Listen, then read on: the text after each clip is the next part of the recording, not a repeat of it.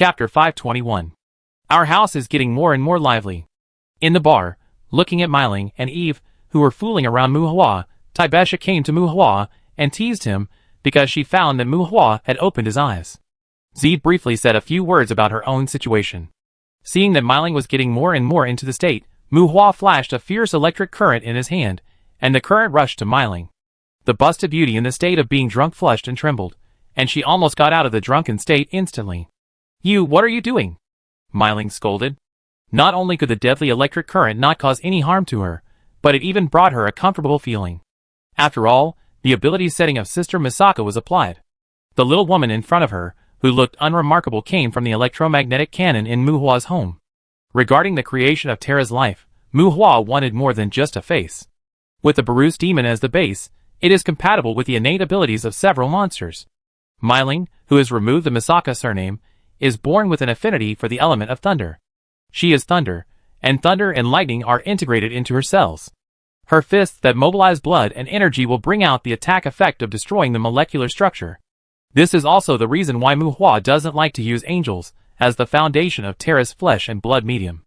Angels are average and comprehensive, but except for being able to absorb faith, they basically have no innate abilities, and cannot be compatible with other life factors. They are blank in all aspects. Faith and the like can be comprehended after birth if necessary. The life factors of upper demons can completely offset the growth advantages of angels. The innate abilities of those monsters are like their natural claws. They can easily access the deep application of related abilities, ignore dispel to a certain extent, and some application skills and skill stones are difficult to achieve. So unless they are more genuine angels like Ikaros, Muhua prefers to create them with higher level demons that are more similar to his own Terra. Myling has a cheerful personality and seems a little out of tune on weekdays, but in fact, she is essentially a more serious girl. She is the opposite of his own Alice, who usually looks gentle and kind, but is a pink-cut black, and dares to play anything when no one is around. The electric current aroused Myling's physical pleasure. This kind of electric shock is an attack on other people, but it is a little interest between her and Muhua at special times.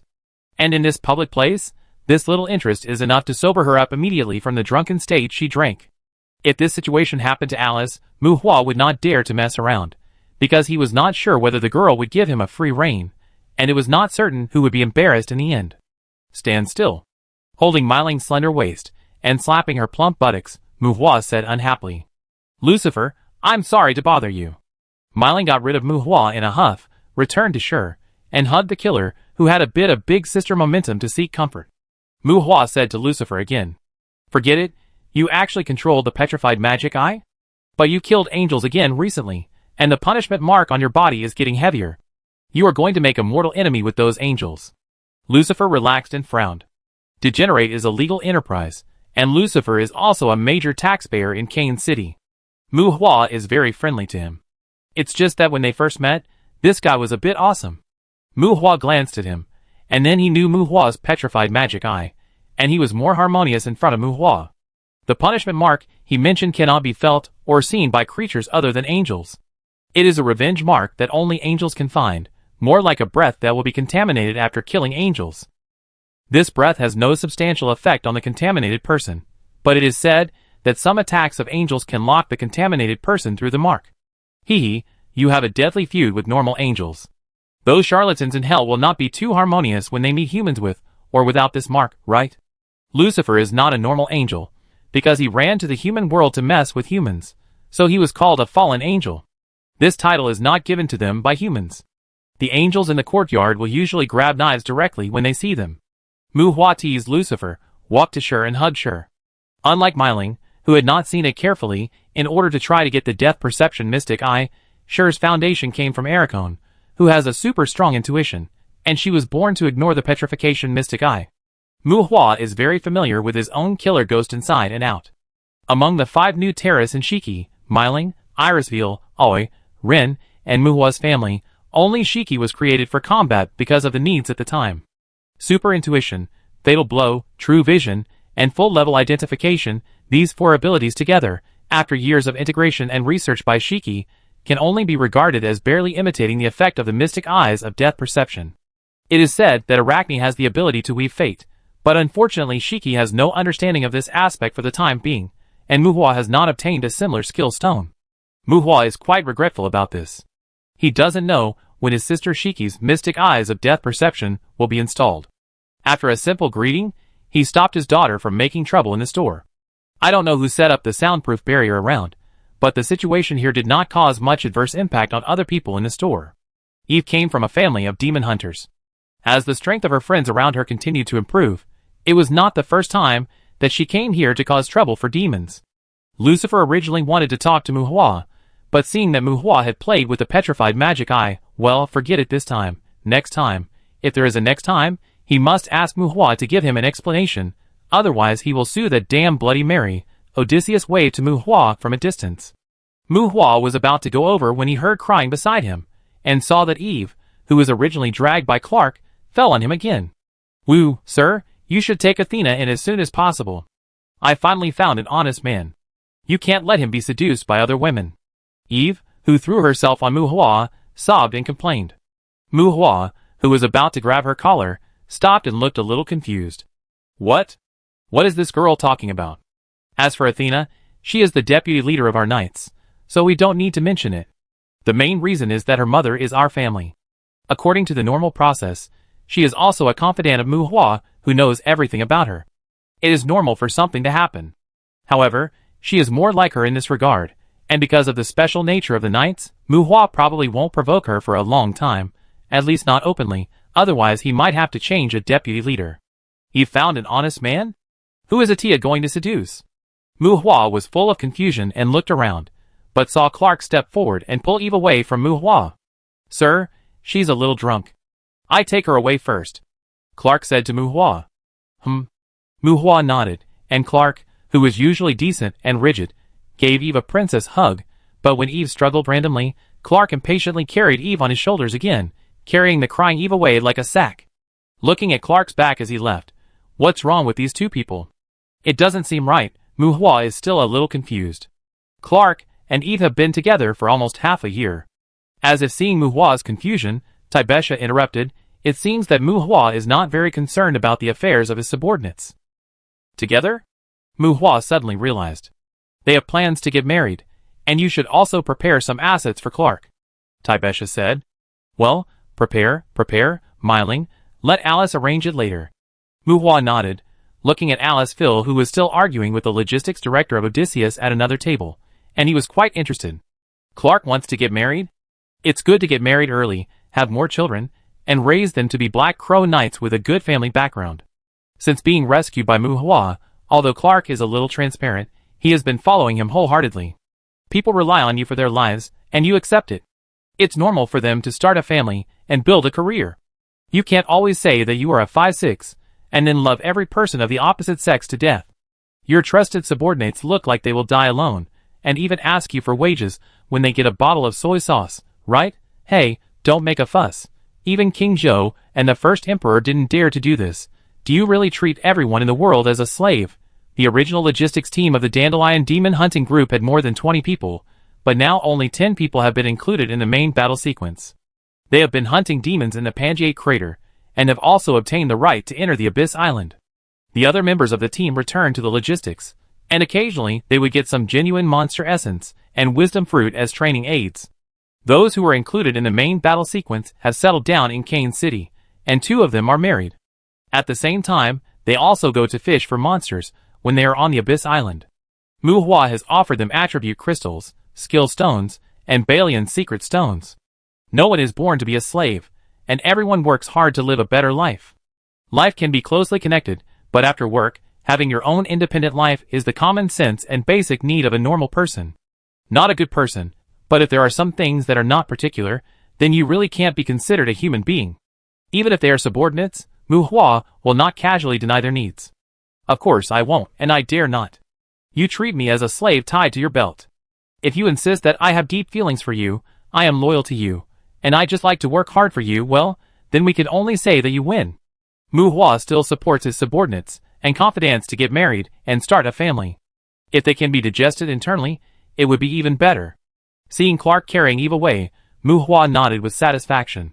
Very good, the leader of his own knights looks very tough, and his family status is increased by 1. Chapter 522. Odysseus is well known among both the settlers and adventurers. He can also talk to many brigades. In Muhua's eyes, he was definitely a big shot. But to be honest, Odysseus can't talk to adventurers above the brigade level. Perhaps because of his work, whether it is ghosts or crowned shadows, they may know Odysseus, but generally don't want to have any intersection with him. Your vision is restored now? What are your plans? In the dark nightclub bar, the noise subsided, and everyone sat at their own tables, chatting and resting. The waiter served Muhua drinks and left, and Odysseus asked Muhua, "What are the plans?" "I guess we have to wait a while. There are still a lot of trivial things to sort out in Canes. The business here is really good." Observing the customers here, Muhua said relaxedly. In the atmosphere where it is difficult to distinguish between day and night, there are many customers who patronize the decadent place.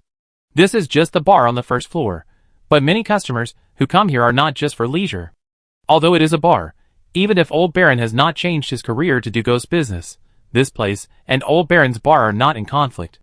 The high consumption price is one aspect, and on the other hand, most of the adventurers who come here are not for drinking. A few people come here to buy magic materials that are hard to find in the outside world, and more people come here to select demon mercenaries. It seems that some people occasionally come here to borrow money. In addition to the casino, massage, function room and other projects upstairs, the bar on this first floor seems to have a wide range of business. Most people with special needs here will be served by waiters, and Lucifer will personally talk to those who are wealthy and have high spending power.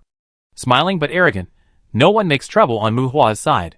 Lucifer is like a nobleman in the dark night, going from table to table, communicating with different customers with different attitudes, and occasionally attracting the seductive eyes of female customers, looking like a good socialite.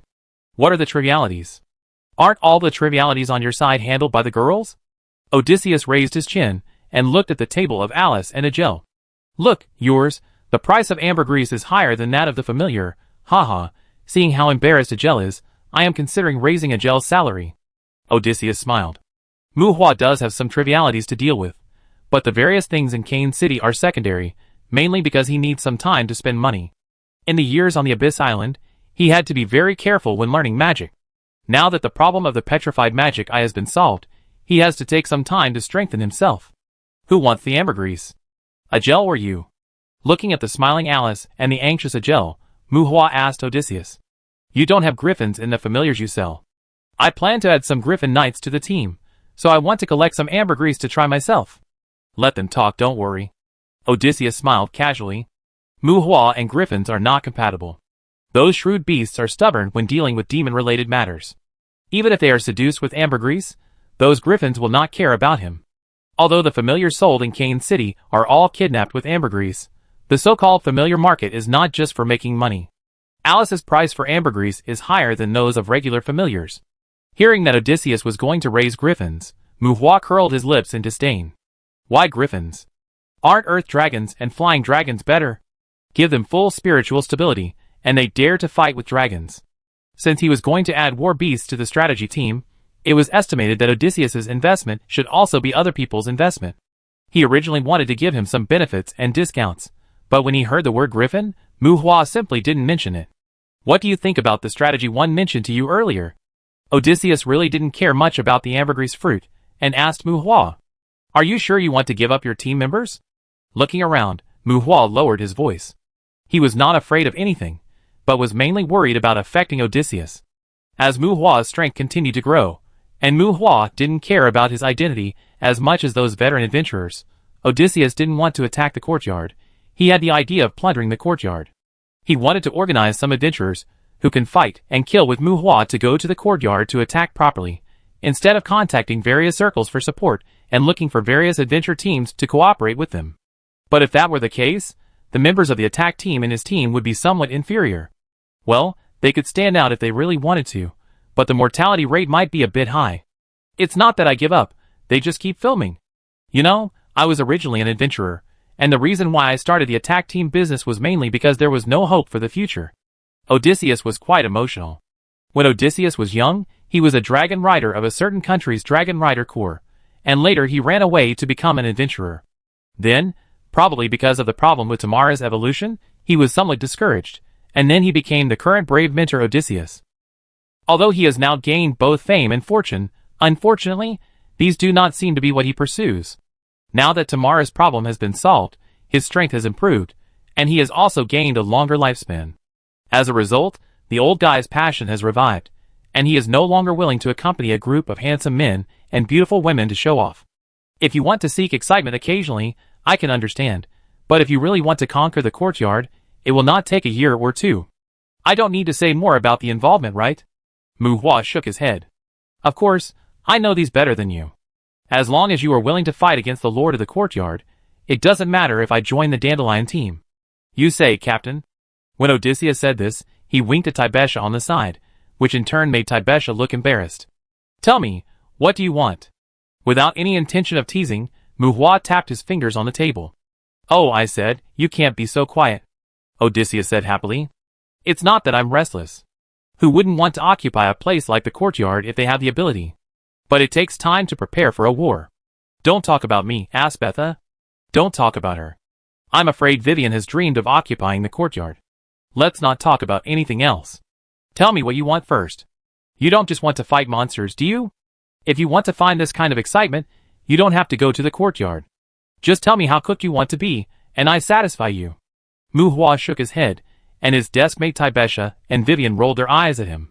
Capturing the courtyard is naturally for territory. Tamara's future growth will involve time and resources that require a sustainable territory to support it. But isn't it too early to talk about this now? Odysseus stopped smiling and frowned. Not early. Mu Hua shook his head again. Are you sure? You want to go to war with the Lord of the Courtyard directly? Canes? Odysseus' eyes condensed, staring at Mu Hua, excitement and uneasiness flashing in his eyes alternately. It's not a direct war, I have some ideas, and I'm more considering how to deal with the counterattack of the Bloody Hills. The scale of the battle may not be too small. After all, you have to join the group. If you withdraw easily in the future and affect the deployment, I'm afraid you will have no friends. Mu Hua said seriously. Cane City is regarded as the rear base by Mu Hua, but this territory can be regarded as the product of fate. The rear base in Mu Hua's mind is actually the human world. It doesn't matter where it is. It would be better to have a sky city. With a rear base, there must be a place for development and growth, which also involves the issue of the subordinates' achievements. How can they leave the courtyard in front of their house undeveloped? Mu Hua's Abyss Island is a dimensional fragment, but whether it is a dimensional fragment or a dimensional world like a courtyard, they are essentially broken worlds. This kind of broken world can only be open to entry and exit if it is attached to a complete world. Just like when Mu Hua first came to Loren, he gained the ability to enter and exit the Abyss Island. If the Abyss Island is compared to a ship, then Loren Star is a port. Only when the ship docks at the port can outsiders board the ship. When Mu Hua planted the World Tree, because of the World Tree, the Abyss Island obtained a certain degree of upgrade in the spatial level, replacing Loren Star, and the entire human world can be said to have become the port of the Abyss Island. But no matter how it is upgraded, if this world is destroyed, Mu Hua will not be able to enter the Abyss Island before he finds the next complete world as an object of attachment. Therefore, the saying that the human world is the rear base is not just a simple worry that the courtyard will be easily destroyed, but it is also inevitably related to Mu Hua's free entry and exit of the Abyss Island. Just like the Sky City he wants to build, even if he has to establish a certain foundation in the human world, he is not willing to entrust his family business to the Magic Empire. Using the relatively independent Sky City as his home in the human world and developing his own territory in the courtyard, these are all in Mu Hua's conception.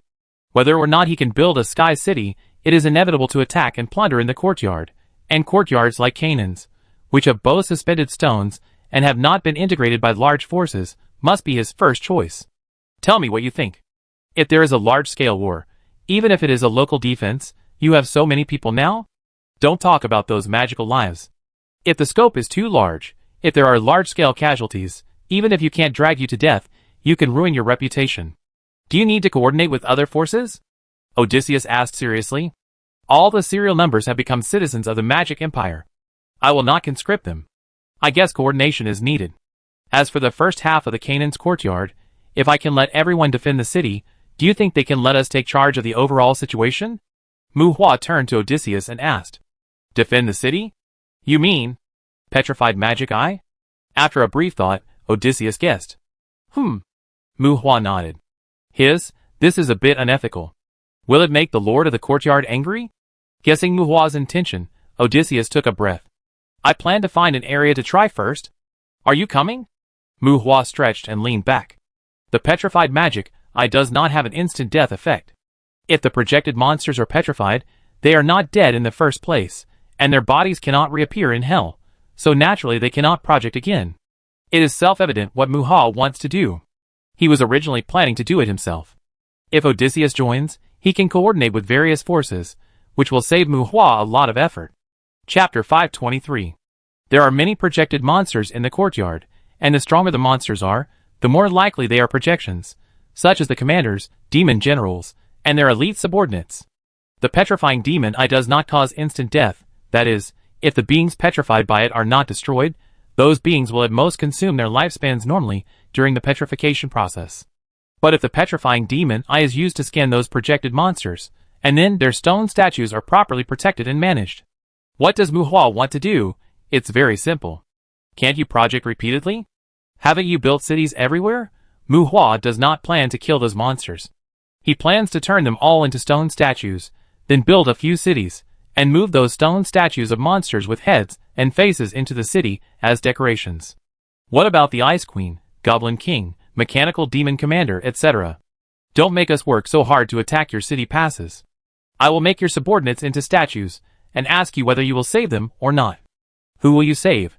I have built a high city wall here, and your elite are placed inside. Tell me, will you come, if I accidentally petrify you all, tut tut tut, whether it is to develop power, multiply population, accumulate wealth, or even appease subordinates, it is inevitable to leave the land. Muhua plans to attack the Canaan's courtyard. It's just that it's still a bit difficult to attack the cities led by those monsters. Those monster elites, who come repeatedly, are also very difficult to deal with. He plans to fight with the demons in a more alternative way. He wants those monster bosses to come to the door to deliver themselves. When Muhua said his way of attacking, Odysseus was not as excited as he imagined, but felt a little worried. You want the monsters to attack you, but if we can't divide their power, how long can we hold out? If you really capture several monster leaders, the Lord of the Courtyard will probably not care about any agreement anymore, and Bloody Hill will definitely send troops to the south.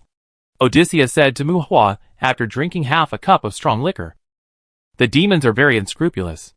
Even if they are demon lords, they generally don't care too much about the life and death of their subordinates. But not caring about the death of subordinates does not mean that they cannot care about their subordinates being imprisoned. This is not only a matter of faith and investment in those subordinates, but also involves winning the support of the people. According to Muhua's method, even if he does not consider the situation of heavy losses in his own troops, as the leader of the force, in order to win the support of the people, he must find a way to save the subordinates, who were turned into stone statues by Muhua.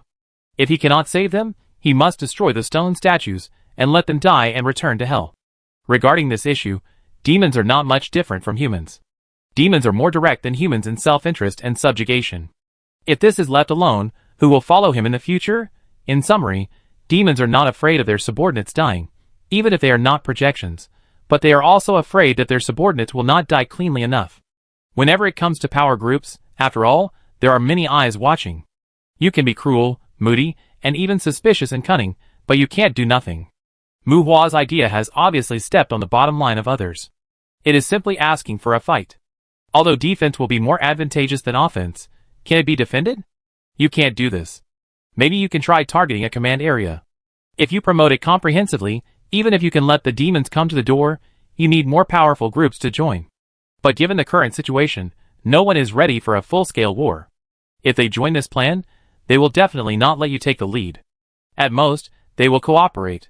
It's still too early.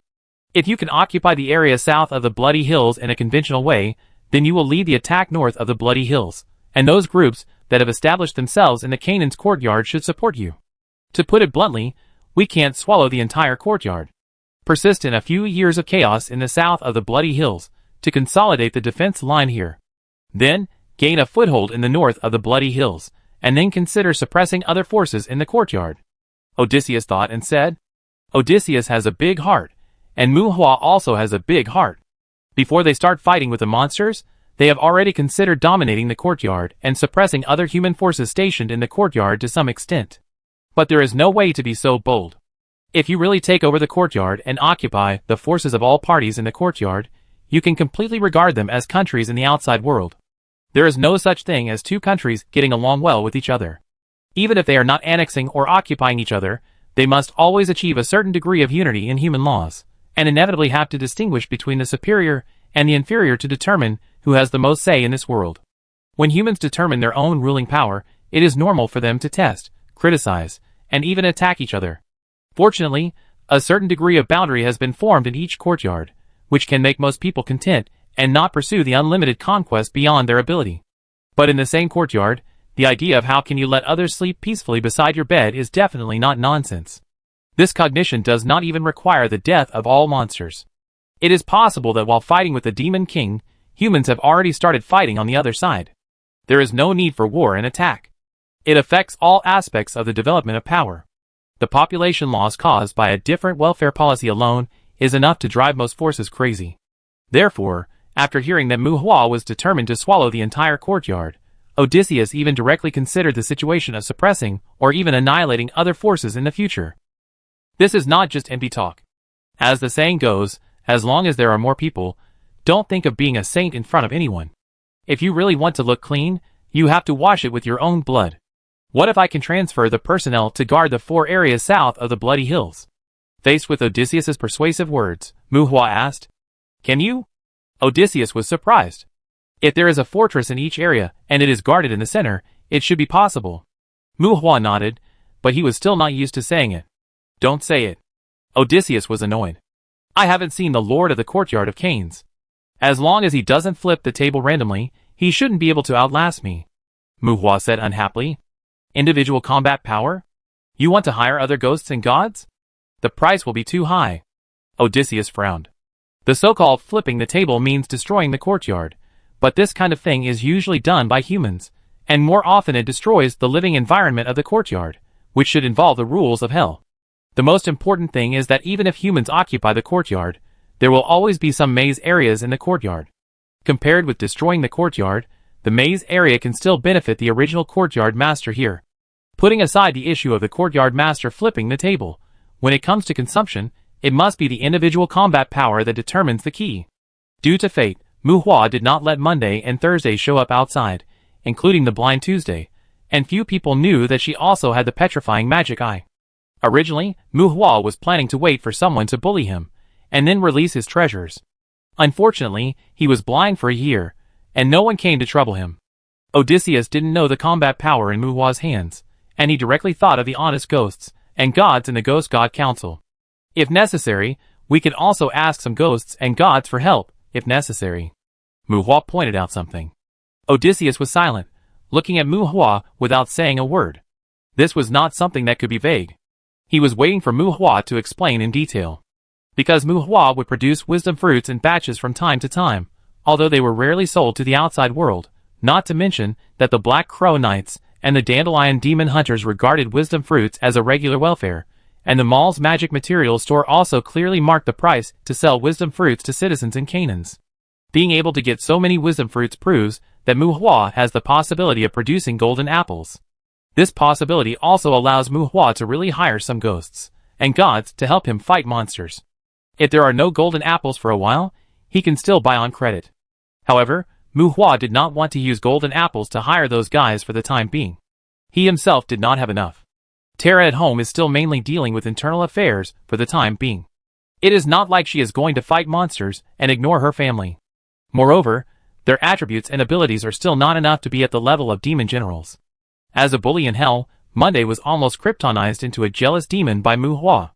Cerberus, who is proficient in hellfire, can completely lead his hellhounds to sweep and suppress an area of Cain's courtyard. At the same time, as a floating monster with a physical strength of 7,000 plus, a mental strength of 9,000 plus, and a touch of jealousy, Thursday, Muhua squatted on the Abyss Island for many years, and got some compulsory contract beads for it. Although Thursday's followers are all strange monsters, and although the Force Contract Orb seems unable to bind monsters with a single attribute of more than 2,000. But if Thursday is released, Muhua estimates that it can bring its followers to try to block the gate of the Bloody Hill. It should be no problem to let Thursday suppress an area of the Cain's courtyard. Then, Tina, a demon girl who has Krypton full of magic enhancement and high temperature and mastered the flame of life, is also very scary. Let's not talk about other areas. Let her go to the Snow Ridge Ranch to cause trouble. No problem. After that, let Dandelion and Black Crow guard a Goblin Kingdom. While Tuesday is stationed at the Abyss Fishing Point, he can open his eyes from time to time and stroll around there, and Friday can also bring a group of flying dragons for mobile support. There can also be a few Terra girls at home to analyze the petrified magic eye. If he gets angry, he can drag all the patients with eye diseases in his family to the fortress city. Even if there is a real magic tide, he will not feel guilty. Mu Hua didn't even count himself. Snow Ridge Ranch, Goblin Kingdom, Clever Forest, Death Canyon, Mu Hua arranged them clearly. After a year or so of fighting monsters, his combat power will definitely improve in both quality and quantity. Friday is a potential stock, and then he can probably consider going to Bloody Hills for a while. Originally, he was worried that the monsters would not confront them head-on. The courtyard is too big, and you can't kill the monsters if they want to hide, run, or hide. Those monsters can even avoid them, and concentrate their forces to attack the fortress city. But now, build a city, throw a bunch of defensive magic and magic traps, and make a city of reputable monster stone statues, and ask if you will come to visit. When Mu Hua briefly introduced the beings that he was going to send out to cause trouble, what the hell was that? Cerberus? Leviathan Cub? Calamity Spirit and Fire Demon? There was also a Medusa at home? Ghosts and Demon Lord should not be the same thing, right? Odysseus's eyes gradually became unfocused. Chapter 524. Odysseus was quite depressed. He originally thought that he was quite capable. He wanted to team up with Mu Hua to hunt monsters and pursue the passion that had passed away for many years. But as Mu Hua moved a bunch of monsters out of his house, could it be that we are really old? I don't believe it. Odysseus complained in a rage, not knowing whether he was refuting Mu Hua's admiration for his family members or denying his outdated ideas. Old man, are you being cute? Believe it or not, I will release them soon anyway. If you come, you will be one of them. Otherwise, just stay honest and do your strategy group. Mu Hua shook his wine glass and said indifferently, Aho. Friday can only do some communication support? Looking at Friday standing behind Mu Hua, Odysseus's name of Aho King had not come out yet, but Friday glared at him and changed his name. Well, she still lacks some ability to stand on her own for the time being. Mu Hua nodded, and Friday's face flashed with dissatisfaction, but he did not refute. Odysseus is very familiar with Friday, or in other words, among Mu Hua's subordinates, Odysseus is most familiar with Friday. As for the reason, it is nothing more than Tamara's intention to hook up with Mu Hua, but a dragon suddenly appeared under Mu Hua's command, and Tamara went to find trouble with Friday. As a result, they fought a few times. After Tamara was beaten several times by Friday, the two dragons inexplicably played together. Tamara even wanted to form a Dragon Rider CP with Friday, and let Odysseus get a mount to ride first. Mu Hua would give his subordinates some strange nicknames, such as Cannon Girl, Style Sister, Dai Mao Wang, Leg Play Year, Wife Always, etc. Because he was dissatisfied with his own dragon being seduced by Friday, Odysseus thought that the name of King Morpho was very suitable for Friday, who always had a tuft of hair sticking up on his head. He often called Friday by King Morpho's nickname behind his back, but it seemed that Friday didn't like it.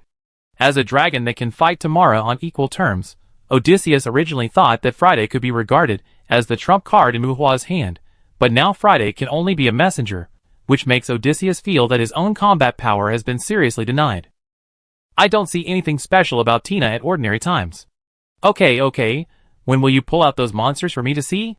Seeing that Mu Hua didn't seem to be talking nonsense, Odysseus still had some doubts. Wait, after a while, when they want to attack the Cain's courtyard, they will naturally move out. Now the only thing I am more worried about is the rebound of other forces in the courtyard. Not to mention the situation of dragging their feet, the population of the courtyard is also a big problem. Mu Hua frowned. If a courtyard with hundreds of millions of square kilometers of land has only tens of thousands of people, what is the concept? What kind of livable development is there? Bua and disaster annihilation should not be a drag, but they may ask for territory, and if they find a mineral vein, they probably won't give it up easily. Shui Yutsong Court has a base elsewhere. If there is no sufficient benefit, they may withdraw from this courtyard. Don't worry about the garrison. In order to ensure that they retain a certain voice in the courtyard, even if someone in the courtyard establishes a country, the empire will still retain the garrison structure, and at most reduce the number of people. Odysseus looked straight and analyzed carefully. In terms of the overall population, the Cain's courtyard is still too unstable. The Empire cannot arrange immigration at this stage.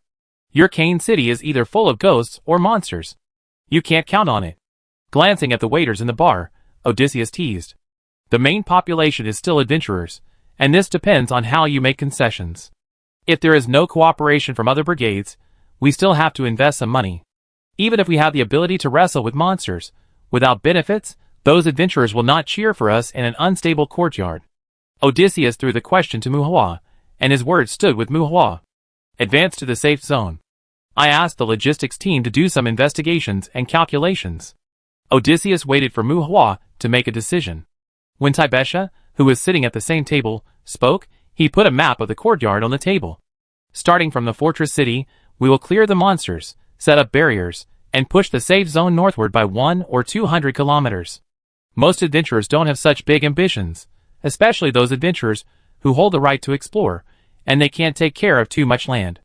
There is enough land for them to safely engage in planting and breeding, provide them with some convenient channels for selling raw materials, and leave some better hunting spots. Hunting monsters can also become an emergency income for them. We can set up a few more production and processing factories in Cane City or the courtyard, and the original right to explore in the hands of the town residents can also be put up for sale. As long as there is a large enough safe zone, some experience in planting and breeding, especially we have tree shepherds who can communicate, while stabilizing the original adventurers, we can also attract some adventurers who want to develop. In the early stage, as long as we take precautions against competition and monopoly, and ensure the stable life and profit of those ordinary adventurers, they must also find a way to recruit the manpower needed for production and operation. 2 years, give them a year to wait and see, and they will probably stabilize after they improve their infrastructure in the second year. It won't be so easy to withdraw by then. If there is no unrest, the population should continue to grow. Taibesha drew a line on the map, and when she spoke in detail, Athena also leaned over. With the help of summoned beasts, the 1,000 ghosts of the Black Crow Knights can be divided into hundreds of teams.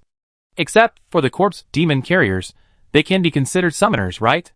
If there are no elite-level high-level monsters, they should be able to deal with it, but it is difficult to patrol the entire territory.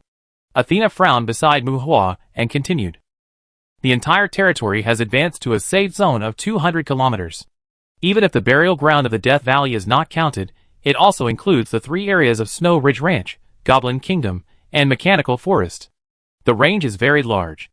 The Black Crow Knights have less than 100 knights, and the so-called 1,000 summoners are given the Night Guardian spirits of the summoned beasts. Those summoned beasts are Muhua's and Thursday's monsters. Although the combat power of the Black Crow Knights is relatively normal, except for Clark and Athena, the Black Crow Knights also have a certain degree of offensiveness, because they hide some good summoned beasts. Well, the Black Crow Knights will deal with the patrol of the safe zone in the future. Anyway, the safe zone cannot be pushed out in a short time, Muhua said casually, as if he was not serious. Athena nodded and agreed without saying anything more. Whether it is the Dandelion Demon Hunter group or the Black Crow Knights, they are closely connected with Muhua. Even if they seem to be playing soy sauce now, they are actually responsible for the external events that Muhua needs to deal with. There is nothing to say about the Dandelions led by Taibesha. They are a pure group of relatives and friends, and the main combat members have already been on the Abyss Island. They sweep the Pangaea crater during the day and fish for Abyss monsters at night. They use physical crystals frequently. The outside world has long ridiculed them as a cleaver team. On the one hand, they say that they have been bullying people for a long time, and on the other hand, they are really good at chopping people. The Black Crow Knights have also obtained the authorization to land on the island today, and they will definitely usher in a rapid improvement in the future. The evolution of dragons is more difficult, but the evil dragons only need the Philosopher's Stone to arrive. Muhua's positioning of the Black Crow Knights is originally dragon riders, and the corpse demons distributed by the ghosts are not weak. Although it has not been said for the time being, it should be quite stable to equip the captains, who lead the ghosts with some evil dragons to patrol the safe zone. Although the safe zone should be guarded by the garrison in name, and if the safe zone is really swept out, it is estimated that the garrison will also actively take over and be responsible. However, the present is different from the past. Muhua is no longer the idle person in society. If he wants to take power in the Canaan's courtyard, he still has to shoulder some responsibilities. Responsibility is also linked to power. Responsibility without power is nonsense, but those responsibilities cannot be handed over. The duty of protection and guarding is not something that anyone can take. If you accept his protection, then The wording may be different, but in essence, protection fees must be paid. This is an eternal truth. Alice can make plans for the purchase of raw materials. Without affecting the living atmosphere of Canaan City, the city should be able to encourage about 1,000 monster users to frequently visit the low-risk areas in the courtyard. This should be helpful for the advancement of the safe zone. But it's better to keep up with the repurchase of spoils, equipment, and magic items. With convenient profits, citizens will be more enthusiastic about hunting monsters in the courtyard. If it's appropriate later, the familiar market can launch more powerful monsters, and it doesn't matter if the price is higher. After Athena, Myling planned to speak. Don't worry about the safety of Canaan City. I will deal with any hidden dangers. If I can't deal with them, I will notify you in time. Sure said. The so-called monster masters are those citizens who have purchased monsters. Those monsters are of different strengths, but after all, they are specially kidnapped by Muhua. Except for some Abalone monsters that are regarded as mascots, he can't go to the trouble to kidnap 2 weak monsters. The weakest of those monsters can also fight with the wolf. Several monster masters get together, carry some guns and weapons, and run to the low-risk area in the courtyard. It's basically no different from hunting and picnic. Whether it is bloody or brutal, some people may not like life and death fighting, but with a little training, humans are still quite keen on hunting. Hunting monsters and releasing the wildness of the familiars. When those urban white-collar workers get used to it, it is estimated that some prohibitions will need to be issued to them, otherwise they may go to more dangerous places for adventure. Compared with Dandelion and Black Crow, Myling and others are mainly responsible for internal affairs, whether it is economy, intelligence, including overt and covert security deployment. These Terra sisters under Muhua are temporarily in charge of various affairs in Canaan City. Of course, it is precisely because of the need to take into account these internal affairs and public security stability that Muhua's combat power will be slightly tense. Chapter 525. Although he had few contacts with Muhua, Lucifer and Muhua were actually much closer than the outside world thought. Fallen is an industry composed of angels. They are called fallen angels. In fact, they are all unlucky people who are not loved by their grandma and uncle, have mediocre talents, and have no powerful background. Perhaps it is precisely because of this that they do not want to become cannon fodder on the battlefield, so they choose to integrate into humans, and take advantage of their looks and temperament. Humans are even more accepting of them than succubi. These unlucky people who once had mediocre talents have gained a relatively comfortable life in the human world, and the emotional energy and scattered beliefs of the human world have also caused some of them to have their talents changed due to evolution. If the devil is a trader who shuttles between the various worlds and hell, then the fallen angel like Lucifer is a broker between humans and courtyard monsters. Different from what Muhua understood earlier, the level of the fallen nightclub is still lower than that of the demon merchant. The goods they sell, including the demons hired by people from them, are basically from various courtyards. Although the fallen angels who run the fallen nightclub can be regarded as a group of people with the same suffering to some extent, as long as there are more people in the group, competition and comparison are inevitable. The need for superiority is not only engraved in human genes, but also pursued by monsters. Lucifer didn't care much about the original Canaan City. If Cain's courtyard didn't develop well, he could open a store in another city at any time. But after the Penelope incident, when Muhua supported a religious organization called Aqua Sect behind the scenes, Lucifer became more and more reluctant to go to this city. The power of faith without a master, there are not many beings who can absorb faith to compete with him. As the saying goes, the closer you are to the water, the better. The ghost of Cain's has cultivated a lot of loyal faith. Before these beliefs spread to the outside world, in this land of faith, there is only another angel, and a weak human saint, who can share these faith powers with him. Well, religion is pervasive, and they generally have strong exclusivity and aggressiveness.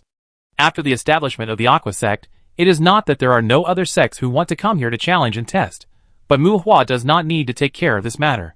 Lucifer consciously took on the task of cleaning up pests. Lucifer is more law-abiding in other aspects. Even if someone makes trouble in his bar, he may deal with it according to the law, but when it comes to faith, this guy is also a ruthless person. After gaining Muhua's approval, he regards the power of faith in the Aqua Sect and Canaan City more seriously than Icaros and Lin Feng. All those who want to come here to share a piece of the pie, any religious group that wants to develop here, will be targeted by him openly or secretly, and even dealt with secretly, just like an alternative watchdog of the Aqua Sect. Lucifer attaches great importance to the current Canaan City, and Muhua is a bit cruel, so he is willing to get close to Muhua, and will follow Muhua in many things. Well, It is said that he is vigorously purchasing the tears of the earth element. It is estimated that before he can deal with the petrified demon he will follow Muhua in most things. I also have some demon mercenaries from the Kane's courtyard, but they will only respond to the call of other courtyards. Lucifer seemed to have finished his own business, and he also came to Muhua's table to talk about attacking the courtyard, and Muhua did not avoid him. Speaking of demon mercenaries, the mercenaries hired by the Fallen are also different from the demon merchants, because the Fallen mercenaries will not respond to the call in the human world. They are some demons that the fallen angels contacted in various courtyards, who want to make extra money. They will only descend to other courtyards in the form of projection to help the employers fight. They resist the real body descending to the human world, and will not help humans in the courtyards where they come from. They are more troublesome than the demon merchants' mercenaries, but they seem to be more powerful than the demon merchants' mercenaries. If the hiring fee is taken into account, in terms of mercenaries, the demon merchants are at an absolute disadvantage in the Fallen. The Lord of the Courtyard of Canaan's courtyard is likely to be a demon of destruction. I dare not contact Gamin for the time being. As for the Goblin King, he will not cry until he sees the coffin, so I did not contact him.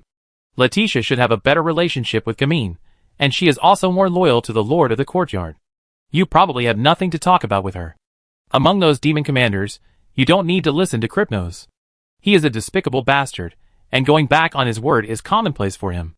Val? He will not attack humans without the order of the Lord of the Courtyard. If you can capture a group of his mechanical demons to threaten him, I doubt he will really help you build the magic factory. But he will probably withhold the raw materials. When I contacted him, he wanted to buy materials through me. Unfortunately, I can only purchase materials from them or take in some mercenaries. Lucifer got involved in the conversation between Muhua and Odysseus, and told Muhua about his understanding of the Kane's courtyard in a gossiping manner.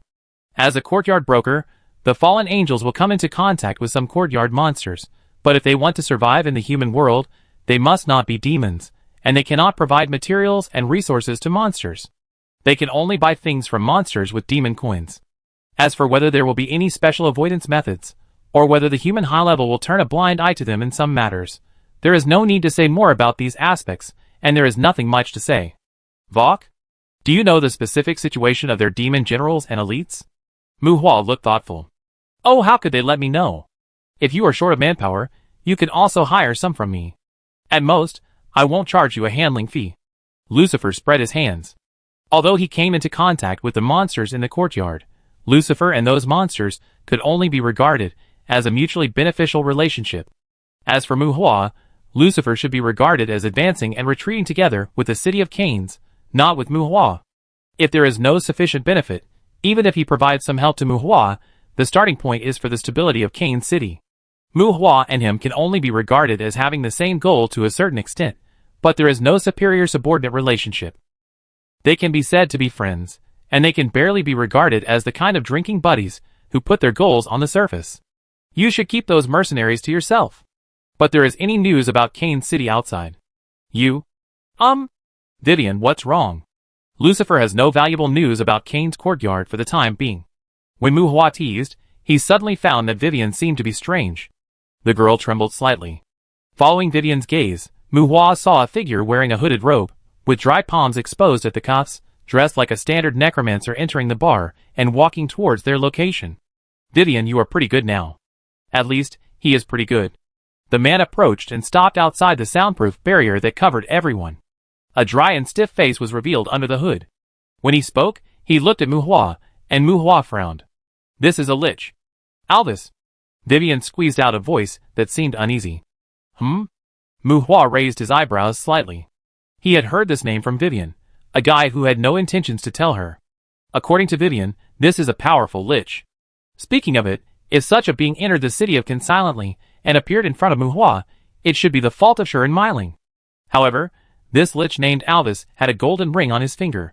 Muhua also knew that thing. He was a crowned shadow, an apostle of the king walking in the outside world. The ring was probably the reason why he could appear in Kin City openly. Vivian called out the other person's name as if in a low roar, and the other person's stiff face still had no expression. Muhua stood up, and Alvis seemed to pay more attention to Muhua. His eyes without any emotion moved with Muhua, and Muhua chose an angle, directly opened the petrified magic eye, and looked at him with mutual sympathy. This guy is hard to distinguish between good and evil. It is said that he was Vivian's teacher when she was a child. He has been chasing her for many years, and no one knows what he wants to do. In short, Vivian hates him more than respects him, and she heard that this guy is very dangerous, so Muhua directly took the initiative.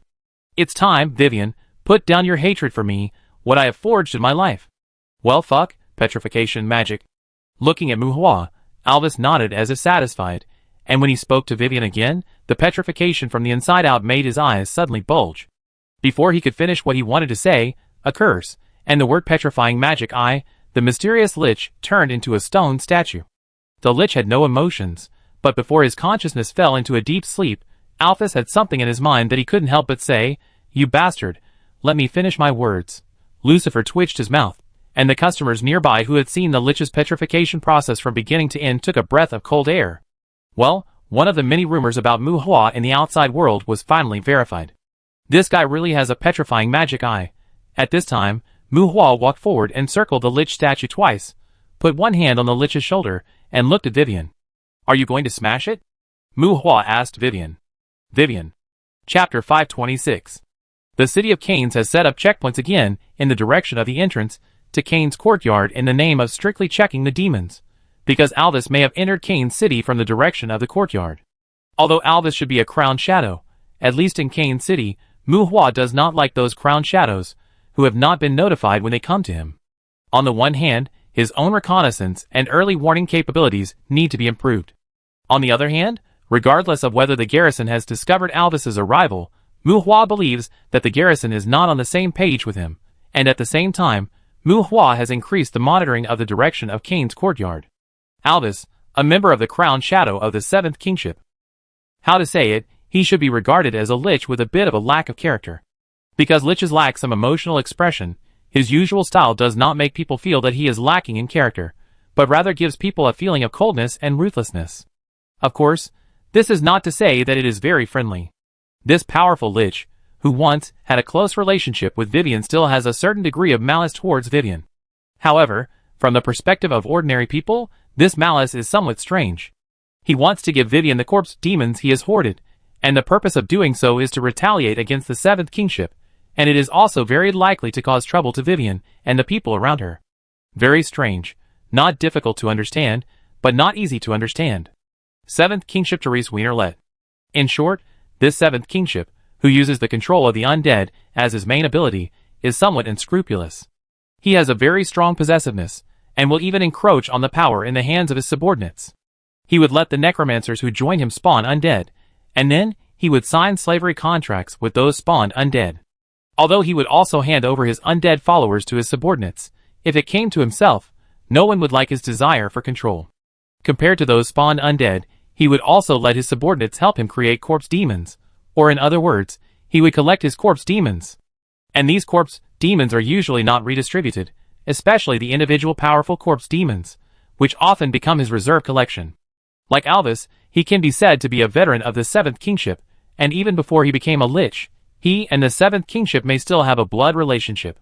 But the 7th kingship still wanted him to hand over his corpse demons, and Alvis's lich life box was in the hands of the 7th. Although he was dissatisfied, if the 7th kingship forced it, he would still inevitably hand over his corpse demons. Of course, Alvis was not a relative of the 7th, and he could choose to swear to die without making friends, but Alvis was a bit stubborn, and he felt that such a death was too easy for the 7th. Because the bloodline of the 7th king was dying, Alvis had some disgusting thoughts about Therese. As a king who had lived for who knows how many years, even if there were no offspring around him, it was not uncommon for him to leave some bloodlines that had been separated by who knows how many generations in the human group. Humans always like to talk about their ancestors, but if they really live for a long time, there is actually no need to be too many generations apart, and those ancestors actually have no feelings for their descendants. Even if the ancestors may be kings, there are even ordinary people among those bloodlines that have been passed down for who knows how many generations. It doesn't take 200 or 300 years, and 99% of people may not even know who their ancestors are. Putting aside the affection that grows over time, that is, the affection that is cultivated after a long time of getting along, in essence, whether the ancestors care about their descendants depends largely on the ability of the descendants themselves. And Alvis found Vivian through blood tracing, a person with good talent, and it is very likely that there will be descendants related to the 7th generation. Alvis cultivated Vivian and urged Vivian to grow up. He would not expect Vivian to fight against trees. His requirement for Vivian was very simple, that is, when Vivian was plundered by trees, she would be unwilling and have the intention to resist. He planned to give all his corpse demons to Vivian after Vivian grew up to a certain extent. This is the result of Alvis's rational thinking. You are an old thing with no descendants. I have become a lich. You can ignore me, but I have cultivated a living blood relative for you, and I have given her all my corpse demons. Go and ask for it. No matter whether it is you or her, you will always be upset, right?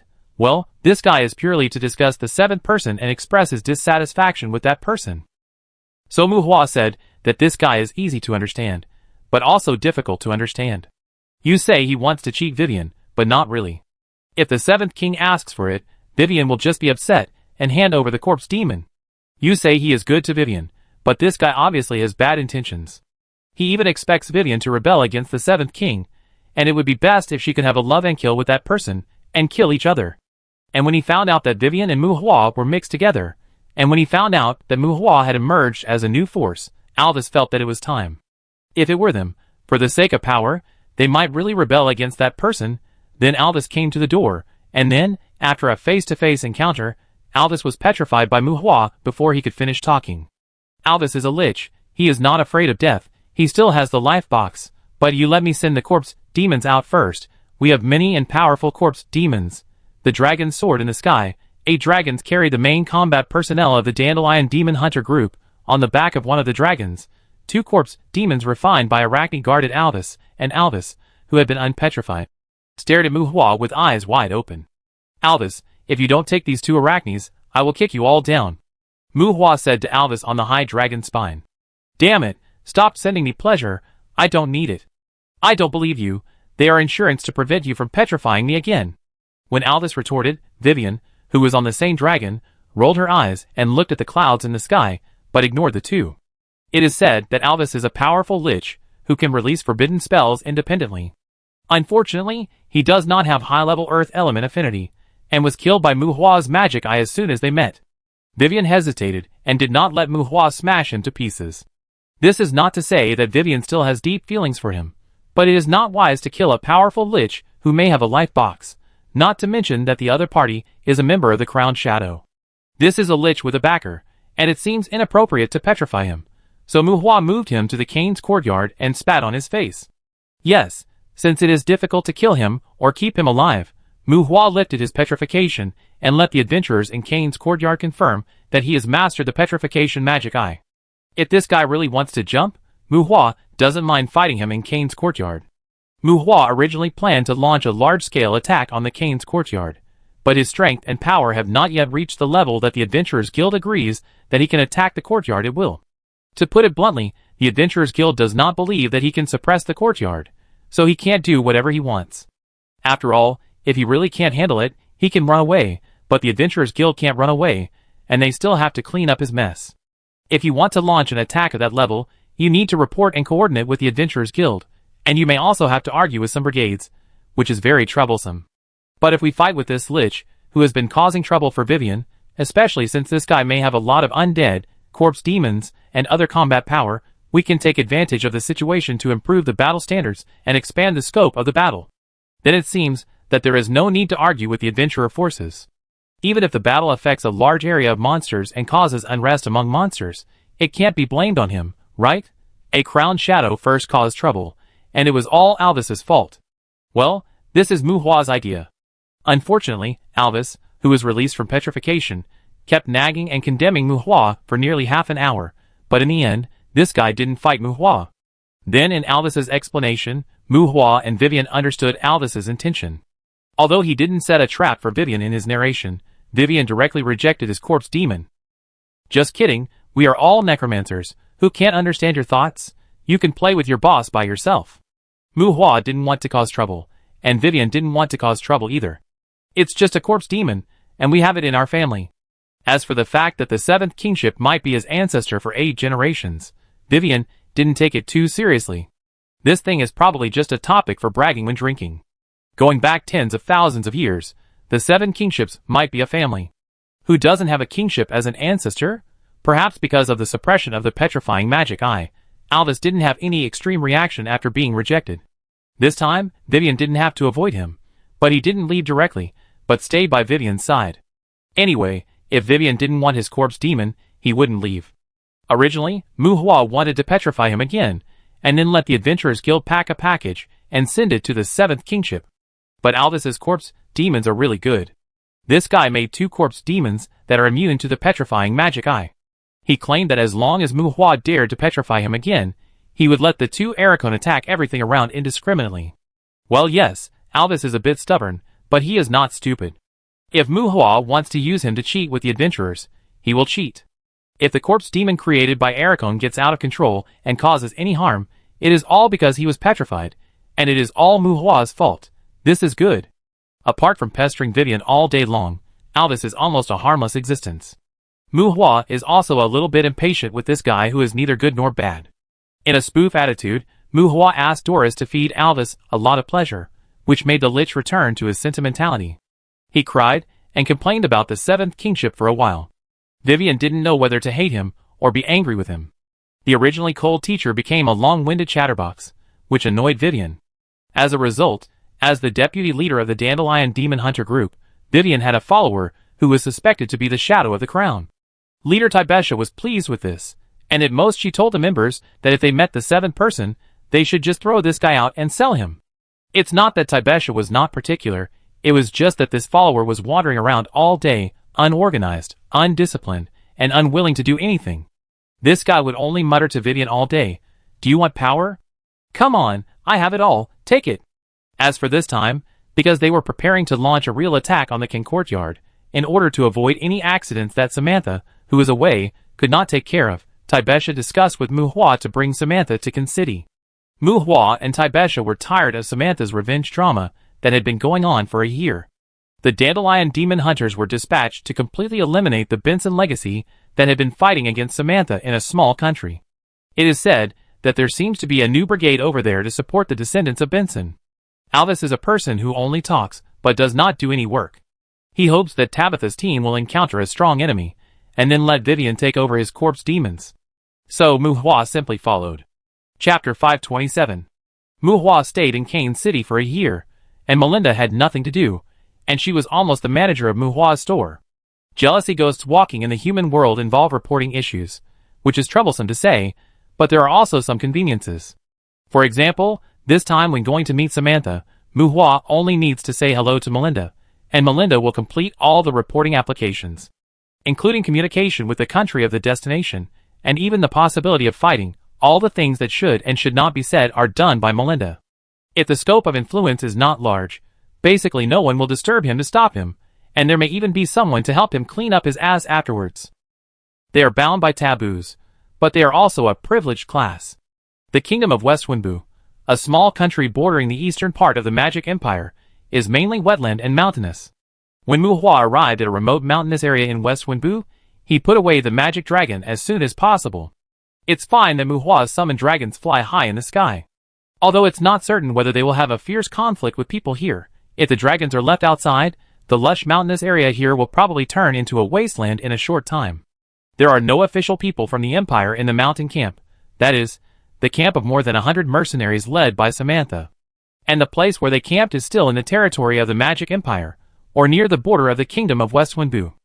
Originally, the Empire sent some police forces to Samantha to chase criminals, but because those left by Benson were hiding in West Winbu, the Empire could not send troops across the border to invade other countries to help Samantha.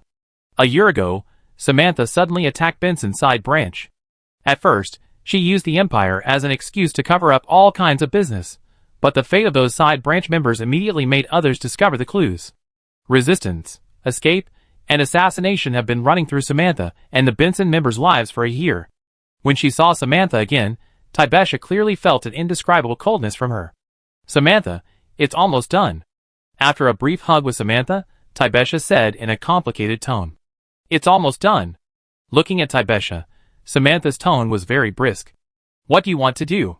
Tibesha frowned, and among the people accompanying the team, no one except Mu Hua gathered around the mother and daughter.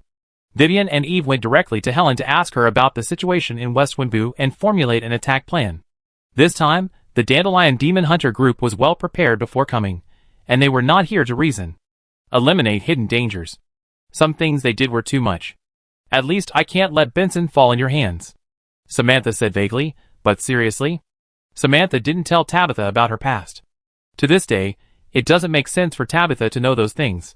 Carrying the banner of considering the Benson family, Tabitha felt that there were some problems, but she suspected that Samantha wanted to take over Benson alone, and she didn't like Samantha because she was fierce and ruthless. For the last time, the matter ends here. We take over here now. Is it okay? Tabitha frowned and said. Samantha glanced at the Dandelion team. When she saw the two Ericone coming out of the dark, her eyes flashed with suspicion. It's the corpse demon of that guy. He's just a bystander. You don't need to care about him. Seeing that the mother and daughter didn't have anything private to talk about, Muhua stepped forward and pointed at Alvis, who was standing in the distance and staring at Vivian, and said to Samantha. When Muhua and Samantha's eyes met, their hearts were beating and their eyes flickered. Pretending to be natural, she nodded to Muhua and deliberately avoided his eyes. Samantha invited Tabitha to enter the barracks first and told her about the situation of the Benson members hiding in the West Winbu Kingdom. With her long hair tied up behind her head and a well-fitting women's suit showing her figure, long pants can better avoid the nuisance of mosquitoes and weeds in the wild environment. Muhua followed behind Samantha and looked at her hips twisting rhythmically while walking, and his heart was inevitably moved. Indeed, Muhua's heart was beating after meeting Samantha. Muhua might be because of the ancient scam and Samantha. It's hard to say whether she has developed some feelings for Muhua. Although Muhua and her did not have any substantial contact, Muhua really tormented her in his dreams this year. Yes, in dreams. The nightmare is a very interesting demon. They will invade the dreams of other creatures, use dreams to contact other creatures, and absorb the energy of other creatures. Because they can get along with them in the dream in the way that the other party thinks is the most ideal, if they are entangled by the nightmare for a long time, it is easy to form a subtle influence on the attitude towards the other party, so the nightmare has a different charm ability to other creatures than the succubus. Muhua got the nightmare from the abyss, and got the ability to enter the dream from the nightmare, then he secretly ran to Samantha's vicinity, and quietly threw a dream mark on Samantha. When Muhua marked the dream mark, even if they were thousands of miles apart, even if they were in different dimensions, Muhua could touch Samantha's dream. As long as Samantha can't kill him in her dream, he can do whatever he wants in Samantha's dream. Of course, Muhua will not torture Samantha with some horrible and painful dreams, but he has done some shameful things with her in Samantha's dreams. At first, Samantha didn't know the situation, so she would be puzzled and embarrassed after waking up, but as the number of times increased, Samantha couldn't help but suspect the existence of a nightmare. She also asked Muhua, who would naturally not admit it, but Muhua still frequently visited her in her dreams, which was definitely beyond the scope of natural phenomena. After confirming that the repeated dreams did not cause any harm to her body, Samantha was basically sure that this should be Muhua's mess. Although the two did not have any cross-border contact in reality, Muhua would pose her in 18 different ways in the dream, and every part of her body, and every inch of her skin had been intimately touched by Muhua. The most annoying thing is that dreams are hard to explain, and I don't know if they are physiological needs. In her dreams, she can't do anything to effectively resist Muhua's requests for sex. Sometimes she will take the initiative to respond, or even take the initiative to ask for sex. From anger and rage to helpless entanglement, and in the mornings when she woke up with the afterglow, Samantha finally found out with a guilty conscience that she was more and more accepting of Muhua. When she was awake, she seemed to have a desire for Muhua. Damn it! Damn it! She should have been thinking about revenge and confrontation, but when she was really reunited with Muhua at close range, Samantha felt no less strange than Muhua.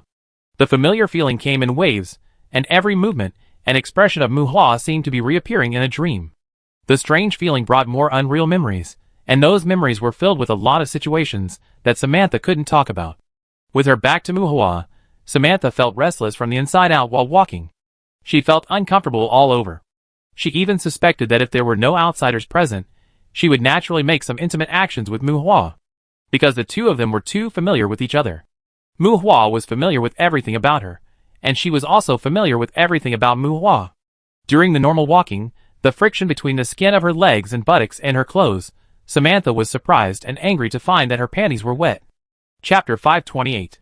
Green mountains and clear waters. The moist air mixed with a little corruption smell is not bad. The Benson members targeted by Samantha were not hiding in any fortress base. This is a resort somewhere in the kingdom of West Winbu. Because of Mu Hua's intervention earlier, the kingdom of West Wenbu, which received a notice from the Magic Empire, has driven those Benson people out of the resort. They are staying in the mountain villa they built themselves, but they have not been expelled. This should be regarded as a kind of reserve and stubbornness from the kingdom.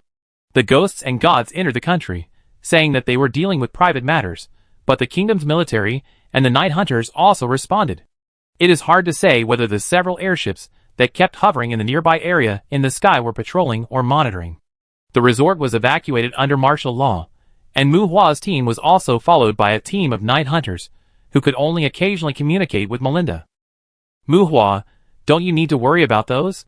Walking on the road leading to the mountain villa, Samantha looked at the airship in the sky that had obviously turned on its weapons system, and asked Mu Hua. Don't worry, Samantha, the world has changed. Mu Hua said to Samantha as the Dandelion Demon Hunters, a team of more than 100 people, walked in front. The world hasn't changed, it's you who have changed. After a moment of silence, Samantha shook her head with emotion at the fierce atmosphere around Taibesha and her group. With shoulder pads, arm guards, and combat boots that protect the knees, all members of the Dandelion Demon Hunters wore light armor, a small shield in the left hand, and a heavy axe in the right hand. The weapons of the main combat members of the Dandelion Demon Hunters are mainly heavy weapons. This type of weapon is more effective than swords when dealing with large enemies. They are strong in physique, and at this time, they are full of murderous intent, and walking in the mountains with axes, which seems a bit barbaric.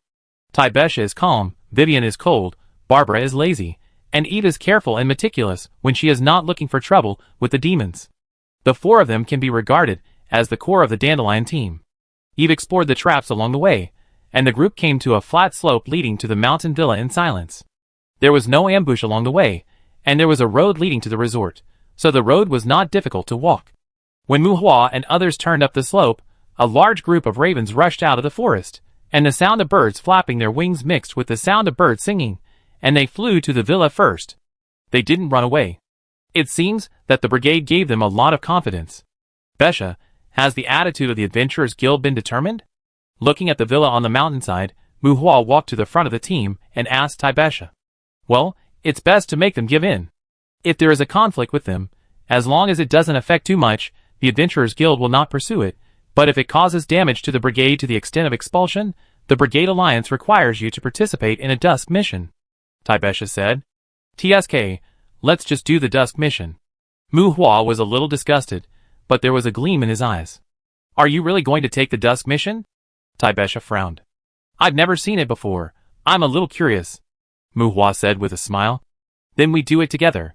Taibesha said, signaling the team members to pay attention to casting defensive magic on themselves. It seems that no matter what the other party's attitude is, Mu Hua doesn't seem to want to get along with the other party from the beginning. We see the situation then. Mu Hua shook his head. The so-called Dusk mission means the Twilight of the Gods, which has nothing to do with the real gods. It is an adventure mission that starts from the destruction of the world, destruction of the courtyard. A new brigade that has received a lot of support from the human world is not recognized by the Brigade Alliance. They got involved in the disputes in the human world, but ended up in conflict with a ghost. Both the Adventurers Guild and the Brigade Alliance took a wait-and-see attitude. Although it seems that he was threatened by the Brigade Alliance, Mu Hua is indeed very interested in the Dusk mission. Such missions are not always available. For those who have not experienced it, the destruction of the world is indeed a rare life experience. Although Mu Hua has not yet obtained the skill stone of forbidden spells, he has many abilities with negative effects that are no less than forbidden spells. Not to mention that he wants to find someone to establish his authority at this time. Even if there is no request from the Brigade Alliance, if there is really an opportunity for him to try those abilities unscrupulously, maybe he will take the initiative to apply. Walking through the winding mountain road, in front of a forest planted with precious ornamental trees, the open defensive barrier blocked the way of Mu Hua and others. Behind the arched stone porch, you can see the swimming pool garden and a gorgeous castle-like villa with an artistic style. It is obvious that this is just a mountain villa with complete entertainment functions. Stop, Master Benson, this is a private residence, you are not invited. There was no guard in the guard room behind the porch, but a group of armed adventurers walked through the porch and faced Mu Hua and others from a distance in the defensive barrier. Exquisite robes, heavy armor, sharp weapons, heavy shields, magic wands, guns, a team of more than 40 adventurers appeared in front of Mu Hua. These people all have a strong momentum, and in terms of appearance, the Taibesha team carrying axes, and the opposite side are like a group of wild bandits leaping in the mountains, and a gang going in and out of high-end cocktail parties. The two styles are extremely eye-catching. Do you know me? Mu Hua asked the adventurer opposite him, patting the defensive barrier in front of him. Your Majesty, this is the human world, not Kane's, or even the Magic Empire. You shouldn't be here. A handsome middle-aged man in armor stepped out of the crowd and replied to Mu Hua. This world is vast in a different way. If it weren't for the special situation in Kane City in recent years, it wouldn't be strange for a brigade not to know a certain ghost or god. But since they are going to fight Samantha, they should know something about Mu Hua. Since they can become a brigade, they should have a certain intelligence collection ability. However, with the ordinary defensive barrier, seeing that the other party gathered in front of him so blatantly, Mu Hua felt that the other party's intelligence channel was probably just that. I shouldn't be here, and you shouldn't be here either. Are you their leader? Is the deputy leader here? Mu Hua looked at the other party, asking with an unclear attitude. We are. A spellcaster stepped forward, but before he could say anything, Mu Hua waved his hand to interrupt him. You are the deputy leader? It's good that you are all here, so you don't have to make noise later. To me, you are just a dusk mission, break it. When waving his hand, Mu Hua no longer paid attention to the other side, but patted the barrier, and said to the members holding axes behind Taibesha. Yes, Captain. The 10 main fighters responded at the same time, and bloody energy surged around their bodies, swinging their axes to chop at the barrier. At this time, Alvis next to Vivian twitched his eyes, and following his gaze, the group of adventurers who tried to stop Mu Hua in the barrier had stiff expressions, and the rough earth and stones had spread to the corners of their eyes and heads. Boom! Boom! Boom! The hand axe made a dull sound when it hit the barrier. After a few axe strikes, the fortress was destroyed one after another by these Dandelion main fighters. In addition to hunting demons in Pangiade, they also spent years in the Abyss Island. The physical fitness of these Cleaver team players has generally exceeded 1,000 plus. Outside the barrier, a group of people who made themselves look like the Axe Gang were slashing wildly. Inside the barrier, a group of high-end adventurers, who did not even report the name of the brigade, had all turned into stone statues. And Mu Hua's unreasonable petrified magic I also silenced the guards brought by Samantha. Some were afraid, some were excited. Helen observed everyone, without saying a word, and it was unknown what she was thinking. Clang! The defensive barrier was forcibly broken. Search the villa and get rid of all the people. Looking at the cracked entrance of the defensive barrier, Taibesha's eyes flashed with hesitation, but she saw Vivian stand up and give orders. Let's go! Without waiting for Taibesha to move, Barbara rushed out first, shouted an order, and led her team into the barrier, followed by the guards led by Samantha. Ignoring the group of stone statues in front of the porch, a group of people rushed through the porch, scattered in all directions, and blocked the villa. That's it, it's over. Taibesha looked back at Samantha with a stern tone. Samantha looked into the barrier from a distance, silent, and after a moment, nodded to Taibesha, agreeing with Taibesha's statement. Hey! Ingrid, I'm in the kingdom of West Winbu, sending you a location. There are some guys who were petrified by me here. Please notify the Empire, and see if you can negotiate with West Winbu to help me transport these stone statues back to Kane City, and put them on the street as decorations. The mother and daughter seemed to have a metaphor, but Mu Hua called Ingrid. Well, I know. Ingrid responded calmly on the phone. Specifically asking the Empire to help him move the statue back to Kane City, Ingrid knew that this was Mu Hua sending a signal to the Empire and the outside world. From now on, no matter who it is, if you don't have a high-level Earth affinity, don't go around in front of him. Chapter 529. When an invitation letter from the Star Patrol fleet arrived in Kane City and attracted the attention of the outside world, a promotional video about Kane's on the Magic Network once again pushed this fantasy ghost city to the forefront. Some people regard this promotional video as entertainment, some people regard it as a documentary, some people jump because of the content, and some people have added a few taboos to the lore of the ghost city. In the peaceful and quiet morning, the snow scene that does not match the current season, the flowing camera records the people in the city and towns preparing for a busy day. The video begins with a scene with a warm tone. Some people near Kane City speculate that this should be Kane City before the magic disaster a year ago. Sure enough, the warm picture did not last too long, and a deliberately portrayed energy fluctuation affected the entire Kane City. Women running shops, school buses making noises, blue-collar workers eating hot dogs and chatting on the way, and white-collar workers sitting on the street enjoying breakfast and reading documents. As the energy waves swept through their bodies, they all fell down and fell asleep. The falling of debris, the collision of vehicles, the noise of glass and steel being destroyed, the accident brought initial casualties, messy, but not tragic for the time being. The Kane's Demon Disaster. Those who watched the video couldn't help but think of the disaster that once had a great response. Isn't the title of the video a promotional video about the formation of the new detachment of the patrol fleet? Why does it start here? It involves a large-scale image of the entire city, with many scenes. Some people lamented the big hand of the crew, while some powerful people saw more. A bilious labyrinth. This is not a real scene shooting at all. This is an illusion, a terrible illusion covering the entire city and affecting the outside world. Among the members who filmed this video, there is a Basanima demon with a very high ability level. A bilious labyrinth. This is a special ability to create legends for the vulnerable Basanima clan. This illusion is much more difficult than their possession ability. Ordinary illusions can be cracked by indiscriminate wide area attacks, but it is difficult to find Basanimu hiding in such a large and complex illusion. The video image naturally cannot end here. The demon, the big demon with flesh wings covering the sky, appeared.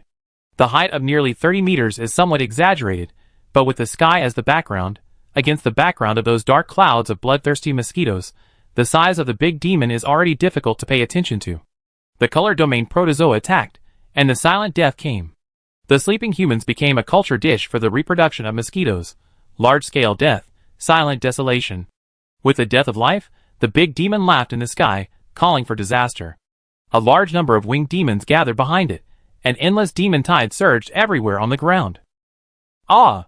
Demons emerged, and many people watching the video covered their mouths and exclaimed. Of course, some people's eyelids twitched and their mouths twitched. This is too shameless. The demon tide dare not be filmed like this. How can it pass the review? Countless demons stood on the mountain of corpses in the city and laughed in celebration. The big demon in the sky looked into the distance, as if to conquer the land farther away. Counterattack. Counterattack will definitely appear. Otherwise the cities around Canes will certainly not escape the doom, and people watching the video are prepared. But the patrol fleet that people thought would be portrayed in detail did not appear. The camera that swept through the demons gradually zoomed out and finally focused on the roof of a tall building. On the edge of the roof, a human was covered in a gray robe. Under the hood that concealed his face, there seemed to be a pair of eyes burning with the flames of revenge looking down at the demons reveling in the city. The wind blew, and the hem of the robe fluttered in the wind. The arm was raised, and the figure on the tall building raised his arm, and the white flames emerged, and the blazing fire mist like light magic swept across the entire city. The demon's noise stopped abruptly, and the mosquitoes that were rampant in the city disappeared, leaving only the city full of dried corpses, and a few humans who were sleeping and dying. The demons took precautions against the flames in time, and countless dark pupils also noticed the figure on the roof. Fuck. Can your wide area magic distinguish between enemies and friends like having eyes? Looking at the effect created by the pulse-like fire mist, some viewers complained in their hearts. This guy really only cares about the viewing effect, doesn't he? Only mosquitoes, flowers, trees, mummies, and living people are burned. None of them are affected by the flames.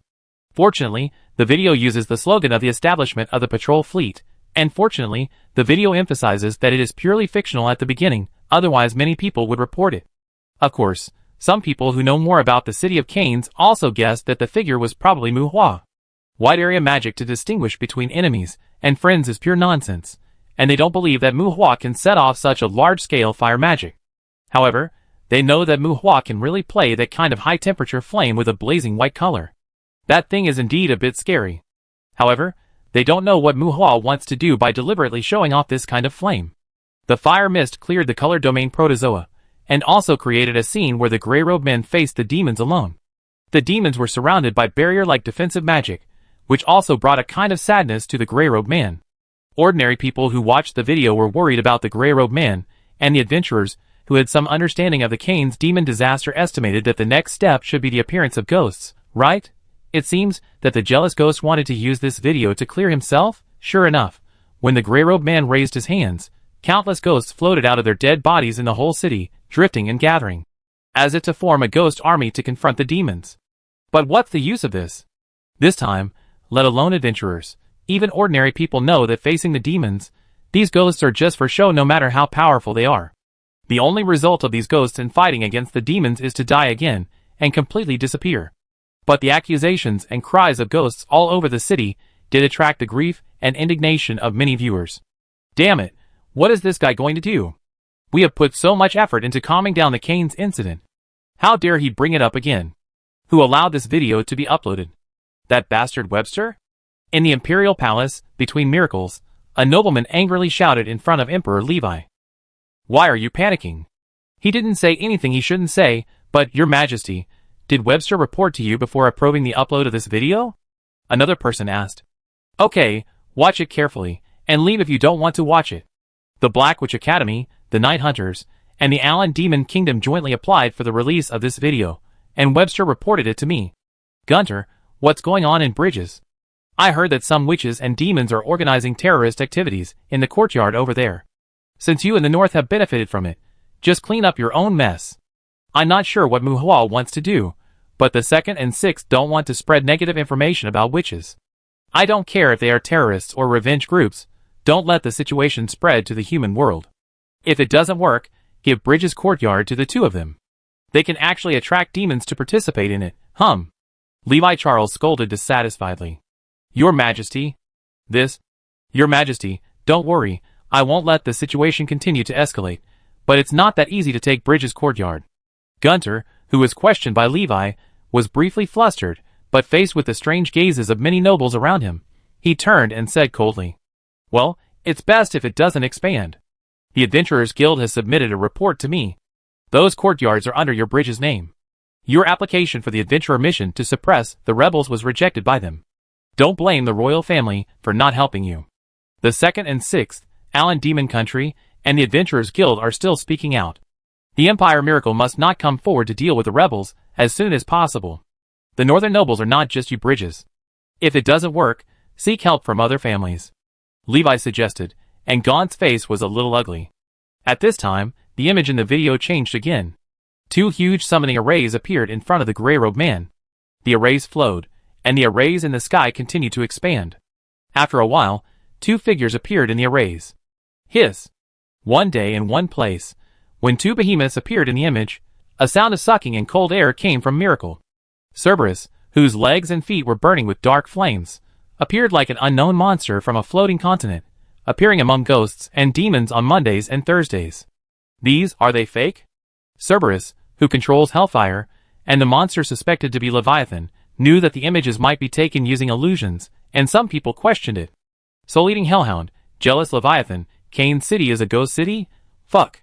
If these 2 things really exist, the ghosts there are probably not enough for them to eat for 2 days. It's simply a monster concentration camp, right? Who knows, but Ingrid mentioned to me that Muhua has been preparing for a year. He wants to attack Cain's courtyard. These should not be shown to us. Whether it is true or not, we will know later. Levi shook his head and said, Ingrid did not give him an accurate statement about the power controlled by Muhua. It is hard to say whether it was guarded by Muhua, but Levi can also feel that his princess seems to be standing closer and closer to Muhua. Chapter 530. The flames of destruction spread across the city, houses collapsed in clusters, and 2 powerful demons broke up the formation of the demons. But as far as the content of the video is concerned, apart from highlighting the size of Monday and Thursday, they seem to have only created momentum, and could not play any decisive role in this battle. Laymen watch the excitement, while experts see the doorway. Although the beginning of the video emphasized that this film is purely fictional, this battle is so fictitious that even wolfberries can't save it. Thursday clearly has nearly 100 tentacles of jealousy hanging on his body. Those tentacles can easily make people speculate the spiritual attributes of this giant demon, and then speculate that the strength of the tentacles is not complicated. However, your aurora blasted the mountains and cracked the earth, but it didn't sweep away many demons. If the touch of jealousy of that level is swept on the body, it is estimated that high-level monsters will also be swept into foam, but you swept some low-level demons all over the sky, and they can still get up after flying. Isn't this a bit too much? Okay, you said that those demons are flying to unload force. Okay, and the scene of Cerberus biting the demon in the land battle is also violent, but your black flame is painted with paint? It is obviously the eternal fire of Gehenna, which has set the demons on fire, but it can be dispersed by blood, and after being dispersed, it actually dissipated, for things like hellfire. Any energy can become its combustion aid. Even if you can use blood to get rid of its entanglement, the result will only turn a ball of eternal flame into a ball of eternal flame. This kind of materialized flame can no longer be understood by the characteristics of conventional fire elements. Burning is not its feature. Its selling point has always been eternal, right? The video showed everything vaguely, and seemed to deliberately show loopholes, but some people still saw that Muhua intended to show the two monsters under his command to the outside world. As for those loopholes, it is estimated that they were not due to network harmony, but probably to prevent the real effects of those abilities from scaring ordinary people, so they were deliberately weakened. After all, if those ordinary people were frightened, it would not be good for the city of Canes or Muhua himself. The battle between the monsters unfolded, and the two demons that should have been strong were embarrassed under the siege of the demons, and changes appeared in the ruined city. Black Crow, Dandelion, Wanderer Camp, No Man's Land, Undead Mage Mutual Aid Association, for flags appeared in the direction of the demons' opposition. Knights, adventurers, witches, and necromancers, the Grey-Robed Man is no longer the only living human on the urban battlefield, and 4 teams with their own flags set foot on the battlefield. The ownerless corpse demons were released, and a large number of ghosts who died in the disaster in the city returned to their nests, and drilled into the bodies of the corpse demons. When the corpse demons opened their cloudy eyes, their hoarse roars swore the coming of a total war. The positioning of victims and perpetrators has long been determined. Although the victim's form seems to be worse than the perpetrator at this time, under the rendering of the perspective, with the background of more helpless ghosts, the bad form of the corpse demons is like a tear gas for venting tragic and heroic. Well, humans are emotional. Different rendering angles can make misery a relief or a sad and angry empathy. Especially for humans who lack self, even their own survival value and meaning of life are vague, and the guidance of angles is very simple for them. The fierce chaos seemed to be explaining the cruelty of the Cain's demon disaster. The audience also understood the real situation of the Cain's demon disaster for the first time. At the same time, although several battle groups entered the scene, some people were very fortunate that Muhua was more restrained and did not let the sacrificed Penelope appear again. The whole city turned into a battlefield. Looking at the ruins and collapse everywhere, many people seemed to understand why Cain City was blocked in the first place, and also lamented the difficulty of rebuilding Cain City in this year. With the addition of more individual combat forces, the human side suppressed the demons on the ground, but in addition to the ground, there were still a large number of winged demons with flying advantages in the sky. When those winged demons were exhausted, in the distant lands, reinforcements from the human side appeared again outside the city. Number individual. There were thousands of beautiful women with silver hair and spiritual eyes. Because they had similar faces, even if people who didn't know Cain City, they would subconsciously think of magical life. After the 4 representative battle groups, thousands of serial numbers gathered around the flying Grey-Robed Man. Damn, after all this time, it's almost the end, and the content of your video finally has something to do with the content of your title. Some viewers, who are used to coldly analyzing everything, speculated that these magical life forms should be the reason why the patrol fleet sent an invitation to Cain City. Defensive magic. Countless silver-haired women cast defensive magic. They seem to cast defensive magic on every friendly person on the battlefield. This uniform casting group attracted many people's surprise. But after the defensive magic, many of them raised their arms and stretched out their white fingers, arranged the magic circle, flashed with lightning, and the lightning arrows soared into the sky and attacked the winged demons in the sky. Lightning arrows, a relatively basic lightning magic, but are you kidding? Isn't this too many? Whose lightning arrows are like a lightning prison? Countless lightning arrows gathered into a terrifying lightning prison, and the dense lightning net enveloped the winged demons in the sky. Where is the waitress? Seeing the attack launched by this group of numbered individuals, those who have walked in Cain City felt scared. Feeling, aren't these numbered individuals living puppets? Defensive magic and lightning magic, because there are too many spellcasting individuals. The camera looks down at the earth, countless small magic circles flashing and appearing, and the entire Cain City seems to be covered by an exaggerated and terrifying composite magic circle. Very good. After a long time, the tentacles of the Leviathan in the sky are waving with lightning and thunder to create a blood mist all over the sky. But this matter has nothing to do with the patrol fleet, right? As if to respond to people's doubts, 5 patrol motherships in the sky slowly approached the battlefield, and 5 high-intensity cluster bombardments stopped the big demon, who seemed to want to escape. The sound of mechanical clothing gathered and sounded, but the numbered individuals, who had been involved in the battlefield earlier, stopped casting spells, and standard mechanical suits, with the patrol guard logo, covered their slender bodies. When the arrogant big demon was minced into meat by Thursday's tentacles, the armor rose into the air, the machine gun roared, and the winged demons scattered in the sky were surrounded by the air combat guard.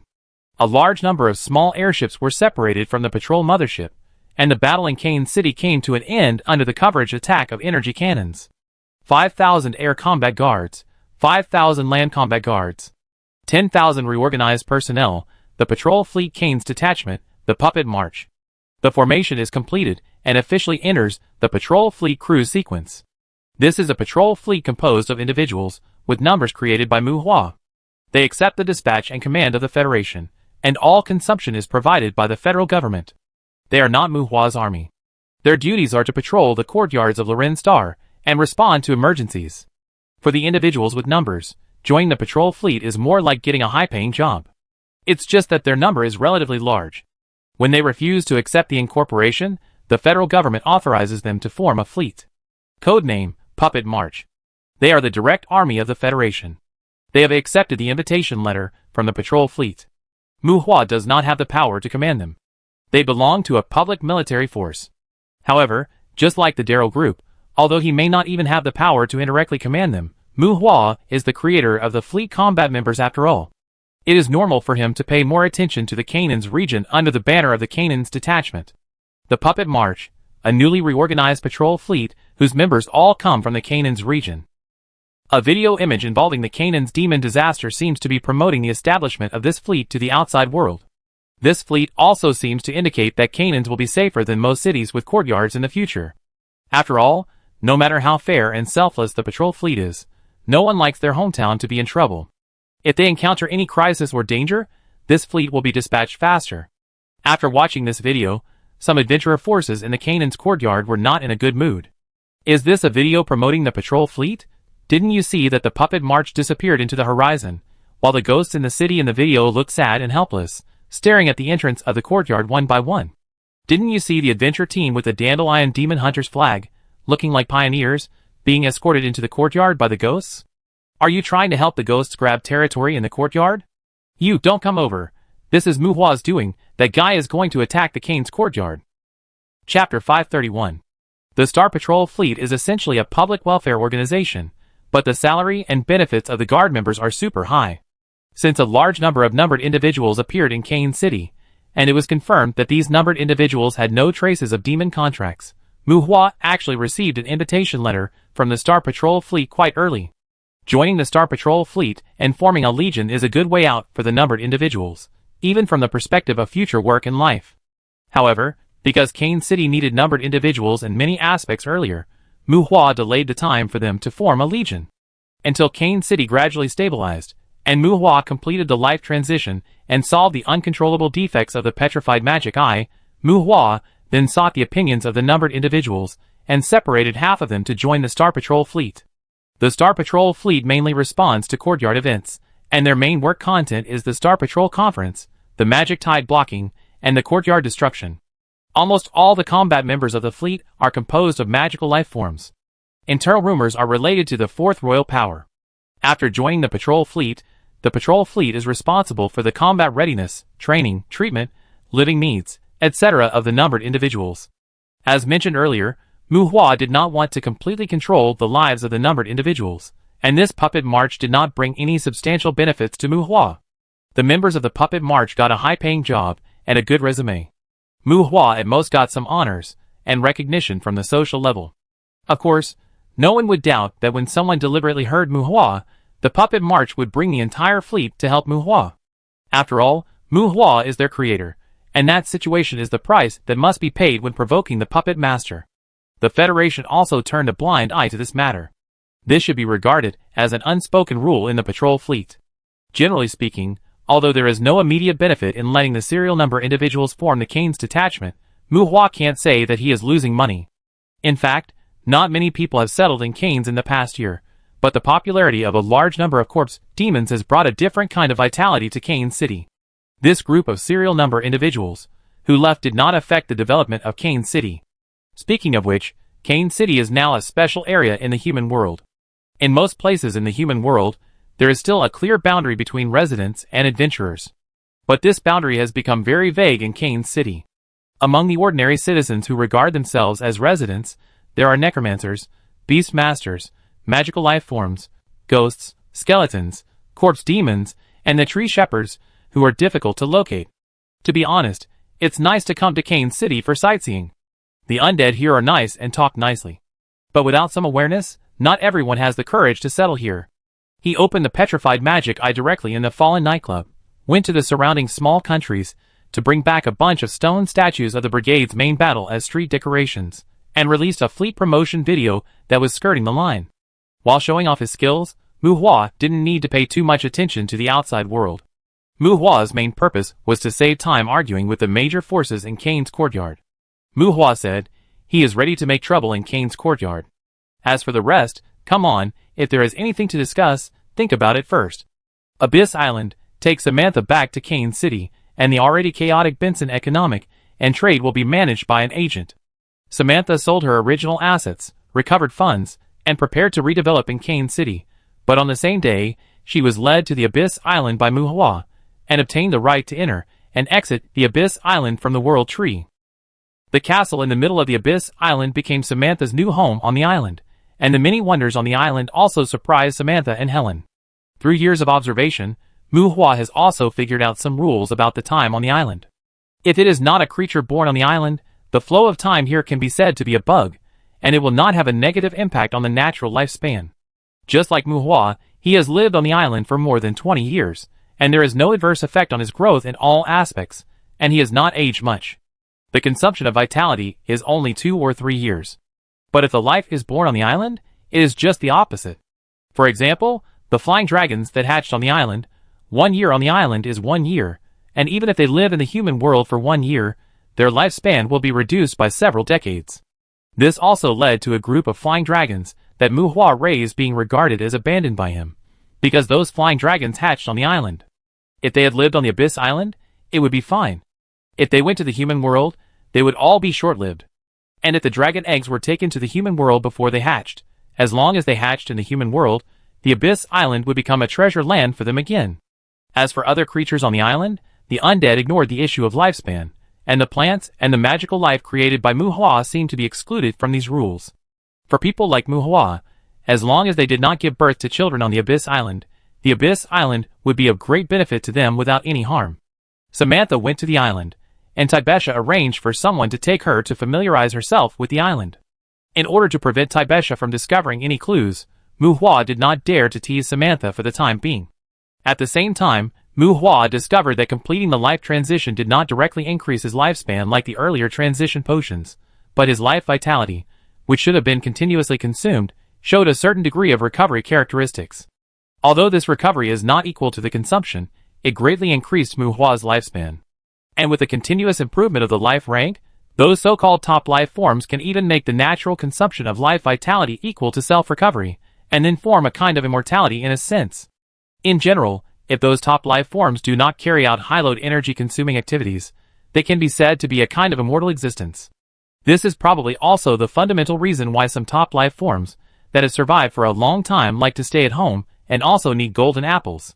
Because whether it is fighting or high-load cultivation, it will break the balance between consumption and recovery and consume their lifespan. The so-called immortality is a relative phenomenon, not an absolute decay. As for Mu Hua, although he has some insights, he still has several leaps to reach the level of top life, so there is no need to think too much at this time. The problem of improving the life level can only be done step by step, or even let it go, and be willing to accept defeat. However, after the analysis of the petrified magic eye is completed, Mu Hua can greatly strengthen his own abilities. Among the many skill stones, Mu Hua first krypton the skill stone of the color domain protozoan. He has been coveting this ability for a long time, and he is jealous of not having the color domain, but the color domain protozoan does not need to have the charm ability. Absorbing the skill stone of the color domain protozoan requires completing the life transition. Mu Hua has learned about the situation of the color domain protozoan from Tao Les.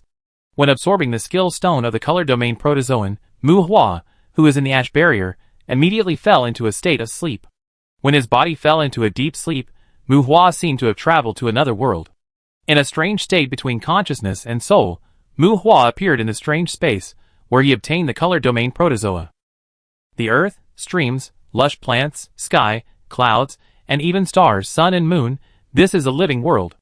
There are no monsters with exaggerated bodies, flies, mosquitoes, dragonflies, butterflies, bees, cockroaches, locusts, ants, spiders, centipedes, etc.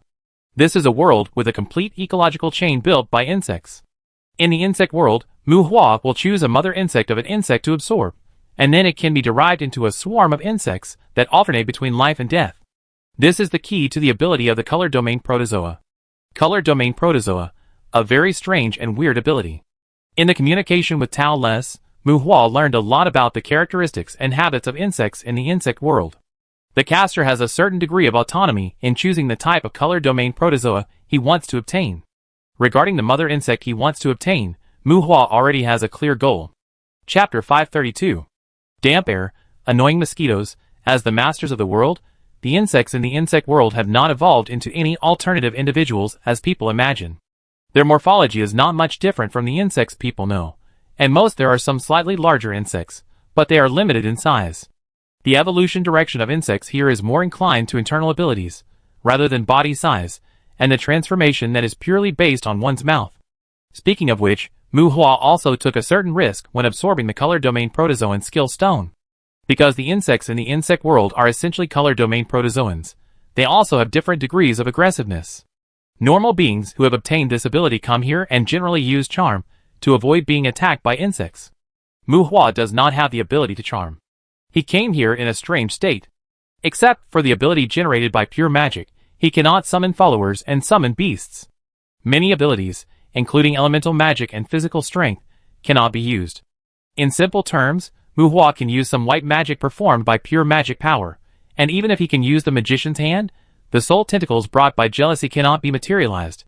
Many insects here have their own special powers, and those poisonous insects are even more deadly. Muhua cannot use charm to hook them, so in their eyes, Muhua is just a pile of food. The world of insects has a living atmosphere that is more cruel than hell. Eating and being eaten, their killing does not even have any malice, it is just a simple physiological activity. Proliferation is the biggest feature of insects in the insect world. They honestly put on magic shields for themselves, and the magician's hand becomes Muhua's main means of repelling insects. There was no way to stop and enjoy the scenery along the way, because the insects here were always swarming in groups. Some insects with strong group consciousness would provoke their revenge and siege if you killed their kind. Muhua couldn't use elemental magic in the insect world, so it was very troublesome to deal with the insect swarms. Among these insects, there were even some that could release elemental attacks. Poison needles, poisonous fangs, various fine but powerful elemental explosions, elemental piercings, and the magician's hand clapping and waving. Muhua's elemental affinity seemed to have disappeared. He fled all the way, which made him recall the embarrassment when he faced monsters in his early years. Bang! The magician's hand slapped down fiercely, knocking down a seemingly weak spider web in front of Muhua, and the huge force left an irregular palm print on the ground. The exact number cannot be determined. The bottom diameter is more than 5 meters. The loose stone towers form a tower forest. There are a lot of spider webs between the stone towers. These spider webs are like gauze in the light part, and like clouds and cotton balls in many places. The cold-eyed green spider, a spider with ice power on the spider web, stopped urgently. Muhua saw some fist-sized spiders in the tower forest. Although there must be a mother green spider here, this spider is only Muhua's backup choice. Leaving a space mark near the tower forest, a large number of poisonous bees have attacked behind him. Muhua jumped high, looked around in the air, bypassed the tower forest, and found a direction with a golden copper color to escape again. Yes, the cold-eyed green spider is also a color domain protozoan that Muhua can accept. It has a more powerful mouth than those locusts of Tao Les. The ice power on the spider silk is not frozen, but closer to vibration interference, which can make the people infected by them move stiffly and slowly. The binding effect of the spider silk spit out by the cold-eyed green bamboo may not be significant, but if there is no affinity with the water element, even a powerful existence that is far stronger than the green spider will be affected to a certain extent.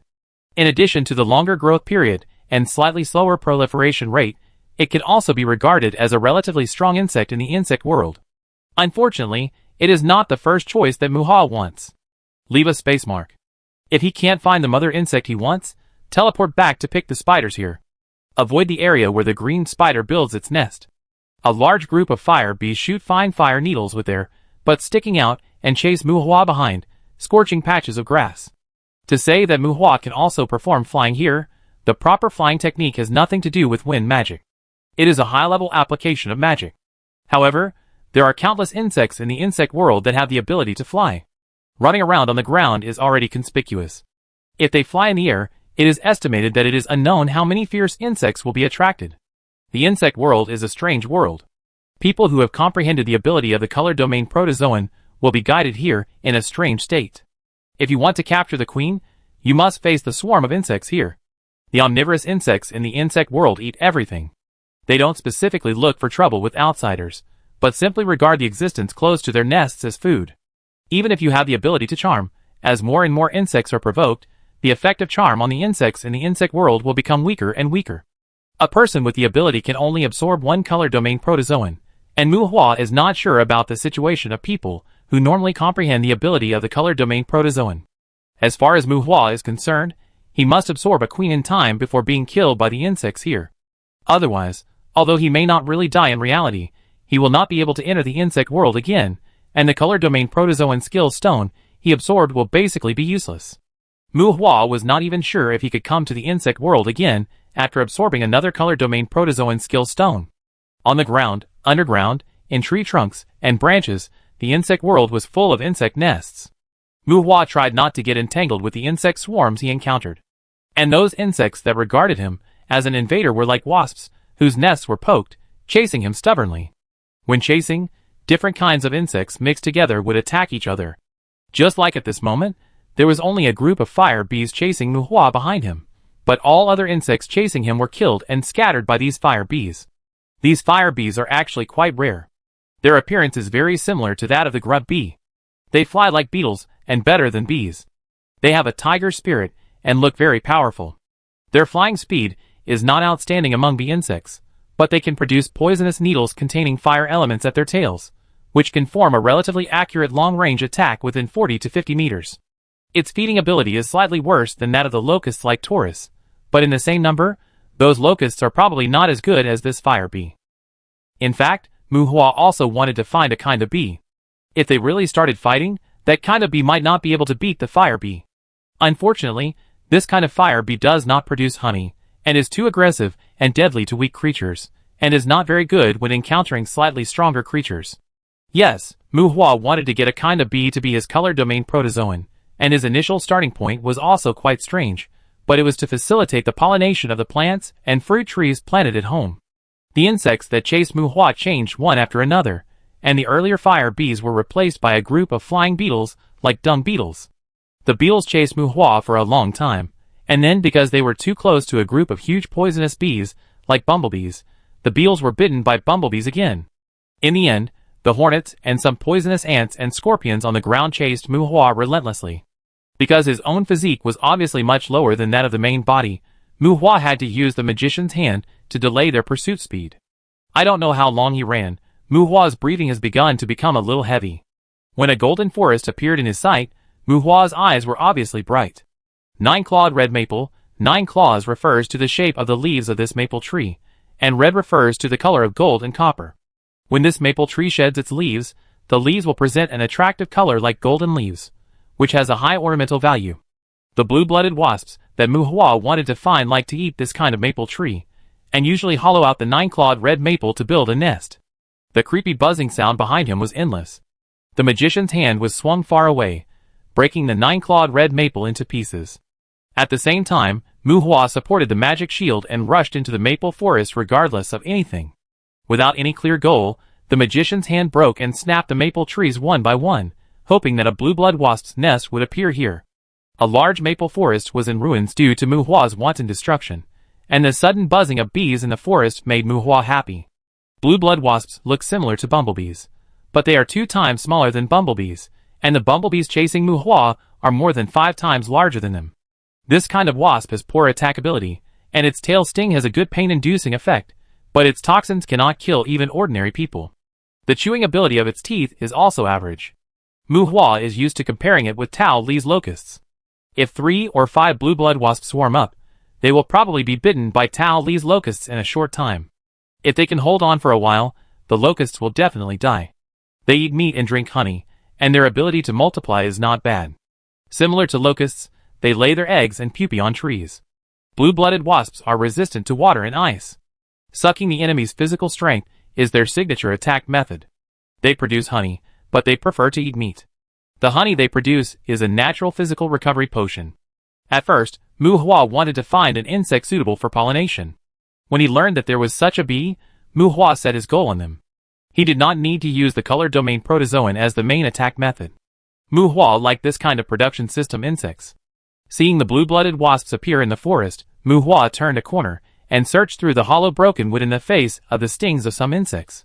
This really stirred up a hornet's nest. In a blink of an eye, a dark cloud of bees rose in the forest. The dense bees actually made the poisonous insects and bees chasing Mu Hua flee and disperse. Including those bumblebees that are not easy to mess with at first glance, it seems that the ability of blue-blooded wasps to absorb physical energy is still quite taboo for them. After a long search, Mu Hua pinched out a queen bee as long as an adult's palm from a broken log. Boom! The magician's hand slapped the swarm of bees in one direction. Turning around and running away, Mu Hua rushed out of the encirclement of the swarm of bees and started his escape journey again. While running away, a complex magic circle appeared on Mu Hua's body, and the devil's whisper seemed to be playing in his ears. The struggling queen bee in his hand slowly merged into the magic circle, and the magic circle finally shrank into Mu Hua's body. Well, Mu Hua is not going to subdue the queen bee, he is going to absorb the queen bee. This absorption does not allow him to dominate the queen bee, but he will be a queen bee in the future. Although it is a bit strange to say this, no matter what Mu Hua's gender is, this color domain protozoan is to let the ability user transform into a queen bee. Of course, even if Mu Hua now has the ability to breed blue-blooded wasps, the blue-blooded wasps chasing him will still fight him to the death. After all, he swallowed their queen bee. Later, Mu Hua needs to derive his own bee colony. In fact, if he does not touch the color domain original sin, even if he comprehends the ability of the color domain protozoan, even if he absorbs the mother bee, the ability user cannot produce the color domain protozoan. Because the original sin emotion that Mu Hua has never known what to do is needed to derive the color domain protozoan. If he does not touch the color domain original sin, even if he comprehends the color domain protozoan early, it will be in vain. However, fortunately, the color domain original sin has nothing to do with Mu Hua, but he has jealousy. As far as breeding the color domain protozoan is concerned, it seems that jealousy can also be used. As the magic circle that absorbed the queen bee merged into Mu Hua's body, Mu Hua's embarrassed fleeing figure slowly disappeared between the world. Blue-blooded wasps were obtained. Regardless of their combat effectiveness, it seemed that Mu Hua's family would never be short of honey in the future. Chapter 533. After leaving the insect world, it was as if his soul had returned to his body. Mu Hua opened his eyes, and saw Kuei standing by his side, with some concern. The long dress that outlined her body, the textured long hair naturally draped over her flowing shoulders, the slightly tight skirt, the well-proportioned calves, the attractive ankles, and the thin stockings that added a bit of refinement to them. Her posture, movements, clean cheeks, and gentle expression made her look like a gentle woman who was in charge of housework and waiting for her husband to come home at any time. How long have I slept? Stopping Kuei's support, Mu Hua sat up from the bed. He moved his shoulders and found that they were not sore or stiff. Even the fatigue from the insect world earlier had disappeared without a trace. Just like the blood-pumping feeling after a nap in the afternoon, the slightly rapid breathing made him feel very comfortable. It's been 3 days.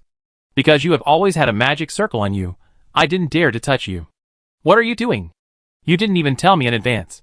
Kuei complained a little, and the worry in her eyes gradually disappeared as Mu Hua stood up. 3 days? You learned a color domain protozoan. This ability is really weird. Mu Hua was surprised. He got out of bed, and moved his legs and feet again. His whole body was basically not sore, and stiff as it should be for lying dead for 3 days. He hugged Kuei beside him, and bent his head to smell her fragrance at her neck. Mu Hua couldn't figure out whether the insect world was real or illusory. He definitely didn't stay in the insect world for more than a day, and his state in the insect world didn't look like a projection. The projection would not leave its body in the outside world. The most important thing was that according to Kuei's description, there was always a magic circle around his body, and the magic circle that absorbed the queen bee in the insect world also appeared on his body. Kuei even saw the phantom of the queen bee. A strange land, a strange ability. He stretched out his palm. A small amount of pure magic power mobilized some jealous energy in the magic sea that had not been dissipated in time recently, and his body exuded a strange touch, a little like sexual impulse, and a little like the afterglow of orgasm, not uncomfortable, even a little comfortable. Mu Hua had a strange expression, and his twitching mouth seemed to be facing something unacceptable. Then, a slightly immature blue-blooded wasp appeared inexplicably on Mu Hua's palm. Fuck. I am really a queen bee. Is this considered giving birth? Holding the curious Kuei, looking at the blue-blooded wasp climbing and spinning on his palm and conveying intimate information to him, Mu Hua was somewhat unacceptable to the touch brought to him by the process of color domain protozoan derivation. Wasp. Kuei stretched out his finger and wanted to touch the wasp, but before his finger touched the other party, the wasp lifted up its wasp-like belly sack, and the tail sting popped out, as if it would sting Kuei at any time. Blue-blooded wasps. Their venom is good for bee therapy. Ordinary people can't be stung to death without 100 or so. Mu Hua shook his head and raised his hand. The blue-blooded wasps flapped their wings, circled a few times in the house, flew out of the window, and disappeared from Mu Hua's sight in a moment. But the honey they produce is good. I want no more flies and mosquitoes on the island in the future. The flowering season pollination of the fruit trees on the island depends on them. The honey of the blue-blooded wasps is also a natural physical recovery potion. If you drink it for a long time, it is said that it can also increase the chance of comprehending the secret arts of nature. They like to chew maple trees, and the 9-clawed red maple is the best. I will collect more saplings and plant more flowering plants on the island. After making 2 more blue-blooded wasps and letting them fly, Mu Hua basically understood the specific situation of the derived color domain protozoa, stopped making wasps, and turned to Aoi. Aoi and Ren's main responsibilities are to help Mu Hua deal with the trivial matters of housekeeping. Together with Shi, they belong to Mu Hua's housekeeping trio, the iron triangle that kicked Tina out. After responding to Mu Hua's instructions, Mu Hua doesn't have to worry about whether she will do it herself or instruct relevant personnel to execute it. Mu Hua's magic quality is up to standard, and there is no problem in creating color domain protozoa. These blue-blooded wasps are in tune with Mu Hua, but probably because of the lack of some magic, Mu Hua cannot synchronize the 5 senses of the color domain protozoa like Tao Lu Si for the time being. At the same time, the birth of color domain protozoa requires original sin energy, not only for Mu Hua to create it himself, but also when they reproduce independently. When they reproduce, they will extract the original sin energy from Mu Hua. Although they also have a receiving and storage ability, they only receive the color domain, so don't be jealous. This is a bit embarrassing. Because Mu Hua has not touched the color domain original sin, he basically does not have the color domain emotion of consciously coming to the door. So compared with the normal color domain ghosts like Tao Lisi, the efficiency of blue-blooded wasps in autonomous energy absorption is relatively low. Well, Mu Hua can use jealous energy to create blue-blooded wasps. But as color domain protozoa, blue-blooded wasps cannot absorb and store the jealous energy transmitted to them by Mu Hua. If they want to reproduce and multiply quickly, they can only rely on themselves to passively absorb the ownerless color domain energy from the outside world, but the efficiency is not terrible, but it is a bit too normal. After leaving Mu Hua, it is really difficult to achieve the feeling of the swarm of insects, which is somewhat unworthy of the power that this ability should have. Originally, Mu Hua thought he could create a queen bee and let the queen bee develop the swarm by herself. As a result, he became the queen bee himself, and the proliferation ability of the blue-blooded wasps was severely weakened by him. These wasps will also die, which is not unexpected. Their natural lifespan is about 10 years. Continuous reproduction is very necessary for the development of the swarm. The jealous energy consumed in creating blue-blooded wasps is not much, not to mention that the jealous energy earlier has no real use. It also occupies Mu Hua's magic sea to accommodate magic. Generally, Mu Hua will clean them up and dissipate them regularly. It doesn't matter at ordinary times. Just develop the swarm slowly. Anyway, there is nothing threatening their existence on the Abyss Island. But if you encounter an emergency, if you want to burst and proliferate the swarm in a short time, you basically have to rely on Mu Hua himself. In short, in terms of the storage of magic power and original sin energy, it is embarrassing again. It is more convenient for the ability users to summon the color domain protozoa than summon beasts, regardless of space and time. Even if they are individuals reproduced by themselves, Mu Hua can make the blue-blooded wasps developed by him appear beside him at any time. If the color domain protozoa are not used as their main means of attack, the lack of the color domain link is not so important. Just release more bees and raise more bees. Collecting honey is the instinct of these blue-blooded wasps, but they prefer to eat meat, and the honey they produce is good stuff. Even if they are provided with meat, they will never lose money. As for this time, Muhua is still not used to the physical sensation when creating color domain protozoa. For example, after creating 3 blue-blooded wasps, a small tent was erected on his pants, bulging. Kue, who knows Muhua's body thoroughly, couldn't help but roll his eyes. I seem to know why demons like to lay eggs. Muhua whispered in a strange tone. TSK, the feeling of producing blue-blooded wasps, how should I put it, not unpleasant, but a bit socially dead, the physical feeling, it's hard to describe. Sir, I think you know too much. After years of getting along, even if Muhua's initial setting for Kue was gentle and innocent, she had long become a mature woman, old driver, after staying by Muhua's side for many years. Is this the influence of the color domain protozoan? Do you need me to help you solve it? After joking, Kue got close to Muhua's body, hugged Muhua's waist, pointed her toes, and pressed her flat and soft belly on Muhua's small tent with no malice. Hiss, wait, we have to go to Shuyanjian to get a bee colony later. Don't tease me now. By the way, are Taibesha and the others on the island? Muhua shuddered, and while resisting, his hips could not help but push against Kue's body. It is daytime in the human world now. Taibesha and the others went to Panjie to do some finishing work, and also to prepare for entering the Kane's courtyard.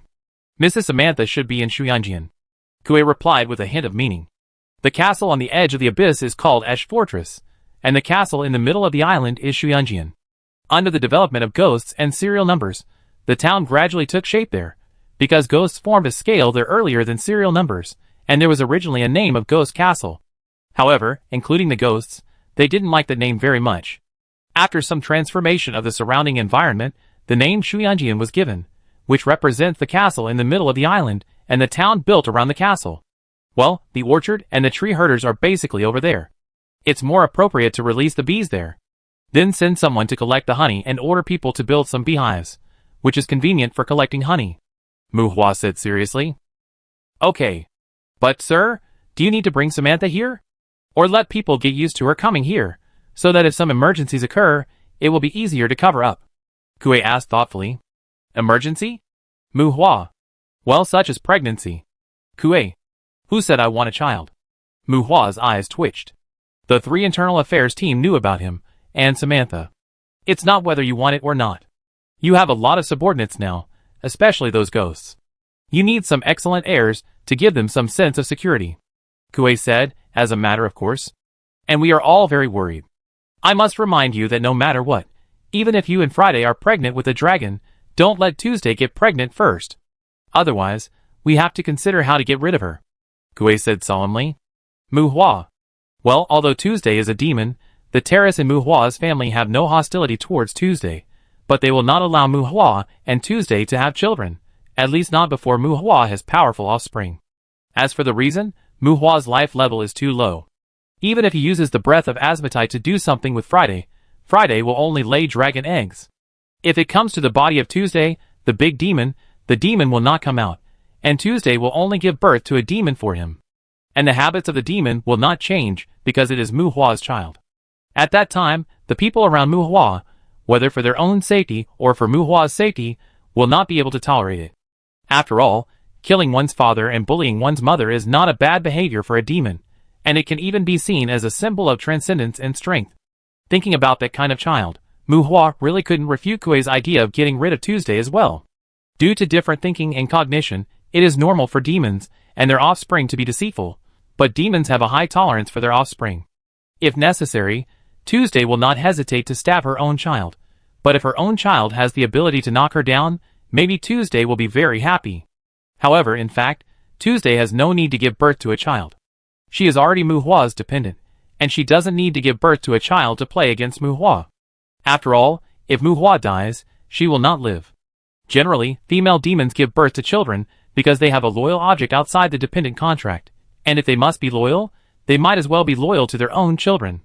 When they give birth, they usually hope that their offspring will be better than their parents and can stab the person they are loyal to, even if the person they are loyal to is the biological father of the offspring, and seize his power and property. After all, these are some thoughts that are difficult for humans to understand. Oh no, maybe it is only difficult for human males to understand. My lord, I think you should help Samantha improve her physique recently. I will send some physical therapists to Shuiyun Castle later. If you don't want to affect Samantha's physique, The release cycle of physical crystals should be as long as possible. It is best to wait until the blood and chi are synchronized and then gradually improve. Kuei made arrangements slowly, and her expression was still gentle, but Mu Hua always felt that her eyes were full of ridicule and playfulness. Well, you decide on the arrangements. I go see Samantha later. Keep an eye on Tabitha's movements. If anything happens, let me know. I still have to go smelt monsters. Let's go! I'm busy every day. You can't just think about random things all day. After a brief silence, Mu Hua glared at Kuei, turned his head, and left seriously. Chapter 534. Compared to the early years, the edge of the abyss is now like a bloody killing field. The roar of demons, the roar of beasts, the sound of golden cries, and the crisp sound of fire from guns, thousands of fishing rods were thrown to the edge of the abyss, and the fight with monsters on the edge of the island surrounded by the foggy sea seemed to never stop. Under the forced catalysis of the jump potion, blood and flesh resources are never in short supply. After completing the life jump for the first time, Mu Hua's intelligence and spiritual attributes broke through the 2,000 limit. The range of fishing in the abyss spreads about 1/10 of the coastline of the abyss island, a span of hundreds of kilometers. In order to smelt those dead or captured abyss monsters, Mu Hua has to use instant teleportation to wander around various coordinate points every day. Now Mu Hua has no intention of paying attention to issues such as whether the monster corpses are fresh or not. Barbara set up an alchemy workshop with hundreds of individuals who were studying the extraction of monster essence and blood. The monster corpses that Mu Hua had been reluctant to buy in the early years were now freely available to them. Those inexpensive and high-quality monster essence and blood were generally put into the city of Canes. Trish's Soul Care Center also trained many ghosts, who could independently help people temper their souls. Although the quality of the monster essence and blood sold on a regular basis was not high, and although most of the ghosts in the care center were still ghosts for the time being, because of the existence of these things, a large number of amateur necromancers with good growth were shaped among the thousands of psychics in Canes. They worked normally during the day, and had normal entertainment after get-off work. The guardian spirits around them were generally trained in the Soul Care Center. At night, they usually meditated regularly, and let the guardian spirits torment their souls when they had time. Because the adaptability of magic power is generally just like that, with the help of monster essence, their meditation tends to strengthen their physical fitness. This also leads to their physical fitness being higher than their mental fitness. These amateur necromancers may have a hard time holding back a paralysis curse, but many of them have muddled their existence of blood. It is also because most of them do not have the perseverance to focus on martial arts training, otherwise they are closer to warriors than mages. Although the monster essence of Cane City is temporarily only sold to local citizens, their existence also lets the outside world know that Mu Hua has the ability to mass-produce monster essence. It is a waste, but after all, the time is still short. Under the catalysis of a large base, if some serious necromancers appear here in batches in the future, it is estimated that the outside world will not find it strange. Collecting corpses along the edge of the abyss is Mu Hua's regular task on the Abyss Island. As long as he is on the island, he almost walks around every day. This task has gradually become tiresome from the initial enthusiasm. If something happened and Mu Hua didn't come for a few days, the stored monster corpses would be taken away. The magic cores would be dug, and those that could be effectively used would be effectively used. Those that could not be effectively used would basically go to the feed factory or be released into the wild monster area. Those who came here to fish were either skeletons or Mu Hua's direct subordinates, including those individuals with numbers. Regarding the issue of commissions for them after smelting, Mu Hua never said that there would definitely be commissions. At most, it was a welfare, and no one dared to chase Mu Hua to work. Half of the individuals with numbers left home to form a patrol fleet, but it did not have much impact on the daily life of the Abyss Island. Even if they were far away on the other side of the interstellar, they could return to the Abyss Island through the World Tree when they took a break or took shifts. As for whether the outside world would speculate that Mu Hua has a World Tree, no need to guess, we have one. Give it to you, will you plant it? Mu Hua even took a photo of his own World Tree and used it as a promotional picture for the city of Canes. The branch as thick as an adult's arm looks quite attractive. But after seeing this high-end and classy stuff, everyone felt jealous. No wonder Mu Hua collects magic stones all over the world. Even low-level magic stones are not spared. Flashy and unrealistic. I wish you bankruptcy soon. After a round of smelting, the harvest was quite a bit, and the Black Crow Knights, who had settled down on the Abyss Island and had their skill stones taken by Mu Hua for the first time, were very excited. After listening to the knight's impassioned declaration of loyalty again, Clark and Athena were left to cheer up these knights, who valued family values. Muhua had long considered getting some young girls and boys to the Abyss Island to serve as indigenous residents, immigrants, and generally would not leave the Abyss Island. This would allow for more families on the Abyss Island and make it more like a shared home. However, the living environment on the Abyss Island was not perfect in the past. Even if some slaves from the fallen country were brought in from the courtyard, without a perfect living environment, it would be more like imprisonment than settlement, which would not be conducive to future stable development. Nowadays, the urban facilities within the Shuyunjian area are basically complete. Kuna, who has recently been involved in arms smuggling, seems to have a way in this regard. Samantha could connect with Kuna and get some young people who were trafficked in the courtyard to come in. In the future, Muhua might need to bring more subordinates to the island. The prosperity of the Abyss Island is one aspect, and the so-called common advancement, group honor, and homeland ties cannot be achieved by simply pumping up chicken blood. Some things are actually happening around us all the time, but if we don't say it out loud, no one will feel it. If we say it out loud, it's a bit. As long as fishing is still going on, the things on the edge of the abyss will never be finished. After a stroll around the edge of the abyss, Muhua disappeared without a trace. With an intelligence of 2,000, there is almost no magic that can limit Muhua's learning in terms of attributes, including most forbidden spells, which at most involve insufficient magic power. Muhua has not yet obtained the skill stones of dimensional teleportation, displacement, and exile, but Muhua has already mastered the instant teleportation of the same space interference type. Speaking of which, Muhua is not obsessed with those forbidden spells for the time being, and he still has a lot of magic that can be improved. The so-called forbidden spells are essentially some upper-level magic that can be associated with many magics. The release of forbidden spells without associations is just SOSO, and the difficulty of their release will not be reduced at all. In the dim bedroom, accompanied by slight spatial fluctuations, Muhua's figure suddenly appeared. The heavy curtains blocked the light from the outside. The scented bedroom, the spacious bed, the smooth silk quilt outlined the graceful curves, and the sleeping woman on the bed added an ambiguous atmosphere to the dim light in the room. The silk quilt half covered the body, outlining the shape of the buttocks. The exposed thighs were plump and slender, the fleshy thighs went down, the straight and well-proportioned calves were behind, the exquisite porcelain-like ankles were slender and powerful, and the delicate and bony feet suddenly gave people a crystal illusion. So expensive, he walked lightly to the bed, slowly sat on the edge of the bed, and brushed his fingers over Samantha's instep, delicate skin, crystal-clear toes. Muhua, who had lived with women, was very sure that these feet were so expensive. Just looking at those healthy and crystal nails, if you want to have this quality, the cost of daily maintenance and care is estimated to exhaust the life savings of ordinary people.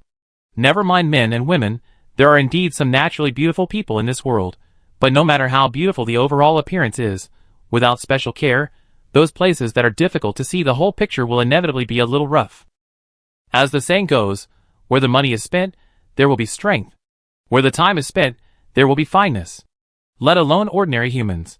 Just look at Muhua's family of Terra life, all kinds of beauty and temperament, which one is not cultivated. While the diet and nutrition are comprehensive, exercise for the purpose of self-cultivation, various maintenance massages, various high-quality skincare products, etc., what can be missing?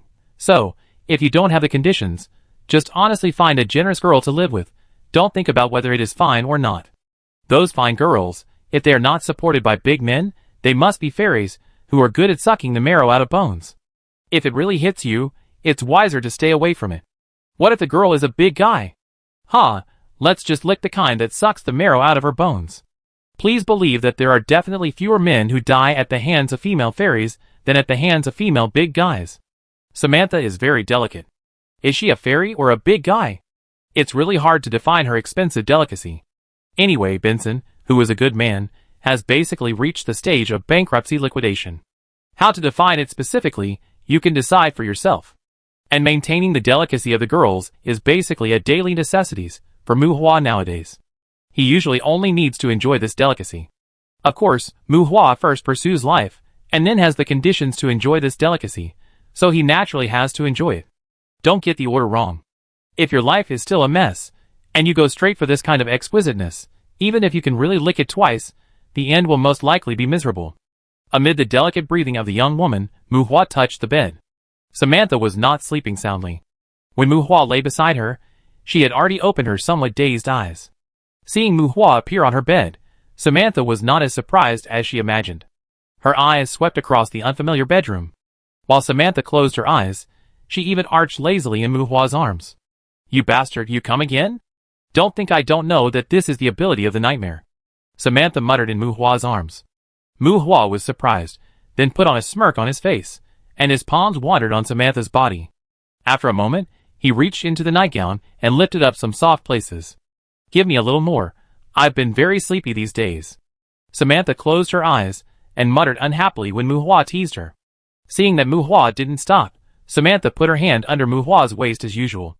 After finishing the Benson family's affairs, Samantha was a little confused about the future. She strolled around the Abyss Island these days. She didn't know whether it was relaxation or fatigue, but she was more sleepy than before. And she already knew Mu Hua's body thoroughly. Well, she knew it thoroughly in her dreams. Unbuttoning the belt and fiddling with things that shouldn't be fiddled with, it's a habit. Samantha just hopes to get rid of him quickly, and get him out of her dream quickly. It's best not to wake herself up. Maybe she can forget this dream in another one. There is nothing wrong with the touch. The size is soft and hard, and the model is normal, but Samantha squinted her eyes slightly, always feeling that something seems wrong. Forget it. To avoid being teased by him again, Samantha crawled into the silk quilt, gathered her hair, opened her cherry lips slightly, and buried her head. Entering, warm, it seems nothing wrong, but is there something wrong? Raising her hand to sweep away the thin quilt that was in the way, Samantha, who was lying on Mu Hua's waist, gradually opened her eyes. Chapter 535. It's over. Samantha finally had physical contact with Mu Hua. "Don't let Tabitha know," Samantha said to Mu Hua seriously, wearing a nightgown and sitting on the bed, with the bedsheet draped over her body. "Yes, don't let Tabitha know."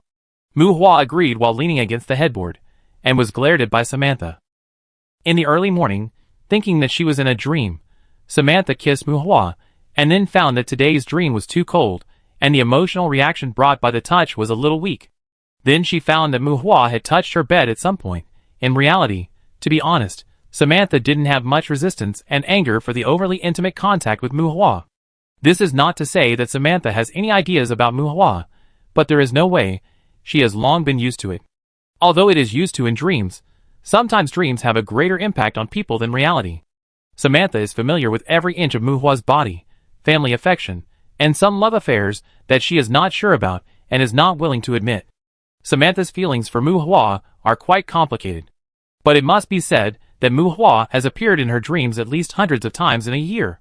She is too used to Mu Hua. She is so used to Mu Hua hugging her from behind, and feeling Mu Hua's intimate touch that Samantha has no much resistance rationally. She has already resisted in her dreams, and then, she is familiar, accustomed, and adapted to it. Sometimes, she will miss it. Damn it! I don't know what she thought of. Samantha pinched Mu Hua's arm hard, and then slapped him a few times. Seeing that Mu Hua had no intention of letting go, Samantha leaned into Mu Hua's arms again, moved her hips, and avoided the discomfort of being bumped. "We shouldn't do this," Samantha muttered, leaning on Mu Hua, not sleepy at all, but a little tired. She didn't actually do anything to Mu Hua. After a little touch, she found the problem. This was reality. The two of them had a physical gap, and Mu Hua didn't dare to do anything to her. "We really shouldn't do this. Do you need it now? Do you need me to help you solve it?" Mu Hua agreed. As he spoke, his palm moved up and placed it in a place where it was hard to say whether it should be placed or not. "No, don't believe those bitches' tricks. Women are very good at restraining their needs. If it's not too convenient for men to solve it, you are also good at restraining it. Help me solve it. Don't you want to see me lose my temper?" Samantha said lazily without any resistance. "You can't invade my dreams anymore." Feeling Mu Hua's touch that avoided her unbearable parts, she was in a mess now. She didn't want it. She felt that this should be considered as Mu Hua's consideration for her. Samantha said to Mu Hua, "If possible, I don't want to enter your dream. I'm just jealous. Even if I can enter your dream, I don't feel anything in your dream." Mu Hua muttered with his head on Samantha's shoulder. "Then you are deliberately torturing me." Samantha's body stiffened for a moment, but soon relaxed. "You can say that, mainly because I miss you." It's hard to explain how he feels now, but it's comfortable to be in close contact with Samantha, Mu Hua said casually. "Asshole. Thank you for not saying that it's mainly boredom." Samantha was angry. This kid admitted it so happily. I don't know if it's honest or fearless of her. No, you shouldn't make me feel bored. I'm cursed, you know? Muhua teased in a flattering way. Asshole. The first half of the sentence was fine, but the second half made Samantha inexplicably annoyed. The two of them huddled in bed and whispered, communicating in a completely meaningless way to outsiders. In this communication, the only proposal that could be considered meaningful was, Taibesha must not know. The two of them reached a tacit consensus on this, and did not let Taibesha know. After a while of rubbing their ears and cheeks, Muhua let go of Samantha to wash up. He did not mess around, and Muhua could not mess around with Samantha for the time being. And knowing that she could not really solve some of Muhua's problems, Samantha, who subconsciously cared more about Muhua than passion, would not tease Muhua for fun. Pulling open the curtains of the bedroom, outside the floor-to-ceiling window, you can see the cliff waterfall. Although the cliff is far away from the castle, and even far away from the outskirts of the town, the waterfall is still magnificent here, which is the origin of the name Shuyunjian. The nearly 700-meter cliff was created by earth magic. The cliff formed by the surrounding soil and rocks brought a vast expanse of flat land to Shuyunjian. The water flowers planted on the top of the mountain are the source of the waterfall. The majestic waterfall gathers the river surrounding the town, and finally becomes a winding canal, bringing water to the Abyss Island to nourish all things.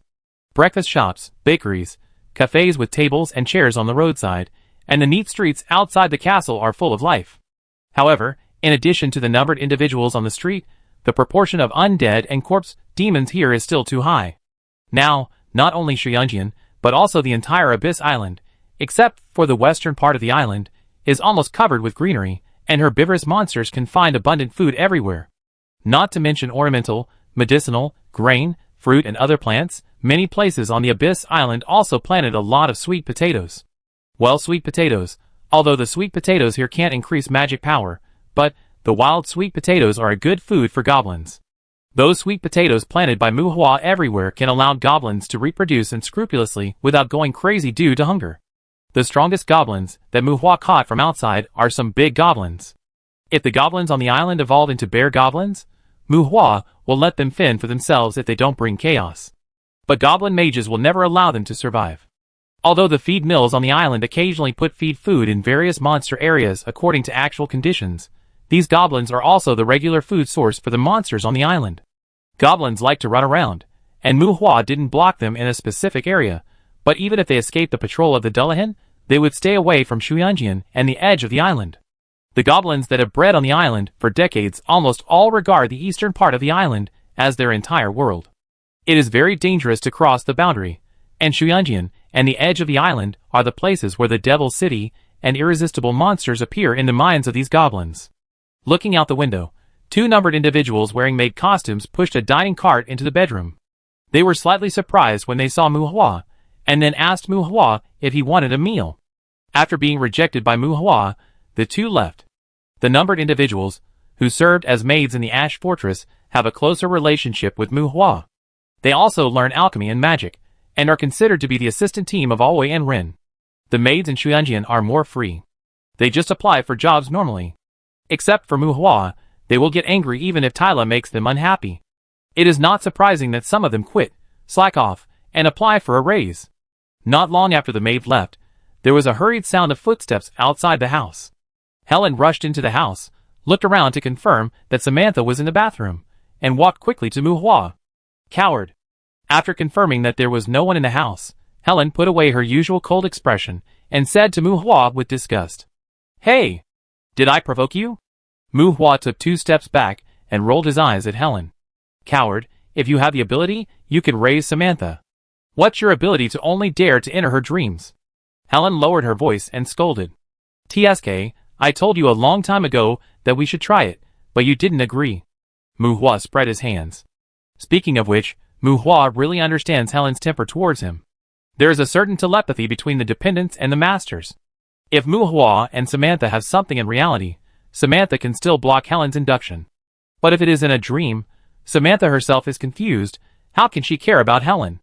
The result is that when Samantha is put in 18 postures by Muhua in the dream, Helen has to experience the feeling of being neither up nor down. After many times, Helen doesn't mind the feeling, but the damn neither up nor down, Helen can't accept it. "Asshole. Are you still trying now? I want a child," Helen said with gritted teeth, getting close to Muhua. She really doesn't mind doing that with Muhua now. Samantha probably can't escape from Muhua's palm. She is Samantha's dependent, and it's normal to be a concubine, and she also wants Samantha to experience the feeling of being neither up nor down. Have children? Is this an instinctive need or a dogma of the tribe? I remember the argument outside that when the male group does not want children, the reproductive needs of the female group will be infinitely magnified. Are you going to refute it again? I don't care. Just think about it yourself. But if it's a demon, I guess the Black Crow and the Ghost faction will not accept it. Raising his hand and rubbing Helen's hair, Muhua smiled. The demon maid who could scare him so much in the early years, now, rubbing her head and looking at her grinding teeth, she is quite rare. Don't worry about the child, I will raise it myself. Slapping Muhua's palm, Helen's face was calm, and the tip of her ears was red. Black Crow is easy to understand. It is a member of the Black Crow Knights. The so-called Ghost faction is Mori, Alan, Rita and others. Although they have become ghosts, they still prefer to regard themselves as humans. The demand for Muhua's heir mainly comes from them. At the same time, they are more willing to be loyal to a human young master who recognizes them. Okay, come find me whenever you feel like it, but I must remind you that if you follow me and have anything with other men, I will break your legs. Muhua raised his fist and said half-jokingly and half-threateningly. It's okay to fool around, play, and satisfy each other, but when it comes to having a child, Muhua still doesn't quite accept the child's mother's nonsense. Oh, don't tell me about this. This kind of thing depends on whether you can do it. Helen sneered, pushed Muhua, who was close to her, and turned to leave the bedroom. Fuck, look at your ass. If you want to see it, don't come to me.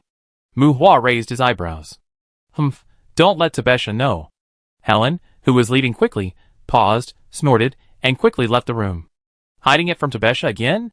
Looking at Helen's running back, Muhua's expression was weird. Okay, don't let Tabesha know. Chapter 536. The flowers, plants and trees on the Abyss Island grow very neatly. Although most of the flowers, plants and vines cannot become tree shepherds, even after they take root, all tree shepherds can move their positions by affecting the soil layer. Neat orchards, lush forests, beautiful flower beds, delicate lawns, rigorous herb gardens, and wild farmland. Those tree shepherds, who live casually, are like gardeners of nature. They will even remove weeds from the farmland according to Muhua's requirements. Their existence brings great convenience to planting. Of course, if it weren't for the requirements of their creators, tree shepherds are actually quite difficult to serve. They don't like to talk or move. If they feel offended, they may also make your carefully maintained garden overgrown with weeds and shrubs difficult to remove. Tree shepherds move slowly. Most of them can almost be described as moving, but occasionally there are some special ones. For example, at this moment, there was a tree shepherd that was slender and looked like it was malnourished. It ran to Muhua. I feel the call. I think you need me, sir. Do you want some snake fruit? On the streets of Shuyunjian, an alternative tree shepherd stopped Muhua, who was about to leave the city. The individuals passing by the road rolled their eyes at the tree shepherd. The small tree shepherd was less than 3 meters tall, and its body was barely as thick as an adult's upper arm. The snake fruit tree was a plant that was itself a mutation. Muhua didn't know whether it was because of its original species, or all snake fruit trees were like this. It was not only flexible, but also a bit talkative, and had a good mouth. You're wrong. I don't need you. Go play. Muhua pushed the tree shepherd in front of him helplessly. After all, it was the first fruit tree he planted with great care. Earlier, Muhua didn't care about the waste, and used the plant essence to turn it into a tree shepherd. But now, Muhua has no demand for the snake fruit. The island is either full of numbered individuals or ghosts. There are not many living males. Everyone either has no demand for the snake fruit or wants to burn the tree shepherd who produces the snake fruit. The snake fruit tree at home has its bark, but it probably can't find itself.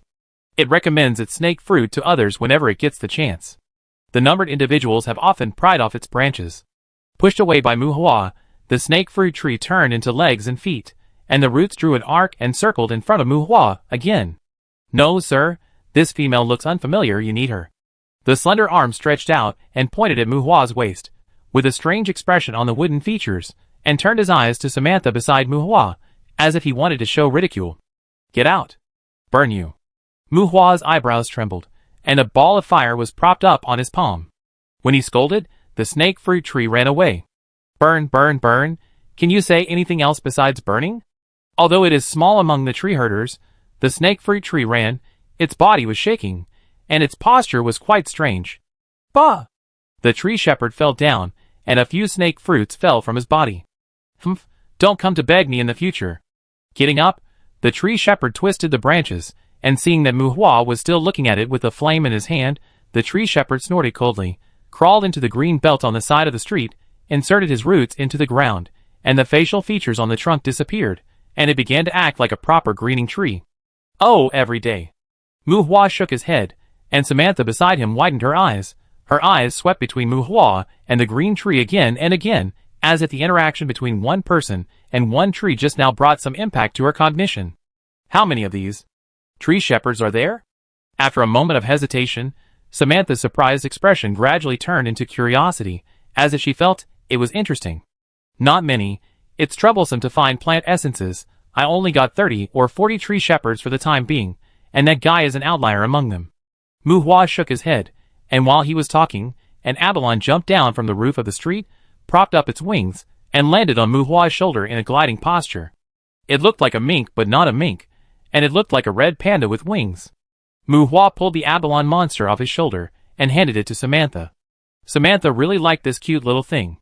It seemed that because it was sent by Muhua, this abalone, who was not very close to humans, did not hide from Samantha.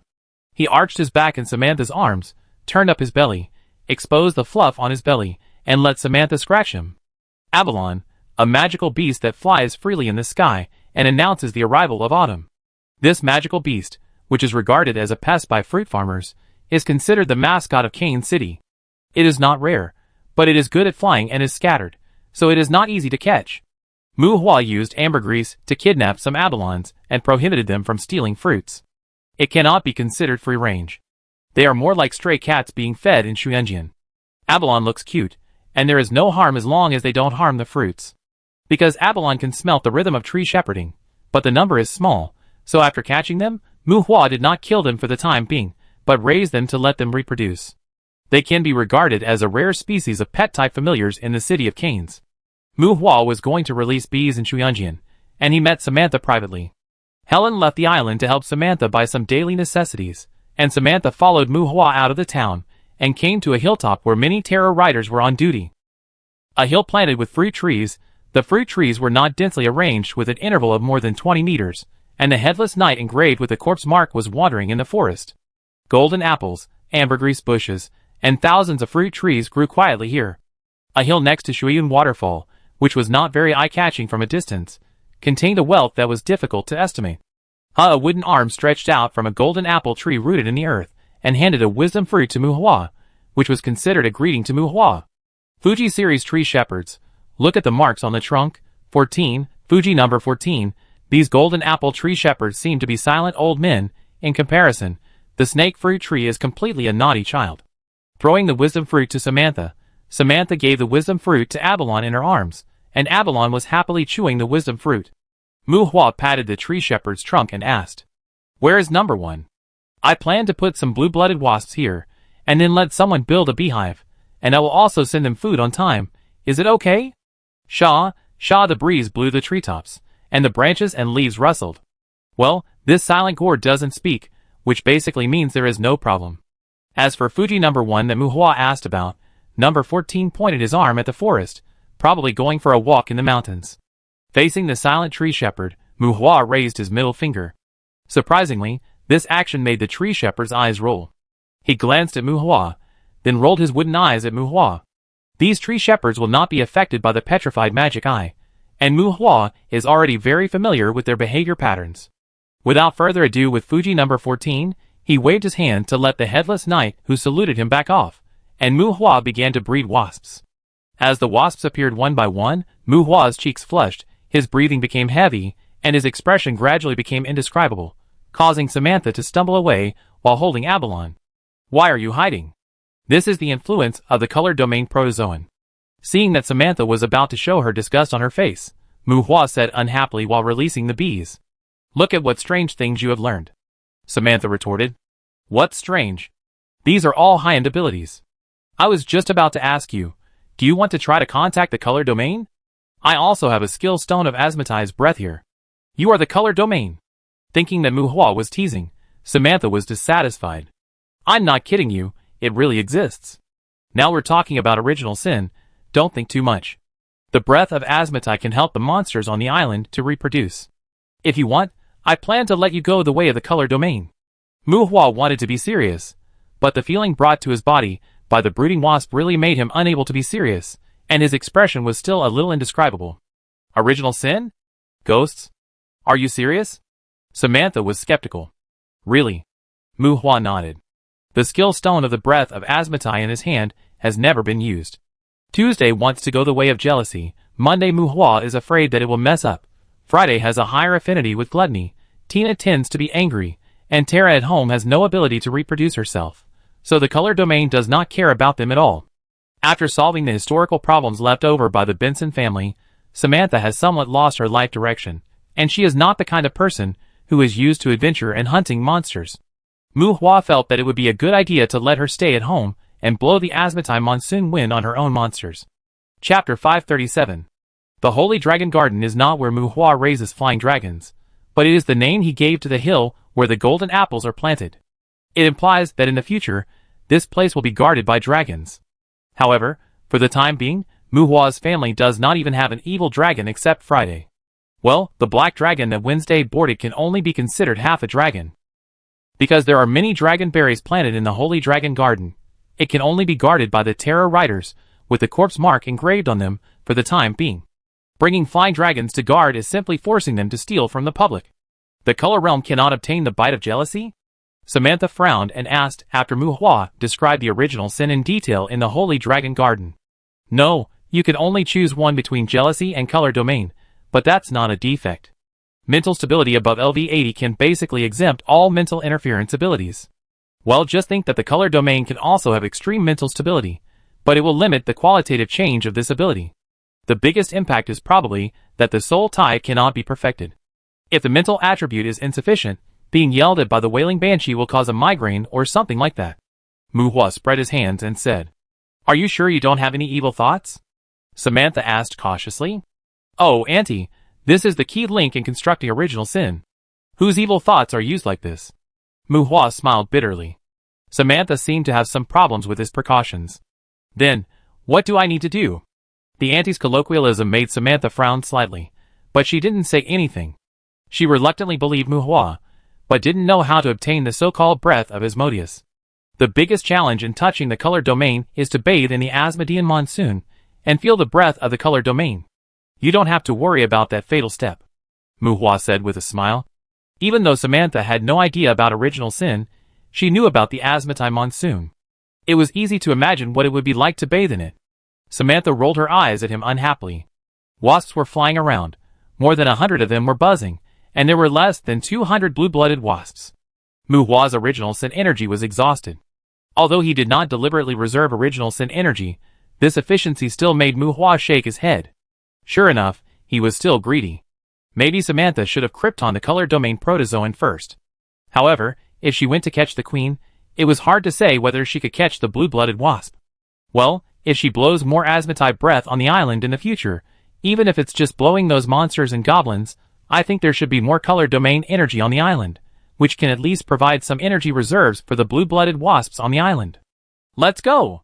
I go back and give you a keratinized skin. Then I make you a... Well, do you want a petrifying eye? Muhua hesitated when he said that his original sin energy was exhausted. Let's not talk about the original sin of the color domain. The charm ability is the prerequisite for using the skill stone of the breath of Asmatai. As long as you don't smash the bite of jealousy, it is not difficult for Muhua to give Samantha a charm ability through the keratinized skin. For Muhua now, he certainly won't get a succubus to be a medium for Samantha, because the arachne produced in the abyss has no special abilities, and basically there is no way to survive on the abyss island. Muhua originally wanted to wait for arachne to be a medium for Samantha, but then he thought, if it comes to charm, Medusa also has it. Muhua asked Samantha if she wanted to go blind. Samantha listened to Muhua's explanation blankly. After listening, she felt even more confused. Since entering the Abyss Island, Samantha has been exposed to all kinds of strange things. It was fine that Muhua discussed original sin with her in a relaxed manner before, but now he is talking about the petrified magic eye again, and Tabitha had never told her about these things. Samantha gritted her teeth secretly. This girl has been raised in vain. Whether it is Arachne or Medusa, Muhua has no stock at the moment. However, as a medium for keratinized skin, Arachne is nothing special. After figuring out the connection, Samantha felt that she didn't have anything special to do now, so it didn't matter if she was blind. Whether it was original sin or petrified magic eye, Samantha didn't seem to be very serious, and Muhua frowned secretly. It's okay if you want to take a break, but I do have some things here that I need your help with. Walking in the farm outside the city, Muhua felt that Samantha's mental state was indeed not very good, and said thoughtfully, As if the excitement about improving abilities had worn off, Samantha hummed lazily, motioning Muhua to continue. The individuals and ghosts entering the island are now mainly concentrated in the industrial area in the south of the town. You have seen the situation here. I plan to move some people to the island. Looking around, because it is outside the settlement, there are only a few buildings scattered on the flat land whose boundaries can be distinguished by the shadows of the distant mountains. The northwest direction of Shuyanjian, avoiding some mountains where monsters are raised, all the way to the northern edge of the island can be used as arable land. Now Muhua has only made effective use of less than 1/20th of the land. Farmland, flower gardens, fences, animal pens, the eastern part of Shuyanjian town is mainly used for arable land. In addition to planting, there are also some small farms for breeding and domesticating poultry and livestock. Although the plots are neatly laid out, the houses that are obviously for human habitation are very sparse. There are not many individual numbers and corpse demons that can be seen here. There are more skeletons wandering in the fields, and there are even some earth dragons that act like sheepdogs, guarding livestock with evil intentions. These earth dragons should be the servants of some individual numbers, or ghosts.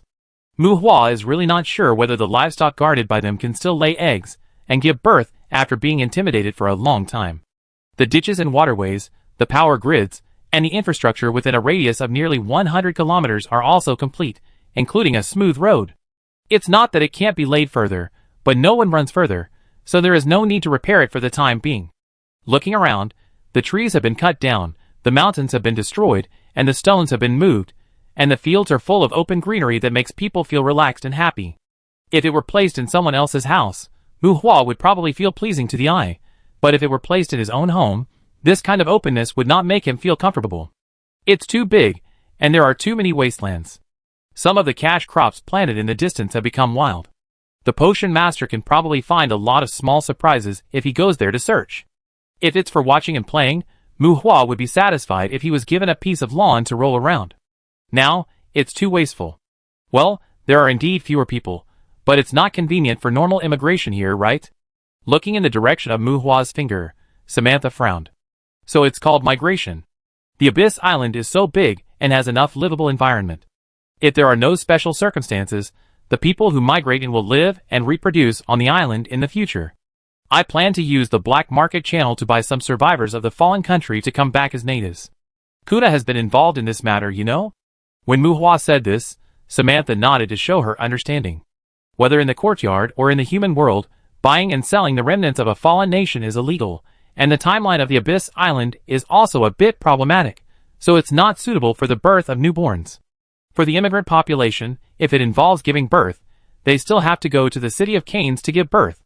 Now Joan is in charge of the regular medical system in Canes. Joan and Kuna are both your people. I still need to ask your opinion whether I can use them with confidence. If you can't control them, I will consider changing people. Muhua said to Samantha. Human kingdoms often fall in the courtyard, and some of them are caused by wars between humans. No matter how hard the people in power say they work, in fact, no matter when and where, the population is a precious resource. They are too useful, even too much to describe. Generally, the people of the fallen nation will be taken in and resettled by each country, but since it involves the war of national destruction, the smuggling of people is naturally impossible to exist. The so-called smuggling of the remnants of a fallen nation is a nicer way of buying and selling slaves. They may not have slavery contracts, but most of them will wear slave collars. Regarding the Abyss Island, Muhua could not apply for survivors through formal channels, and he did not want to be assigned some of the old, weak, sick and disabled, so he could only buy the smuggled people from slave traders. The saying that there is no harm without buying and selling is basically a joke. Even if you can't see it, buying and selling will never disappear. Although it is illegal, this kind of thing is actually not a big deal in the eyes of people above a certain level, and it is not even certain who is behind those slave traders. Moreover, Mu Hua did not intend to enslave them. Coming to the Abyss Island is 100 benefits for them. Even if they cannot leave the island, there are many people in the outside world who have lived in the cities of their provinces all their lives. Then we can develop some entertainment places on the island, such as clubs for eating, drinking, whoring and gambling, and recruit a group of handsome men and beautiful women of all races, including demons, orcs, and humans. As long as they work normally, their lives will not necessarily be worse than before the fall of their country. How should I put it? Although it is to smuggle people, Mu Hua's way of doing it is not too bad. At least Samantha has no resistance to it. Xiong and Kuna are fine. I will arrange this. There is no need to let them know the situation of the Abyss Island. After a brief thought, Samantha said cautiously, "Well then, leave it to you. By the way, you could also arrest the civil affairs of the island in the future. The people in my hands have to deal with external affairs, and it is difficult to take care of both sides," Mu Hua said with a smile. The damn island owner? The mayor? Did you discuss this with Betha? Seeing that Mu Hua was going to add more responsibilities to her, as if it was natural, Samantha raised her eyebrows. It seemed that Tai Betha had said something similar to her earlier. Betha? Oh, she asked you to give up? I didn't discuss it with her. If you don't want to manage it, then don't manage it. It's just a wasteland. We can afford it anyway. But if it involves population migration, I can't stand in the front in the future, otherwise it will be difficult to end the disputes on the island. If Betha can't do it, we can find someone else to be responsible. Mu Hua spread his hands and said indifferently, "In human society, there will naturally be all kinds of people in a systemized society, even if there are snake men who abduct young women in the Garden of Eden. After the migration of natural people, in addition to reproduction and development, for those people, the Abyss Island may be their world." Mu Hua didn't want to brainwash them all into idiots, otherwise, even if he selected the direct line from them in the future, he probably wouldn't dare to lead them out of the island. Brainwashing would leak out if they were exposed to different lives in the outside world. Since it is already his own world, he has a sense of belonging, and it is inevitable that he will have various pursuits in his heart. By then, it is not uncommon for some chaos and fighting to occur on the island. If there is a person standing in the front, if there is a dispute that is difficult to quell for a while, Mu Hua can also come out to preside over justice, and avoid the need to use extreme means to solve it. Samantha looked at Mu Hua, but couldn't tell from his face. Then she looked at the empty field in front of her. The cry of the flying dragon in the distant sky led to the roar of the earth dragon. Samantha turned and fell into deep thought. Chapter 538. When personal power develops to a certain stage, it seems that the needs of humans and demons are unexpectedly similar. Population is the standard for everything.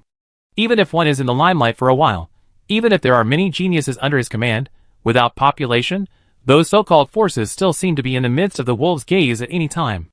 This is just the external aspect. As for the internal aspect, where does the sense of superiority come from without people? Where does the sense of belonging come from without a sense of superiority? Well, let's not talk about the economy, taxation, vitality, development, etc. It can't be that the one who washes the feet and washes the pots for Baal is still Baal, right? Something will happen. When it comes to Mu Hua, he finds that his needs are more similar to those of the demons. In the relatively isolated environment of the Abyss Island, he actually wants emotional energy. That's right, emotions. The evolution of the monsters on the island requires emotional energy, and Mu Hua himself now also needs original sin energy. In addition to the color domain of the autonomous reproduction of the blue-blooded wasp, when Mu Hua clicked on the engraving enhancement, he found that this ability related to jealousy also required the consumption of original sin energy to perform. Color domain protozoa need color domain energy, engraving enhancement requires jealous energy, obtaining elemental spiritualization skills, and wanting to create elemental elves also requires gluttony energy. Although original sin energy can be considered to be interoperable, these three abilities do require emotional energy to be completed normally.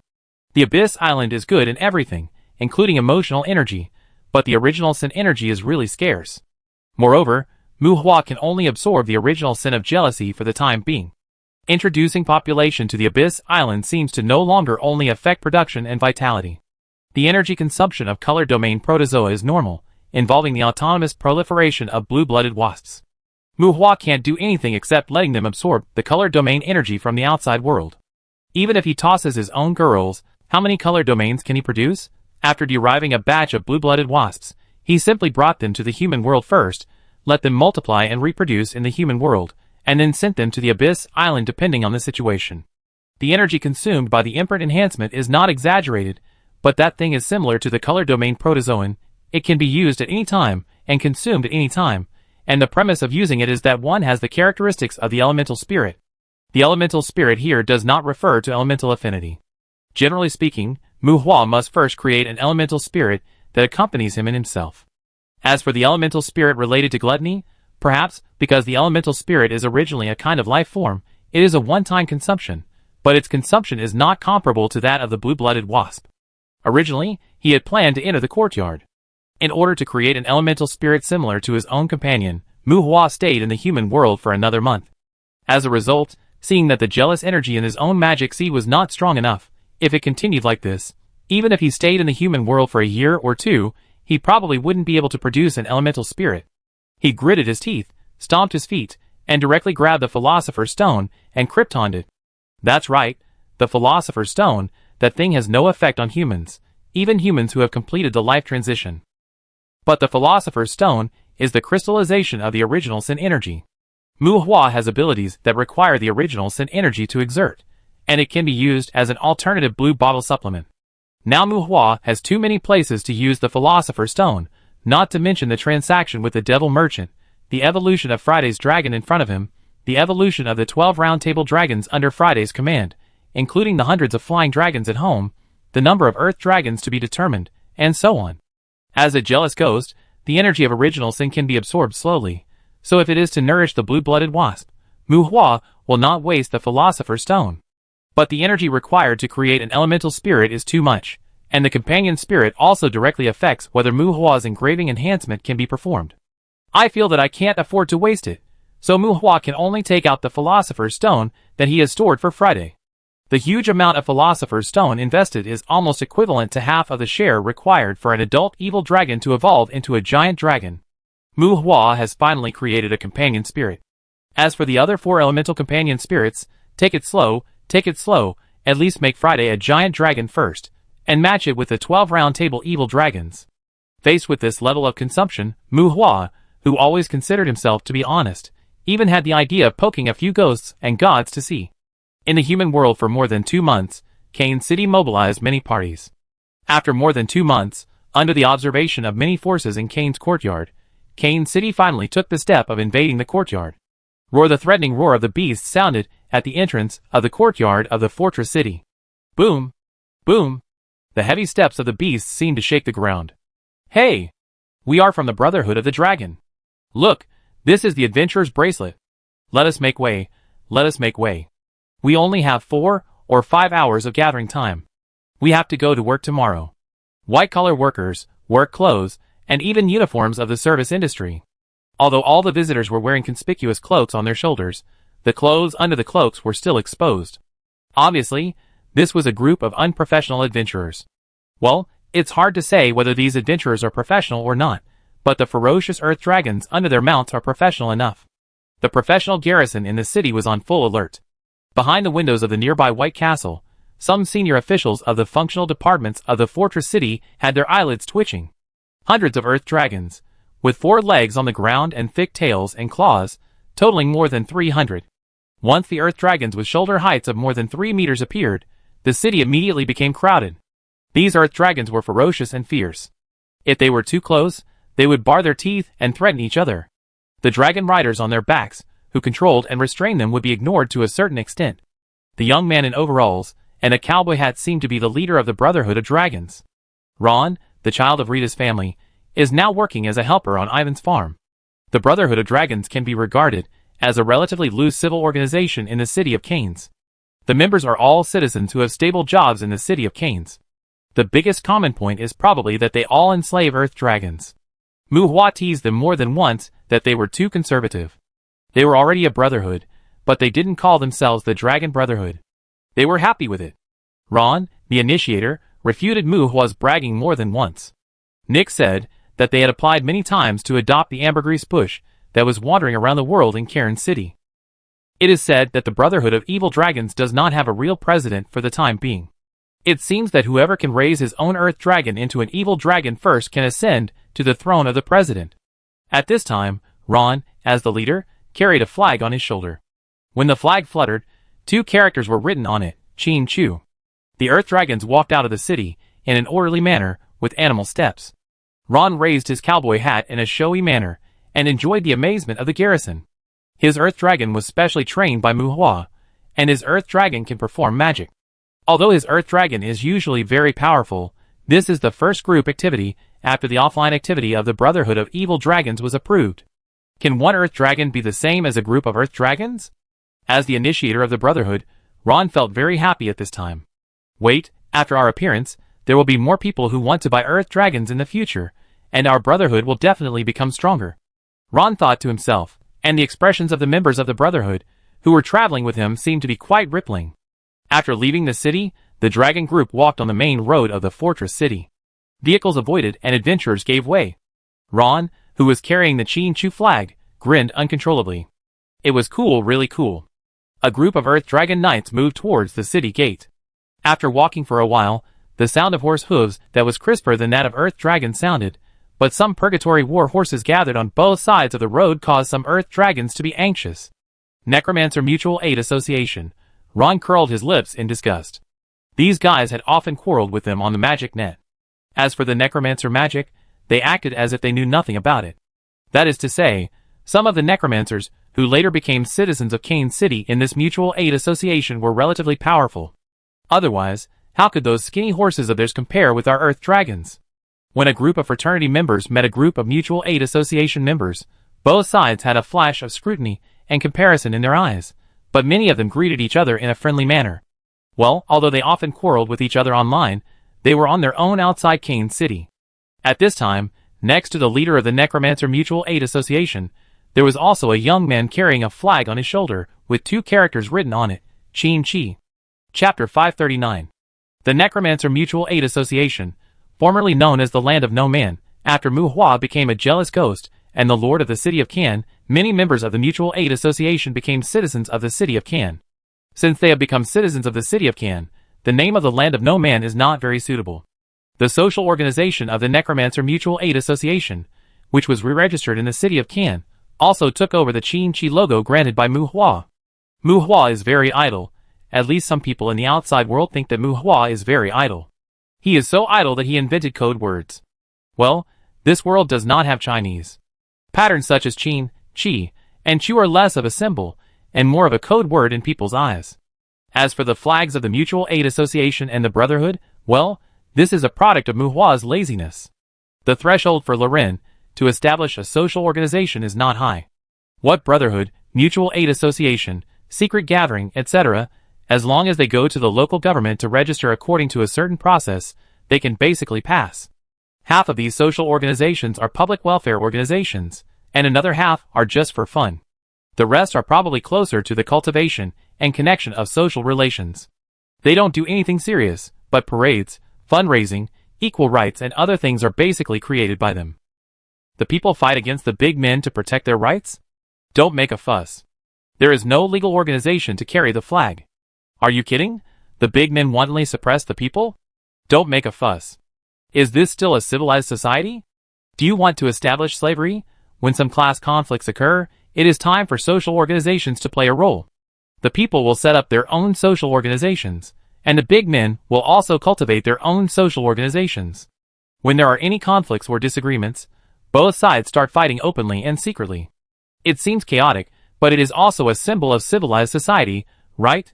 Even in the city of Canes after the demonic disaster, there are all kinds of social organizations, in enterprises, among vendors, in schools, and among housewives in the community. And the Necromancer Mutual Aid Association and the Brotherhood of the Dragon are social organizations cultivated by Muhua and are closer to Muhua. Because they are aggressive to a certain extent, hunting demons in the courtyard is also a regular activity for them. So Muhua helped them draft a flag logo. Under the dual effects of laziness and not knowing how to name, Muhua simply brought out the 7 heroes of the Warring States period in his previous life, and spooked himself with the name of Dachin. It is estimated that they will inevitably build a city in the courtyard in the future, just like the 7 countries. At most, he will first bring the other 6 countries under his command and directly unify the Qin dynasty. The Earth Dragons and war horses passed through the fortress city. Muhua did not give them any demon hunting tasks, but just let them wander around in the courtyard, hunt demons if they wanted, and have picnics if they wanted. They are not an army or soldiers. At most, they are a social organization that respects Muhua. Many of them have to go to work tomorrow. But their concentrated arrival seems to foreshadow some policies of the city of Canes and some decisions of Muhua. Boom! Boom! Tram! Tram! The footsteps of the war horses and earth dragons added a bit of noise to the fortress city. Speaking of which, the appearance of the Brotherhood of the Dragon is indeed much better than that of the Mutual Aid Association of Necromancers. Apart from the contrast between the brightly colored cloak and the gray cape, the mounts of the Brotherhood of the Dragon are all sturdy in uniform, while the Brotherhood of the Undead. More than 100 Purgatory warhorses, most of which were obtained by the undead themselves. Muhua did not produce many Purgatory warhorses in total, especially after raising Earth Dragons, and after getting some Purgatory warhorses for Black Crow, he would just get the Dullahan directly. In addition to the hundreds of undead who ride on Purgatory warhorses, there are also wargs, wind wolves, moonblade leopards, earth dragons, horn-knee horses, earth-splitting goats, shuttles, flying carpets, and even some who sit on flying brooms. The Brotherhood of the Undead has more people than the Brotherhood of the Dragon, and with the original members of the Brotherhood, the overall combat power is bound to be higher than that of the Brotherhood of the Dragon, but the appearance of the mounts is far behind that of the Brotherhood. They gathered together, and although both sides were talking and laughing, many people in the Necromancer Mutual Aid Association were jealous of the mounts of the Brotherhood members. Or, put aside the wisdom fruit for now, and raise a land dragon first. Some members of the Mutual Aid Association thought to themselves, "Ha Ron, your land dragon is fat again. Feed it less, otherwise it will be unable to run when it encounters a monster." The gray-haired Derek rode with Ron, and noticed the mentality of his own members, and said to Ron deliberately, "Theodore Derek, the original president of No Man's Land, a necromancer with high-level spellcasting ability, was the first to invite Muhua to join the Necromancer Mutual Aid Association during the Star Patrol conference. Because he felt that Muhua was his own, and had a strong sense of belonging to the city of Can. After joining the city of Can, the Mutual Aid Association also absorbed a lot of new members in Can. Those pink and tender necromancers are good in everything except that they are a little unclear about their position. What's good about Asian dragons? They eat a lot, run slowly, and will be panting after walking 100 miles. Instead of envying their earth dragons, aren't our Purgatory warhorses good? They are economical, durable, and are firmly at the top of all warhorses. Haven't you seen that the Lord's Black Crow Knights are equipped with Purgatory warhorses? Derek secretly encouraged his newcomers. He thought that he should discuss with Muhua later that there should be more Purgatory warhorses in the familiar market. Come on, Rex is very smart. If you keep talking nonsense, be careful that it bites you. Where are you going? Facing Derek's ridicule, Ron felt that he seemed to be less imposing than Derek when carrying the flag. He handed the flag to his companion beside him, and said to Derek, "Compared to the Brotherhood of the Dragon, the Necromancer Mutual Aid Association is actually closer to the nature of an adventure team." Ron is still a little bit sensitive to Derek, a high-level necromancer. However, just like Derek, he feels that he and Muhua are his own people. Ron classifies himself as Muhua's direct descendant. After all, his mother was one of the first people, Ghost, to surrender to Muhua. His Rex was given to him by Muhua when his mother wanted him to return to the town. Therefore, in front of his brothers, facing Derek directly, Ron did not act too weak. "Death Canyon, we are going to build a city in Death Canyon. Look, when we build the city, it will be called Dachinchidu in the future. Haha, come and sit more often when you have time." Derek pointed to his own flag and laughed. "TSK, what about the city? It's a mountain stronghold. After all, it's not a burial place. When will you finish our work when we go to the Goblin Kingdom? Fallen, please come to the Brotherhood." Ron's eyes flashed with envy. He also wanted Chudu, but unfortunately they probably couldn't build a city for the time being. However, he still insisted that he couldn't weaken his own momentum. Well, the Brotherhood of the Dragons also has its own strengths. It can raise earth dragons. The members of the Brotherhood generally have stable jobs and more savings. It turns out that the income from work may not be as good as those long-term necromancers who hunt demons, but their consumption is also high. And now we can also hunt demons with earth dragons. There is nothing to say about the earth dragons. It's just that we have money. Please fall, come. As Ron spoke, a group of earth dragon knights, who were expected to go to work tomorrow, raised their chins, showing an attitude of supporting Ron. Some newcomers in the Necromancer Mutual Aid Association curled their lips in disdain. Derek shook his head and chuckled. He thought these young people were quite prodigal and interesting. Derek likes the atmosphere of Kane City. Ordinary people here don't have any disdain or taboo against necromancers. For a period of time, when getting along with people here, he doesn't show his usual vicious style. The two teams were laughing and joking, and each had their own jealousy. When they were almost at the city gate, Ron's sharp eyes suddenly saw a team of more than 10 people walking on the side of the road. Betha! Seeing Tabitha's figure from a distance, Ron urged Elong, as if he wanted to get close to Tabitha. Get out! A man came to Tabitha's side and yelled at Ron. Lin Feng, who was wearing a gorgeous and neat priest robe and dyed his hair golden, jumped out. Hey! Who are you scolding? Seeing Lin Feng suddenly appear, Ron also glared.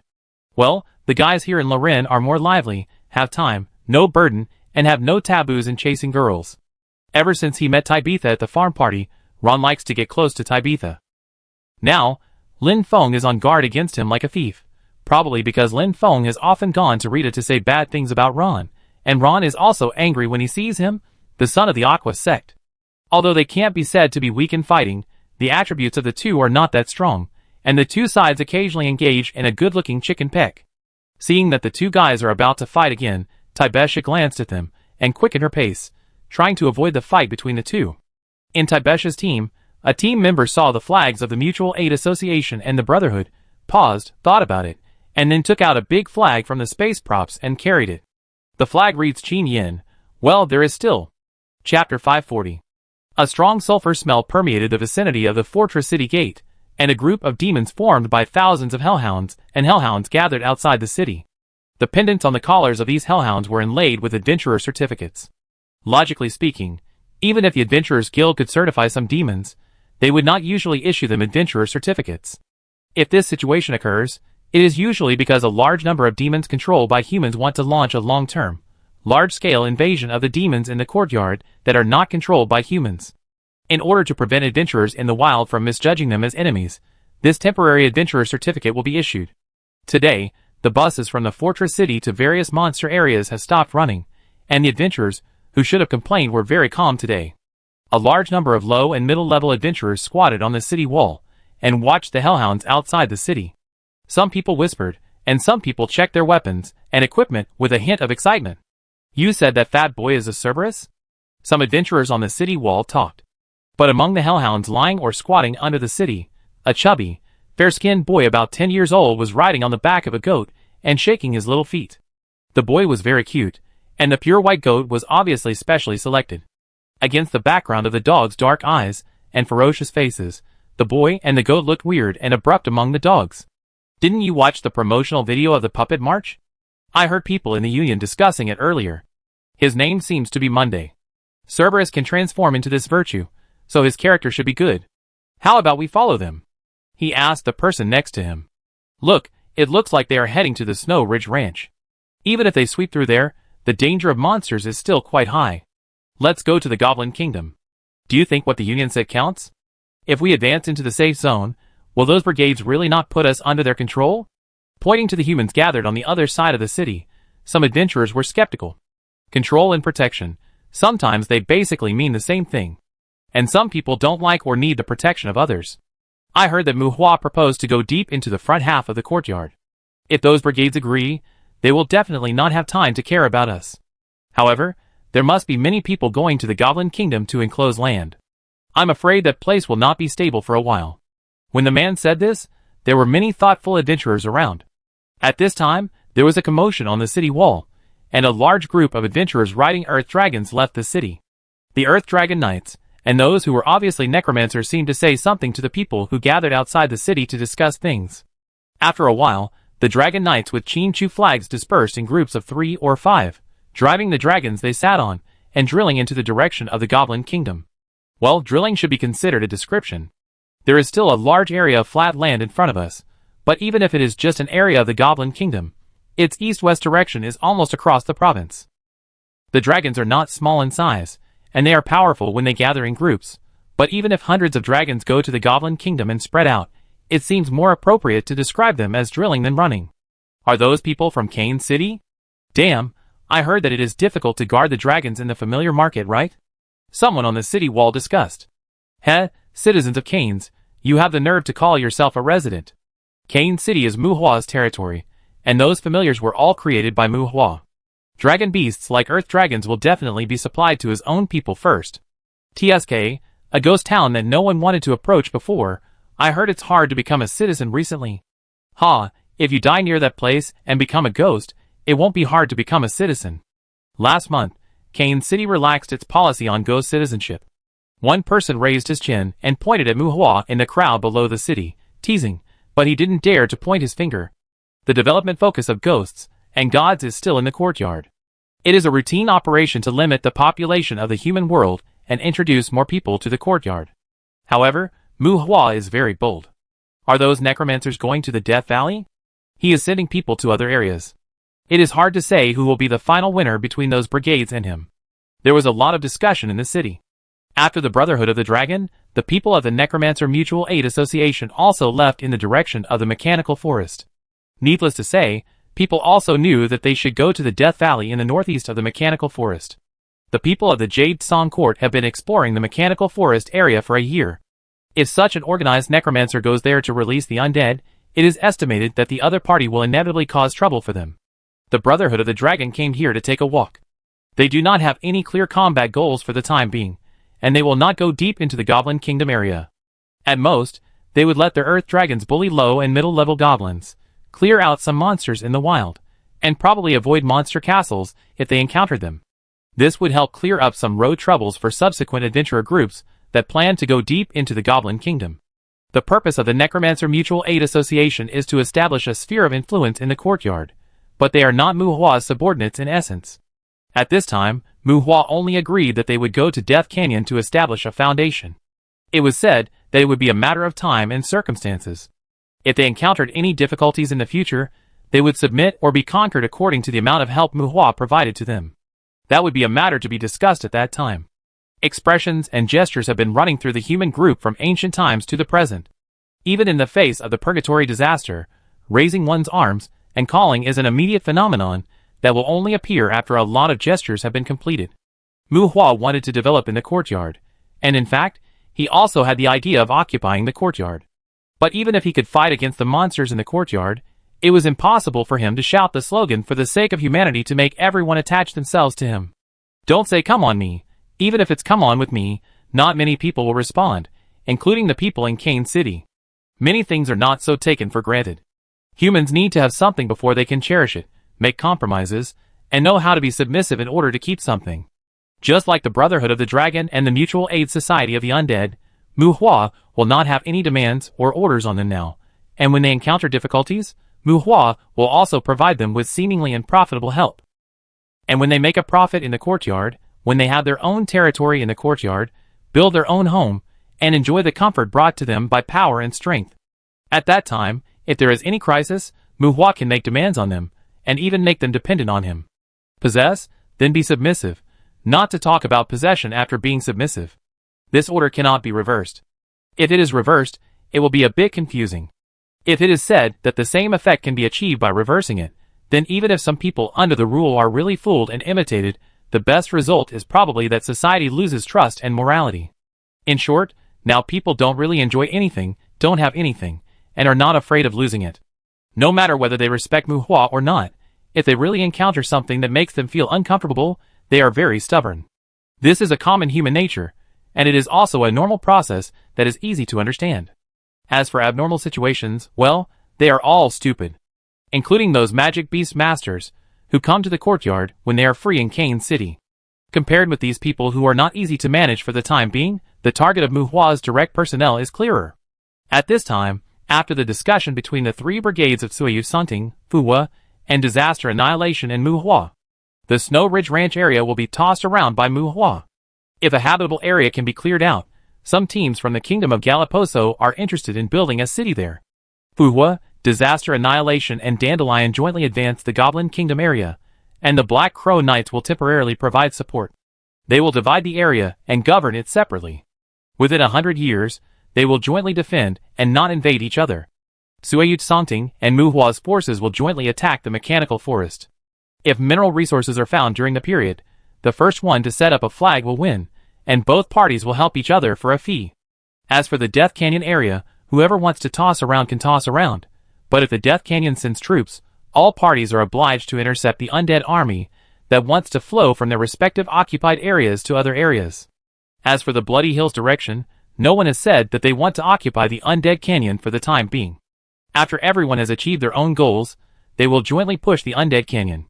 Let alone attacking the Bloody Hills, everyone only made a temporary verbal agreement to jointly defend against the enemy through the Valley of the Dead. In the early 2085 of the imperial calendar, with Muhua as the source, various forces in the Kane's courtyard drafted a joint agreement outside the fortress city, confirming a full-scale war against the first half of the Kane's courtyard.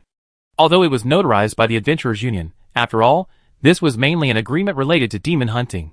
Everyone knew very well that if the situation was stable in the future, it would inevitably require some mediation when it came to the establishment of a nation by these adventurer forces. Well, it should be considered to promote the development of mankind in the courtyard. The Adventurers Union cannot interfere in the national affairs of other countries, even the courtyard countries. This is the courtyard, a world. Even if someone builds a slave city-state by playing a trick, the federal government cannot directly interfere. Of course, if you really play a slave city-state, then if someone wants to tear your bones apart, no one will care about your life or death except your other slave owners. Now, there is no perfect meeting at this level, and people will not expect any guarantee. The future will have to wait for the future. At this moment, the crowd set out, and the wanderers followed.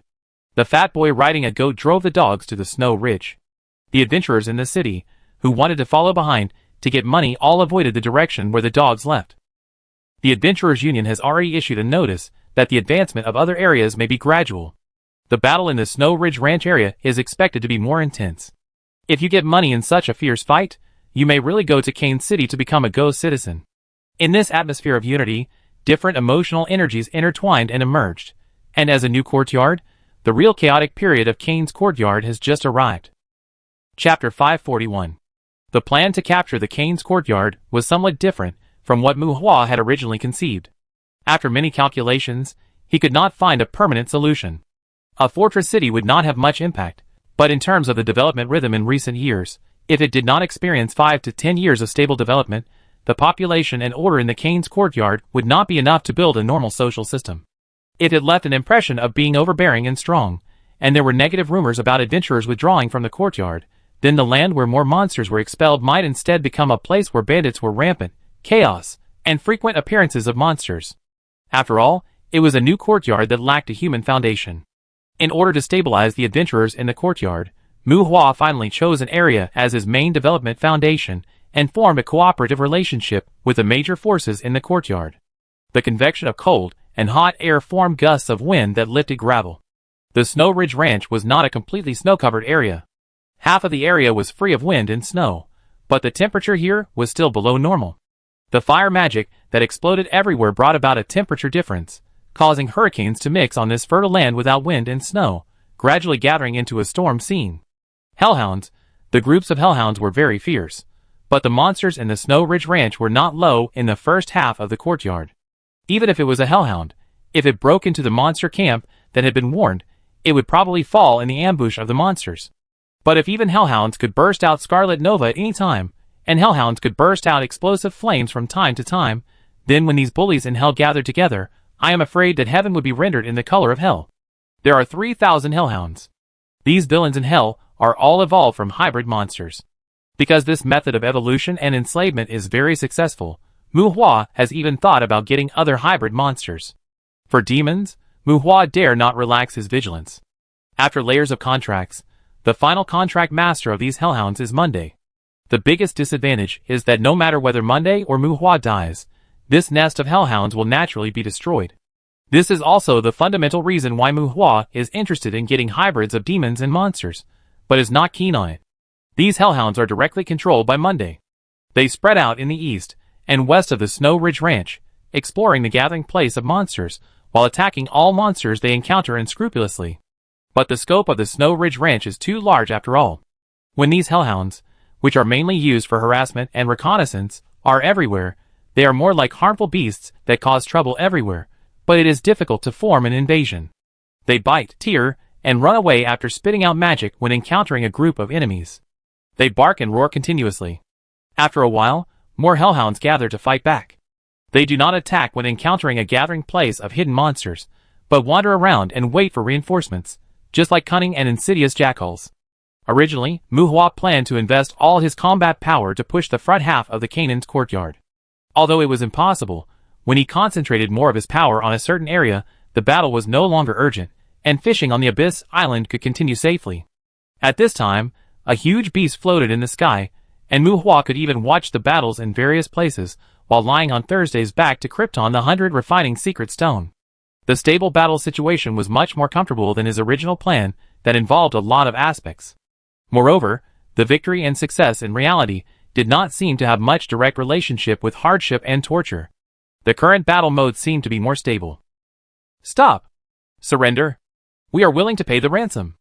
A roaring demon on the wall of a monster gathering place with a bunker castle shouted loudly. At this time, hundreds of headless knights were riding horses around the city. At the main gate of the castle, a large group of skeleton generals, wearing lich robes, held the form magic in their hands. Because of the hood covering, the roaring demon couldn't tell whether they were liches or skeletons, but when a large group of spellcasters were brewing magic, dozens of monsters with strange shapes floated in the air, driving a large number of summoned beasts of various races to attack the magic traps outside the castle. This is a monster castle located in a hidden place. At this time, the defensive magic outside the castle has not been destroyed, but thick smoke has risen in the castle. Looking down from a high place, you can still see a large area of bloody land in the castle. Civil strife in the castle? No, the main function of Shuling Ranch in this courtyard is to cultivate relatively cheap living forces for the owner of the courtyard. At this stage, this area has more original monsters than other areas, which is one of the reasons why Muhua turned his attention to this place. As for the origin of those original monsters, the so-called cultivation of monsters cannot be created out of nothing. It is similar to raising them. In addition to the monsters and orcs captured from Hell, the monsters here will also use some equipment, magic arrays, and other things to catalyze demon eggs. Involving hatching, it also involves reproduction, and then those monsters are selected, trained, and cultivated in some relatively safe places. If they are really disobedient, they can be killed and eaten, or released into the wild as wild monsters. However, because most places where monsters are raised have a certain degree of defense, so it is normal to come here to get demon corpses, but it is not as comfortable as those places like Evernight Ridge and Crater. At this time, the abnormal situation in the fortress was probably caused by the demons here destroying valuable items in the fortress and killing some of the monsters they raised. On the one hand, it can make the soldiers full of blood, and on the other hand, it is probably because they don't want the enemy to gain experience and flesh and blood materials from those monsters. Thursday's huge body, like a ray, floated above the fortress. It was probably the fundamental reason why the demons in the fortress shouted surrender. Muhua stood on Thursday, looking down from a high place, observing the situation in the fortress, secretly unhappy. Capturing the courtyard is not a game of world destruction. If it is not necessary, humans will not randomly throw magic that is more destructive to nature. The monster leaders in the courtyard also like to play a tug-of-war with humans, so whether it is humans or monsters, some powerful spellcasters are often positioned as the finale deterrent, and generally will not easily go down and open the big. Blast them for me. Muhua stomped his feet on Thursday and said in annoyance. Buzz. The magic circle was drawn, and the huge magic circle that was drawn slowly caused the surrounding magic power to surge. When the giant beast was brewing magic, the fear riders running on the ground gathered in tacit understanding in front of the fortress. Buzz. The aurora shot out. Thursday took longer to brew the aurora than the normal time to cast this magic, but the aurora with a diameter of tens of meters, even if Muhua was to cast it, it would probably take no less time than Thursday to cast it with such intensity. Boom! The demons in the fortress seemed to be shouting something, but unfortunately the aurora had already swept to the top of the city, and the high-energy charged particles condensed into a light column that seemed to cut the earth. The lightning concealed the high temperature of the flames, and under the continuous impact of the aurora, the defensive magic covering the fortress collapsed. A gap equivalent to the aurora was swept out in the vertical direction of the fortress. The gap with the color of lava was like a wide and straight road, a scorched road that destroyed the fortress and extended thousands of meters to the back of the fortress. Redemption money? I have built a strong wall and cleared the countryside, so what redemption money is there? In the war between monsters and humans, there is indeed a concept of redemption money. Some monsters do not want to lose the projection sacrifice after death, so they will pay redemption money slightly lower than the value of the sacrifice to buy their lives. Because this situation often occurs before the battle between humans and monsters is officially launched, monsters save money, and humans do not need to consider the battle consumption and casualties. Both sides have a profit, which is not unacceptable. Unfortunately, Muhua is not here to collect money this time. They are here to occupy. Not to mention killing all the monsters here, at least they have to kill them to the bloody hills. The damage to the environment caused by Thursday's aurora was not small. If the road swept by it is not specially treated, it is estimated that the ground will not be able to recover within 100 years. However, in the early stage of the regional attack, the full-scale chaos will inevitably leave some scars on the land. The so-called try your best is more of a good idea. After all, Muhua is not that careful. If it doesn't work, let the tree shepherds come to take care of the land. The city defense was broken, and the skeleton mages, whose size has increased several times compared to the early years, used magic to clean the city. The war horses roared, and the headless knights wielded swords and guns and rushed into the city. Including the rear of the city, that formed a defensive area with the help of the terrain, they ushered in the bloody massacre of the headless knights. The headless knights, these headless knights are not the original summoned beasts of Muhua. They are the followers derived from Muhua. They can grow and can be Krypton gold. All of them are engraved with the corpse engraving, which is stronger than those summoned terror knights. When they have the potential to grow, these headless knights may be truly worthy of their title of horror knights. The headless knights rushed in front, followed by a large number of summoned beasts driven by monsters. These monsters are Thursday's followers. Although they cannot get close to the abyss, they are Thursday's guards if Thursday is in the outside world. The attributes of these monsters are generally stuck at the upper limit of 2,000, which comes from the 4 summoning gems. Muhua basically did not cultivate them, and let them grow naturally. With a number of less than 20, Thursday can control them completely. Although he did not get followers with attributes comparable to Thursday's, as Muhua imagined, the monsters with 2,000 attributes are probably not weaker than the demon generals in the courtyard, and they still have strong combat power. The number makes up for their physical defects to a certain extent. As Thursday's guards, they are also qualified. However, judging from the current battle, their summoned beasts are generally some poor cannon fodder, basically some low-level monsters that are not very presentable. They don't have powerful summoned beasts. No, their attributes are already 2,000. What summoned beasts are they still bringing? Their powerful summoned beasts were all given away at Muhua's request. Even Thursday's followers were not just these dozen. What about the others? Well, because those people got some really outstanding summoned beasts, Muhua introduced his own burning source furnace to them. They poked and melted, first giving the summoned beasts away, then poked and melted again. And it was because of them that Muhua found that giving the 4 summoning orb to Thursday and letting it bring back some monsters seemed to be a good deal. Chapter 542. 3 days, along the line of the Snow Ridge Ranch, not counting the frontier areas that are not too dangerous to ordinary adventurers on weekdays, Muhua only swept the monster strongholds of about 100 miles. The fraud demon area that Muhua had set as a teleportation point earlier suffered a devastating blow again. Dozens of fire spirits burning with the flames of life burned everything there, but it was Tina who happened to advance here and destroyed this friendly village with a sign of coexistence between humans and demons. The flames of life turned the creatures in the original village into a group of fire element aggregates that might dissipate in a short time, and they spread hot fires to the surrounding areas. On the vast land, Muhua led all kinds of monsters to spread death, and even Doris was released to throw sleeping spells. There was no greeting, no persuasion to surrender, a war with a purpose of pure killing. Muhua swept all the non-human creatures he met along the way.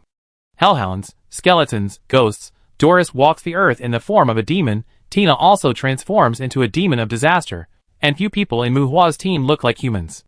For the time being, Muhua did not use the petrifying magic eye on the monsters.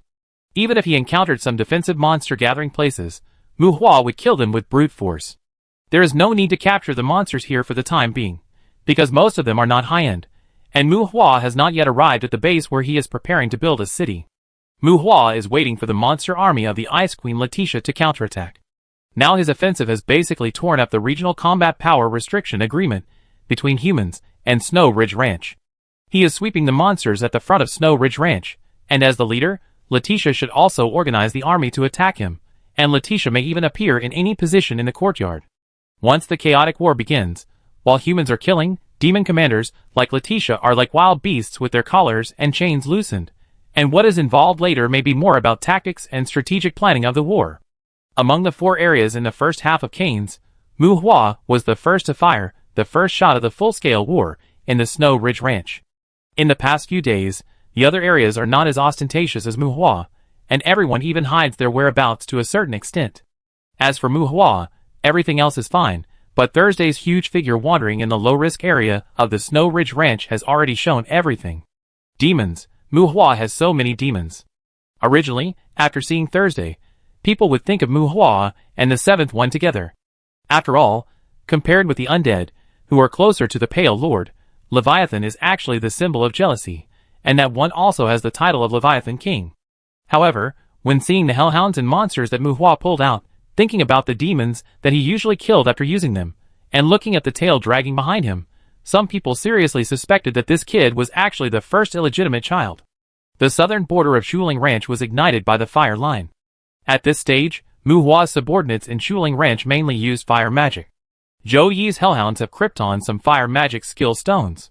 Although Muhua often takes out high-level magic, these hellhounds that master 1 or 2 defensive magics and multiple fire magics can definitely be considered elite sequences among the courtyard monsters. The number of 300 skeleton mages has not increased much. In the years on the Abyss Island, Muhua has mainly been holding back the black-armored skeleton general and the headless knight. As for the adaptability of the skeleton undead's magic power, in addition to the engraving enhancement that he had just completed, Muhua could also use the tears of elements or some skill stones to catalyze and enhance them. The only advantage of the skeleton mage is probably that the natural growth tends to intelligence, and it is easier to improve intelligence through practice. This is an advantage that Muhua cannot reverse, no matter how he transforms, and strengthens the regular skeleton undead. However, the intelligence of a headless knight is enough for a low-end skeleton mage to practice for decades. As far as Muhua needs to face the situation temporarily, it is too cost-effective to raise a high-end skeleton mage. If it is not necessary, unless it is a Dragon 2 soldier, Muhua will basically not invest the limited resources in the matter of brushing skeleton warriors. The monsters throwing wide-area magic everywhere, plus Tina, who has transformed into a fire demon. As the offensive continues to advance, Muhua seems to turn the Snow Ridge Ranch into a scorched earth. Whether it was the counterattack of high-level monsters, or the magic thrown randomly by Muhua's own people, this kind of offensive also led to no adventurers coming here to join Muhua and his team in advancing the war. Although the destruction of nature was inevitable in the early stage of a full-scale war, now wherever Muhua and his team walked, there were fires everywhere, like stars with the earth as the background. This is the case before the battle with the real army, especially around the monster strongholds. Even if there is no war in the future, it is estimated that there will be no grass growing there in 3 to 5 years. Basically, no one came here to play with Muhua, and the drivers who paid extra for the recycling and transportation of spoils did not come. In the end, Muhua could only call out his skeleton warriors who had learned to drive, and drove transport vehicles back and forth between the Snow Ridge Ranch and the Fortress City, in order to show the rich spoils of the Snow Ridge Ranch and try to attract some adventurers who valued money over their lives. Boss, I encountered a captive behemoth here. It looks like it has been tortured by the devil.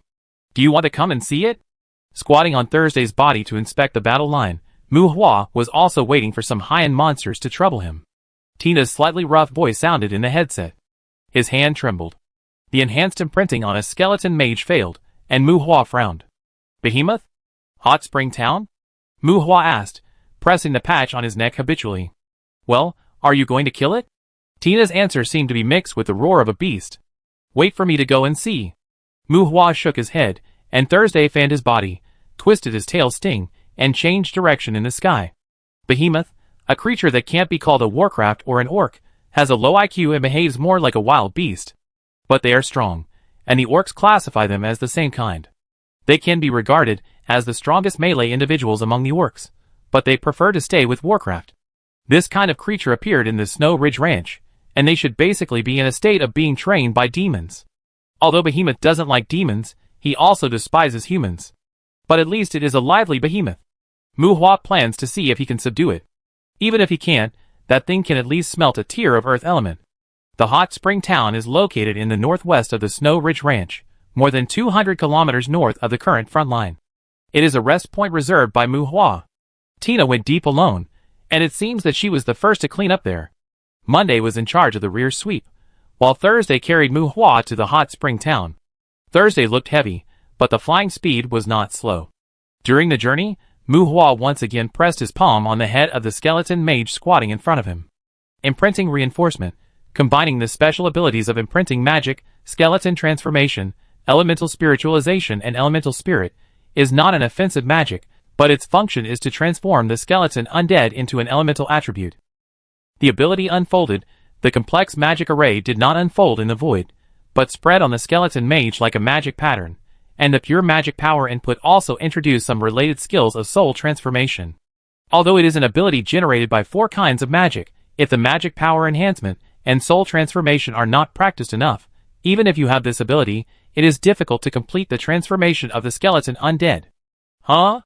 The magic array acted on the skeleton mage like an engraving, and as the magic array merged with the skeleton mage, a wisp of flame overflowed from the skeleton mage's eye sockets. Flames? Flames! Not the illusory soul fire in the skull, but real flames. Along with the flames overflowing from the eye sockets, magic inscriptions appeared on the skeleton mage's skeleton in front of him, and wisps of flames overflowed from those inscriptions, and spread to the whole body of the skeleton mage. If the skeleton mage had not deliberately restrained himself, he should have been covered by flames at this time, instead of just the red magic pattern spreading on his whole body. Ghost Rider? Don't say it, it really looks like a tattooed Ghost Rider. Flame Skeleton. As the spell was completed, the ordinary skeleton general turned into a flame skeleton. Imprint enhancement is to transform the skeleton undead into this kind of elemental skeleton. For the time being, Muhua has only Krypton the flame spirit, so he can only transform the skeleton undead into the fire element. This ability is classified as jealousy, but it is related to gluttony. It is probably because it can only act on the skeleton undead, so it is defined as a component of the original sin of jealousy. The skeleton mage transformed into a flame skeleton can be said to have become half a flame spirit. While being immune to fire element damage, they have a strong control ability over the application of fire magic. The flames on their bodies will not consume their own magic power, and like the fire demon, the skeleton mage in front of him is like a fire magic that can burn the enemy. Each skeleton undead can only perform 1 imprint enhancement. This kind of skeleton mage follows him. He casts fire magic unscrupulously, and he is not afraid of accidentally burning them together. After getting the earth element spirit, Muhua plans to imprint the earth element on the headless knights. When the time comes, he will bring the headless knights with him, and use the petrifying eyes, which will not have any adverse effects on them. You can only choose 1 imprint enhancement, not to mention the magic adaptability. Just speaking of elemental affinity, this allows Muhua to save a lot of elemental tears on the skeletons. Moreover, if there are some of them that Muhua likes, he can get some elemental tears of other attributes, which can also enhance their elemental affinity of other attributes. The ability of imprint enhancement greatly makes up for the shortcomings of the skeletons, and can even be regarded as a perfection of their elemental resistance and magic adaptability. Sometimes Muhua would think, maybe after completing the imprint enhancement, these guys can be regarded as complete skeletons? Patting the skeleton mage who was half kneeling in front of him, Muhua wanted the dragon. The black dragon parasitized by his Wednesday is expected to become the big cousin of Warcraft. He nicknamed Wednesday Deathwing, although Monday and Tuesday generally sneered at its nickname. When he makes dragons in the future, he will carve the ice mark on them. TSK. Anyway, his father passed away early. Muhua is considering whether to make himself an ice crown or something, and form a CP with the frost dragons? Chapter 543. Speaking of which, among all the areas of the Kane's courtyard, the Snow Ridge Ranch is actually the most harmonious area for humans at this stage. Not only do humans want to develop their population, the living environment of the courtyard is much more stable than that of Hell. Most of the courtyard masters originally value sustainable development. In addition to driving and capturing some monsters from Hell and throwing them into the courtyard, the positioning of the Snow Ridge Ranch among the various monster areas is originally based on the initial breeding and domestication of monsters. The west is close to the courtyard border, the back of the Snow Peak in the north is adjacent to the Death Canyon Command area, and the east is adjacent to the central part of the Goblin Kingdom. Only the south can be said to be a relatively safe direction for adventurers to enter the Snow Ridge Ranch. Even so, the Snow Ridge Ranch does not seem to want to fight to the death with humans. The Fraud Demon Village that Muhua encountered earlier is by no means an exception here. There are many monster settlements here, such as hotels, restaurants, casinos, black markets, brothels and other facilities, which are actually open to adventurers. It is not absolutely safe. To some extent, those settlements can be regarded as a chaotic zone where no one is in charge. There are gladiatorial arenas where adventurers can watch monsters fight each other, and even humans can hire monsters to participate in adventurers' battles with monsters in other areas of Snow Ridge Ranch. Most of the monsters participating in gladiatorial arenas or battles are cultivated by Snow Ridge Ranch. While helping Snow Ridge Ranch to make profits, most of the outstanding ones who survive will be sent to Bloody Hills, where they will experience further growth and eventually be sent to the hands of monster leaders in various areas, or be cultivated by the Lord of the Courtyard, or even sent back to Hell. So Snow Ridge Ranch may be more chaotic than other monster areas, but it is relatively harmonious to human adventurers. Anyway, I'm just sitting in the courtyard doing nothing. It's the same as human population development. Most of the monster leaders in the courtyard will do this kind of thing to breed and cultivate monsters. The main point is that it's cheap. To be honest, this kind of life form that is naturally bred and selected by natural selection is much cheaper than magical life, skeletons, and undead.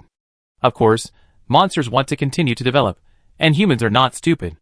Unlike monsters, who expect the number of humans to increase, humans are more inclined to attack places like Snow Ridge Ranch as long as they can spare their hands. However, compared with the threats and profits in other areas, people often prioritize them. As for how to make humans ignore the so-called monster breeding base, it depends on the operation and management of the monsters. For example, the threat level will increase exponentially if the mechanical forest is left alone. The Goblin Kingdom has vast resources, abundant products, clear monster strength, and is relatively safe. Death Canyon is Death Canyon, a place where bones are buried. If you don't turn over its sign, it will occasionally expose a sea of bones to disgust people, but it seems that there is nothing else. It is probably the area with the highest negative reviews.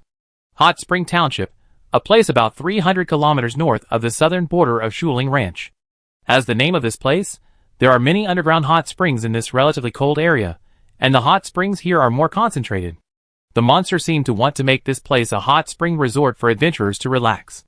There are several flat terrains here that lead to multiple medium-risk areas, which can also be regarded as outposts of high-risk areas. Unfortunately, the monsters here have not yet gained the trust of human adventurers, but have recruited Muhua first. Smoke billowed, fires were everywhere, and wandering fire sources could be seen from time to time between the earth and hills. Those were the products of the flames of life burning living beings. The ghostly fire source had the form of a creature before death, with a slightly distorted face, and occasionally a sad and violent whistle from its wide mouth. Because the number of fire spirits that Tina could collect was limited, these flame aggregates were much rougher than the fire spirits that accompanied Tina in terms of both size and appearance. They would burn themselves out soon, but before they dissipated, they would search and embrace all the living beings that appeared in front of them according to the instructions given by Tina. The disaster spirit fire demon was undoubtedly a doomsday demon. They were similar to Medusa. They were very unwelcome in hell, and would be disliked and isolated by demons. Many times, the original sin demons were fresh in front of them. The form before death was vaguely preserved, and various flame aggregates brought destruction to the hot spring town. The distance between the Snow Ridge Ranch and the east and west is 500 to 2,000 kilometers. This hot spring town was originally a low-risk area. It takes nearly 3,000 kilometers to go north to reach the foot of the snow-covered snow-capped mountains. The nearest high-altitude area is about 400 to 500 kilometers away in a straight line. Compared with the ordinary wars between monsters, this can be regarded as an outpost for rest and recuperation, but it is not a suitable place to be a bridgehead. However, Muhua is planning to build a city here to counter the monsters' attack. The terrain near the hot spring town is mostly mountainous and hilly. The west is close to the courtyard boundary, and behind it is the false sky interstellar and dangerous dimensional turbulence. Even monsters will not be willing to get close. To the south is a safe zone planned for the future. There is a mountain pass in the east. If a strong army builds another base in the east, then the hot spring town will basically only need to guard against the enemy from the north. This is a very suitable place for a defensive fortress. Of course, Muhua and others can see it, and the monsters can't be unaware of it. The reason why the monsters didn't station troops here and wanted to turn it into a leisure sanctuary is entirely because this is not the only way to the fortress city, and it is too far from the command area where Letitia is located. It takes thousands of kilometers to the north to reach the land of wind and snow. After that, not counting the spatial difference of crossing mountains and ridges, it may take at least thousands of kilometers to meet Letitia. Whether the monsters want to go to the fortress city or humans want to attack Letitia, They can basically ignore this place by land and water. For normal wars, this place does not have much combat value. However, the war that Mu Hua was going to fight was not a normal war. He planned to kidnap the generals under Letitia, the elite troops, the city lords and clan leaders. If he could capture Letitia as a decoration, he could also test the reaction of the lord of the courtyard. Mu Hua planned to build this place into a fortress for storing monster statues. Unless Letitia could ignore her captured subordinates, otherwise, she would move all the logistics and military equipment and march south first. If Mu Hua found some dangerous places to garrison in the north, if Letitia's army wanted to reach here, how could they not run thousands of miles first, flying? A strong individual attacked alone? It would depend on whether Mu Hua could deploy his manpower to attack the enemy flying here from the front and back. Letitia might still be waiting for Mu Hua to lead his army to attack her Snow Peak fortress. Mu Hua also wants to wait for the opportunity. He wants to use the advantage of the petrifying magic to lead Letitia's army here. Speaking of which, Medusa is actually not very popular in Hell. Even compared with Arachne, Medusa is an alien. In the courtyard, unless you are the master of the courtyard like Queen Medusa of the Eternal Night territory, you can rarely see Medusa in the courtyard. It's really that their petrifying magic is a bit bad, and many demons don't like to get along with Medusa. Thursday found Tina in a call. Mu Hua joined Tina, and Thursday returned to the south to sweep the base that recruited adventurers with Monday.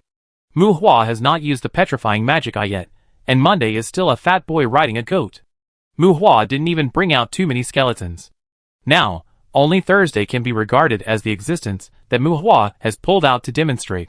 It is estimated that Mu Hua will not really show his fangs to Shuling Ranch until the front line of Laquan Township is stable, and several strongholds are built here. Roar! The manic beast roared.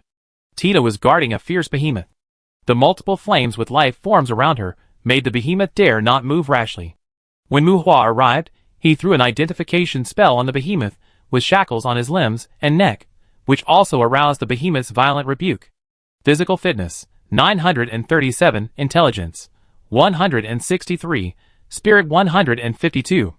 The behemoth, who is about 10 meters tall, has muscles like solid rock.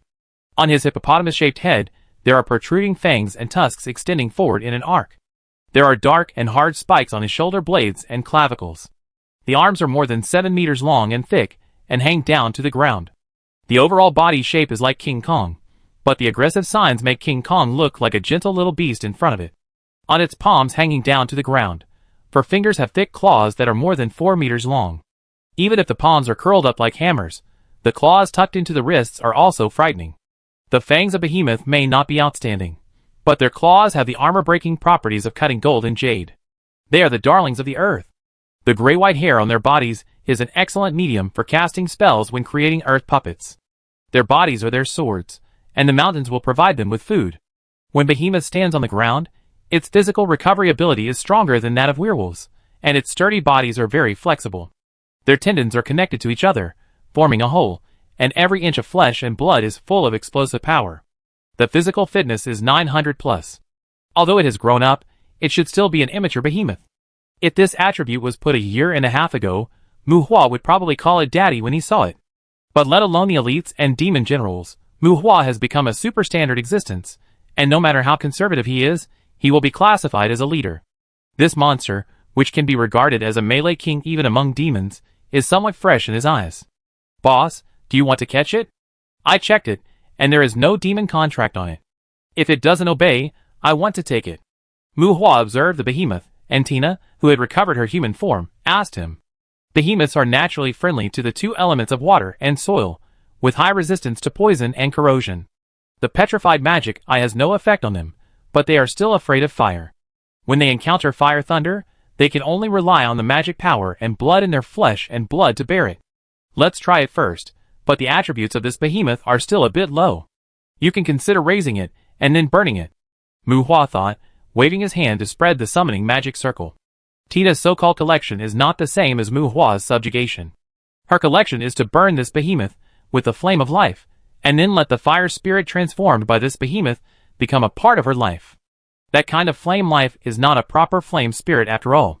It is basically unable to cast regular magic and has no growth. But they have the power and fighting habits of their lifetime. They are originally composed of flames. They are basically a permanent fire magic. The size of the behemoth transformed into a fire spirit may shrink to a certain extent, and the behemoth's melee skills are savage and violent, but not rough. As a dominated life flame, it is really good. Tina can only integrate a limited number of fire spirits into herself. If she cannot subjugate this behemoth, Muhua is more inclined to smash some physical crystals on it, and then let Tina burn it. When the summoning array cast by Muhua was fully deployed, for behemoth summoned beasts, which were also behemoths, taller and more powerful than the behemoth in front of him, appeared from the summoning array. Roar! The giant beast roared. The behemoth surrounded by the 4 big brothers was a little dazed. Armor of the Stone King. The behemoth summoned beast cast the signature magic of the behemoth clan. The earth and rock armor covered their bodies, and the heavy stone armor made their feet sink into the ground with a shallow mark, but it did not affect their flexibility at all. The original beast-like form was covered by the rough armor, and several behemoth summoned beasts seemed to have transformed into Mountain King warriors. The surrounded behemoth bared its teeth, and its eyes, which seemed small relative to its head, were wide open. Behemoth's brain is a bit bad, but since it is classified as an orc, it also has a higher IQ and rational thinking than ordinary monsters. The 4 behemoths in front of it are stronger than it, no, much stronger. It hasn't even learned the Stone King armor yet. It is estimated that if it learns it, it will be like wearing a slow curse on its back. It always feels that it may not be strong enough to fight these guys. Even if it is not strong enough, it has to fight. The main feature of Behemoth is that it is stubborn, but the roar of this behemoth targeted by Muhua and Tina seems to be a little different from before. Cough cough cough cough. The 4 behemoth summoned beasts laugh strangely. They are summoned beasts. They are also conscious, and they are much more lively than undead summoned beasts. I saw the 4 behemoth summoned beasts armed to the teeth waving their fingers, and sparks were drawn between the friction of their claws, surrounding the pink fellow in front of them. The behemoth summoned beasts slowly approached, and the expressions in the eyes of these guys seemed to be very happy. As if to cheer himself up, the monster behemoth howled again, but it also provoked the behemoth summoned beasts to attack. Crackle, crackle fighting. Well, forget it. Let's not talk about fighting. Anyway, the monster behemoth is curled up on the ground, posing a very standard posture of holding its head and getting beaten. Muhua has never seen a live behemoth, and this behemoth in front of him is the first time he has seen a live one, but he has behemoth summoned beasts. In addition to the 4 he brought with him, he also gave away a few. As for the source of these summoned beasts, well, there are only a dozen monsters under Thursday's command, and some monsters with good summoned beasts disappeared after giving their summoned beasts to Muhua. Chapter 544. Muhua needs money in many places. Unlike ordinary people who work and get paid, many of Muhua's subordinates receive share money. Except for those factories and enterprises, domestic servants in Shuiyun Castle generally receive fixed salaries. The lives of the servants in Ash Fortress are basically linked to Muhua. They have no salary, but they will receive a dividend commission from the profits of Muhua's industry every month, which is higher than the salary of most jobs on the market. Well, it's not a share, but a simple dividend, which can be simply understood as pocket money given to family members in a large family. Terra at home, his subordinates, the numbered individuals who run dandelion inns in various places, the 2 leaders of Black Crow, Saint Lin Feng, Baron, Mori, Rita, and other ghost leaders, including his current family members, Tibesha and Samantha. These people would receive the so-called share money from Muhua regularly. It was not so easy for Alice to manage the industry under Muhua's name. While maintaining healthy operations, she had to calculate the income and expenditure and distribute the profits to different people according to the corresponding quotas. There is no order without rules. Even an ordinary family with 3 generations living together cannot do without internal management and rules, let alone a powerful group. And the basic basis for the rules to work is that you have to let those who abide by the rules benefit, right? Otherwise, you have rules for nothing. The verbal statement that you want everyone to eat and drink with you is basically nonsense. Who needs your food? Getting a fixed salary is called working. The so-called community of interests must at least have a common benefit link, right? Money is only considered money when it is in your own pocket. Spending money is only comfortable when it is taken out of your own pocket. The community of interests has never been about hard work, struggle, ideals, goals, etc. Their future is closely related to Muhua. At the same time, whether Muhua develops well or not is also closely related to their future. This is still a direct link related to Muhua, just like Clark and Athena. After they get the share money, they will take out a share from it to give to their knights and ghosts. This is a kind of authorization. Only with this kind of power can the ability be demonstrated. Otherwise, the Black Crow Knights can only get benefits from Muhua. Without Muhua's orders, why should they listen to Clark and Athena? Tell tales. Expel? Make things difficult for them? Hee, pretend to obey, but do not work hard. Study it. If it is too complicated, you can talk more and do less, right? Black Crow? We are all the Lord's Black Crows. What are you, the leader, doing? And what are Clark and Athena's so-called leaders and deputy leaders doing? Development? You can handle the development yourself. Don't worry, we are loyal and listen to you. If we are not capable, why don't you change someone else? Myling will pay her intelligence agents, Sher will pay her assassins, Mori and Rita will pay their confidants, Tibesha will pay the members of the demon hunting group, including the current director of the Canes police station, Bellic, who will give subsidies to the guards close to the Lord. Alway and Rin were concerned about Muhua's succession, and were also looking for some normal girls, who were suitable for the Ash Fortress, and for receiving a share of the money. And people like Myling, Tabitha, and Mori, if they wanted to develop their own power, like Clark and Athena wanted to expand the organization of the Black Crow Knights. They also need their own industries, and they need to use their own wealth to develop and grow, to win people's hearts, that is life, everyone's common life. Under the layers of relationships, the so-called power can be built, there may be disadvantages, but it must be endured. Without rules and regulations, you will be exhausted to death if you look at the overall situation. Just want to put a collar around everyone's neck. Only a fool will play with you. If you form an adventure group, you may have to break up. Your family and your mistress will definitely stab you in the waist when they find a chance. Because, even if you don't say it, you think that everyone doesn't mind seeing you being stabbed in the waist. Now, Muhua and his group attacked the courtyard. Alice and Myling outside supervised the human world more strictly than before. Samantha, Kue, and Sher were also not idle. Samantha was squatting with Kue and others to discuss the laws and regulations on the Abyss Island and the various reward and punishment measures in Muhua's power.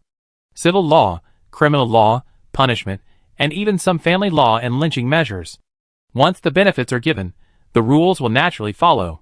When it comes to the socialization of the Abyss Island and the independent actions of the groups under the power, some harsh and even cruel rules must be established. Of course, Muhua only makes the final decision on these aspects, and he will not participate if he can. Whoever is in power will play the black face. Putting aside his direct subordinates and concubines in the room, in the outside world, even among the future residents of the Abyss Island, he is still a powerful, kind, fair and selfless lord. Involving the battles and killings in the vast courtyard, Muhua's subordinates will inevitably be dispersed to guard various places in the future. Military regulations and rewards and punishments are obviously not suitable for Muhua to speak out according to his mood. Samantha and her friends were also drafting these aspects, but for the drafting of military regulations, it was Muhua's followers on Monday and Tuesday who supported it the most. Even though they were demons, even though they had the closest connection with Muhua, even though their main job also involved pleasing Muhua, they probably disliked Muhua's arbitrary rewards and punishments the most. At the front of the Snow Ridge Ranch, in the western hot spring village, for behemoths summoned beasts with physical attributes of more than 1,500 lightly caught a fresh behemoth with an attribute of 900 and beat it up. During the struggle, Behemoth's claws slid across the Stone King's armor, bringing out earth and rocks that flew like shrapnel. When the Stone King's armor repaired itself, Muhua looked at Behemoth's claws and licked his lips. The claw demons all yearn to hunt Behemoth. Although it is difficult to recast, the hardness and aggressiveness of Behemoth's claws can be compared to the front claws of a dragon. The claw demons can absorb Behemoth's claws, and they do not need to forge them again. And it is better not to have too many behemoths that are easier to kill than dragons. Perhaps because the one beating it was a fellow, this behemoth raised by the monsters was not too stubborn. The original roar was replaced by a howl. Although it struggled, it was mostly baring its teeth at Muhua and Tina. Facing the behemoth in front of him, who wanted to break free and chew him into his mouth, Muhua's eyes flashed with a trace of memories full of emotion. Before coming to Loren, any monster was basically a big boss in Muhua's eyes. If he was not careful, ordinary big goblins could slice him into sashimi in minutes. After obtaining the burning source furnace, for a long time, he also distinguished monsters by high, low and intermediate levels in his eyes, such as level 1, level 9, elite, demon generals, etc., which were cumbersome distinctions. Then, to a certain extent, he ignored the classification of low-level and middle-level monsters, but he still had to be careful when he saw a high-level demon. especially Medusa and the wailing banshee. He would be nervous when he saw them. Now, he himself has become a superstandard existence, and the early distinction and judgment of the strength of monsters is no longer applicable. Just like the behemoth in front of him, with a physique of 900 plus, compared to the level of high-level demons, before and after the Star Patrol conference, this guy should be considered a big boss. But now, no matter what the rank and grade, even if it is a naturally strong high-level demon, if it does not practice for 100 or 80 years, it will be a little kid in Mu Hua's eyes.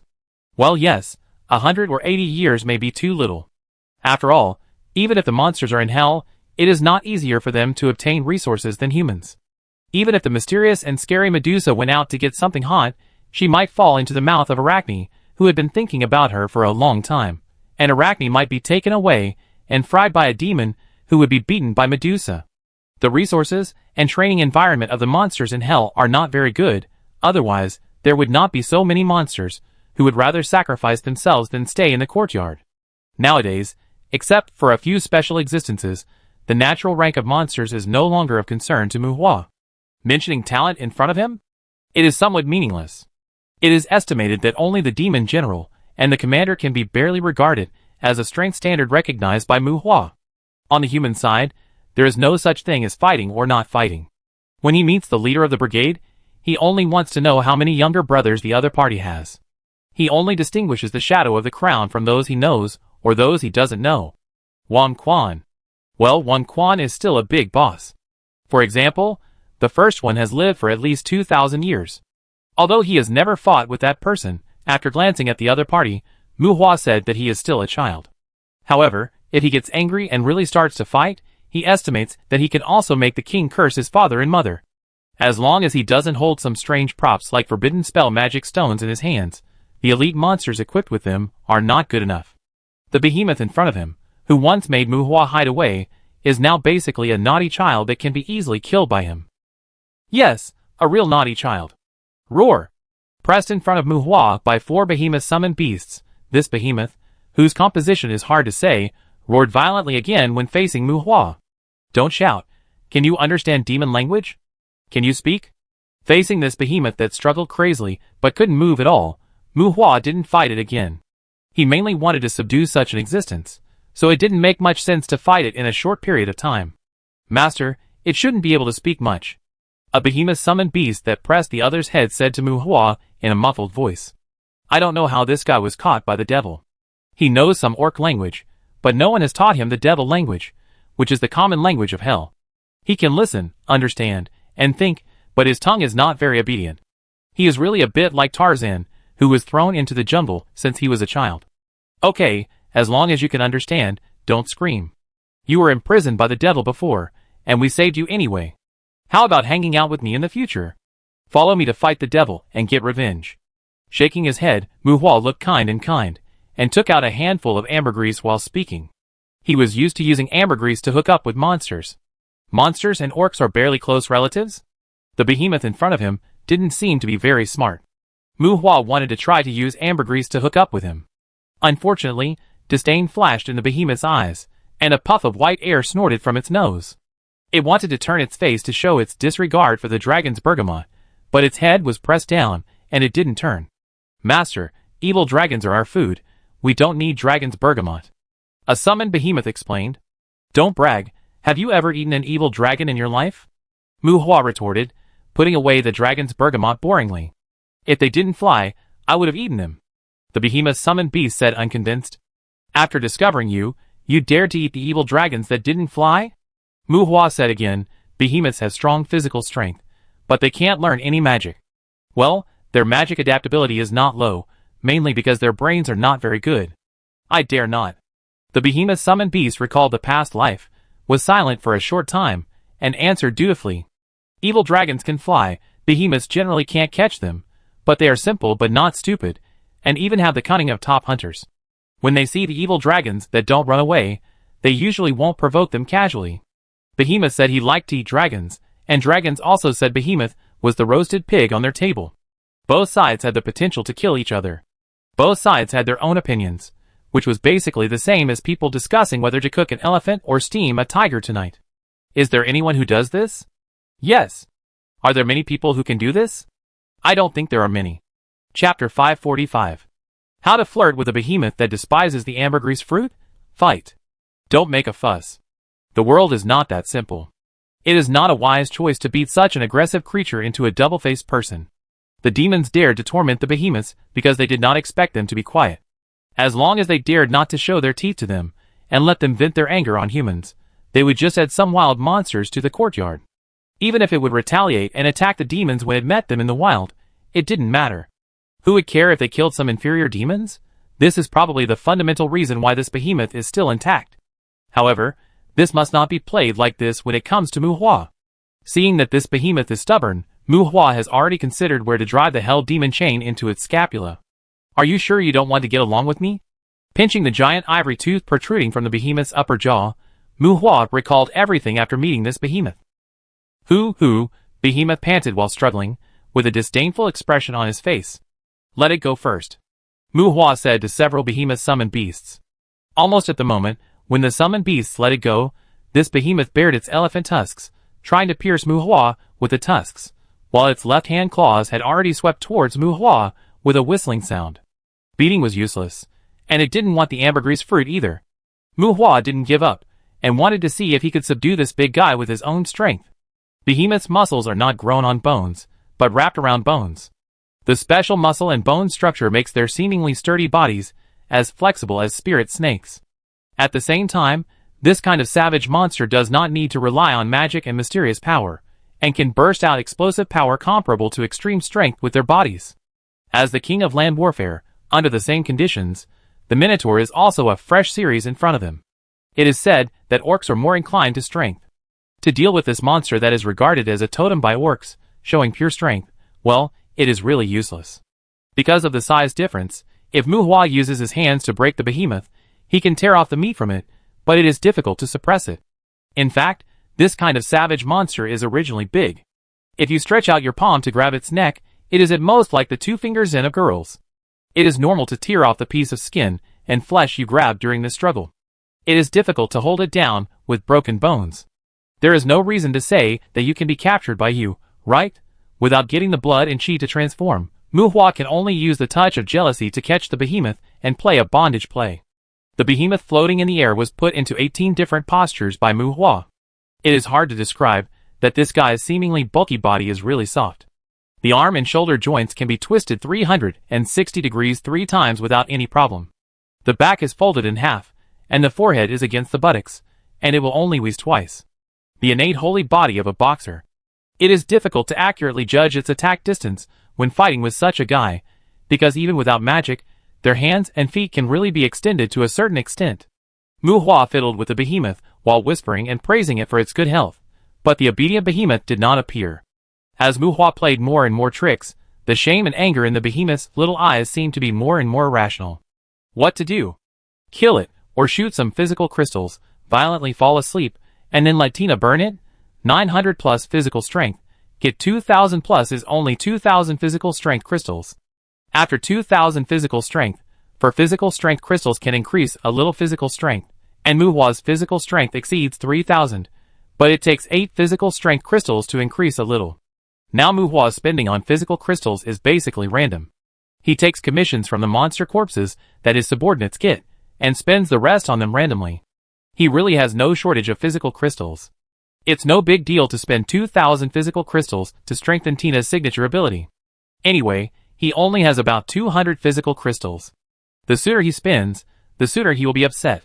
He estimates that when his physical strength reaches 4000, he will still be stuck in the life level. Even if he doesn't get stuck, he will probably have to spend more than 16 physical crystals to improve his physical strength. Kill him? Muhua looked at Tina and deliberately asked loudly.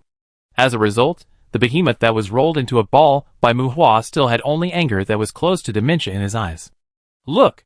Tina shrugged. She saw that Muhua was a little reluctant. This behemoth's claws are really good. Although the attributes are not high, one of Muhua's soul tentacles was hooked off by its claws.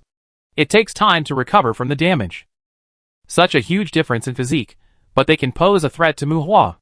They are like natural sword bearers, not demons. This kind of monster is really rare.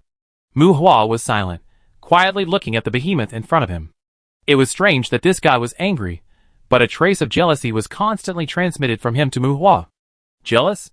How could there be jealousy? What is this guy jealous of? Muhua frowned and thought. Speaking of which, when he first saw those behemoth summoned beasts, this guy seemed to have a jealous emotion. Jealous of the other party for being a summoned beast? Impossible. Even a fool would not be so mean. Strength? Tina is stronger than it, but I didn't see it jealous of Tina. Magic? A behemoth is jealous of other creatures for being able to use magic? With such a strong physical talent, it should be proud of its own specialty. What does it mean to be jealous of magic? Maybe it was a habit developed when being tortured by the devil, but this behemoth didn't communicate with him, and Muhua was a little confused. The soul tentacles pulled the behemoth, who was still experiencing the bondage play, in front of him.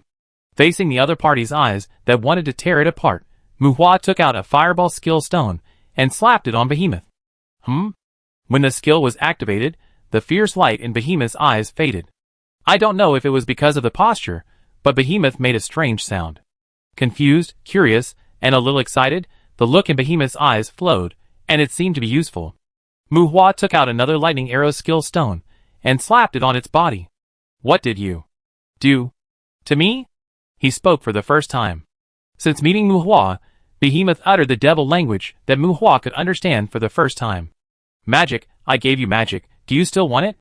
Seeing that the fierce light in Behemoth's eyes had faded, Muhua spoke softly with a kind face. Yes. Learn magic, be strong. Behemoth's big face, like a hairy hippo, was full of desire. Then I will be your teacher. You must respect me in the future. Orcs will listen to the master, right? Do you know what a master means? Shaman, elder parent.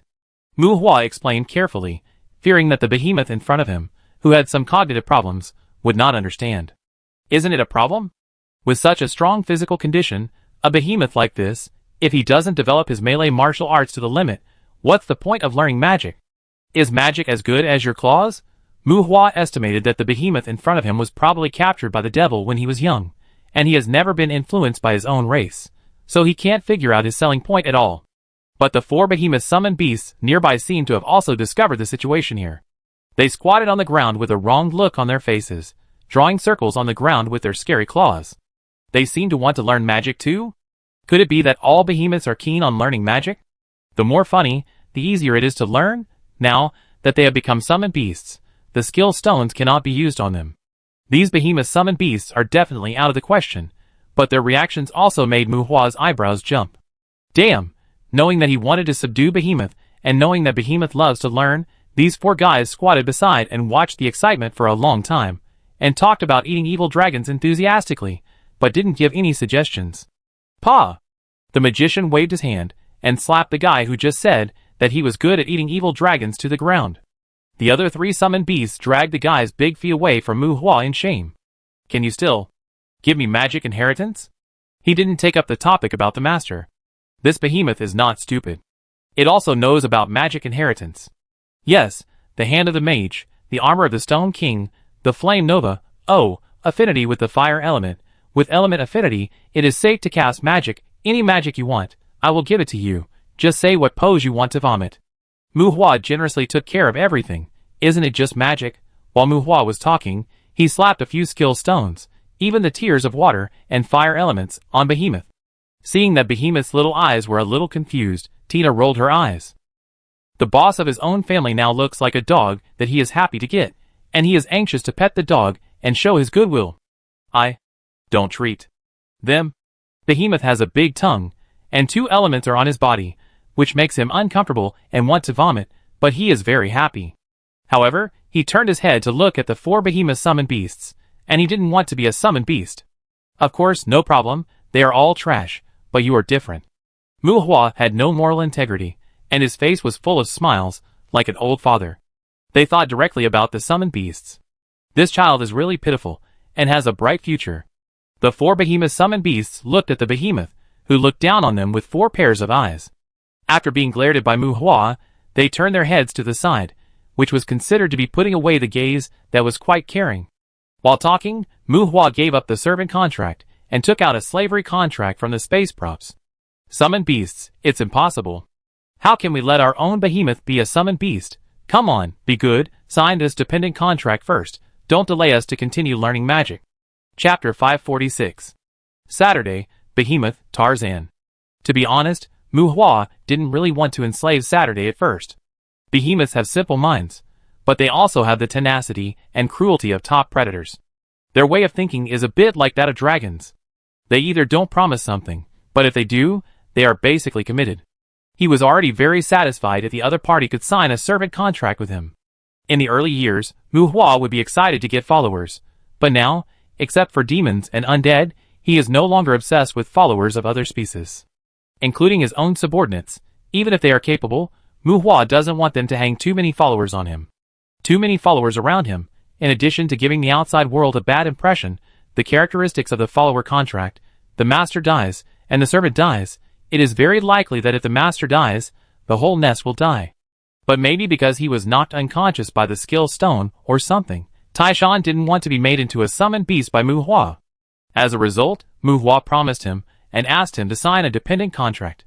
This guy really hit the mark and completed the contract directly. It was somewhat suspected that he was taking advantage of the situation, which made Muhua a little bit amused and helpless. On Taishan's side, it seemed that it was quite proud to join the big family of Muhua's dependents. Well, unlike those demons on Monday, how should I put it, Behemoth is still quite honest in some cases. For example, Taishan would treat Muhua's other dependents as his own people. Not to mention that it seems to have become a knowledgeable Behemoth. Look at his other colleagues, the Calamity Spirit Flame Demon, Cerberus, Death, Basanamu, who can cast the Abyss Labyrinth, Leviathan, Fake, including the evil dragon that may evolve into a dragon. With the contrast of Muhua's followers, Taishan felt that his style seemed to have been improved a lot. Taishan was very satisfied with Muhua as his master. Subduing Taishan, although Behemoth is also recognized by all tribes as a group with thick skin and thick flesh, in Muhua's eyes, it can only be regarded as a fragile skin with high attack and low defense for the time being. Taishan has a strong desire to perform in casting spells. Not to mention, among Muhua's followers, except for those skeletons and undead, who basically have no proper names, it should be the most decent existence. But Muhua always has a hunch that it may become the most undecent existence in the future. Sending his new behemoth to the Abyss Island, Muhua plans to strengthen it later, and then consider the arrangement of releasing it. There were fires everywhere in Wenquan Township. Muhua intended to build a larger city here, and ordered Tina to temporarily deal with the possible counterattack of monsters in the surrounding areas in a guerrilla manner. But unexpectedly, he received information that monsters in the area south of Wenquan Township began to migrate northward on a large scale. There are many monster cities and fortresses in the northern Snow Ridge area. Among the mountains, the three largest monster cities, the Migrant Tribe, the Ice Tribe, and the Snow-Blowing Tribe, have assembled their troops. Because Muhua has intervened too much high-end combat power, the Snow Ridge Ranch demons will leave their nests, and the regional combat power restrictions of the Snow Ridge Ranch have been completely lifted with the offensive launched by Muhua. And many monsters south of Wenquan Township seem to not want to sacrifice fearlessly. I don't know if they have received any instructions. They began to gather in the high-risk areas in the north. If they gather with the three tribes preparing to go south, it is estimated that they will gather a large group of cannon fodder. Thousands of miles away, it would take a while for the three ice and snow divisions to reach the Hot Spring Village. The war in the Snow Ridge Ranch was mainly led by Monday and Tina, and Thursday was more used for deterrence. It couldn't stay in the outside world for too long, as the magic environment outside was not enough to maintain its peak state. Just like it would call the white whale of the Allen Demon Kingdom unlucky guy. If it were outside the abyss, it would be like a battery that consumed electricity faster than it was charged. At the same time, in order to maintain its body consumption, it also needed to eat a lot. Before becoming a real Leviathan, it would be very unfavorable to leave the abyss for a long time to grow. Although the retreating monsters also gave Muhua a base, it is estimated that Letitia did not really care about the death of the monsters here. The demons in the well-developed monster gathering places generally destroyed their own castles and fled to the north, leaving a large number of scattered and more disordered monsters in the wild. Muhua also called out the skeletons and undeads on the Abyss Island, who were not included in the regular army. The order to encircle and suppress wild monsters made these skeletons and undeads cheer grotesquely. Among the nearly 10,000 skeletons and undeads, the self-evolved skeleton guards accounted for the vast majority. Muhua did not call out the skeletons and undeads at the level of skeleton warriors. Those guys might be dismantled if they met goblins. And these skeletons and undeads cannot be outside for a long time, nor can they be too concentrated, because most of them are not engraved with the corpse accumulation mark. Outside the Abyss Island, this type of skeleton undead gathering is the source of pollution and death, and it is only suitable for groups of 3 or 5 to clear and kill those scattered wild monsters. Caroline has already mobilized the ghost students in the academy.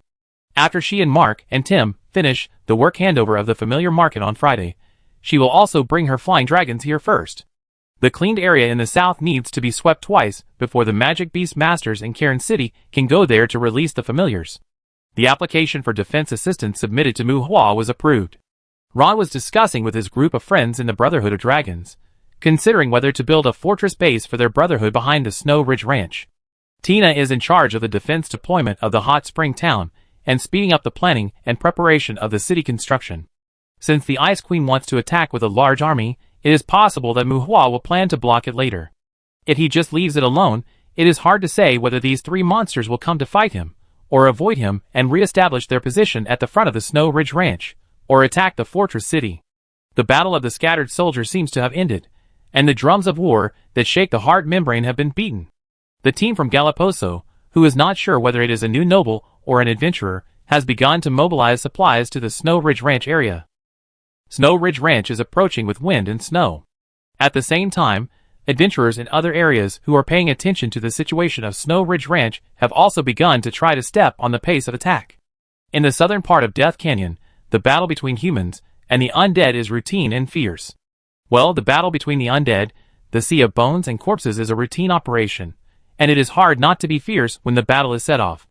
There is no deafening shouting and killing, but everywhere there are collisions of broken bones. The clouds of curses are flying in the sky, and groups of bones and corpses are fighting everywhere. The battle here is more intense than that of Snow Ridge Ranch, but this side has received the least attention from the outside world. The land value is low, the development is difficult, the scope of application of spoils is narrow, and the battle in the burial ground is almost labeled as a protracted war, and a tug-of-war in people's cognition. It is estimated that when they can push the front line from the south to the east of the Death Canyon, they may attract some attention. Compared with the bustle of the Death Canyon, the Tsuyut Santing, which focuses its main energy on the mechanical forest, is very low-key. Usually adventurers who set foot in the mechanical forest are puppet masters, and people who are good at assassination and sniping. Generally speaking, this place is more inclined to special operations. There are many transformed demons here. For those demons that have transformed themselves beyond recognition, it is difficult for people to accurately assess their combat power, and the traditional combat methods are all very risky. There is no need for too advanced magic technology. Even if it is a small demon, when it installs mechanical prosthesis on itself, the combat power it can exert is far beyond the ordinary low-level monsters. If there are more traces of self-transformation, it is even difficult for people to confirm their fatal weaknesses. Adventurers who go hunting in the clever forest usually need to have enough patience. Assassination attacks, long-range sniping and other attack methods are the main theme here. Once the main theme is deviated, the battlefield here will often become a sure hell with bombs roaring and magic cannons washing the ground. Instead of attacking monster strongholds indiscriminately, after the Chui Yutsong Ting consolidated a road connected to the fortress city in the clever forest, they began to build a fortress station with all their strength. Because of the joining of Tuesday, they are recruiting manpower and expanding the station to the scale of a city. Tuesday, a follower of Muhua, a great demon with a petrified magic eye. Because of the long-term cooperation, Chui Yutsong Ting has some understanding of Tuesday. Chui Yutsong Ting agreed with Muhua's suggestion to use the petrified magic eye to capture monsters. Even if they might be attacked by monsters, they should just do their best to strengthen the defense. It was somewhat different from other areas. If you confront monsters head-on in the mechanical forest, no matter whether adventurers attack monsters or monsters attack humans, you will basically face large-scale energy conflicts and invest a lot of defensive forces. In a sense, the offensive here can really be said to be a decent tradition, because magic cannons and energy cannons are used to wash the ground.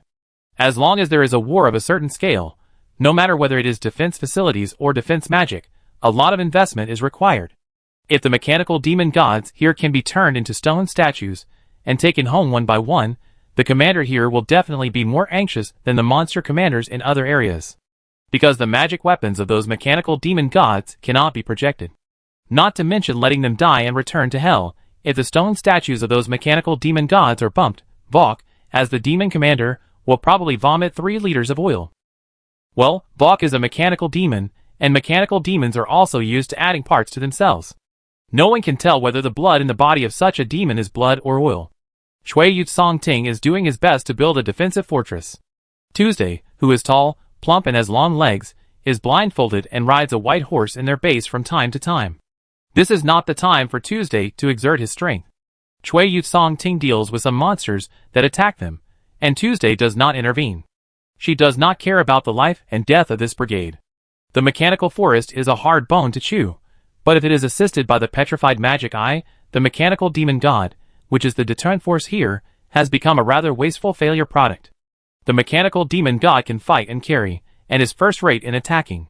If he loses some limbs, he can go back to repair them. But if he is petrified, it is not a problem that can be solved by renovation and waxing. That is because the Jade Song Court has invested a lot of energy in the mechanical forest in advance. Otherwise, if Tuesday joins the war against the mechanical forest, this place is a fertile land, and everyone wants to come here to take a bite. For Tuesday, if the Jade Song Court can withstand the offensive of the monsters, it is a partner. If it can't withstand it? Anyway, if they all die, there will be people rushing to take over. The magic tools produced here are still very marketable. As for the white horse that Tuesday rides, well, it is mainly because he didn't get the unicorn. The white horse is purely a prop for Tuesday to shape his image. The Death Canyon is not paid attention to. If the battle there can contain part of the troops of the Death Canyon, it is enough to be recognized by other forces. The mechanical forest is growing in a low-key manner, and it is not surprising that a tragic battle will break out at any time. The Goblin Kingdom is the most lively, with the most adventurers, and the most attention among the several areas. In addition to some powerful teams, a large number of ordinary adventurers have also poured into this area. There are brigades, strategy groups, and even garrison groups on the front line to help the army advance the front line, and adventurers in the back are enclosing land to bury ritual arrays and set up joint defense. These are not influenced by Mu Hua. Before Mu Hua was ready to attack the Kane's courtyard, the battle here was already in full swing. Now it is only because of Mu Hua's involvement that the adventurers who hunt demons here have put in a little more effort. When the front line advances to the planned expansion of the safe zone, the main members of Fuhua and Disaster Annihilation look at the goblin general summoned by Taibesha, and their expressions are somewhat exciting. Low-level goblins, big goblins, bear goblins, goblin mages, goblin centurions, goblin generals, and a lot of goblins were summoned by the members of the Dandelion Demon Hunters, and the first one was the goblin general summoned by Taibesha. Damn, we know that there is a lich under the 7th kingship in your team, and we also know that you have a lot of monsters, but is it really okay for you to have so many goblins as summoned beasts? This is the Goblin Kingdom, and the boss here is the Goblin King. The Goblin King will always be on guard against the Goblin General, who will usurp his throne in his family. Even if you bring out a Goblin King, everyone can accept it, but you bring out a Goblin General who is definitely a rare species, this seems a bit unethical, right? Yes, unethical. The Goblin General has no other skills, but he is very good at inciting goblins and creating rebellions. This Dandelion Demon Hunter group is not a group of goblin killers.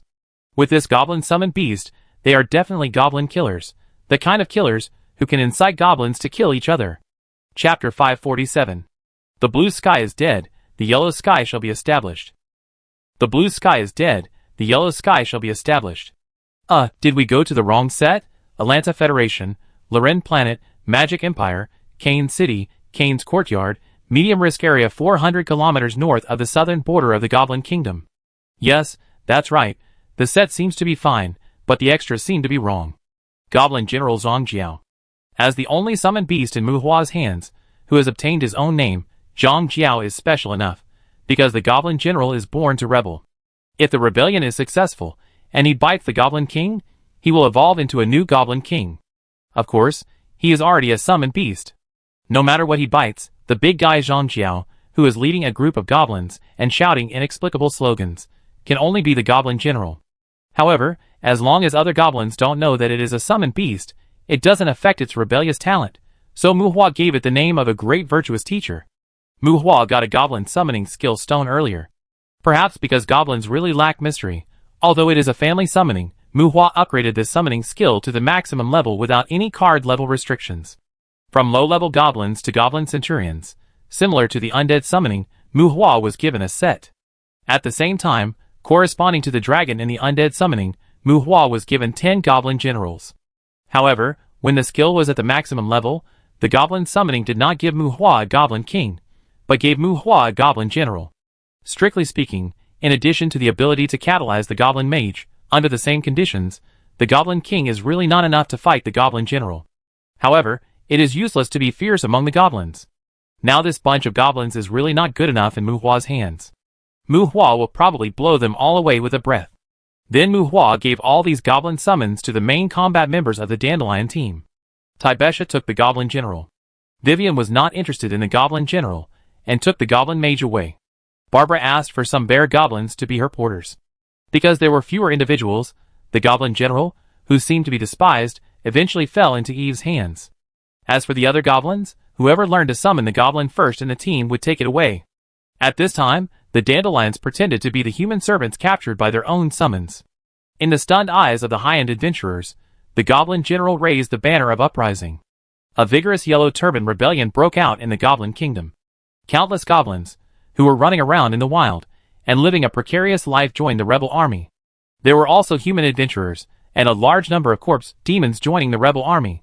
The cities they passed through turned against each other, and there was a civil strife, which seemed to be sweeping the world. Well, humans and corpse demons, speaking of which, humans are really a complex group. Mu Hua had just removed the sign of human-demon coexistence in the Shuling Ranch, and Taibesha raised the banner of human-demon coexistence again. Come on, follow the goblin general, there is a future, destroy the goblin king, everyone will be the dragon's ministers, food, resources, and power are right in front of you. When the rebel army grew stronger and stronger, Taibesha touched the magic scroll of ultimate destruction of hellfire in her arms. Don't panic, these goblins are quite capable. It seems that there is no need to panic if the spell is cast incorrectly later. The sky is dead. The yellow sky should be established. The goblin king is cruel and unfair. Fight the local tyrants and divide their nests. Kill, the general has subdued the human adventurers. Kill. Attack the royal city. Boom boom. The chariot dragged by the giant wolf crushed the chaos, and several goblin generals holding heavy hammers and battle axes preached bravery in the chaos. Boom. Bang bang. Da-da-da-da. Accompanied by various weird slogans, goblins equipped with various cheap guns and explosive grenades attack smaller monster gathering places. I don't know if it's because they have been suppressed for a long time, or they are inspired by the goblin general. When these goblins are equipped with weapons and ammunition, they are really crazy. Some of them hang bombs and look for enemies to explode. In addition to the goblin generals summoned by Dandelion, there are really a few fresh goblin generals who joined Zhang Jiao's uprising army. The goblin general, who was sent to the medium-risk area, was probably not well liked by the goblin king. As a goblin general, who doesn't have the ideal of becoming a goblin general, they are the easiest to be cheated by the goblin king. It would be fine if it was just the goblin king, but now that there is the goblin general, they should have a closer relationship with the goblin general. They don't ask to become the goblin general before Zhang Ju evolves the goblin king. At least, if there is a change of dynasty, it should be their turn to dislike other goblins. Attack. No, destroy cities and plunder land. With supplies from human materials and war preparations, even if they are all discarded second-hand goods, these goblins are ruthless when they deal with their own kind. They have been encouraged by the goblin king in the past. Various brainwashing incentives may be successful, or they may just be forbearance without resistance. Because they can only fight internally, they are cruel to their own kind on weekdays, and when the opportunity to turn over comes, they are even more cruel to their own kind than you can imagine. Those who don't surrender will be killed, and those who are not aware enough will also be killed. They will destroy the towns and gathering places along the way, and plunder everything they encounter. The general promised that he will reward the 3 armies of the Goblin King under the Goblin King's city. Hey, wizard team, be smart and cast defensive magic on them. These goblins are really useful. Cooper, the leader of the fire brigade, watched the goblins raging like locusts with great interest, and gave orders to his own spellcasters.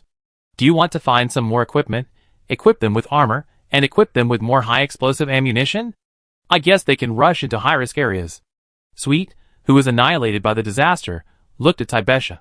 The 2 leaders would not underestimate the Dandelion demon hunters now, because Taibesha and Vivian each had a behemoth guarding them, which looked very strong. It seemed that Taibesha was going to let them incite the orcs other than the goblins to join the rebellion. Uprising. Now these goblins think we are Zhang Jiao's servants, but this kind of thing can't be covered up forever. Sooner or later, we will find some excuses for accidental injuries, and burn some unstable existences. At that time, those equipment will probably be lost. Tibessa said to Sweet. It's a loss, anyway, they are all things that are about to be eliminated. The cost will be paid by the three of us. Cooper looked at Sweet and Odysseus. Although the number involved is large, Cooper likes big scenes and protracted battles. It's rare to have cannon fodder and dead soldiers. Problems that can be solved with money are not problems. Don't look at me. I am also a member of Dandelion now.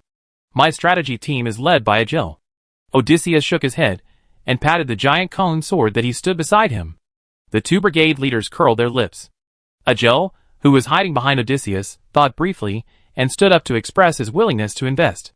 And Chelson, who was following Agil, also stood up and said that the Caesar family was also willing to provide sponsorship, but was ignored by the people in the meeting. After being glared at by Agil, he stepped aside. The nearby Black Crow Knights whispered as they watched the chaotic and large-scale melee. Some of them were dissatisfied and some were envious. Muhua also promised to give them summon beasts, but they had not yet learned the corresponding summoning magic. For the time being, they could only look at the ravens on their shoulders and imagine the future. Humph, crooked ways. A cold snort came out, and when everyone looked sideways, they found that it was the Lich Alvis, who was mixed among the crowd, and then no one paid attention to him. Earlier, everyone was quite respectful to this Laurel, but later they found out that this guy was not doing his job and was expecting them to be in danger every day. He could not be beaten or scolded, and he did not harm anyone. As a result, everyone could only try to ignore his existence. Being able to drive monsters is a skill. You are not a crooked person? Then go and show me how to do it. Vivian sneered, and several people around secretly gave her a thumbs up. Yes, they were arguing with him. Is Laurel so great? Why are you talking nonsense without working? I don't need to do it. You have taken my corpse demons, so you can naturally kill these bastards. Alvis raised his chin slightly with disdain, and then twitched his eyes. Recently, he has been too happy. After many years of Lich life, he doesn't like his emotional state. Corpse demons? Ha, don't we have any? Vivian also raised her chin and pointed in a direction. Alvis looked at the direction Vivian pointed, and his dry and thin face curled his lips in disdain, but he didn't say anything more. I wonder whose cowshe that guy named Muhua robbed. Alvis cursed in his heart. There, 500 silent minotaurs squatted quietly on the ground, with heavy battle axes beside them, and ghosts with rich facial expressions floating behind them. The corpse demons of the Black Crow Knights are also the confidants of the Black Crow Knights standing here at this moment.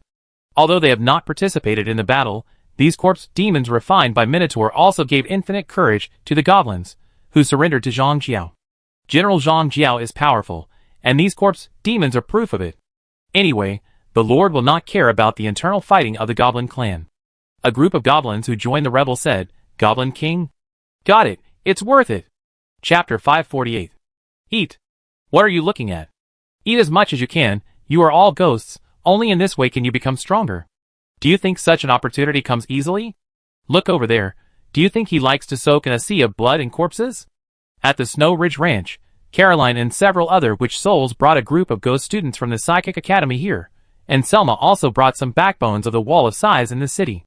Although most of these ghosts are equipped with their own corpse demons, the first thing they do when they come here is not to fight, but to capture and eat the monster ghosts born by Muhua.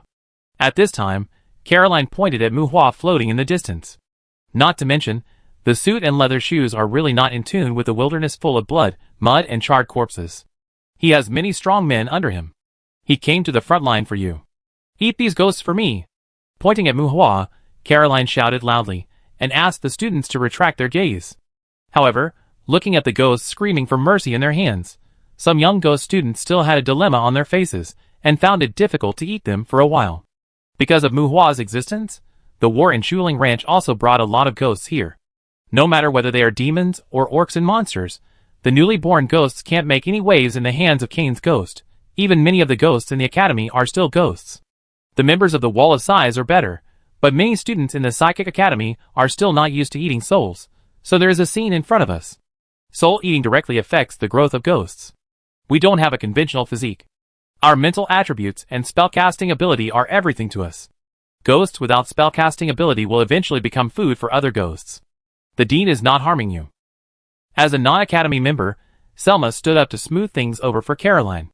She is a faceless person, and is also very famous among the students of the Psychic Academy, because compared to Caroline, a wailing banshee, Selma is the same type of person as the students.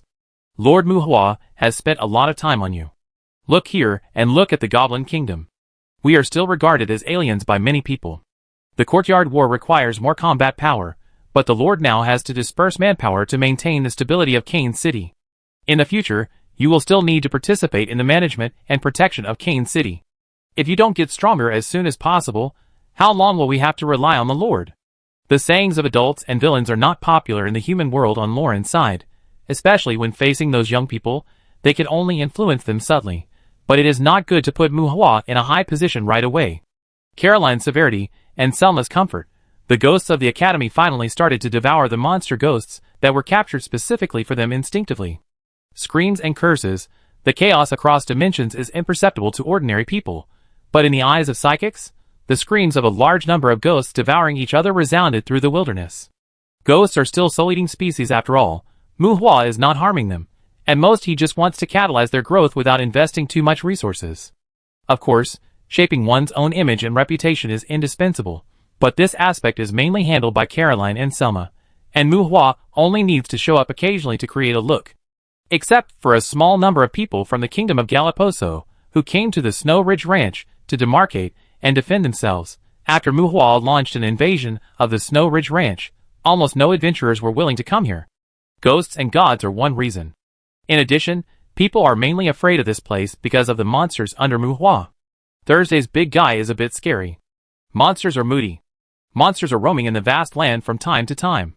The skeletons and hellhounds that sweep and hunt monsters are difficult to distinguish between friends and enemies. If they are affected when they fight monsters, it will be a bit aggrieved and wronged. Caroline and Selma brought 7,000 ghosts, which are roughly equivalent to 7,000 corpses with autonomous mobility. Human ghosts have excellent adaptability to corpses. If there is no intense fighting, even if they are just ghosts, they can control corpses for more than 10 hours a day. These ghosts are undoubtedly a new force for repeatedly cleaning up the area south of the hot spring town. At the same time, the monster ghosts born on the battlefield are also rare resources for them. Selma's previous remarks were not to fool them. Muhua looked forward to their growth. He really needed them to participate in the management and security of Kane City. The 2,000 black-armored skeleton generals in Kane City, the flying dragons and lion scorpion knights patrolling the sky, etc., are all capable of being deployed as combat teams in the Courtyard War. Perhaps in terms of conventional military forces, their numbers are just SOSO, but most of the combat individuals in Muhua's hands cannot be considered conventional. Including the terrorists at home, Muhua is not prepared to keep them in the human world to manage worldly affairs. When there are enough replacement personnel, they will inevitably be transferred back to Muhua to fight, or even stand out on their own.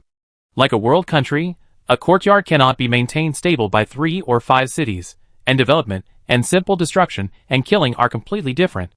Even if it is the Snow Ridge Ranch, it will be difficult to form a solid joint defense without setting up hundreds of cities, especially when it comes to future development. Even if this area is seized from the monsters, it is not just the monsters that need to be guarded. Not to mention Muhua's followers, the terrorists at home, and even those individuals with high-level potential may eventually become the leading city lords guarding one side. Although it is too early to say all this now. But if there are not enough forces of your own to set up, it is possible that after you have cleared the monsters, the humans who come here to develop will unknowingly sideline you. Well, it seems that being in awe of you and sidelining you do not conflict, and many people are very good at this. Boom! The terrifying lightning column shines with a striking brightness, which is only brightness and sonic boom because of the long distance. Sky Strike, a precise directional magic that tends to attack single targets at a long distance. This Sky Strike is several levels higher than the one that Muhua endured during the Star Patrol War. Well, this Sky Strike is aimed at Thursday, and I don't know how many Sky Strikes Thursday has endured. The high-level breath of the crack can exempt the long-range magic lock beyond visual range to a certain extent, but it has no effect on line of sight and coordinate lock. And Thursday is big and conspicuous. Even if it is not within the caster's line of sight, find some beings who are good at coordinate measurement to estimate its movement coordinates and basically hit it with one hit. This situation is a common phenomenon in high-level monster wars. It is clean and environmentally friendly, and is basically the same as the so-called long-range tactical strike. Let alone floating monsters, even Leviathan, war fortresses and the like, when deployed in this kind of war, supporting defense measures, and energy supply are indispensable, otherwise you can't expect to have a moment of peace. After all, it is almost inevitable that existences with strategic functions will be hit more, and compared with the tactical strikes of hot weapons, this kind of casting is much more convenient and flexible. Of course, since he dared to bring Thursday to the battlefield, Mu Hua must also protect it well. Thursday's monster followers are not just summoned beasts. Thursday is always followed by several monsters, who are good at defensive magic. Without high-density attacks, the long-term protection on Thursday alone cannot be dispersed. The monster followers guard against this kind of long-range threat to Thursday, and Mu Hua and his group are no longer surprised by this. In other words, before confronting the monster army head-on, Thursday was originally pulled out by Mu Hua to be a target for the monsters. It is a strategic demon, and sooner or later we will have to face it head-on. It is floating around in front of the enemy's front line. Even if you can't blow it up for the time being, will you not blow it up? You have to blow it up when you need to, no matter whether you can blow it up or not. If you don't make some noise, the morale of your own army will inevitably decline seriously, especially the bottom cannon fodder. If you don't make some noise to coax them, they will have calves tightening when they see this thing and go berserk. Since you have blown it up, it involves consumption. As for whether the opponent consumes resources, or their own magic power, Mu Hua is not sure. Anyway, it's okay if there is consumption. War is like this. The sky in the distance was dyed with a polar halo by the high-intensity sky strike. The ghost students brought by Caroline were briefly suspicious, and then their expressions seemed to be a little firmer. Looking at the monster ghost, there was also a faint murderous light in their eyes. These ghosts are only a small part of the students in the Psychic Academy. No matter whether they are used to soul-eating or not, they are brought out because they are intentionally trained. Since it is training, there must be a tendency to select. It is not true that they are loyal to Mu Hua. For the time being, they have not enjoyed any substantial benefits from Mu Hua. It is too early to mention loyalty. They generally have a sense of belonging to the city of Canes and practice diligently. They used to be students who had not seen much of the big scene. They were also fierce when attached to corpse demons to fight against low-level monsters, but the stronger the corpse demon, the higher the requirements for the attached. The sky attack against Thursday made them feel deeply powerless. Soul-eating? Become stronger. The ghost students thought in their hearts, this is the battle that Mu Hua has to face. And in the face of this kind of battle, Mu Hua actually has to draw forces to maintain the stability of the city of Canes. What if, yes, just what if Mu Hua fails? What will become of Canes City in the future? What will happen to them? Mu Hua may be suspected of creating something in some aspects, but these Canes ghosts are indeed special enough. Feeling the impending war atmosphere, many ghost students have planted the belief of becoming stronger. Seeing that the mentality of the ghost students seems to have changed, Caroline and Selma nodded silently while looking at each other, and then they will probably further select those who can be used as key training objects, some of which will be handed over to Mu Hua for training, and some can be subdued and trained by them. Caroline and Selma are also Mu Hua's followers, but they also hope to have more independent power in their hands. However, Mu Hua did not pay much attention to these ghosts. The reconnaissance report from the front indicated that the three armies of monsters would not be able to gather until 2 days later. With the logistic burden, it would take another 5 to 7 days to reach the front line of the Hot Spring Town. The Hot Spring Town has demarcated the scope of the Palace City, tentatively planning to build 17 palaces and 43 eternal lanes. This kind of palace city cannot be considered a habitable city for the time being. It is like a maze fortress formed by 17 magic positions. The high walls on both sides of the eternal lanes can be used as shooting shelters from a high altitude. If you do not understand the layout of the palace city, or even have a poor sense of direction, you will be confused if you get into it. Tina has ghosts who have been studying this kind of architecture for many years, including the real city to be expanded with the palace city as the center and the construction of living facilities in it. These are all designed and planned by Tina and those architects. The fog, crossbows, magic cannons, and other equipment will be provided by those in the kingdom of Galaposo. Although it is Mu Hua's city, it is a bridgehead to attract monsters to invade. The stability of the city is closely related to their development in the Snow Ridge Ranch. As for the firearms and ammunition for the city defense personnel, Mu Hua needs to take care of it himself. If it is a location like the Yongxiang Lane on the city wall, getting some skeleton warriors equipped with firearms and ammunition can form a certain combat power.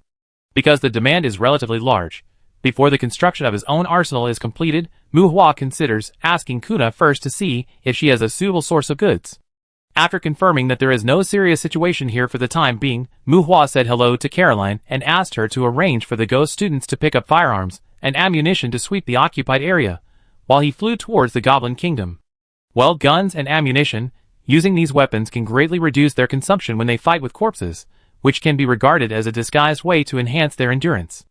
As for the Goblin Kingdom, Mu Hua doesn't need to care about the battle there, and those adventurous forces who go to the fire and disaster to annihilate don't want him to care.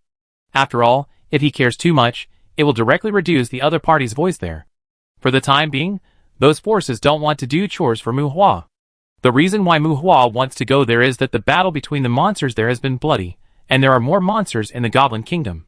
He goes there to hang out and make some ghosts, and the ghosts of the Black Crow Knights can also feast on him. The influence of jealous ghosts on the outside world is not direct, but they bring ghosts that devour each other, which will also bring chaos. Chapter 549. The construction of the palace cannot be completed in one go. The magic formation can meet the emergency needs for the time being, but let alone the defensive magic on it. In order to maintain its solidity, it needs continuous maintenance and reinforcement in the later stage. It takes a long time, and the cost is higher than the cost of building a real wall castle. Mu Hua attacked the Snow Ridge Ranch on a large scale. The superstandard combat force investment attracted the counterattack of the monsters in the Snow Ridge Ranch. The Qin army battle flags with black bottom and red painted on them stood in the Hot Spring Village, as if to guide the monsters to attack in the direction, but Letitia's first wave of counterattacks did not come to the Hot Spring Village. Instead, a large number of winged demons with flying ability bypassed the border of the Goblin Kingdom, circled outside the defense range of the fortress city as a demonstration, and then killed those areas in the Snow Ridge Ranch that Mu Hua regarded as the hinterland. Ong! The dragon roared through the sky. The wind dragon, which had few bone spurs on its body and a streamlined body shape, entangled with two demon dragons. Winged demons are coming, and Friday, who also arrived at the Snow Ridge Ranch, is chasing and encircling them. Unlike the plan, these winged demons are of different strengths, and some of them are fatal threats to flying dragons. It is not easy for Mu Hua to raise some flying dragons. He does not want to cause unnecessary casualties to his flying dragons, so he temporarily does not let the flying dragons participate in this battle. And it is not known whether they are Letitia's subordinates or reinforcements from the Death Canyon. The two attacking dragons made Mu Hua jump up and down. Snow Ridge Ranch was once regarded by Mu Hua as his future territory. He has not released the dragons yet, but two dragons actually ran to his side to roam. Although Thursday is huge, its flying speed is not inferior to those winged demons, but the winged demons do not confront it head-on and are scattered everywhere, so Thursday can hardly take care of them all at once. Friday intercepted two dragons, and because it was a single dragon, the two dragons did not flee again. The demons were savage, but also cunning. These winged demons came purely with a guerrilla attitude. They would kill if they could, and run and hide if they felt it was difficult to kill. Including the two dragons, they stopped wandering around and turned around to entangle with Friday, until they confirmed that there were no other enemies around. Wednesday, who was possessed by the black dragon, was called out by Mu Hua, and it was also chasing the fleeing winged demons.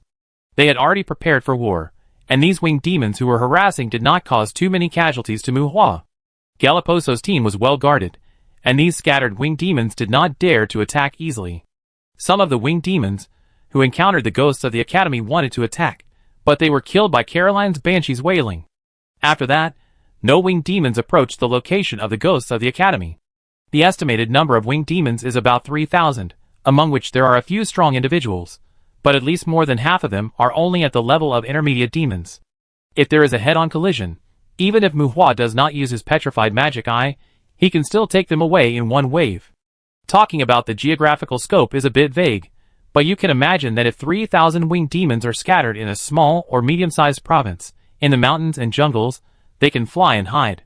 If these winged demons with full of malice just flee, it is basically difficult for the terror riders and skeleton mages to catch up with them, and searching and encircling them is extremely troublesome. There is not much threat to Mu Hua's subordinates, but it also disrupted Mu Hua's original plan. The troops that Mu Hua had dispersed had to be concentrated, and some of the ritual arrays that were placed were also destroyed. That's right, Mu Hua has not used his petrified magic eye yet, so he needs to adapt to this level of harassment. At the same time, he is also afraid of scaring away the 3 demon armies coming from the direction of Shuling. Those are the baits for his fishing in the future. It is rare for a demon army led by a demon general to leave the base. If those demon generals retreat back to their cities with their elite troops, it will be a bit of a loss. Not to mention the strong individuals hidden in the winged demons. Letitia's prestige in the Shuling Ranch is still very high, and these winged demons, who are ordered to come, can also gather those wandering monsters in a short time.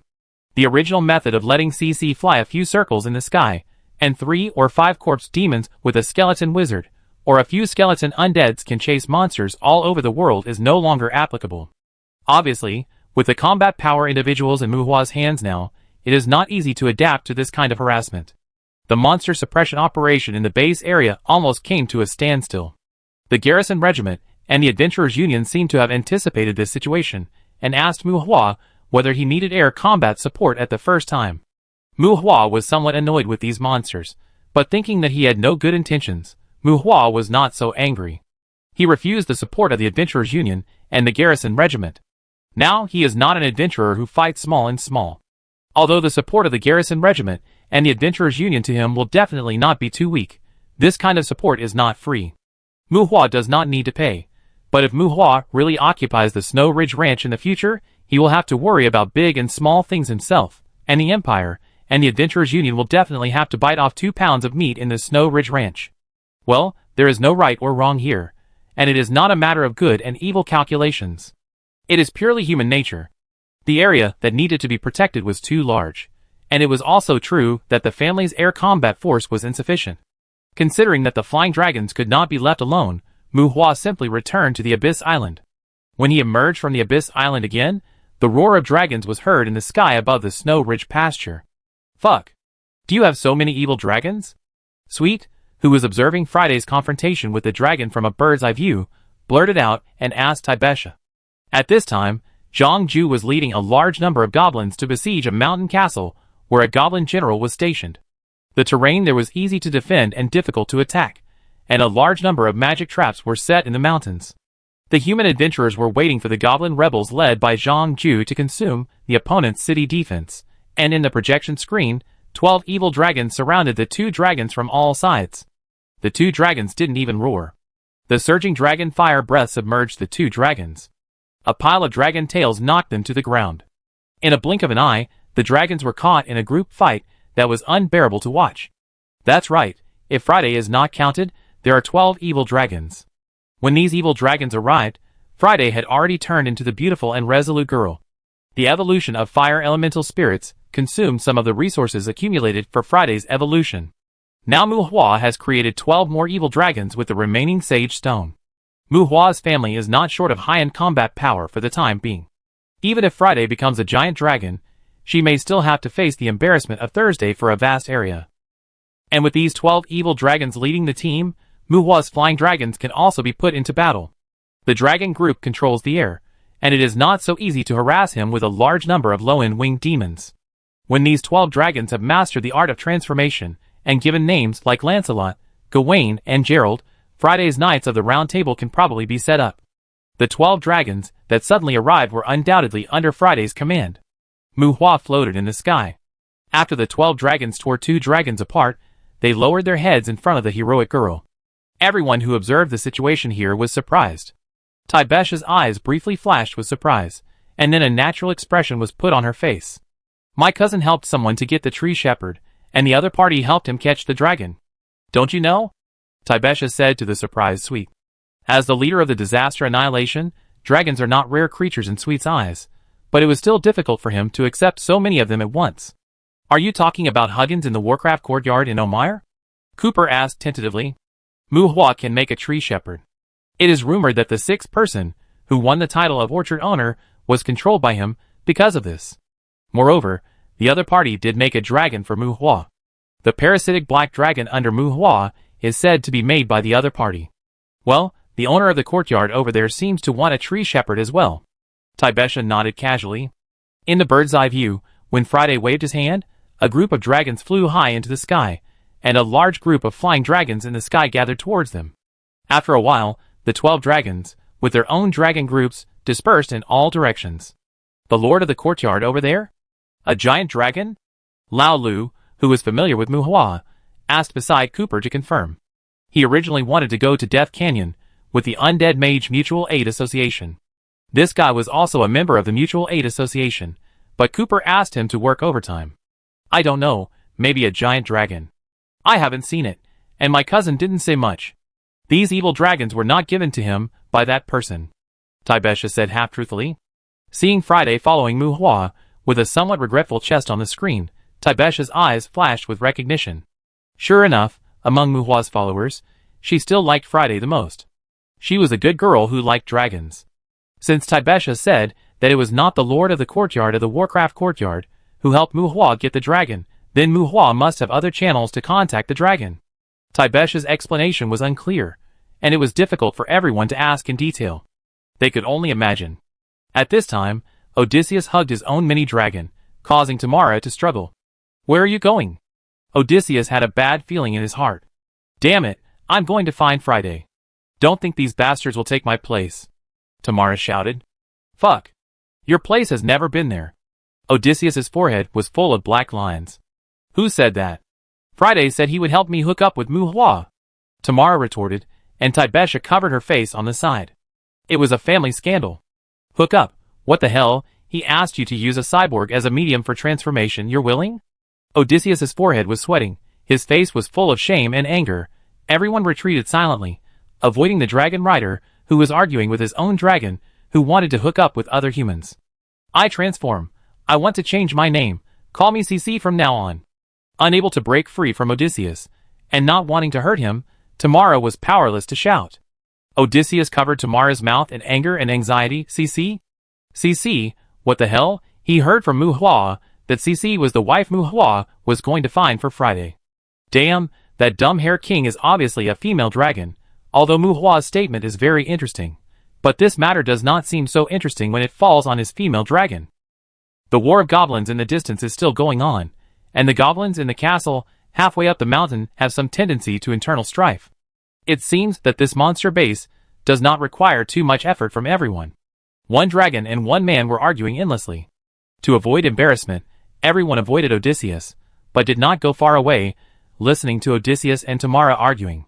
Among the group of people going to the fire, the scout came to Cooper and said, "Boss, how about we surrender too?" The scout seemed to be pointing at something, and everyone around him looked at him in surprise. Cooper frowned, as if he was unhappy, but then his eyes revealed a thoughtful look. Chapter 550. The Goblin General was unexpectedly useful. When Zhang Jiao was placed in the Goblin Kingdom, there was no need for Taibesha to give any more instructions. A massive goblin uprising began.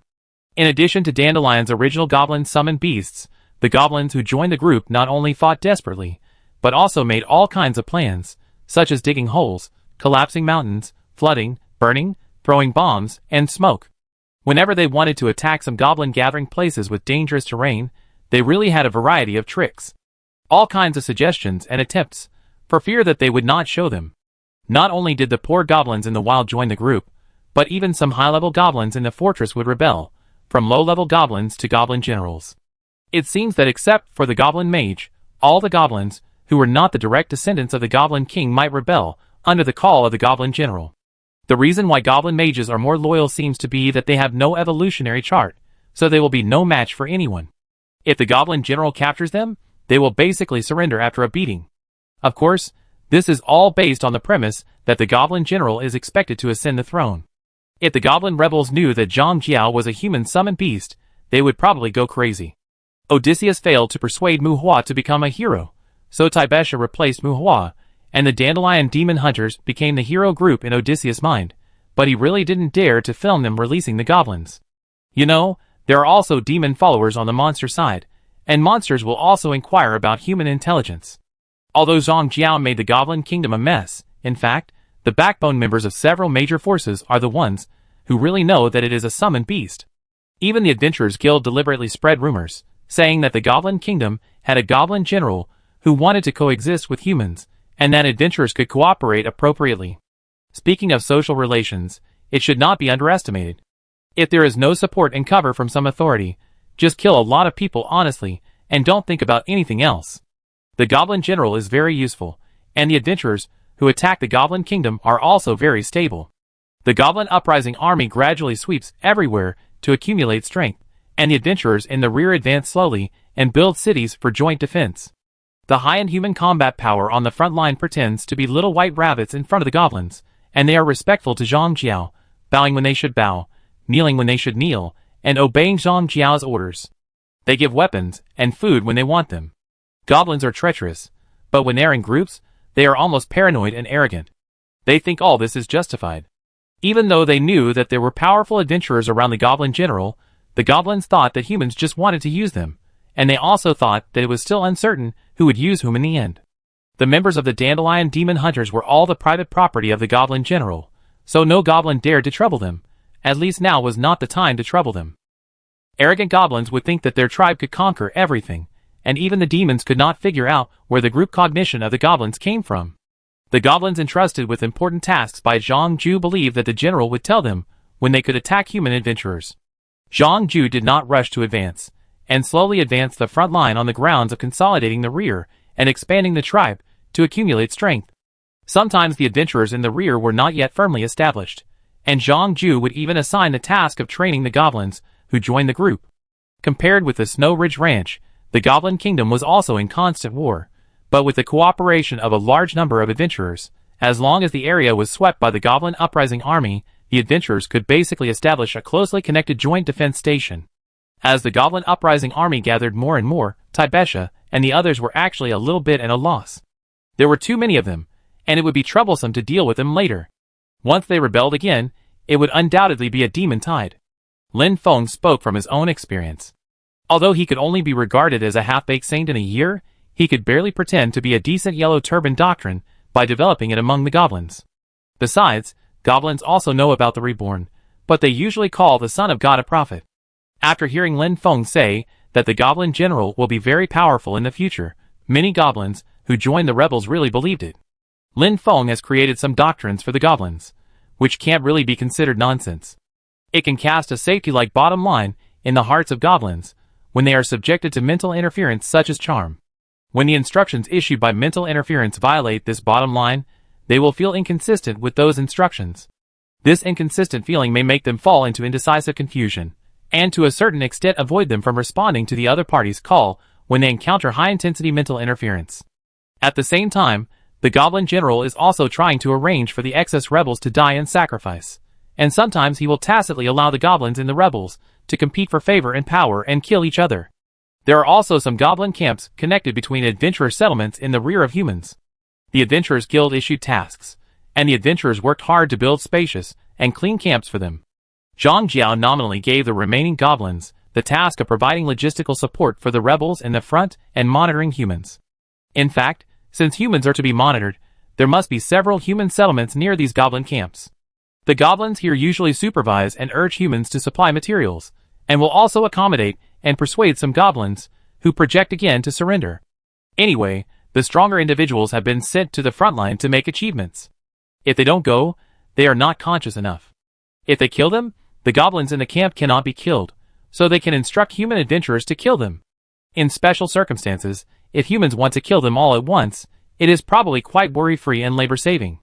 There are obviously some problems with the style of the Goblin Kingdom. The two brigades here have changed into simple and rough clothing and equipment. Their main task in the short term is to sing praises to the Goblin General. The Dandelion Demon Hunters have to be little white rabbits around the Goblin General, and the Black Crow Knights are somewhat idle. Some Goblin generals in the Uprising Army have repeatedly suggested that Zhang Ju get rid of the Black Crow Knights first. They are not afraid of humans, but it seems that the corpse demons in the Black Crow Knights make them very uneasy. It happened that Mu Hua was in urgent need of manpower, and the Black Crow Knights and a large group of fierce corpse demons entered the Snow Ridge Ranch again. Well, Odysseus originally wanted to find Mu Hua. He, a dragon knight, is old and strong. After a while of novelty to the Goblin Rebellion, he got tired of it. However, now he is a member of the Dandelion, and he should advance and retreat with the leader, so he stayed in the Goblin Kingdom, and it was definitely not because his evil dragon wanted to be a CC. Snow Ridge Ranch, 50 kilometers north of the hot spring town, countless monsters finally gathered here from the Snow Ridge line. The monsters that surged like earth clouds and waves were overwhelming. In terms of number and momentum, this was simply a reappearance of the demon tide during the parade meeting. No, the battle line they pulled out was even longer than that time. spider demons, chicken snakes, golems, behemoths, and Goliaths. 3 groups of demons gathered monsters along the way. It is hard to say whether they were specially recruited. There are really many immune to petrification magic eyes among the demons. The number of individual monsters is estimated to be more than 800,000, and Mu Hua's side has about 20,000 combat power individuals, half of which are corpse demons, and 3/4 of the skeletons are undead. The demon dragon beasts are counted as humans, and the number of humans is pitifully small. Facing the surging demon tide, Mu Hua took the initiative to intercept it. Thursday led the dragon group to control the air, and the dozens of fire spirits accompanying Tina wandered scattered on the battle line of more than 20 kilometers. Including the salamander released by Mu Hua and Zhou Yi, these flame aliens forced the monsters to shrink their front lines, and finally faced Mu Hua across the river within a range of 3 kilometers. Mu Hua and Zhou Yi's flame aggregates were not so bad, but the fire spirits burning with the flames of life of Tina were too troublesome. The creatures burned to death by these fire spirits would also turn into fire spirits that could exist for a short time, and they were the source of infection of the flame disaster. The number of monsters was huge, but there were still many cannon fodder among them. These monsters could stretch out a long front line, but their defensive magic could not be spread that long. Without the cover of defensive magic, if the cannon fodder was set on fire by the fire spirits, the consequences would be disastrous. The scattered monsters gathered into square and circular arrays, and it was obvious that these monsters had also undergone relatively formal war training. A river about 10 meters away, all you can see are violent monsters. Although the battle line has been shrunk, the momentum of the monsters is still far greater than that of Mu Hua. The giant shield covers the body, and this cover can also prevent oneself from being scanned by the petrified magic eye to a certain extent. Bright armor, cold swords, fierce axes and hammers, disorderly war drums and horns, giant monsters drag crossbows, and magic cannons climb up the stone wall that rises from the ground. In the magic halo, the flashing defensive magic seems to have erected a world barrier in front of the monster formation. Against the backdrop of these monsters that seem to cover the earth, the Thursday floating in the sky seems to be very thin. Although there are dozens of evil dragons roaring in the sky, the flying dragons following them have already revealed uneasy anxiety. Mu Hua stood alone in front of the camp, alone, with only 2 headless knights guarding him. There was nothing he could do. He was a general, and the monster's battle line was still too long for Mu Hua. Tina, Monday, Friday, and Caroline were all leading the troops 1,000 meters away from Mu Hua, and dragons and monsters were flying around Thursday, and they were mainly responsible for dealing with the enemy's flying units. In addition to fighting against monsters, Mu Hua's layout also had to prevent these monsters from bypassing them, and sweeping everything behind with the power of the magic tide. Let's not talk about combat power. With the blessing of equipment and magic props, combat power is sometimes difficult to accurately assess. In terms of combat individuals, the number of individuals participating in the battle on Mu Hua's side is still too small. Hello, this is Mu Hua. Is this Amos? Let's start. Before the battle, Mu Hua called Amos. Oh! Are you going to take action? Okay, Tarina said that if you can get him 5 golden apple shepherds, he will appear over your demon king's castle and fly around. The voice of Amos came from the communicator. Mu Hua seemed to want to ask this crown, who specialized in space magic, for some help. No 2 golden apple trees, he just needs to show his face, and when he evolves the tree shepherd, the golden apples will be mine. Mu Hua refused. Well, he said, you take the wisdom fruit. If the golden apples are his, you will gain the friendship of the dragon clan, and he can give you 100 flying dragons for each golden apple. There seemed to be other people around him. Amos seemed to be passing on the message, with a little entanglement in his tone. Fuck. You are still bargaining at this time, bullying people, right? Brother, tell him, forget it, you have to go to the Evernight territory. Believe it or not, Queen Medusa on the tree shepherd side will do it? Mu Hua seemed annoyed. The communication was busy, and then hung up. At the same time, a violent energy fluctuation suddenly appeared in the sky above the Canaan's courtyard. In the courtyard of Canaan's, countless creatures felt an inexplicable chill in their hearts. They looked up, and saw that the sky seemed to be torn into a huge gap. A huge pupil with a bit of indifference and anger appeared in the crack of the sky, a dragon eye, a huge dragon eye like a full moon hanging in the sky. Ong! The dragon roar shook everything, and a thick dragon flame breath came out from the crack in the sky. The dragon breath that seemed to cut the earth swept straight across the bloody hills, leaving a scorch mark on the ground that spread far and wide. As the dragon flame swept past, a terrifying momentum rose again in the courtyard, but this momentum came from the north of the bloody hills. After a dragon breath, the crack in the sky did not move anymore, and the momentum in the direction of the bloody hills slowly decreased and gradually dissipated. TSK. A disgusted TSK sound seemed to come from the crack of the sky. When everything was at a loss, the crack in the sky slowly closed. Except for the remaining shock in the heart, everything just now seemed like an illusion. At this time, Mu Hua's mouth gradually showed a grim smile, and he raised his arm, and thousands of fierce corpse demons walked out from behind him. Minotaur, Baron Demon, Claw Demon, these corpse demons passed Mu Hua and looked at the demon group opposite, but did not charge at the monsters. Instead, they half knelt on the ground like a stalled mecha, and half of the ghost body floated out from behind. Bone spears. Thousands of bone spears shot at the demon group with piercing whistles, as if they were also sending a signal to the monsters for a decisive battle. Mu Hua was going to let go and fight the monsters here. But before letting go, he needed to let the owner of the courtyard know. He had someone behind him. When children fight, even if they use some unreasonable abilities, you don't leave the Demon King city casually. Chapter 551. Tyrinas, the Lord of the Courtyard, the ruler of gluttony, is a giant dragon that lies in the courtyard of Warcraft. Dragons are very strong. Because their evolution is limited by the elemental spirits, they are born with 1 foot in the gluttony sequence. Speaking of which, perhaps because of the name, people always associate gluttony with eating and digestion, which is not wrong. However, gluttony is not so superficial. In fact, among many original sins, gluttony is still mysterious. Dragons are naturally strong, but they are not so strong that any dragon can shudder at the sight of it.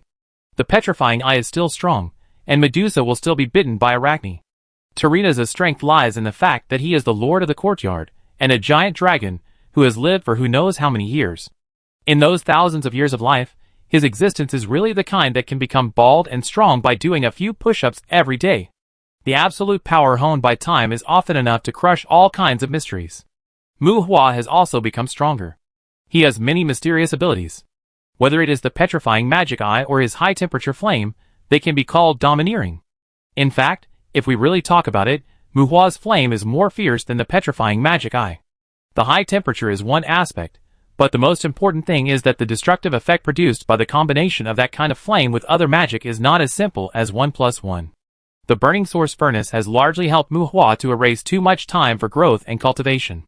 He has an absolute advantage over most monsters, but for those long-standing monsters, it is at most equal for the time being, or there is a chance to catch up and surpass. Monsters that can come to the human world to open a cross-border portal are not vegetarians. Just like Mu Hua has released the flame of life and the floating monster, the monsters still gather a large army to come. It is hard to say whether Letitia, who was squatting in the Snow Mountain Ice Palace, was happy about Mu Hua's invasion, but the Lord of the Courtyard here might be secretly happy. After all, war also brings a certain kind of strange vitality to the courtyard. To be honest, since the Star Patrol conference, the monsters in the Canaan's courtyard have been quite well behaved in the past year. On the contrary, Mu Hua's use of excessive combat power to sweep the Snow Ridge Ranch is a serious provocation. It can be said that since Mu Hua led the team to invade the Snow Ridge Ranch, the order in the Snow Ridge Ranch area has collapsed, and some powerful demons may be more accustomed to this kind of order collapse environment. Unlike the Goblin Kingdom, where the Goblin General was in the front, the adventurer's attack was also gradual. Mu Hua directly pushed through low-risk areas one by one with power beyond the specification. If this behavior is placed in the war between humans, it is basically a crazy massacre, and will definitely be infamous. He was the first to tear up the agreement during the Star Patrol conference. Even if Letitia went to the fortress city to block the door, you couldn't say she did anything wrong. Mu Hua was not afraid of Letitia, and he was not even afraid that Bloody Hill would send reinforcements here. In fact, whether it was the Adventurers Guild or the garrison, everyone hoped to disperse and consume the combat power of Bloody Hill through wars in various places. Theoretically, since Mu Hua violated the rules and invaded the Snow Ridge Ranch, the attack on him should be limited to the Snow Ridge Ranch and the commander here. No one could say whether other commanders would send demons here, but other monster commanders, and the Demon King of the Canaan's courtyard should not come to the Snow Ridge Ranch to confront Mu Hua. But this is just a theory after all, it is reasonable. The 5 virtues and 4 beauties originally represent a lack of mind for the devil. When encountering a sufficiently unreasonable ability, let alone the devil, it is obviously not a wise idea to expect humans to follow the rules. The petrified devil's eye is somewhat immoral, and Mu Hua also has enough ability to cause trouble. Although the devil may not hate war and chaos, Mu Hua is still a little worried about angering the lord of the courtyard. He is no longer the rookie he was before. In this year, Mu Hua has also come into contact with some high-end existences. He has a certain understanding of the Lord of Hell. If the Lord of the courtyard here reaches the level of the Lord of Hell, he is really worried that he will not be able to choke for the time being. It is not necessarily impossible to fight against the opponent, but the ending will most likely be very tragic. Even if you can defeat the opponent, your side will definitely not be good. Losing troops and generals, bankruptcy and poverty are all a matter of minutes. Moreover, if the Lord of the courtyard really runs out, the Adventurers Guild will definitely activate the emergency plan, which will inevitably involve recruiting some powerful people from the human side to sit in the Kane's courtyard, and it is possible that a king will come to fight with the Lord of the courtyard. By then, Mu Hua will really be accompanied by his wife, and lose his troops, and he will be in vain to make wedding clothes for others. It is hard to say who will be the surname of the territory he will conquer in the future. So Mu Hua contacted Tarinas in advance. Because of the relationship with Huggins, Mu Hua had contact with Tarinas. He wanted Tarinas to show his face before he showed his power that might anger the Lord of the courtyard. It was a demonstration, and in essence, it was just a formality to make the Lord of the courtyard here suspicious. If he ran out to deal with Mu Hua, the human side would find high-end combat power to further improve the war standards. Anyway, if a war led by Lord Wang Quan breaks out, no one will be happy. If Mu Hua doesn't do this, the Adventurers Guild will do it, and the big guys Mu Hua finds himself are not the same as the big guys found by the Adventurers Guild. If the Adventurers Guild does this, what if Wang Quan comes here for a walk and then sends a few more laurels to this courtyard? Who will have the final say on the war deployment of all parties in the courtyard in the future? As a result, Mu Hua promised Tarinas 2 golden apple shepherds, which was considered to have bought a breath of dragon breath that Tarinas spewed out through the dimensional rift. After the big guys left the stage, Mu Hua was able to let go. The river between the two armies was frozen by ice, and the ghost spell blew the horn of war. Artillery bombardment, crossbows, and overwhelming magic sounded the first roar before the two armies joined forces. I don't know whether they paid enough attention to Mu Hua, or they were preparing to attack the fortress city after pushing Mu Hua. The monsters on Letitia's side did not launch a brutal charge at the first time. They brought a lot of war equipment with them. The specifications of the magic cannons were unified, but the crossbow arrows fired by the crossbow machine were almost all the specifications of the dragon hunting crossbow. Both sides raised large-scale defensive magic of the nature of the barrier. The number of spellcasters on Mu Hua's side was obviously not comparable to that of the opposite side, but the quality of magic here was generally higher than that of the monsters. Consumption, a huge amount of energy consumption is used to maintain the stability of the defensive barrier, magic stones, magic cores, energy units, except for the spellcasters, who are specifically responsible for maintaining the defensive barrier. In the field environment, in order to resist the opponent's offensive, both sides invest a huge amount of energy every second. The ghosts of the Black Crow Knights, the big skeleton wizards, the headless knights throwing death mists, dozens of death energy sources exploded in Mu Hua's camp, and the death breath polluted the earth. It was out of control. A war of this scale, and this battlefield, I will find a way to purify it later. Mu Hua, Tina, the little kid still riding the goat Monday, Thursday's Aurora, and the colorful high-level magic of the monsters and their followers on its back. There are many monster casters, but the range that needs to be protected is also large. Mu Hua's magic is strong and deep, and wide area magic can come at any time. An energy hedge that is enough to bankrupt a wealthy family is just the prelude to this battle. Outside the defense barrier of both sides, there is a doomsday scene, rioting elements, bone-scraping death energy, and tentative confrontations that have the power of concentrated fire. In less than a cup of tea, the violent magic in the nearby space was mixed with too many impurities, and the elements interfered with each other and caused physical explosions from time to time. The casters on both sides felt the difficulty of casting increased. Unlike Mu Hua's side, who had been mentally prepared, the demons behind the monsters were a little confused. What's the situation? Where are the magic scrolls? Don't humans like to throw magic scrolls? Damn, you guys throw them. If you don't throw them, we will throw them. Ping, unique sound of magic dissipating came, followed by the turbulence of the defense barrier. Dispel? Large-scale dispersal. Not just one large-scale dispersal. This time, the monsters were really dumbfounded. They had already prepared for high-intensity fire attacks. They also prepared dimensional defense magic and enough cannon fodder to prevent petrified magic eyes. Although they were not sure about the authenticity of the information, they did take precautions. But your dispelling is not very particular.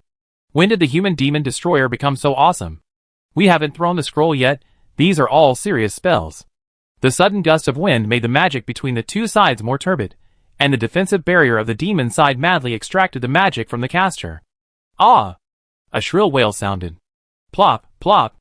After a 1,000-meter range of the demon battle line, countless monsters fell to the ground silently with wailing. As if they were pushed down by dominoes, countless monsters lost their breath of life, and the demon gold coins splashed between the corpses, and the dust exuded an attractive color. The banshee wailed. Caroline strained her voice. Although she evolved into a wailing banshee, and although Caroline could control the banshee's wailing to affect the fan, Caroline was an old lady who was not willing to suffer when she was alive, and she was not very hard-working after death. For the time being, her spiritual attributes are not very good. Enemies with higher spiritual attributes can basically ignore her banshee wail. The fundamental reason why a banshee wail brought about a horrifying result was that the monsters on the front line, who were ready to fight, were basically inferior cannon fodder. Yes, cannon fodder. It was precisely because of these cannon fodder that Mu Hua did not directly open the petrifying magic eye. Not to mention the consumption of magic power, there were all kinds of monsters here, and the elite monsters had not yet appeared. He could not find a demon general to lead the army. The petrifying magic eye did not have a perspective function. It could only petrify those beings that Mu Hua could see. Putting a big shield in front of him, or hiding behind a big guy, could prevent the petrifying magic eye to a certain extent.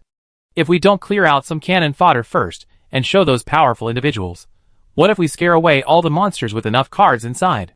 We can't just bring a bunch of inferior soldiers home to get in the way, right? Roar! Roar!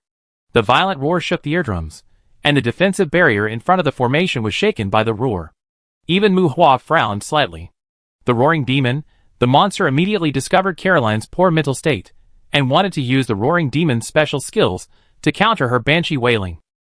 It can be regarded as a method, but the effect is too passive. That's it. After all, Caroline can hide. She could open her mouth whenever she wanted. Those roaring demons couldn't roar all the time. Not to mention that the roaring demons' roars were indiscriminate attacks. If they kept shouting, their throats wouldn't be able to bear it, right? However, the roaring demons' roars still had an impact on some of Mu Hua's ghosts. Even with the defensive barrier blocking them, some of the high-ranking roaring demons could kill people with their roars alone, especially against spirits. The souls of the Black Crow Knights were tough. At most, their consciousness would be interrupted by the roaring demons' roars, and they would fail to cast spells during the roars. However, this interruption of spells would also affect the monsters. However, the ghosts of the Psychic Academy might be killed by the roars. All the ghosts on Mu Hua's side entered the corpse demons, so that they could resist the roaring demons' roars. And the monsters in the front line no longer shrank back. Their dark pupils reflected hideousness. A large number of demons holding melee weapons stepped on the broken ice on the river and killed Mu Hua. The battle line of Mu Hua's camp was not long, and it was only 2 or 3 kilometers long. However, there were fire spirits wandering in the distance, and the monster's charge was only aimed at these 2 or 3 kilometers. Ah! A hoarse and unpleasant roar. 500 corpse demons refined by Minotaurs stood up again, and the dead maze tyrant raised the broad-bladed axe in his hand high, followed by the hammer-wielding Baron demon and the thin and short-clawed demon group. Well, they all took a breath, and the Black Crow Knights took up the battle. Chapter 552. Mu Hua is not a very intelligent person. His past life experience makes it impossible for him to adapt to and gain the recognition of the superiors in a short time. These recognitions include the overall situation, governance attitude, interest distribution, personnel and real industry layout planning, including the handling of external interpersonal relationships, and the attitude of other forces, etc. But in the past year in the human world, whether it is the construction and development of the city, or Mu Hua's external statements and management, including the deployment in the Courtyard War, barely speaking, he has done well. This is not because Mu Hua has talent in this area, and it has nothing to do with the practice of true knowledge for the time being. Without the guidance of experience, there will be no true knowledge, and more will only make people socially dead. And those so-called management books issued by the outside world, even if there are some dry goods, are more not to teach people to establish a position, but to teach people how to be a sheepdog that pleases the owner. The reason why Mu Hua can create the current situation is entirely because there are think tanks around him. Yes, that's right, Mu Hua has think tanks around him. However, strictly speaking, Mu Hua's followers, subordinates, confidants, and relatives are basically all green hands. Even though they are much better at fighting now than in the early years, they are not much better than Mu Hua in terms of the quality of the superior. The advisor beside Mu Hua is Doris, the cursed spirit, who was originally prepared to take the blame for Tuesday. To be honest, among all the people around Mu Hua, Doris's loyalty is undoubtedly the lowest. She has changed so many masters so far, and some of them have even been killed by her. Doris is cunning and smart, but she is just SOSO. But she has lived long enough, and is not as homely as Tuesday. She has followed many masters, and is well informed. In recent years, many of Mu Hua's decisions were made under Doris's advice. Doris has no strategy, but she has seen many forces being established from scratch, many conspiracies, dirty mediations, and many battles. Generally speaking, Doris is experienced in the overall situation, but when it comes to business details, she is just a medicine refiner. Except for selling medicine, she can mess up anything you do. But with the overall direction and the experience of the predecessors, including those who have played themselves to pieces, Mu Hua has no shortage of people who can help him fill in the details, including the help of some friends. Now Mu Hua's management of the forces is quite good. Without knowing the basics, no one dares to treat him as a green hand. Doris found her place beside Mu Hua, barely getting rid of the fate of being used as a substitute for Tuesday.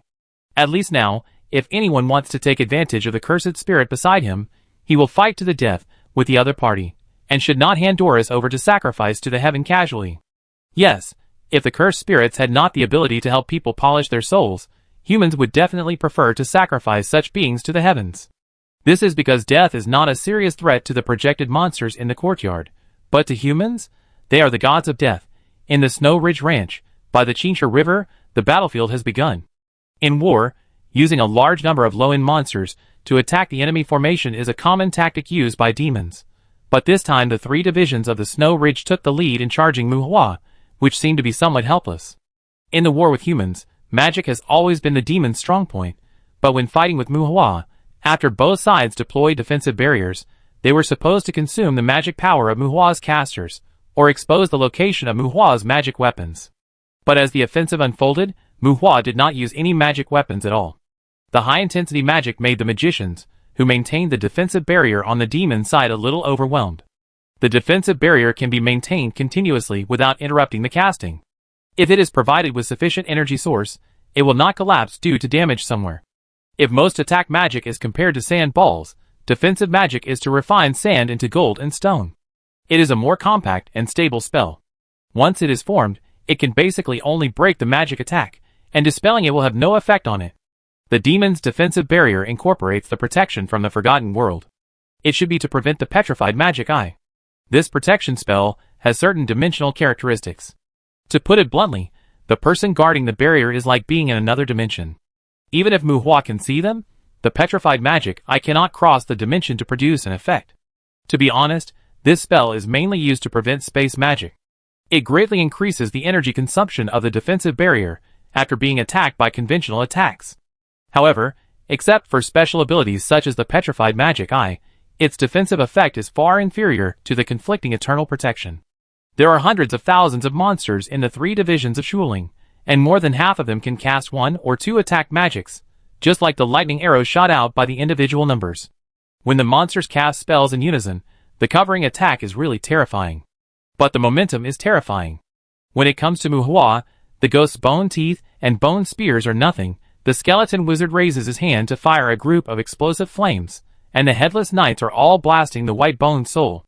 Explosive flames are thrown out from the skeleton wizard's hands one after another.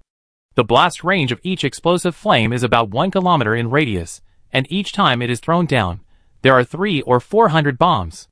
The coverage of the demon army's defensive barrier is large. A large range does not necessarily mean high consumption, but the larger the attack surface, the higher the energy consumption.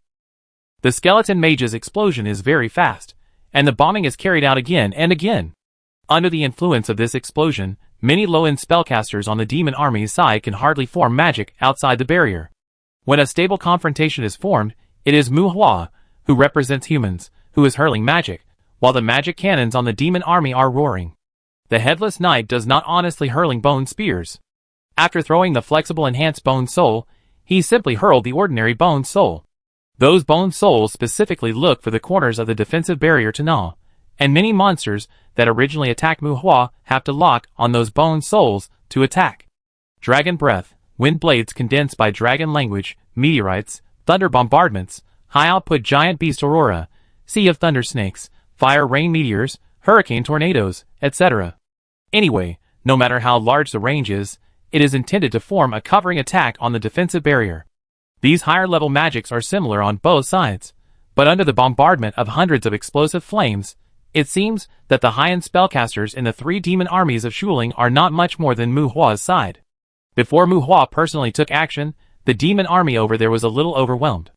It's not that they can't hold on, but if they continue to consume like this, it's really hard to say who is consuming whom.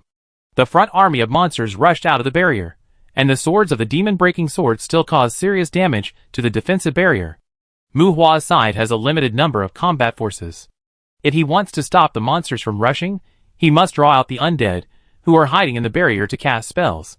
At the same time, Thursday and the dragon group in the sky also ushered in the concentrated fire attack from the rear of the demon army. The dragon hunting crossbow shot out thick crossbow arrows, and the blood-filled arrows formed a rain of arrows and lightning. These long-range attacks with the effect of breaking magic did not find Muhua's defensive barrier, but it was necessary for the evil dragon to avoid such attacks. The monsters on Thursday stopped attacking magic and instead strengthened the barriers around Thursday's body that tended to physical defense. Conventional. Until this time, Muhua's attacks were very conventional. This kind of routine was definitely abnormal for Muhua, because he really had a lot of extraordinary abilities in his hands. Training soldiers, yes, to a certain extent, under Doris's advice, Muhua was getting his men used to large-scale wars. Even though Muhua doesn't take physical crystals seriously now, there are always people with physical fitness of 1 or 2,000 at home. But strictly speaking, any attribute exceeding 1,005 can basically be considered an extraordinary existence. Even among the monsters in the courtyard, such as the demon army gathered from the 3 parts of the Snow Ridge, more than 80% of these monsters have less than 1,000 attributes, and more than half have less than 500 attributes. The individual combat power of Muhua's subordinates is really not weak, but including the evil dragon and the headless knight at home, they are more accustomed to single-handedly or group beating others. They have never experienced war, and basically have never experienced being beaten by others. At this time, Muhua is like training soldiers, waiting for the high-end combat power of the opponent to emerge, and at the same time squeezing the opponent to continuously use various tactics. Boom, boom, boom muffled sounds burst out from the ground troops in the battle, and after the muffled sound of the heavy shield collision, the blood-colored aura exploded in the demon army. The demons are very powerful, and many of them have innate physical fitness that even exceeds that of magic beasts. Apart from some physical features that humans are not used to, demons can be said to be perfect creatures.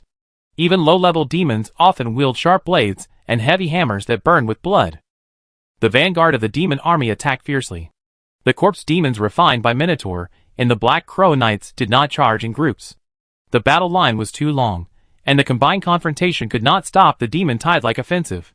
However, these corpse demons, whose general physiques were about 1,000, were not cannon fodder demons that could be knocked down in a short time even if they were scattered. Corpse demons were a kind of war weapon that seemed to have removed its own safety limit. They had hard bodies, and burst out physical strength that was even greater than when they were alive. However, they could not cast spells and had no blood, and high-quality swords and axes could still cut them into pieces. The number of demon troops far exceeded that of Muhua's side. Muhua's group of 3 or 5 vanguard teams were submerged in the demon tide at the first touch. Boom! Boom! The monsters burst into blood and their fighting skills soared, but the ones thrown into the air everywhere on the battlefield were basically warriors from the demon army. Well, although they were drowned by the demon tide and were small groups of 3 or 5, Muhua's vanguard team was somewhat special. 2 Minotaur corpses were accompanied by a Dragon 2 soldier, a skeleton wizard, a headless knight, and a small number of other corpses. Needless to say, the Minotaur's main feature was brutality, especially after wearing armor. The Dragon 2 soldiers had their dragon tooth blades inserted in their waists. They were no longer the toys that were thrown around casually in the past. At this time, their main weapons were large machetes shaped like giant axes, with a handle length of more than 4 meters. With an average level of 500 plus and an average physique of 1200 plus, these Dragon 2 soldiers swing their battle axes, causing as much damage as the Minotaur corpse demons. They are also unable to use combat skills, but their martial arts and flexibility are far beyond the corpse demons of Black Crow. Corpse demons and Dragon 2 soldiers basically attack with brute force, and high-quality weapons and equipment are probably the only way to improve their attack power. The accompanying skeleton wizards provide them with powerful output of magic support and range attacks, and the main role of the Headless Knight is to disperse the enemy's accumulated push with explosive combat skills. On the front line of the battlefield, hundreds of small teams were overwhelmed by the demon army, and there were flying and screaming monsters in every place. Observing the battle situation, the combat power, and defects of the corpse demons were mainly evaluated by Clark and Athena, and Muhua observed more about the melee ability of the Dragon 2 soldiers and skeleton wizards. He was even prepared for the skeleton wizards to be dismantled, and another important task of the Headless Knight was to bring back the heads, or bones, that hid their souls, if any skeleton wizards were dismantled. Although they were submerged by the demon tide, the undead team was like a rock to resist the advancement of the monsters. However, the number of the two sides was too different. Random punches might not necessarily kill these masters under Muhua, but random swords and axes could still be used.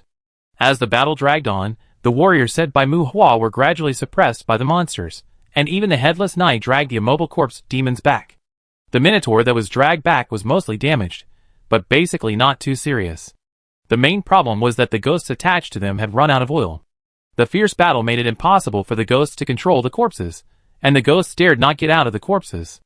In this chaotic battle, if the ghosts escaped from the corpses, it would be like seeking death. Bear, fires, and screams of monsters ignited in many places.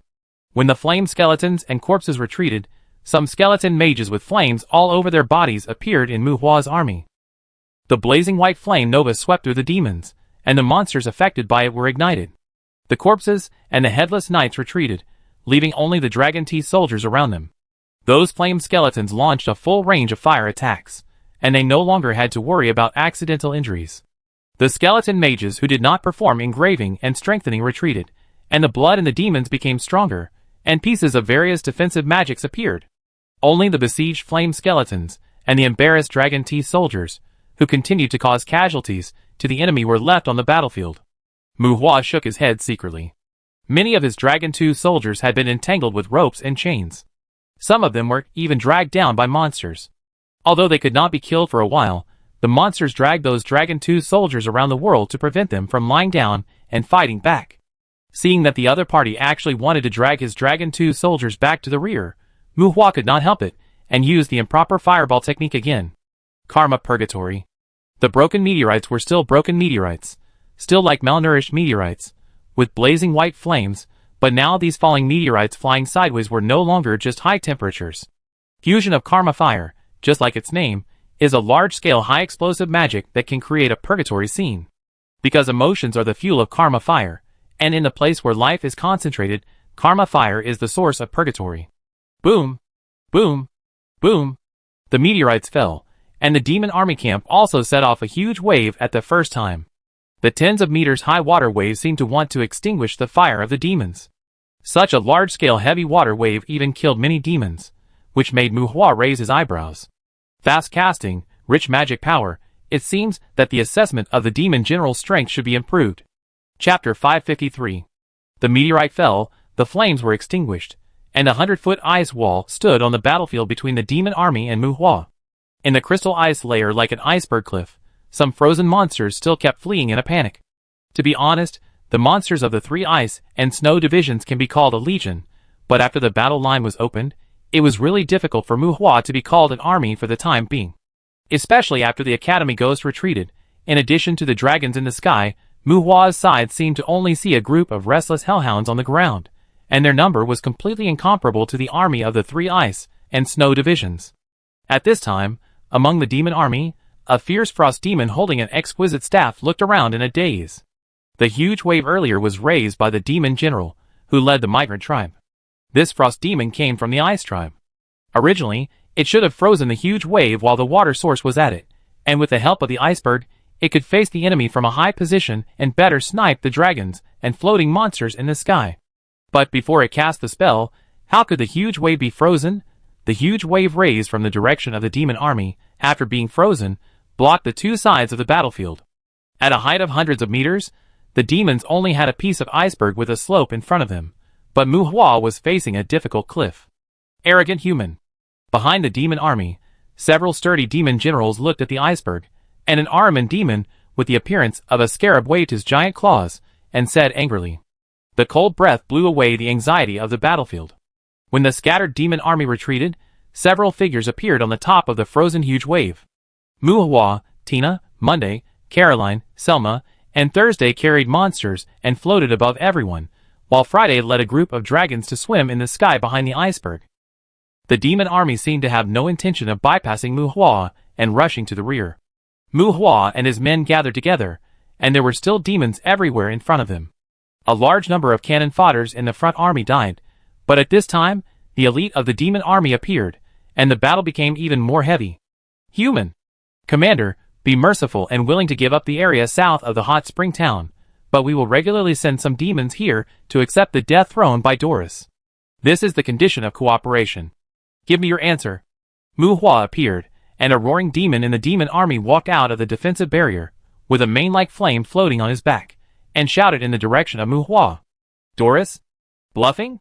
The demon is looking for death. As the roaring demon shouted, Doris drilled out of Muhua's body, turned into the form of a special demon, and stood beside Muhua. You are very famous? Glancing at the demon army, Muhua smiled at Doris. When I was planning to get rid of Penelope, I had contact with Repnos in the Death Canyon.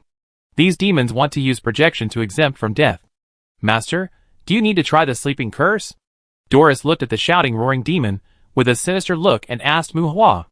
It goes without saying that the courtyard monsters knew Doris's situation through the Lich Repnos, otherwise Doris's cursed spirit is more suitable for harming humans. The gathering of death is indeed very strange and terrifying, but the death doom that each life only needs to experience once also reduces its threat to the courtyard monster sharply.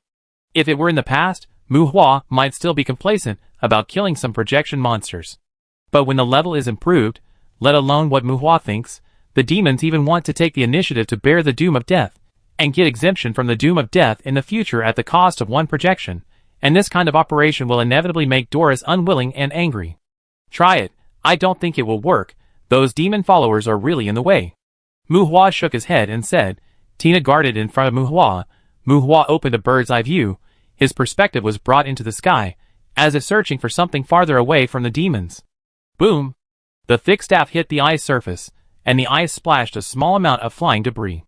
Murmuring and brewing, Doris cast a high-level curse in the direction of the demon army. The sleeping spell, the curse that had plagued the city of Canes, was a long-standing existence. Although the scope of action was not as good as the joint spell cast by Penelope, Doris had the ability to cast this top-level curse independently. The invisible curse ripple swept towards the demon army, and almost at the same time as it touched the defensive barrier, the demon army was swayed by golden energy fluctuations. Swept by the energy fluctuations, the demons obviously exuded more intense excitement, and the sleeping spell also dissipated without a trace in the impact of the golden fluctuations. Muhua, who was using the bird's eye view, saw everything more clearly. Except for the roaring demon, who had shouted earlier, and was sleeping soundly in front of the demon army, other monsters were not affected by Doris's curse. Muhua was not too surprised.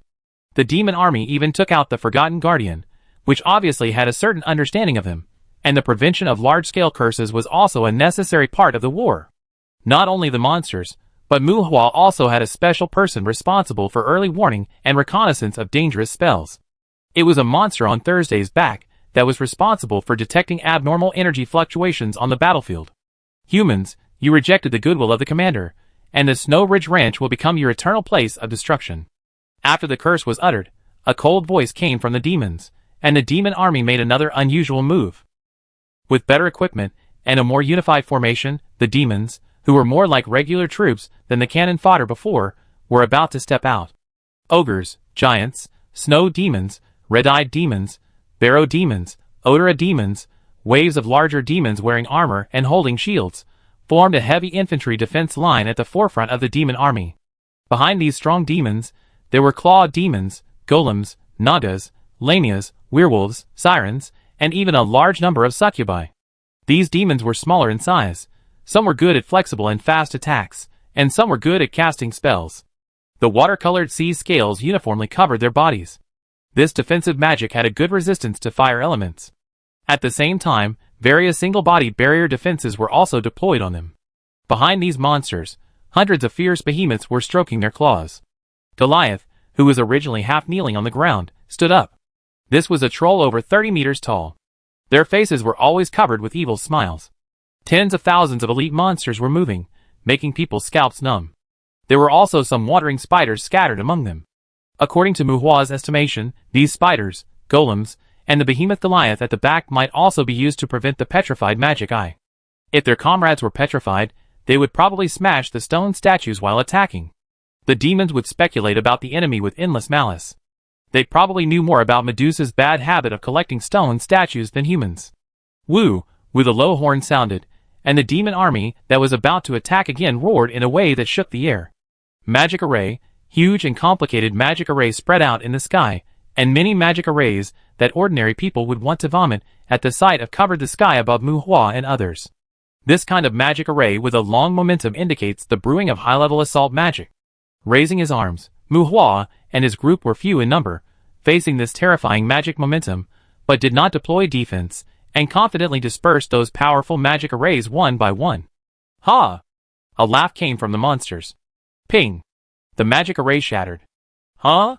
The chaotic magic power set off a bone-scraping wind among the monsters. Damn it! Bastard! Cursing, the laughter stopped, and the curses coming from the monsters again were like a mouthful of thick phlegm stuck in the throat. There were even some magic casters in the monsters, who vomited 3 liters of blood, and the blood sprayed like a high-pressure valve. Too much. This is too much. What the hell are these dispels? Yes, because of the experience in the early years, the high-level dispels are really useful, and the dispel levels of the people around Muhua are all very high. If it is a group of demons attacking randomly, it will be a bit troublesome, but in front of them, holding back this kind of time-consuming magic is basically pursuing the experience of spell failure. Crack! Crack! Crack! Endless lightning, many magic arrays were destroyed, but one of the strong magic arrays brewed Thunder Prison. In the early years, the Thunder Prison that made Muhua flee in embarrassment was blocked by the monster on Thursday's back with an infinite barrier, and at this time, it only made Muhua's face flash with a little curiosity and surprise. Thunder Prison, although it is a hidden spell, he just threw the spell at the location of the magic array, and the explosion position of the Thunder Prison core also proved that there was no false information in the meantime. The ultimate dispel was actually unable to remove it. Could it be that one of these monsters has cultivated condensation to the extreme? Master, the magic power nearby is very chaotic, and the elements are a bit abnormal. With such chaotic water and fire elements, the lightning magic should not be able to take shape so quickly. Doris looked at the demons from afar, as if looking for something, and said beside Muhua. Muhua frowned, and while removing the bird's-eye view, a map projection with several coordinate points appeared in front of him. There may be a gluttonous demon on the opposite side, but his location has not been found for the time being. When Doris said, Tina quickly reported several coordinate points to Thursday and Friday. Gluttonous demon? Original sin? Muhua's eyes flashed with excitement. The original sin demon is equivalent to the ghosts and gods of human beings. Not to mention what can be smelted by killing it, but thousands of philosopher's stones should not be able to escape. But then, the excitement in Muhua's eyes was replaced by anger. Damn it! Since it is the original sin demon, it is probably a projection. What can a projection melt? Since it is a gluttonous demon, it is definitely not afraid of the petrified demon eye. No wonder these demons are so aggressive and come to mess with him. While Muhua was angry, the demon army had already stepped out of the defensive barrier, and the dragon group led by Thursday and Friday in the sky dispersed, and did not confront the demon army in front of them, but flew in different directions. Stop them! A roar came from the demon army. After a rain of arrows, large groups of winged demons rushed towards Thursday and Friday. What are they doing? Well, just now Muhua used the bird's eye view to search for a long time, just to find the sky strike casting point hidden by the demon army nearby. Recently, Thursday has been hit by a lot of sky strikes. Now that the demon army has arrived, it would be a miracle if they don't hide 10 or 8 sky strike casting points around. The power of sky strike is affected by the amount of magic power invested by the caster. Although it is not considered a high-level magic, it can be cast together. The power is difficult to assess based on the brewing time and the number of casters. The so-called sky strike casting points often gather a lot of casters. Those guys hide in the distance, are insidious, and are sudden.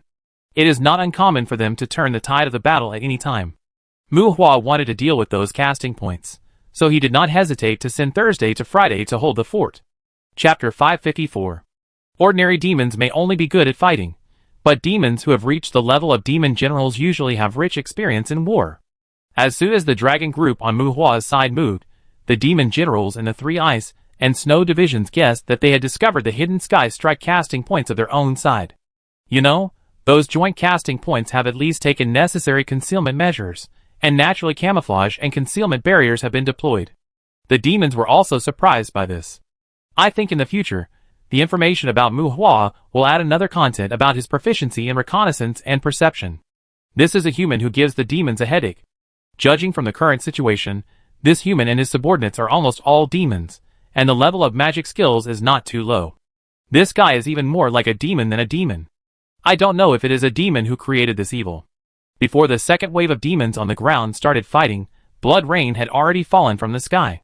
Countless explosion points exploded in the sky, and floating monsters swung their tentacles across thousands of meters. Some winged monsters that cast spells could not even enter the effective attack range of magic, and were beaten to death and crippled by the soul tentacles of the troll, twisting into blood foam. At this moment, Thursday finally showed its terrifying power as a strategic race. The touch of jealousy was difficult to observe, and countless winged monsters died in the air before they got close, which looked very strange from a distance. The bloody rain and broken corpses poured on the defense barrier of the demon army below. Whether it was the human monsters on the battlefield or the existence observing the battlefield from a distance, they all frowned in silence, thinking about how to deal with this monster. Dozens of evil dragons spewing dragon flame circled around Thursday's body in the trajectory of a magic ring. The flying dragons stretched out their claws and bit, pulling the winged monsters that were dragged into the dragon group as if they were fighting for the corpses of prey. Farther away, the accumulated sky strikes no longer concealed the enemy. Dazzling sky strike arrays were deployed on the ground. The dragons quickly moved away from the floating fortress beast. The flying dragons that were temporarily delayed by the winged demon would also drill into Thursday's belly for cover. The death curtain, the sky protection, the sky-breaking barrier, the soft barrier, and layers of defensive magic were deployed from Thursday's body. Thursday also stopped moving, as if preparing to deal with the sky strike attack. The fortress troll even put on the undead bone shield, which was ridiculous. It seems that the training level of the bone shield is not low. This guy is really cowardly. Boom! Boom! Boom! Boom! The subsequent sky strike seemed like divine punishment, and the dazzling light covered the huge body of the floating monster. When the light disappeared, the thunderclouds in the sky formed and were difficult to disperse. Finally, when Thursday's huge body without any damage appeared again, everyone who observed from afar gasped. Well, it is not difficult to understand that such an attack can be prevented if you are prepared. Not to mention the humans who observed the situation here. Even the demons on the battlefield cursed in their hearts. You can prevent it, but so far, it seems that Muhua has not even used his magic storage props. Your demons are about to become spirits, right? Am I a demon general, or are you demon generals? After taking more than a dozen sky strikes, you can still use your own magic power to cast spells. Of course, these are no longer important at this time. The important thing is that a fortress with defensive capabilities is not the same as a fortress without defensive capabilities. Boom! Boom! The thick aurora swept out, sweeping across the sky-winged demon, and finally left a scorched mark on the ground. Woo! Thursday rarely made a dull roar, as if more than a dozen sky strikes were all coming at it, making it very dissatisfied. It's not that bullying. Thursday may be lazy, but he has a bad temper. Aurora, tentacles, and at Thursday's order, the monsters and followers on him launched wide-area attack magic on the demons. They swept the winged demons if they could, and bombarded the ground defense barrier if they couldn't. Thursday seemed to have turned into a war fortress that launched a full-scale offensive. The winged demons that were so powerful earlier fled desperately, and they were greeted by the pursuit of the evil dragons. Thursday was still furious, and the evil dragons under Friday led their own dragon groups and rushed fiercely towards the distant sky strike spell point. Bastard! You are too presumptuous. Facing the crazy Thursday, the demon shouted angrily. I saw an anto-demon with a giant shadow burning behind him flying into the air, and the giant waved a battle axe in his hand, slashing at Thursday like a giant pillar. The anto-demon is a bit like a centaur, but its lower body is that of a wolf. This kind of demon does not conform to human cognition, because in addition to its human-like upper body, its lower body also has a wolf head. From a human perspective, The Anto demon is much more deformed than the centaur. Boom! The huge aura slashed and split the death curtain, shattered the protective sky, suppressed the soft barrier, and even destroyed some of the bone shields on Thursday. But after the blow, Thursday, who was floating in the air, did not move at all. Muhua shot a petrified magic eye at the Anto demon, but there was no reaction. This guy has a high-level earth element affinity, and Muhua lost interest in it in a blink of an eye. Well, I suspect there is an original sin demon in this demon army. Although the slogan just now was very powerful, Muhua is not very interested in the Anto demon whose fighting skills did not affect Thursday. Puff! Thursday's tail sting swept past, and the blood-transformed giant had one arm cut off. The Anto demon roared and retreated, recondensing the shadow. Magic is strong, but blood is not a decoration. Warriors who have reached the blood-transformed level are still very fierce. In addition to the fierce explosive power, the giant shadows that attack them can only consume their blood, and the damage to the giants will not be reflected on their bodies. Compared with the Colossus, the Anto demon's body is too small. Thursday's tail sting is thick, and it is difficult to hit it when the opponent is prepared. The attack method of using a cannon to hit a mosquito is not cost-effective. Thursday did not spray the aurora on the Anto demon. The soul tentacles attacked the Anto demon like a python, and the monsters on it also began to attack the Anto demon with point-attack magic. The power of this Anto demon is far from comparable to Thursday. Facing Thursday's soul tentacles, it can only use the Blood Colossus to intercept and block. After a fierce attack, they began to show their embarrassment. However, the appearance of the Anto demon also gave the frightened winged demons a shot of strength. The scattered winged demons once again shrank around Thursday, trying to delay Thursday in the battle circle. Boom! Boom! The land forces of the demon army marched forward with heavy steps. If the earlier demon tide was a sea wave, then this wave of demon tide was like a landslide with more substantial pressure.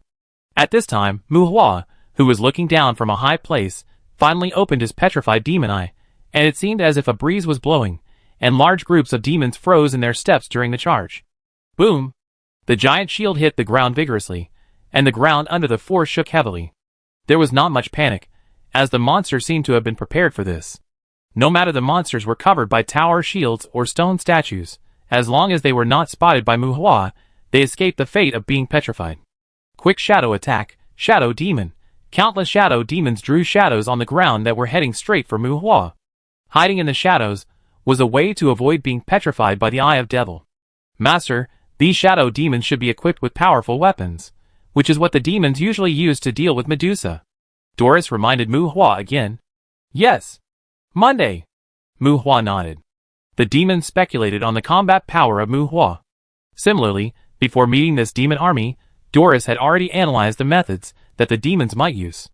At Muhua's call, Monday stepped forward with his short legs, and a hideous smile appeared on his chubby face. Kill! A child's voice shouted. Along with Zhou Yi's command, countless shadows also sprang out from under the ice rock behind Muhua, and these shadows were like swords lying on the ground, shooting straight at the shadows on the side of the demon army. Shadow attack, Muhua also has it. Unlike the shadow demons on the other side who rely more on weapons and equipment, the base of the shadow demons on Muhua's side are all hellhounds, a large group of hellhounds that have learned shadow attack. Ah! The shadows of both sides met, and the wisps of shadows mixed together, and finally gathered into a large shadow, and then screams and wails came from the shadows. Zhou Yi smiled. His hellhounds and hellhounds usually roared and screamed like a sissy, thinking that it was not his own dogs that suffered casualties. In order to train this batch of hellhounds, Muhua has put a lot of effort into them. Although hybrid monsters can be used to create demon followers, Muhua does not want to raise them as ornamental breeds. And involving many issues such as war damage, it is too costly to expand the hellhound group by collecting followers in this way, which is not practical. The hellhounds under Zhou Yi can be regarded as the foundation of the future hellhound group.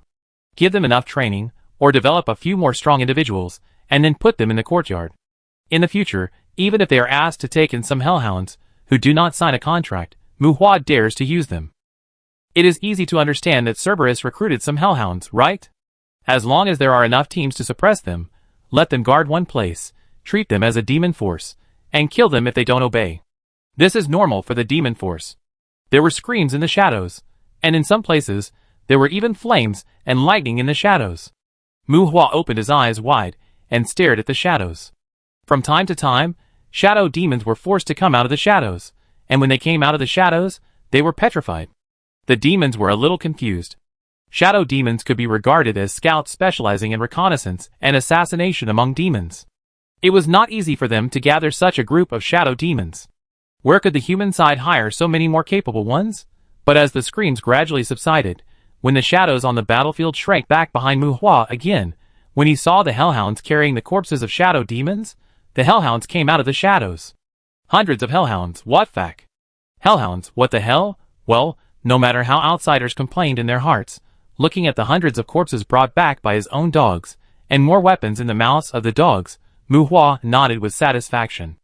All weapons are good, many of them have special properties. I can get a few more Tetis artifacts, such as Frostmourne and Sword of Victory. That's enough. And those corpses are probably a bunch of shadow assault skill stones, right? It's quite effective to let the hellhounds gnaw on the tender shadow demons in the shadows. After this battle, we can give the dogs who are still alive a snack. Muhua did suffer some damage in the duel between the hellhounds and the shadow demons, but judging from the result, it's not a loss after all. Chapter 555. Whether it is the Beastman Behemoth or the Demon Goliath, they are basically simple-minded creatures with strong limbs. They have cunning hunting wisdom, but if they are allowed to manage other monsters, they may eat up their own subordinates. A group of thousands of shadow demons want to attack Muhua, but shadow stealth is a mobility ability, not a combat ability. Hiding in the shadows, almost all actions can only rely on their own bodies, and as a result, these shadow demons were bitten by a group of hellhounds in the shadow world. In order to deal with Muhua, the demons of the three ice and snow divisions prepared many methods, and the shadow demons were just one of them. The demons did not expect these shadow demons to really kill Muhua, but at least they had to consume and restrain him, right? But before they even touched the corner of Muhua's clothes, the shadow demons that they had organized with great difficulty were completely destroyed. Compared with the cannon fodder that died earlier, these shadow demons still made the demons on the opposite side feel very distressed. Bang! In the muffled sound like the beating of a leather drum, a behemoth was punched by Muhua and flew backwards. After the shadow demons, seeing that Muhua did not retreat, they jumped over the monsters ready to go in the stone forest, and the behemoths and Goliaths in the demon army attacked Muhua. Goliaths were bigger than the savage behemoths, but they were not as fast as behemoths. The behemoth core was the first to leap near Muhua. At Muhua's signal, the people around him stepped back. As soon as they met, Muhua punched the behemoth in the front and sent it flying. Although there were only a few hundred of them, as long as they got close, hundreds of behemoths were indeed capable of creating a bloody battle at the legion level. Boom! Crash! Behemoth is a creature with the characteristic of follow me. It can rush to the front, and is often the strongest in this group. The flying behemoth is like a heavy cannonball, and the behemoths behind it seem bulky, but when it is blasted back, they all move and dodge like monkeys. As a result, the behemoth was blasted into the group of petrified stone statues in the back, smashing a bunch of stone statues, causing Muhua's eyebrows to jump. Sure enough, recovering stone statues is not as simple as imagined. At least on this kind of battlefield, these big guys must be dealt with first. Roar! Damn it! Didn't you say that this human has so much strength? Seeing the big brother rushing in front being blown away, the behemoths rushing and roared. Between leaps, those behemoths seemed to transform from agile assassins into heavy armored warriors. While the speed dropped sharply, the behemoths' footsteps were obviously much heavier, and some of the behemoths were also covered with the armor of the Stone King. Yes, these behemoths, who are over 10 meters tall and can definitely be called strong and sturdy, can really move as nimbly as assassins. Every kind of monster that can survive and reproduce in hell seems to have its value. Behemoth is an offensive monster that emphasizes strength, speed, breakthrough, and killing ability. Usually Goliaths, who are several times larger and stronger than them, are more like defensive trolls in front of behemoths. Muhua's strength exceeded the expectations of the behemoths. With their vicious claws, they were on guard against the touch of jealousy, but they didn't expect that Muhua had the physical strength to crush them. Ha ha! You bastard! Get out of here! With a scolding mixed with a strange laugh, Goliath, whose footsteps shook the earth, chased after him like a hurrying species. During the leap, several Goliaths, which were only half the height of Muhua's calves, flew 40 or 50 meters into the air, and stretched out their palms that could completely cover Muhua like falling meteorites. Buzz! Crash! This time, Muhua did not knock the Goliaths away. They were too big, and their physical toughness was far less than that of Behemoth. Even if he used blood mimicry, Mu Hua might be able to knock a hole in them, but it would be difficult to knock them away. At this time, the space crack opened up on the attacking Goliaths, breaking the air and slashing the dimension. 3 Goliaths were cut in half, and half of the shoulder of 1 Goliath was also removed by this space crack. Blood, internal organs, Goliaths screamed in pain, and the bodies of 2 Goliaths were broken into 4 pieces and fell to the ground, but they did not die for a while. In the dying state, the upper body used hands instead of feet, and crept towards Mu Hua with evil intentions, waving their arms, trying to pat Mu Hua. The huge palm could block Mu Hua's vision. Mu Hua had to cross a span of more than 5 meters to dodge. The dying Goliath was ferocious and terrifying, but the appearance of the other 3 Goliaths indicated that they were even more difficult to deal with. Boom! Boom! Boom! The giant palm slapped and smashed. The 2 dying Goliaths broke the ice layer. Mu Hua dodged several times, but was blocked by the 2 Goliaths in a moment. The magician's hand reached out, pinched the arm of a Goliath, and swung it up. Mu Hua knocked over the other Goliath, with this Goliath, with only half of its body. The internal organs and unpleasant smells flying all over the sky made the environment near Mu Hua very bad. At this time, the lower body of another Goliath that was cut in half was growing again. Super speed regeneration. Goliaths are born with the ability to regenerate, and among the 4 Goliaths who rushed to Mu Hua first, there was one with super speed regeneration. As for the Goliath whose shoulder was cut off, there is no need to say more. That kind of injury is not a big deal for Goliath. Even if it is just regeneration, it is enough to recover in a short time. The difference between regeneration and super speed regeneration is not as simple as the recovery speed. The essential difference is that one can only call on one's own magic power, and the other can use external magic power to recover one's own injuries. Self-healing consumes a lot of energy. According to the strength of the biological body, the consumption of magic power by regeneration and self-healing ability is not quantitative. Without the supply of external magic power, the 2 Goliaths without super speed regeneration will find it difficult to complete the repair of internal organs and half of the body. Mu Hua once regarded super speed regeneration as a magical skill. After possessing this ability, he was also very reckless in fighting. However, since he knew that this kind of highly traumatic regeneration and self-healing would reduce his own lifespan, he would hide and escape if he could. Unless it was absolutely necessary, Mu Hua still didn't want to use his self-healing ability to show off his style. Bear. The flames ignited, and the 4 Goliaths who first killed Mu Hua were ignited by the flame of life. Tina had already taken action, but the Goliath's vitality was indeed tenacious. Even though he was seriously injured and could not burst out blood for a while, several Goliaths still wanted to attack Mu Hua like fire giants. Boom! Boom! The Colossus appeared, and the 2 headless knights guarding Mu Hua emerged behind the Gongchi Colossus. As the bodies of the 2 headless knights were ignited by the flames, the colossi behind them also turned into fire giants. Xingtian number 1, Xingtian number 2. Well, there are too many derived skeletons and undead, and Mu Hua has some naming difficulties. Even if the skeletons and undead under Mu Hua are willing, they usually name themselves. Mu Hua called the skeleton mage from Bone King number 1 to Bone King 300 in one breath, because he had never called them by their names, and the Spartan series of Dragon 2 soldiers was also abandoned by Mu Hua. And these 2 headless knights relied on their own understanding of blood and chi transformation, and were trained by Mu Hua, which was like a code name. The 2 headless knights also strengthened the flame imprint, and collided with Goliath. The Gongchi Colossus was unable to repel the 2 Goliaths, who had not yet fully recovered. These were 2 headless knights with a physical fitness of 2,000 plus. Although they might not have the status of a demon general, it was not difficult to see the strength of Goliath at this time. The war swords condensed, and at this time Behemoth had already surged up, and there were more Goliaths attacking from the back. The 2 headless knights condensed their soul special weapons, and the Colossus behind them also danced the skylifting giant blade. Bang! Bang! As the giant blade swung, the headless knight finally repelled 2 Goliaths with the help of accumulated power, and at the same time swept away some of the approaching behemoths.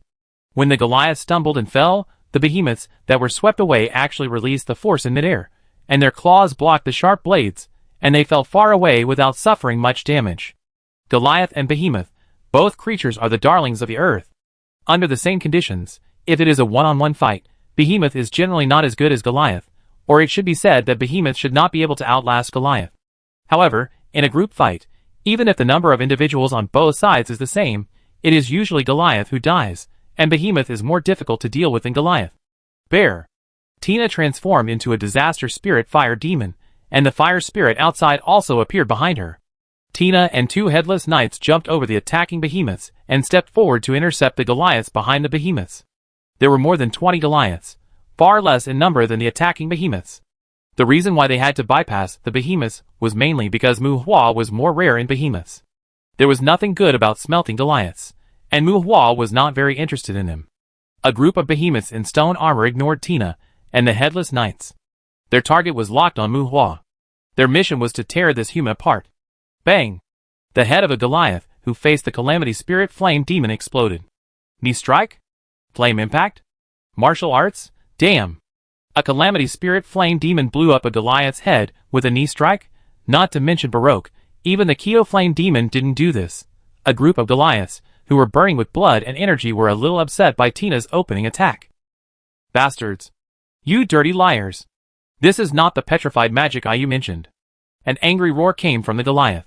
Well, these Goliaths were not yelling at Muhua. They seemed to be scolding their own leaders. Amidst the abuse, behind the Goliath, among the monsters hiding behind the stone statues and preparing to launch magic attacks on Tina, a large number of screaming and dying appeared. Siren, Succubus, well, while facing the attacking behemoth, Muhua also released the restraint on the Soul Devourer. Some unlucky guys with charm should have been bitten. Damn it!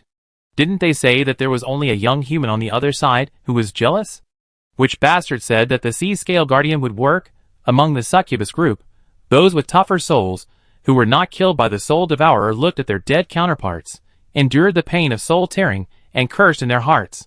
Because the jealous bite is connected to Muhua's soul tentacles, although the attack across time and space is very fast, it is not a real white area magic. At this time, there are still sirens and succubi who continue to scream. Well, they can't roar like Goliath, they are a vulnerable group, and they will be executed if they yell and curse. Chapter 556. Muhua likes Behemoth.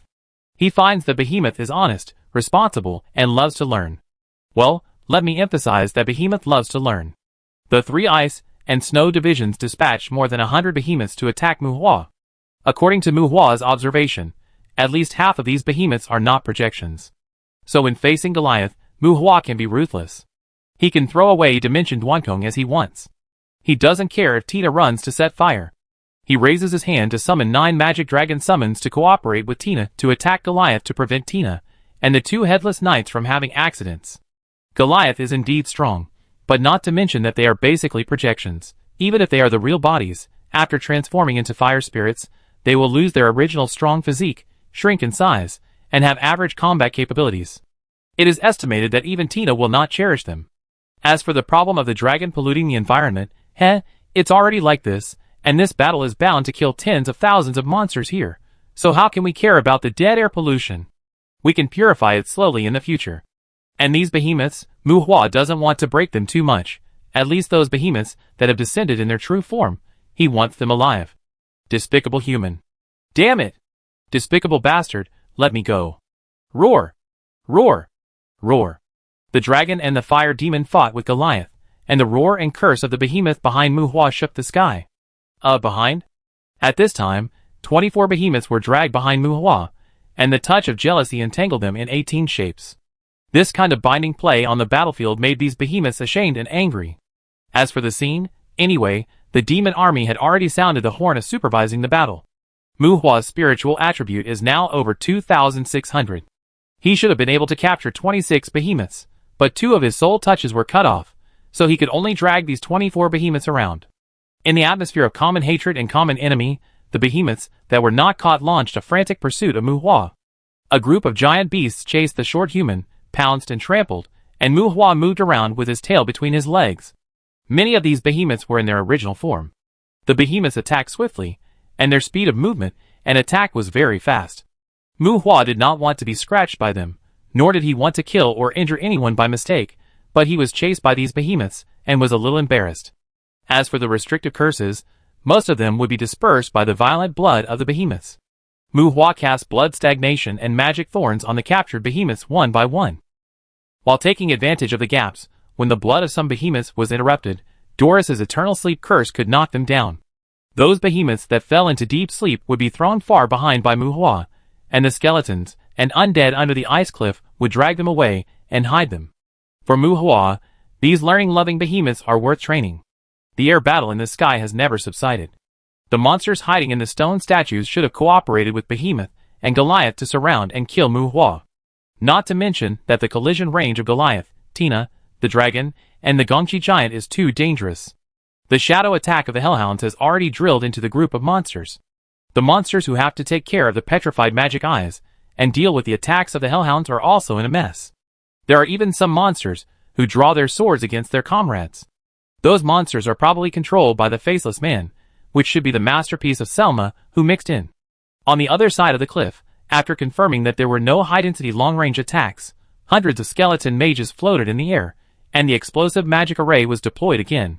They only destroyed the house, not attacked people. Inside the magic army's barrier, the spellcasters who wanted to reinforce the front had to stay behind. There was no other way.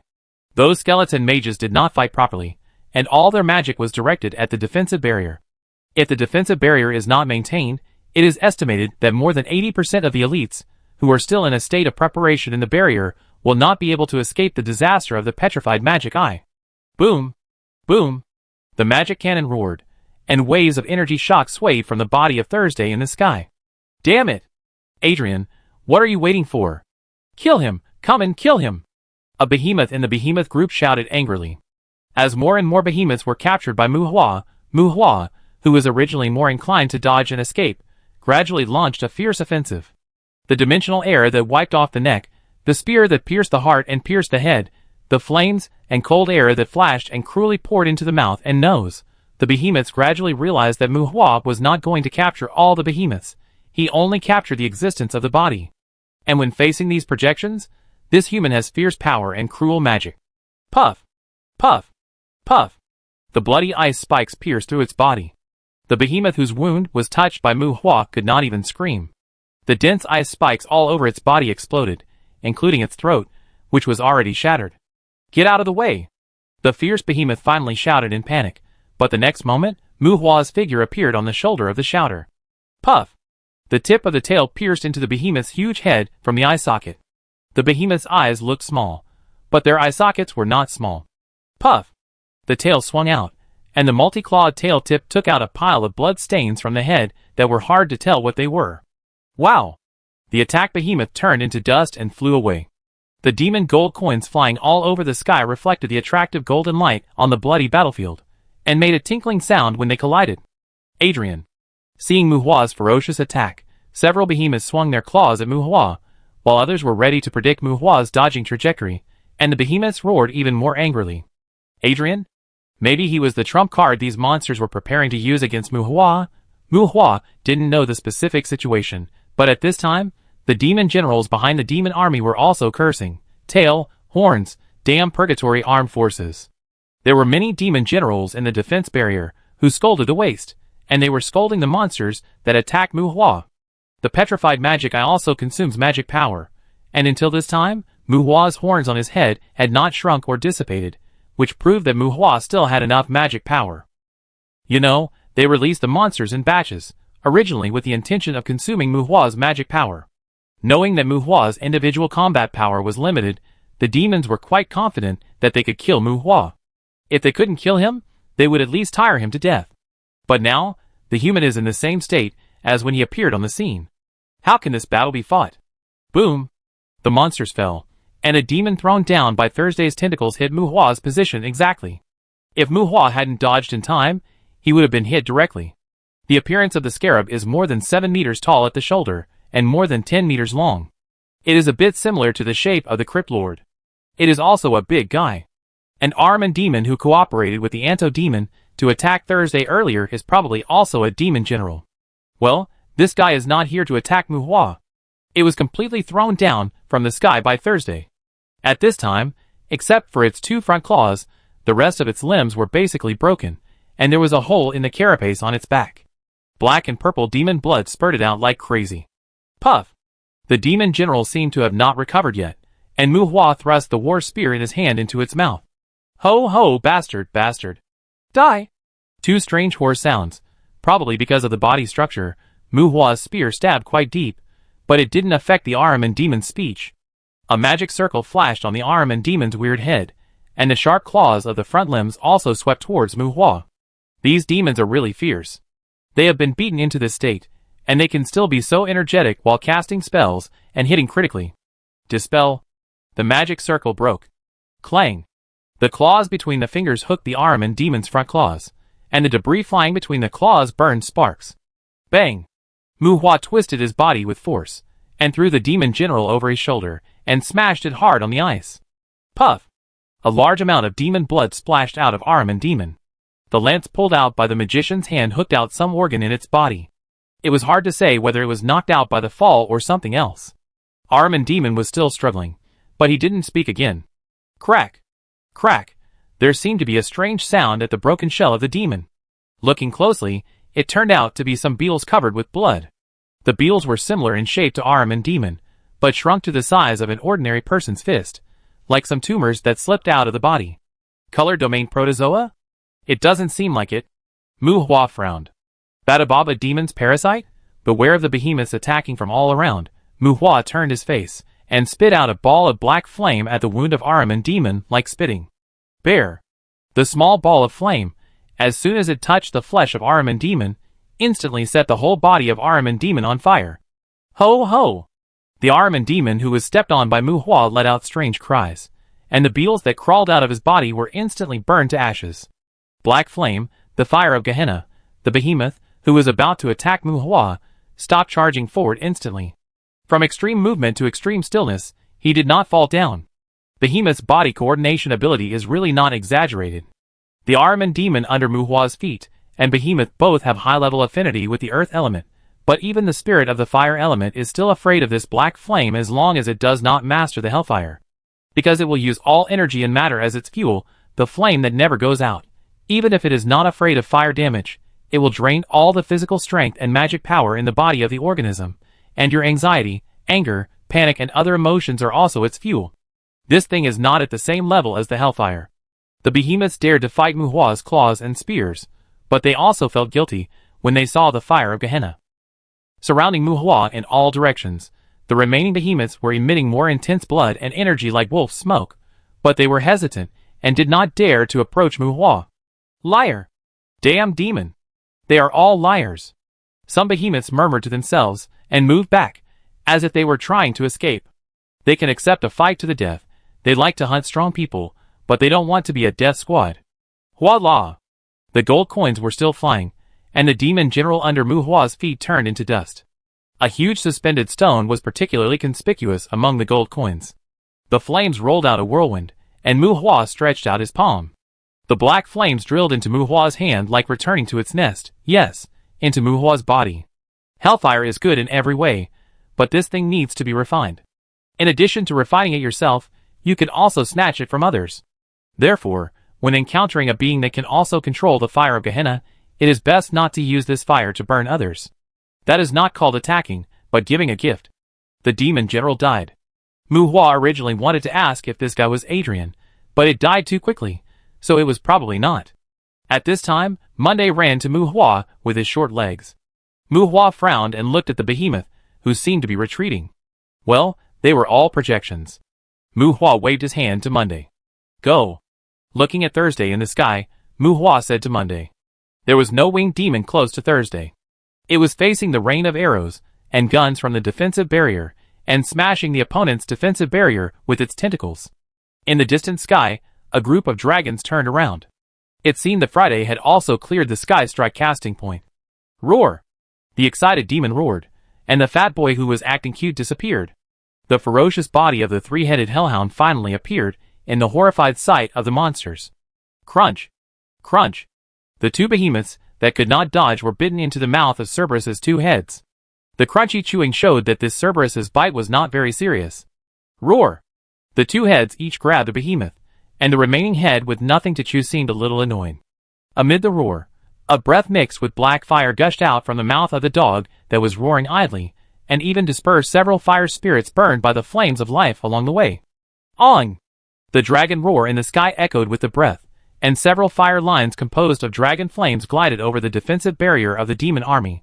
Looking up and staring at the defensive barrier protecting the demon army, Mu Hua pursed his lips and thought to himself, "It's time to fight back." The monsters in the barrier looked up at the sky and then at the ground, thinking in their hearts, "Damn it! This battle can't be fought." Chapter 557. Seraphim? Except for a flame spirit transformed from a demon, all of Tina's companion flame spirits were transformed from angels. Although the attributes of these angels in their lifetime were not ideal, they had excellent combat skills, agility, swiftness, and excellent combat awareness. Tina has not yet found a replacement for them. When the angel's appearance was filled with a flame of life, when these flame spirits snuggled up to the waving moth-winged disaster spirit flame demon, the deeply demonized Tina seemed to have closely blended the weird and the sacred together in front of the army. The flame of life burned all the living beings, and the flame aggregate that showed the last glory of life to the world embraced the Goliath, who was entangled with Tina in a decisive way. Goliaths generally have strong blood, and their erupting blood can disperse the flames and overturn the fire spirits, but they cannot stop the multiple flame aggregates from rushing to them again and again. These flame aggregates madly poured the strange flames that supported their existence into the mouth and nose orifices of Goliath. Level 721. After guarding the abyss for so many years, Tina's personal level is stuck at 721, and it is difficult for her to gain experience from most abyss monsters. Perhaps with the background of attribute crystals, the experience level seems to be no longer conspicuous. But a level of 700 plus means 700 plus free attribute points. Normally, this level is enough to turn a resident who never practices into a brigade leader with special skills. It is common for Muhua's confidants to have a physical fitness of over 2,000. Putting aside the existence of Leviathan, which is out of specification, without the catalysis of the jump potion, although it has a natural lifespan far exceeding that of humans, even the natural growth limit of the upper demon is generally around 1,300 plus.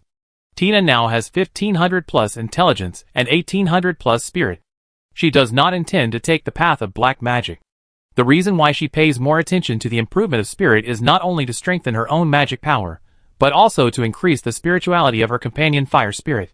At the same time, because she has not encountered too harsh battles, Tina has saved 510 free attribute points with 700 plus experience levels.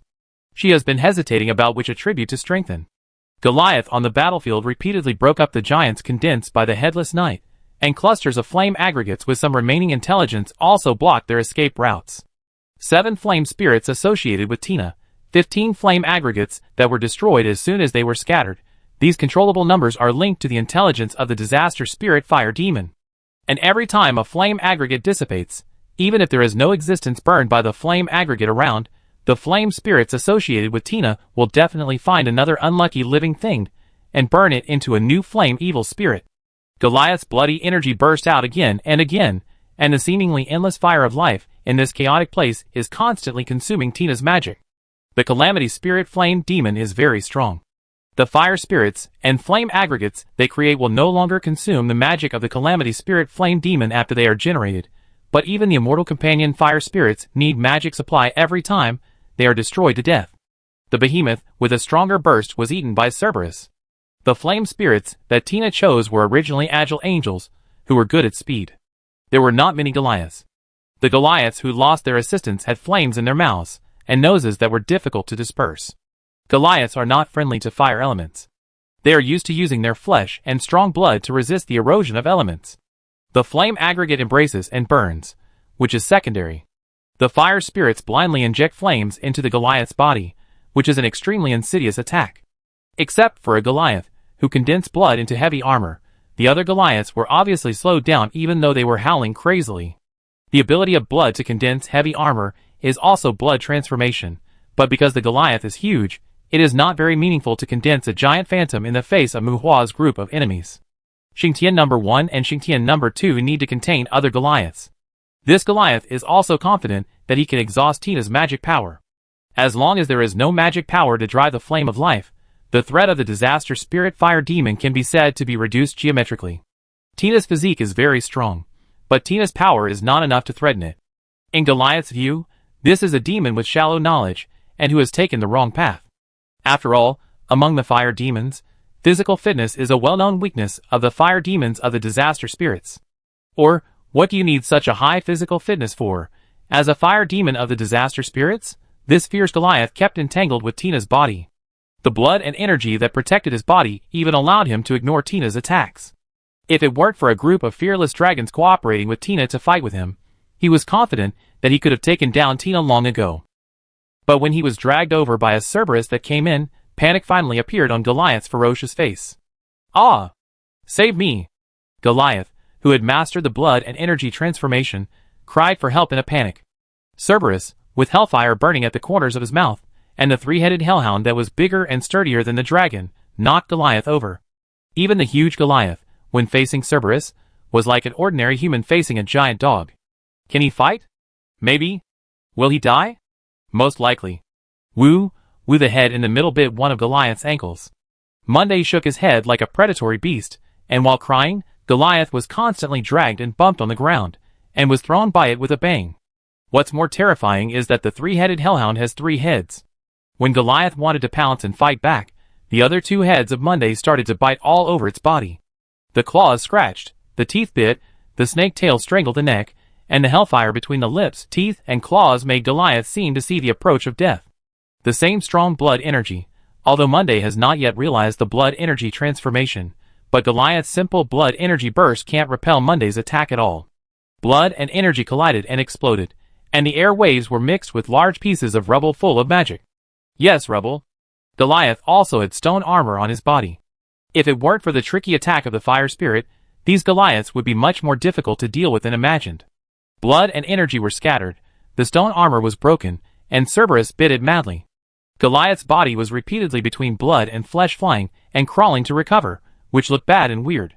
Tina's life flame failed to touch this Goliath, but Monday's hellfire invaded its flesh and blood in a more intuitive and rough way. Screaming, roaring, wailing, sobbing and roaring, the 2 behemoths rolled into one on the battlefield, and the fighting style was full of wildness and barbarity. Goliath's call for help was not responded to. Not to mention the monsters that stepped into the battlefield. Even the monsters in the defensive barrier were a little bit at a loss at this time. Accompanied by Caroline and Selma, Mu Hua had bypassed the area where Goliath and Monday were fighting and walked towards the stone forest of statues. The ice cliff behind collapsed, and Clark, Athena, and a large group of skeletons and corpse demons seemed to be waiting for the battle between Monday and Goliath to end before they set foot on the battlefield. Ka-la, ka-la, the demon gold coins covering the ground made a pleasant sound under Mu Hua's feet. Strange magic materials, magic equipment with cold light, and those large or small suspended stones emitting gem halos were also everywhere. The spoils of war dropped all over the ground seemed to be writing Mu Hua's record. If they were not destroyed in the subsequent battles, then these would all be his. And these were not the real reasons that made the monsters behind them feel awkward. What was the real reason? The demon generals hardly moved, and there were at least tens of thousands of elite monsters in the defensive barrier, but at some point, the area behind them had become a maze of huge rocks and deep ravines. A bilious labyrinth, damn Basanamu, their retreat was blocked. That damn Mu Hua wanted to leave them all here. A bilious labyrinth, Wednesday's illusion, parasitic black dragon. Wednesday has been hiding nearby, because there are too many individuals on the battlefield. It can't control its illusion from affecting its own personnel. When Friday cleared those sky strike casting points and returned with the dragon group, Wednesday also quietly mixed in, and laid the bilious labyrinth around the battlefield. The retreat was blocked, the front army Behemoth and Goliath were captured, and those who were killed were killed. The hellhounds mixed in the petrified statues, and fighting with monsters have turned into shadows, and retreated again. Look at Mu Hua, then look at the wailing banshee and the faceless man following him. Obviously, the humans are going to come up and start a big move. Ah! Along with the banshee's scream, another group of black pupils turned pale monsters in the stone forest fell to the ground silently. Because she became Mu Hua's follower late, Caroline's attribute growth was indeed not very good, but she couldn't stand her experience level being pushed up by the abyss monsters. She added all 500 or 600 free attribute points to her spirit. The petrified statue can ignore the banshee's wailing, but there are still a large number of monsters in the stone forest who can't stand her screams. The banshee's wailing is not a petrified magic eye, and hiding the body has no evasive effect on it. The banshee's wailing is like a signal for the monsters to retreat. A large number of remaining monsters turned around, regardless of whether they would be petrified by Mu Hua, and wanted to escape back to the defensive barrier. Boom! Boom! Boom! The magic came, and the fleeing monsters had not yet approached the barrier, and the scene of blood and flesh flying everywhere broke out again among the demons. Mu Hua did not take action, but the monsters took action on their own. Is this probably considered supervising the battle? In the defensive barrier, the monsters were more unified, with dozens of large demon formations, and tens of thousands of thick-skinned and thick-fleshed snow demons were actually wearing full-body armor. These frost demons, who were born good at magic shields, are probably the real elite of this demon army. These snow demons, who have both melee and spellcasting abilities, drove the retreating monsters to attack Muhua. Several large formations wanted to step out of the formation, but looking at Muhua, who was already floating in the air, and looking down at them, they could not step out of the barrier for a long time. Where is the petrified eye? Are you going to open it or not? If you want to open it or not, please tell me. A group of giant monsters that were in a state of uncertainty turned into stone statues with different expressions and postures in shock and anger. Muhua seemed to be very fond of this dirty orc. Ka-la. A large number of low-end skeleton undead stepped onto the battlefield. They did not participate in the attack, but moved the monster stone statues far away from the demon army's position, and moved those stone statues away in a flash with their pelvises swung. Damn it, bastard. Don't bully the demons too much. The roar came from the demon army. Bang! A line of thunderstorms was pulled out, and the giant monster that was just petrified by Muhua in front of the defense barrier was shattered to the ground. Pouting, Muhua disliked the unrefinedness of these monsters, which was also the reason why he didn't want to petrify those monsters before. It's hard to say what the mechanism is. After these stone statues were broken, the real bodies still fell into a pile of rubble, and the projected offerings were basically severely damaged when they exploded. Even the demon gold coins became tattered. However, Muhua found a problem. Since he completed a life transition, these monsters have scolded him in more ways, but it seems that they will no longer call him by the nickname of lower creatures. Chapter 558. Muhua finally met the long-awaited Adrian. What surprised Muhua was that among the demons from the three ice and snow divisions, there was a barrow demon that symbolized drought, and Adrian, who was regarded as their trump card, was actually a succubus. Barrow demons belong to the demons that tend to be water-based, but their innate ability is to absorb water elements. This is a kind of upper demon with a high level of mystery. They can dry up rivers and the sea. When barrow demons die, their bodies will burst out endless water elements, and some mythical floods that destroy the world may be caused by the death of a long-lived barrow demon. However, the barrow demon is a projection at the moment. When it dies, it will only explode sacrificial items. Otherwise, Muhua would be more active in killing it. Now Muhua can do what the legendary savior does, and many people can do what that guy can't do. A flood did not cause much damage to the Snow Ridge Ranch. It did destroy some things, but it also nourished the earth, and the destruction also gave birth to the vitality of reincarnation. Compared with the barrow demon, the succubus was too ordinary, but it was at least an ancient demon race. This succubus named Adrian was actually a gluttonous demon. At this time, she slapped a soul imprisonment on herself, and the sky above her head was full of lightning balls splashing with lightning. For elemental elves were fighting the fire elemental elves released by Muhua. Poor Muhua's companion elf was first released, and as soon as it appeared, it might face a beating from the other four companion elves. Well, Adrian was a gluttonous demon. She touched the original sin of gluttony, turned into an elemental spirit, was immune to all elemental erosion, and was accompanied by 5 elemental elves of various systems. As for soul confinement, well, she is still a succubus after all, and she probably can't use the bite of jealousy. By sealing her soul and limiting the use of black magic, she also avoided the hidden danger that Muhua would use the bite of jealousy to bite her. At this time, Muhua and Adrian were flying high in the sky, with magic power surging around them and elements rioting. Except for the 5 elemental elves wreaking havoc with various magics, no other creatures dared to approach them easily. They were now in the sky further north of the earlier magic army defense barrier, which was also considered to be above the Abilious Labyrinth. The reason why Adrian was missing a companion elf was that the Earth Elemental Elf couldn't fly, and Adrian's Earth Elemental Elf was throwing earthquakes and cracks on the ground below. I don't know if it wanted to find Thursday hidden in the Abilious Labyrinth, or if it wanted to use the Abilious Labyrinth to create a route for the magic army to retreat safely. Muhua and Adrian faced each other head-on. To be honest, this was not the result Muhua wanted. The defensive barrier of the 3 ice and snow divisions was gone.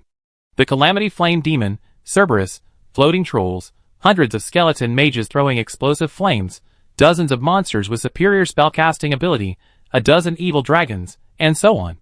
Being stared at by Muhua and blocked in the barrier, under the reckless attack of those things, If they continued to maintain the defensive barrier, the last elite of the three ice and snow divisions would be exhausted to death here sooner or later.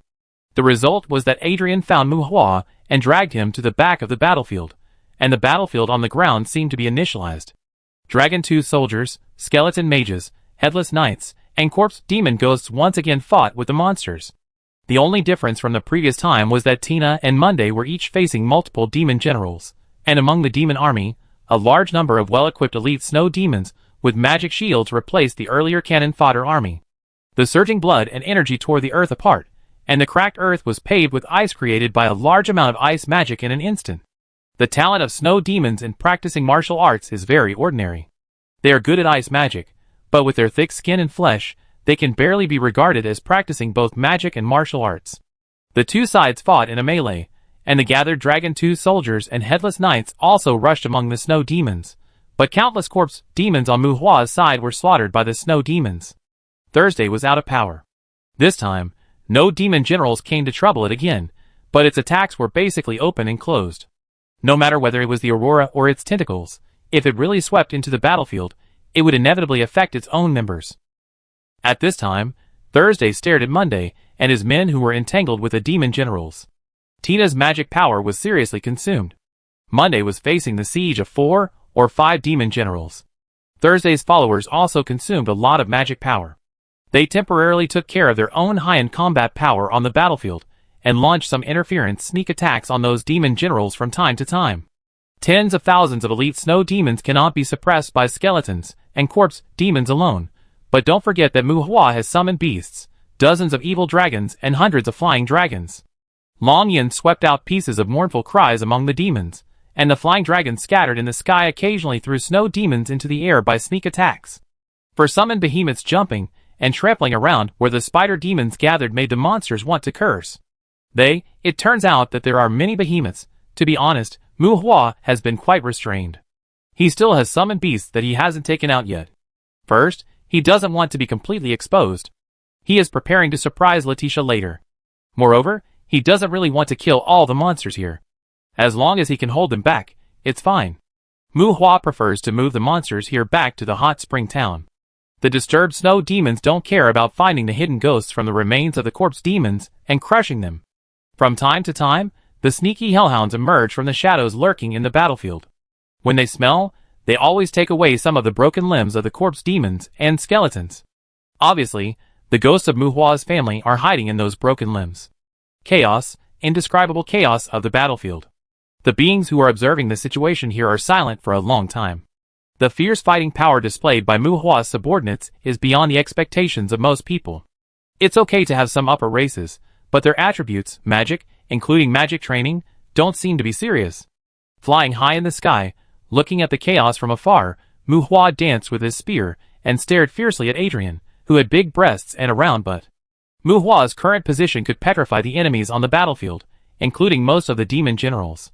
However, if she didn't deal with the gluttonous succubus in front of her, even if Muhua petrified the demon generals, they would definitely be shattered by her magic.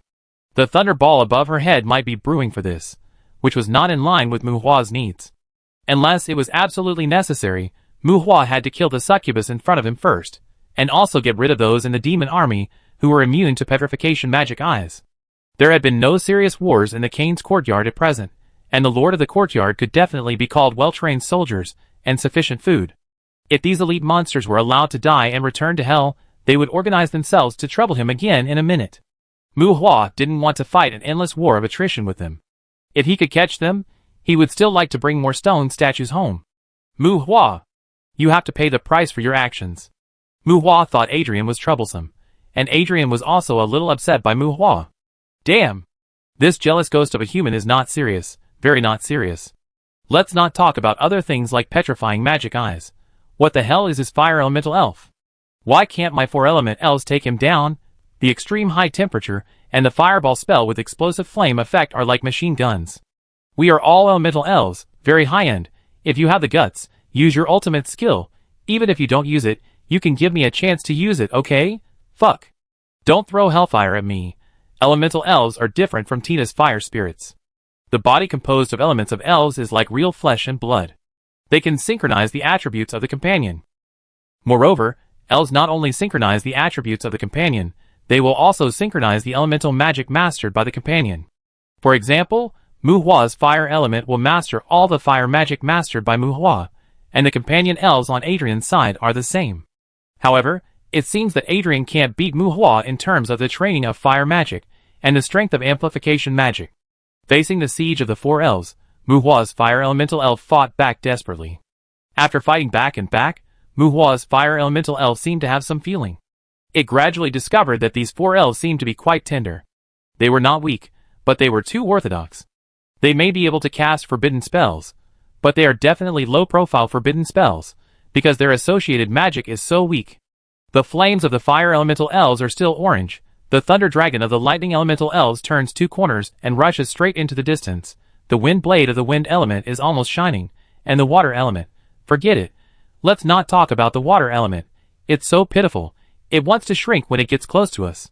The elves of Muhua's family said, "Come on, fight in a group.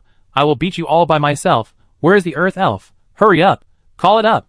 Elemental elves also have the ability to learn by themselves, and the magic they learn can also be synchronized to the companion. To some extent, elves can also be regarded as a kind of training plug-in for gluttony. If the companion dies, these elemental elves can still survive alone, and then they are the source of elements in nature. However, in addition to the magic of their own system, the elemental elves of each system can only learn white magic composed of pure magic. The fire elemental spirit of Muhua's family was born not long ago, and it can't Krypton skill stones, so it hasn't learned anything. And the spirit of Adrian's family should have learned something, but it seems that it has learned nothing very well. Dispel. A magic circle condensed in front of Adrian, and Muhua threw a dispel on it. The beautiful sound of the magic circle breaking did not appear. I don't know if she has fully refined the condensation or the dispel is ineffective against gluttony. Thor's hammer. Boom! A huge lightning column fell from the sky, and the lightning that decomposed everything submerged Muhua. Muhua's back sank, and the strong impact lowered his flying altitude a few points. Despicable. Thor's hammer hit Muhua, but Adrian seemed even more furious. Where's the jealous ghost? Are you gluttonous or am I gluttonous? If he can release the fire elemental spirit, then Muhua must be the spirit of the fire element. With the petrifying magic eye, the earth element affinity must be there. But now, bathing in my Thor's hammer, you just bowed your body. If you dare to release another thunder elemental spirit, I will eat it alive. It seems that all kinds of elemental magic are ineffective against Muhua. Adrian angrily scolded Muhua for being despicable, and threw the staff in his hand directly. He didn't know where to pull out a vicious mace, and blood smoke also burned on Adrian's body. Not domineering? Bad review. Not as good as Debbie and Nick's family. Bang! The sonic boom came. I saw that Muhua, who was still in the lightning column, suddenly stepped into the air, and the long spear in his hand advanced, with lightning wrapped around his body, and stabbed directly at Adrian. Yuehua, the ability that Muhua got from the moon blade leopard. Boom! The shadow of the fortress appeared outside of Adrian's body, and the fortress collapsed. Adrian was stabbed by Muhua and flew backwards in the air, but at least he was not stabbed by him. So fast! A trace of panic flashed in Adrian's eyes. She expected that elemental magic would hardly hurt Muhua, so she wisely prepared to fight Muhua in close combat, but she did not expect Muhua's attack to be so swift. She just cast the unfalling fortress. If it were not for the unfalling fortress, she would have been pierced by Muhua at this moment, but that was not because she expected Muhua's stab. That was just her starting habit. Adrian wiped a cold sweat in his heart. No wonder those behemoths were howling just now. This Muhua, it seems that he is also strong in close combat. However, the next moment, Muhua's figure suddenly disappeared from her sight, and Adrian secretly cried out in his heart. Teleporting, sweeping, Muhua appeared behind Adrian again, but before the war spear could be chopped, the flame impact blasted out from in front of Muhua, and with the help of the momentum, Muhua flew backwards away from Adrian. And where he was just now, a ferocious giant mouth was gnawing at the void, which was full of endless nothingness. Mouth of the glutton. Break the air. This time it was Muhua's turn to sweat. The mouth of the glutton was an almost unsolvable killing move of gluttony. Avoiding this bite, Muhua threw another dimension slash at Adrian. Adrian, who was already cautious, sensed the abnormality of the space and dodged in time. At this time, the two distanced themselves again. Muhua looked at Adrian. The touch of jealousy behind him swung, and he muttered in a low voice. Adrian looked at Muhua, and a big mouth with sharp teeth opened behind him, and a curse squeezed out from his teeth. One man, one demon, you look at me, I look at you, and my eyes always look at each other's vital points. Coincidentally, a large range of energy fluctuations spread out in all directions with one man and one demon as the center, and all the existences that observed the battlefield situation through remote spells lost the connection with the spells. Conducting collapse, if it is more vivid, can be called detection dispersal, and those who can see what should be seen should be seen. In the subsequent battles, Muhua and Adrian seem not to want to be pointed at by those who are watching the excitement. The tacit casting of spells made the man and the demon stunned. Fuck. While looking at each other, the two said in unison, tightened the weapons in their hands, and adjusted their bodies to their own habitual attack postures. Chapter 559. Gluttony should be considered the wild school of original sin. Among all the original sins, it also prefers the energy-efficient turret positioning when it comes to fighting. If every monster is a source of magic power that generates magic power, then the existence that touches gluttony can not only nurture natural elements, but is undoubtedly the existence that spreads the most magic power. The magic power in nature is invisible and intangible, and those magic powers are basically impossible to observe with the naked eye, and the gluttony demon itself has the ability to improve the magic power environment. The magic power near them is often very active, which is good for the growth and cultivation of creatures. However, it is still an original sin, and they also have some negative effects on the outside world. For example, their bodies are very attractive to natural elements, and natural elements are likely to gather near them. When active magic power and strong natural elements are intertwined, it is very easy to cause natural disasters such as thunderstorms and storms. Especially when gluttony's mood fluctuates greatly, things like fires, hurricanes, and ball lightning will happen inexplicably in a certain range of their area at any time. In fact, humans are more afraid of gluttony than jealousy. Although gluttony involves natural secrets, the vicinity of gluttony is definitely not a place for ordinary people to live and work in peace. Under the catalysis of a series of abilities such as magic enhancement, tree-herding heart, elemental spirit, spatial perception, and energy intake, Muhua's talent has already shown the will of gluttony. Although he has not yet comprehended the blood-chi transformation, to be honest, Muhua is really a little worried that after he has suffocated several elemental spirits, he will directly embrace gluttony. That thing is simply a natural disaster trigger. The noise it makes is much more troublesome than some ghosts. Boom, boom! Water clouds formed, thunders were everywhere, and the strong wind that swept away the sparks on the battlefield swirled and rolled the flames into the sky, surging in disorder. Adrian completely let go of her hands and feet, and she must be in a bad mood at the moment. She didn't deliberately cast spells. The brewing storm seemed to make the chaos on the ground battlefield more compact and urgent. Quick shadows, explosions, whistling fire lines and wind blades. As a gluttonous demon, Adrian is proficient in various elemental magic.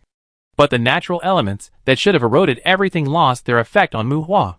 The mouth of the glutton prevented Muhua from getting close. Adrian could only use those magics with more blasting, piercing, cutting and other effects to attack Muhua. Muhua's elemental magic also had difficulty in causing harm to Adrian, but the venomous jealous touch and the repeated dimensional slash, like the glutton's mouth that Muhua feared, made Adrian's heart tremble. The gathering dark clouds were dispersed by the explosion of the elements. In the sky where Muhua and Adrian fought, the magic exploded like fireworks at a festival, as if it was going to cover the entire sky. The frequent air breaks left residual dimensional gaps in the sky.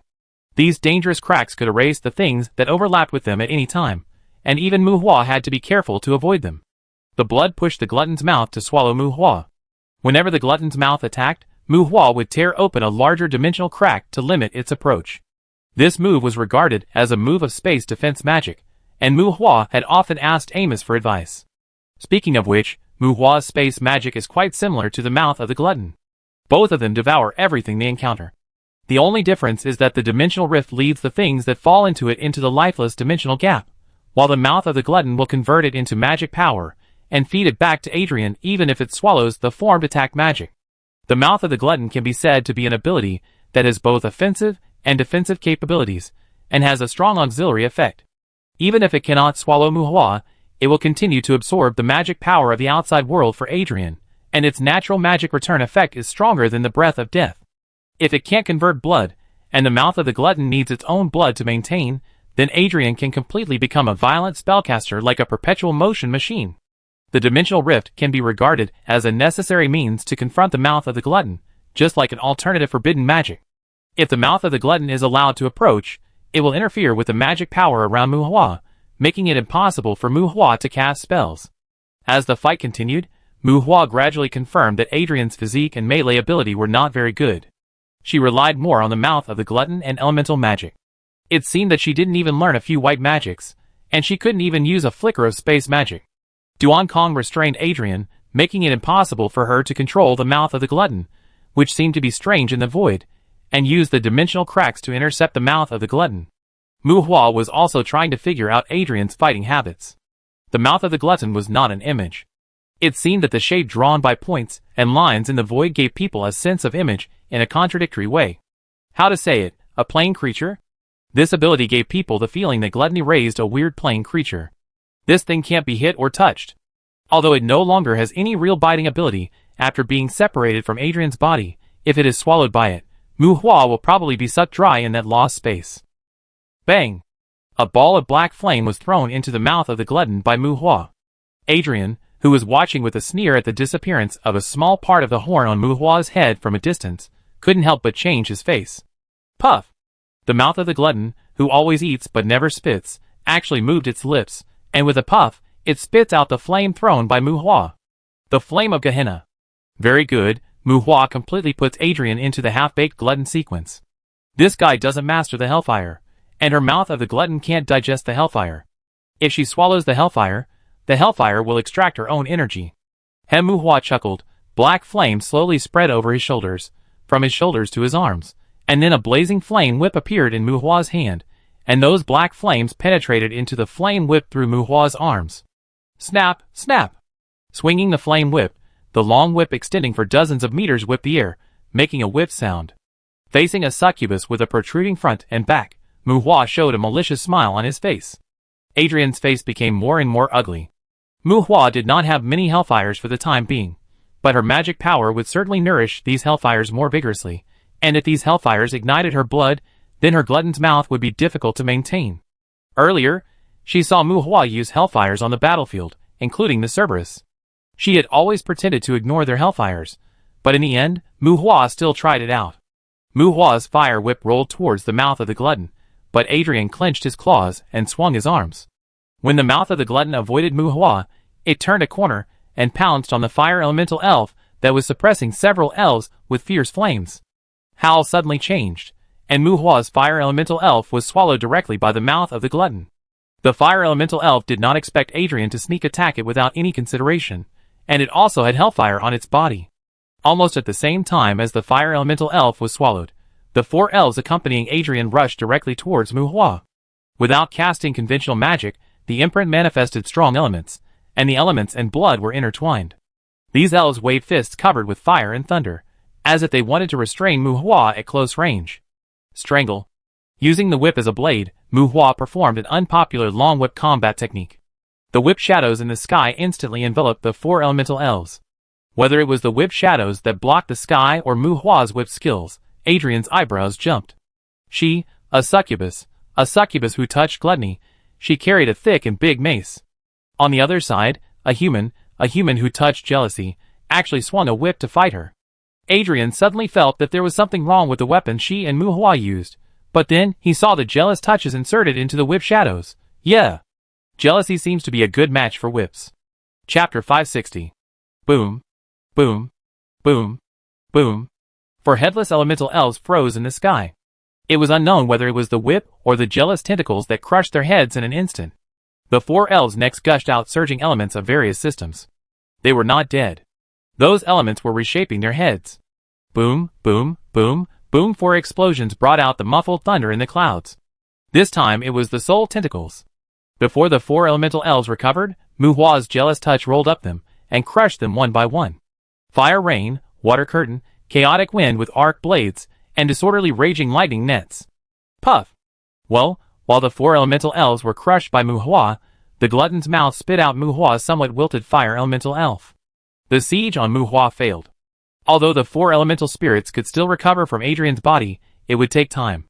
The supply of magic power and original sin energy made it impossible for them to come out and join the battle immediately. At this time, the fire elemental spirit of Muhua was burning with hellfire, but its spirit was obviously much weaker. Its body was full of shadows, and wisps of flames came out from it from time to time, as if it was difficult to maintain its entity. At Muhua's signal, the fire elemental spirit broke away from the battle between Muhua and Adrian, swooped down, and rushed directly into the fire scene set off by Tina and Monday on the ground. It needed to recover in the natural flames. And Adrian also dispersed the mouth of the glutton. She had previously drawn the physical strength and magic power of the fire elemental spirit, but her blood was also consumed by the hellfire of the fire elemental spirit. Although the mouth of the glutton that was taken back to her own body no longer had the previous domineering momentum, it could reduce the continuous consumption of blood and energy, and the sneak attack that could be launched at any time could also add some pressure to Muhua. Gudong, Gudong. Staring at Muhua, who was in the aftermath of the elemental L's death, Adrian drank several bottles of potions in a row, and a wisp of black air rose from her body. One of the bottles of dragon power potion made her body a little stronger. With a long spear at her side, Muhua floated out of the elemental riot area with a night demon knife in her hand. Looking at Adrian, who was taking drugs, Muhua also took out a bottle of dragon power potion. After thinking about it, it seemed unnecessary to deal with Adrian, so Muhua put the potion back. Bastard. Looking at Muhua's actions, Adrian seemed to have guessed Muhua's mentality. He arched his back, the muscles on his shoulders bulged, and gritted his teeth and cursed at Muhua. Muhua glanced at the other party coldly, and his figure suddenly disappeared. The next moment, he teleported behind Adrian. The wizard thrust out a long spear, and the soul-specific weapon condensed into a sword aura. Adrian turned around and condensed several layers of magic barriers, which were shattered layer by the spear. Muhua's slashing attack hit the magic shield. TSK Muhua dodged the sweeping mace, and he said with disdain, "Gluttony with a magic shield should not be too meaty, because Muhua's horns have already lost a section. He can't afford to waste time with this guy. Human! One day I will swallow you." Adrian said with a grim smile, saying swallow, "But why are you touching your lower abdomen for no reason?" Muhua said with disdain that the succubus's form does not quite fit his aesthetics. Adrian knew that he might not get any good results from Muhua this time, but it didn't matter. Even if he died in battle, she could still come back. The purgatory armor on this human has shown obvious damage. She has countless monsters at home, so it's only a matter of time before she finds a chance to kill him. Humph. Next time, I won't need to think about your moves anymore. I want to see how many sacrifices you can give me. Muhua, who changed his knife to a spear and blocked Adrian's mace, was not in a very good mood after consuming the purgatory armament on a projection demon. When the stick and spear intersected, Muhua's body sank, and then a malicious smile appeared on his face again. Although everyone had touched the original sin, the succubus in front of him was still far behind him after being injected with the dragon power potion. The long spear broke the demon, and at the same time it brought a bunch of negative states. As long as it stabbed fast enough, it was not difficult to break through Adrian's magic shield. Boom! The violent impact of thunder and fire exploded from Adrian's body. The impact force stronger than her physical strength repelled Muhua and temporarily interrupted Muhua's offensive. Concentrating and frowning, this guy's intelligence attribute is not weak. With his feet on the moonlight, Muhua doesn't believe that she can continue to burst out such magic attacks. But just when Muhua was about to fight her again, the mouth of the glutton suddenly appeared in front of Adrian. Giving up stepping into the air, Muhua flashed to avoiding the bite of the mouth of the glutton, and Adrian's mace swept towards him again. The one man and the demon were surrounded by aggressive riot elements. Muhua's bone shield could not be maintained in this environment, and the weapons in the hands of both had a strong magic breaking effect. The effectiveness of defensive magic was also greatly weakened in this close combat. The mouth of the glutton appeared and disappeared, and the succubus in front of him also showed brute force. Muhua was annoyed, and even prepared to use his body to resist Adrian's mace, and stab this guy with super speed regeneration. When Muhua was forced back by the glutton's mouth again, Adrian had a mocking expression on his face, and Doris suddenly emerged from Muhua's body, raised her hand, and threw a curse she had been brewing for a long time at Adrian. Eternal Sleep Curse. Originally, Adrian was highly focused, and all his attention was on Muhua. The appearance of Doris made Adrian lose his mind for a while. The next moment, the curse came, and Adrian cursed in his heart. Just as he was about to burst out blood, Muhua's blood stagnation fell on her again, and Adrian felt a strong sense of fatigue. "Fairy!" Doris grinned and cursed. Adrian wanted to talk back, but his eyelids had already slumped uncontrollably. "Damn, who is the fairy? These bastards, they are so uncivilized, head down, Adrian finally didn't return the word fairy curse. The wings on his waist flickered twice subconsciously, but he fell to the ground. Muhua was a little surprised. The touch of jealousy reached out and grabbed the succubus, who was falling freely. He lifted her up in front of him and shook her. Well, like noodles, this thing really fell asleep. The eternal sleep curse targets both the body and the soul. As a higher curse, this curse is absolutely targeted at the body. But if the soul is strong enough, even if she falls into a deep sleep, as long as she is aware of the existence of the curse, she can use the soul to stimulate the body to get rid of the curse. Or, if she can hold on a little longer and release the mouth of the glutton to swallow herself, she can probably expel and absorb the curse. Muhua had a weird expression. This guy's mental attributes were really bad. Moreover, she seemed to have imposed soul confinement on herself, right? Since her soul was confined by herself, then Doris's eternal sleep curse might really make her sleep forever, right? The touch of jealousy carried the limp Adrian. It seemed that this guy could be moved back home. Since he was sleeping forever, he should be in a peaceful state of mind, and would not cause any natural disasters, right? By the way, gluttony is a pretty good source of magic power. Well, what did she just say? One day she will swallow me. Yes, her companion elves were also destroyed. She had not had time to reshape them. Obviously, she could not expect those elves to save her. Muhua shook his head with an increasingly weird expression, and his eyes could not help but look at the earth elf on the ground that could not fly, but was still alive and kicking. Well, send the guy away too. It seems that this projected gluttonous demon can be moved back home as a decoration. Chapter 561. Squeak, squeak, a piercing scream came from the mouth of the spider demon. Stop! Surrender, submit, I am willing to submit. Akela, who has a humanoid half-body, waved his claws under the siege of the Minotaur's battle axe and begged for mercy. Fight to the death. The honest golem was kicked in the knee joint by a Dragon 2 soldier. He struggled and shouted, but was pressed to the ground by several corpse demons. Puff! Well, the claws inserted into his throat. A spider demon whose size was far larger than its kind, and was besieged by the headless knight committed suicide. However, while it was still not cold, a skeleton mage threw healing magic at it, which was simply a model of not doing his job and saving the dying. Adrian was knocked over by Muhua, and as Adrian fell asleep, the demon army on the battlefield ushered in a large area of petrification. When strange stone statues appeared everywhere, only one of the horns on Muhua's head that made him feel good about himself was left. However, compared with the consumption during the battle with Adrian, Muhua did not feel bad about the magic power consumed by the petrified demons. After all, these can be taken home. Well, okay, although Adrian seems to be moved away in the end. When the main general, who can restrain the petrified demon eye, is lost, the huge monster army of the three ice and snow divisions ushered in a situation of defeat. And they still failed to exhaust Muhua's magic power. It is not difficult to see from Muhua's swinging tail that even if he lost a horn, he should be in a good mood. 2 demon generals self-destructed in the soft barrier cast by the monsters. 3 demon generals immune to petrification were killed. 5 warrior-type demon generals, who fought a 50-50 battle with the Dragon 2 soldiers, were petrified in shame and anger. It is hard to say whether the 7 demon generals did not have time, or did not have the heart to hurt themselves, and eventually they turned into statues. In fact, whether it is these demon generals, or the elite monsters on the battlefield, they are not afraid of death.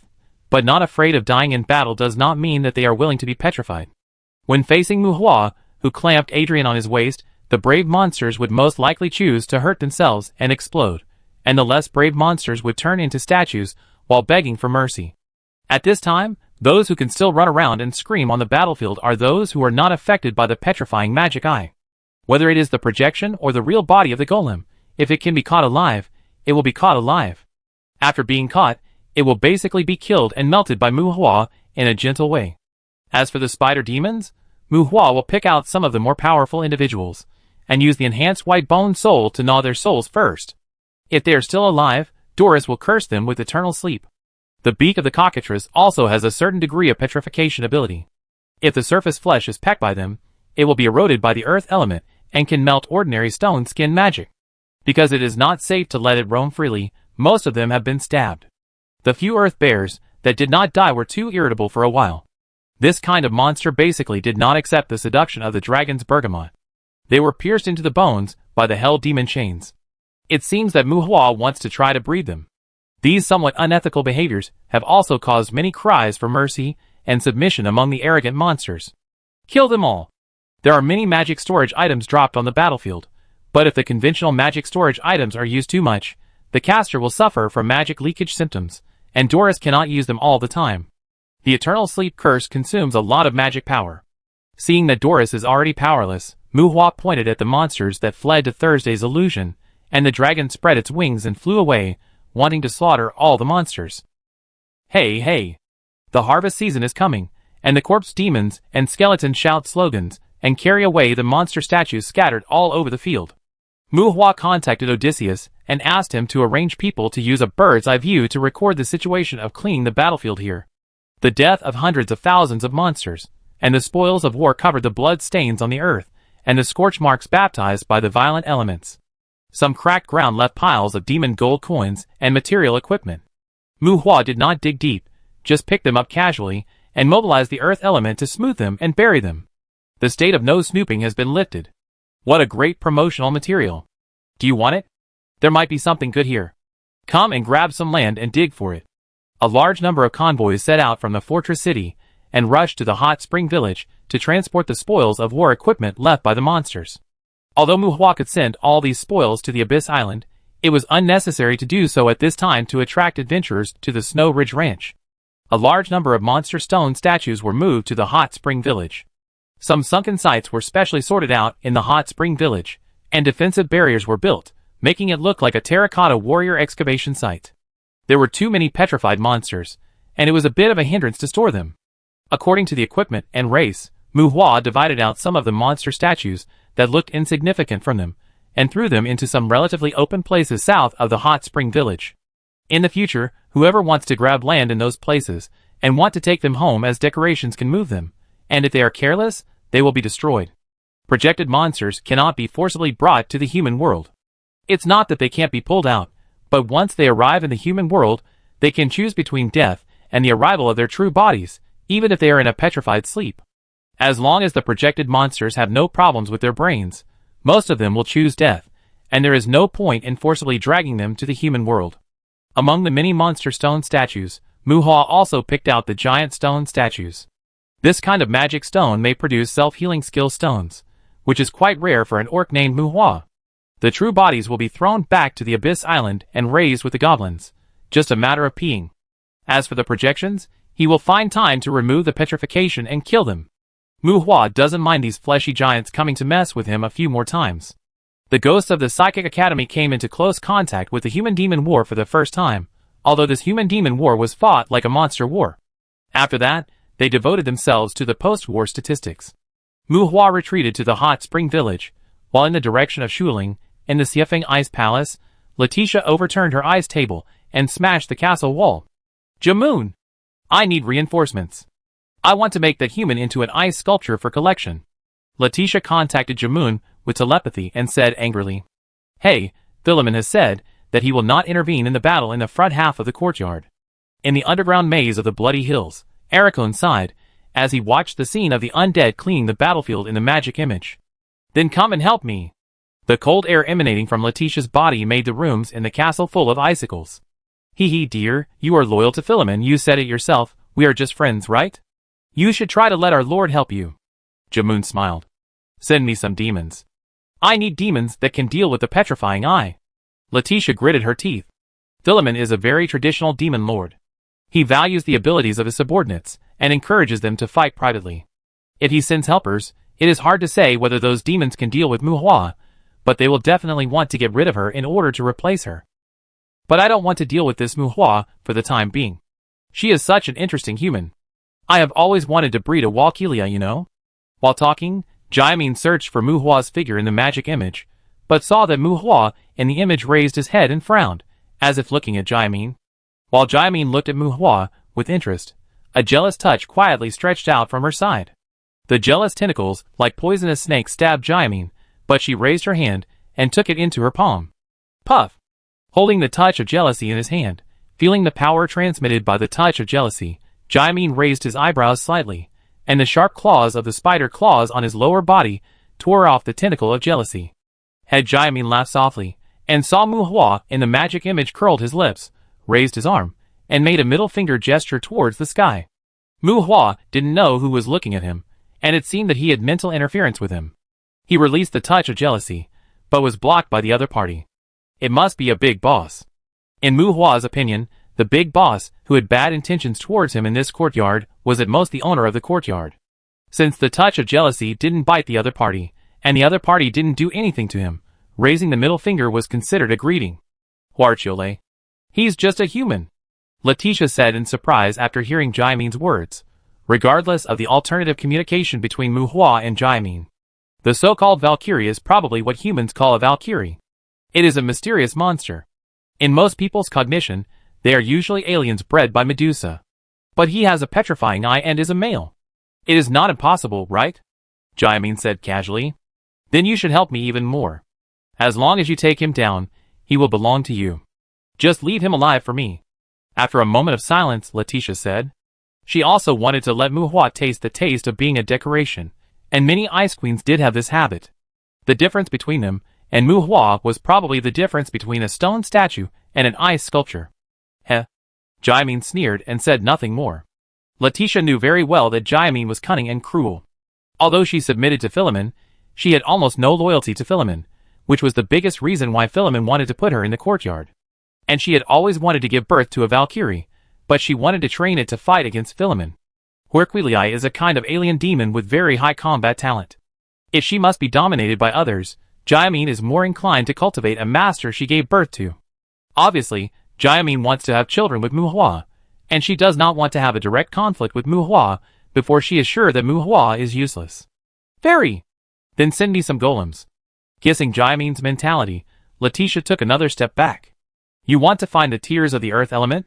Haha, dear, I like your meanness, but now the golems in the Bloody Hills are basically under Kun's command. It cherishes those golems very much. I can't gather enough golems for you to kill. How about you go back to hell and try?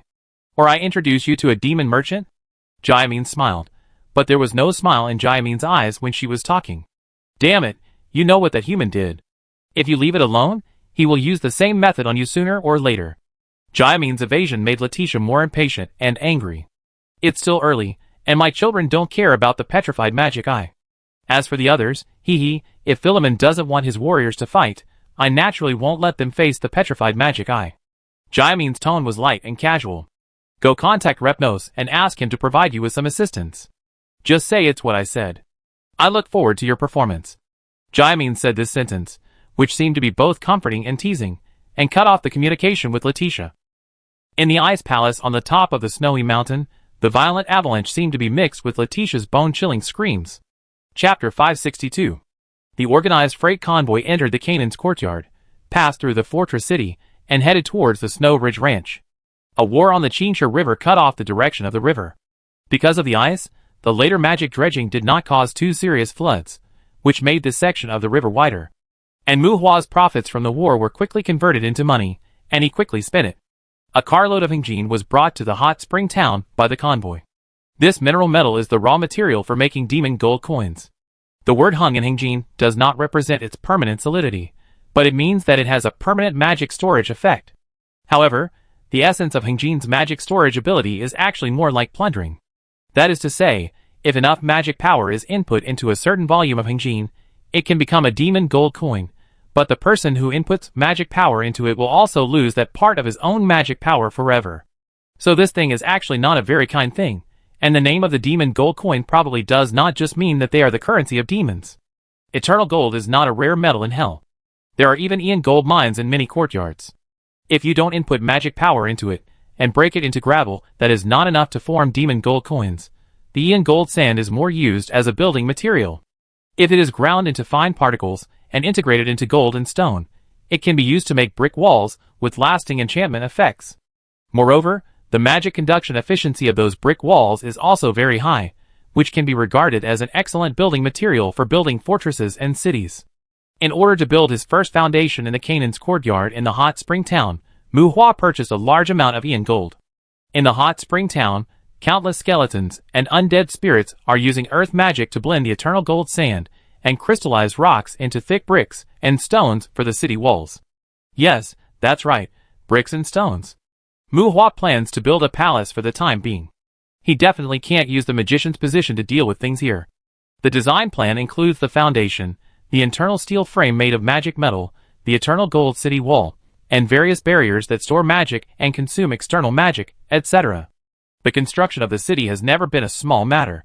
This does not involve the purchase and deployment of heavy magic weapons, including the future storage of various specifications of ammunition, arrows, energy units, etc. Mu Hua is already a bit overwhelmed. The mages who transform the terrain with a wave of their hands in the mythical world, such as opening mountains and crushing stones, filling abysses and clearing canals, are combined with the scenes of a large group of slaves and beasts in ancient Egypt using levers to pull tools to build magnificent buildings. When the ghost floating in the air directs the measurement, vulgar curses come out from time to time. Mammoths, minotaur, flying dragons, even dragons, behemoth dragged and carried huge stones. Smaller corpses and skeletons became construction workers, doing more delicate work such as building houses, building walls, inlaying, and carving in various construction sites. This is when the creation of all elements saved Mu Hua a lot of manpower and material resources. The designer submitted the structural data of various metal building materials. After all, Mu Hua has studied civil engineering for the mage camp in recent years. All the metal structure-related things in the whole city, such as steel frame gates, were spit out by Mu Hua using the creation of all elements. Boom! Boom! A mountain 50 miles away from the hot spring town, with an altitude of more than 500 meters, collapsed due to the earthquake magic jointly launched by more than 30 behemoths.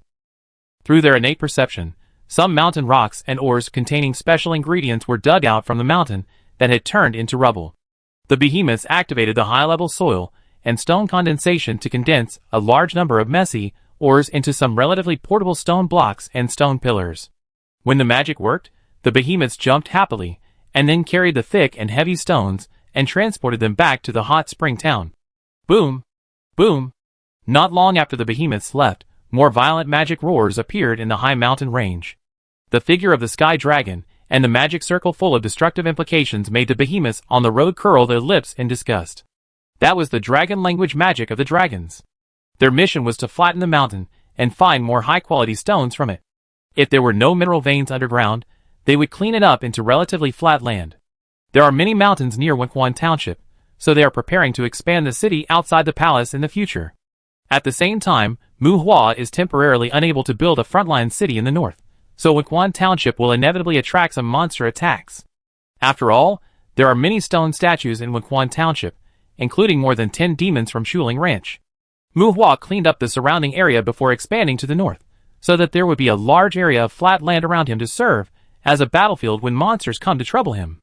Behemoth, 36 behemoths were incorporated by Mu Hua and temporarily belonged to Zhou Lu's men. There is nothing much to say about the process of subduing these behemoths, just shoot them skill stones.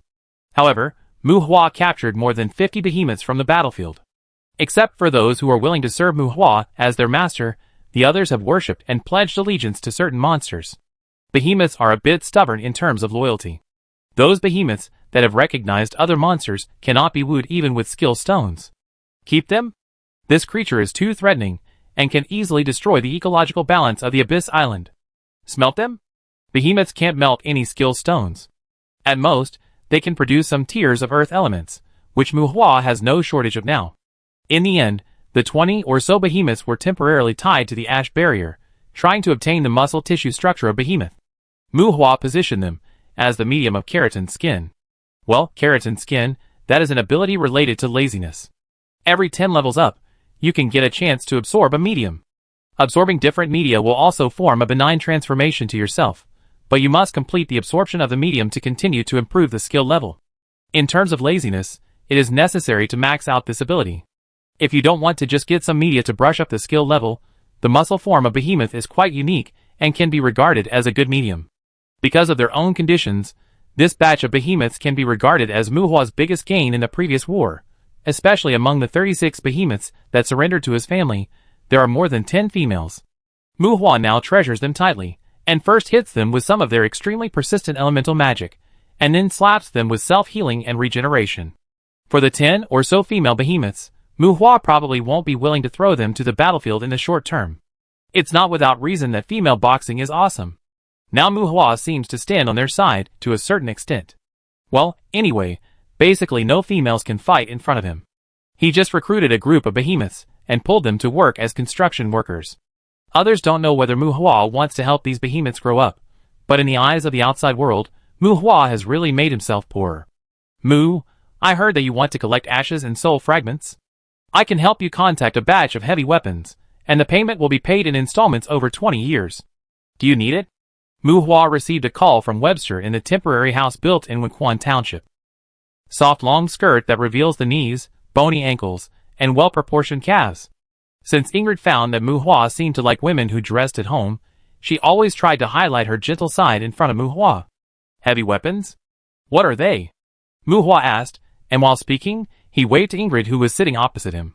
Ingrid didn't care, and stood up and moved away from Muhua, not interfering with the conversation between the two. T-71 long-range cluster magic cannon, position cannon, energy position generator covering a diameter of 3,000 meters, T-type demon hunting tank, track prison gate level defense mecha. Webster said. What about the interest rate? Muhua frowned. They were all high-energy products that tended to be defensive, but they were also suitable for his current deployment.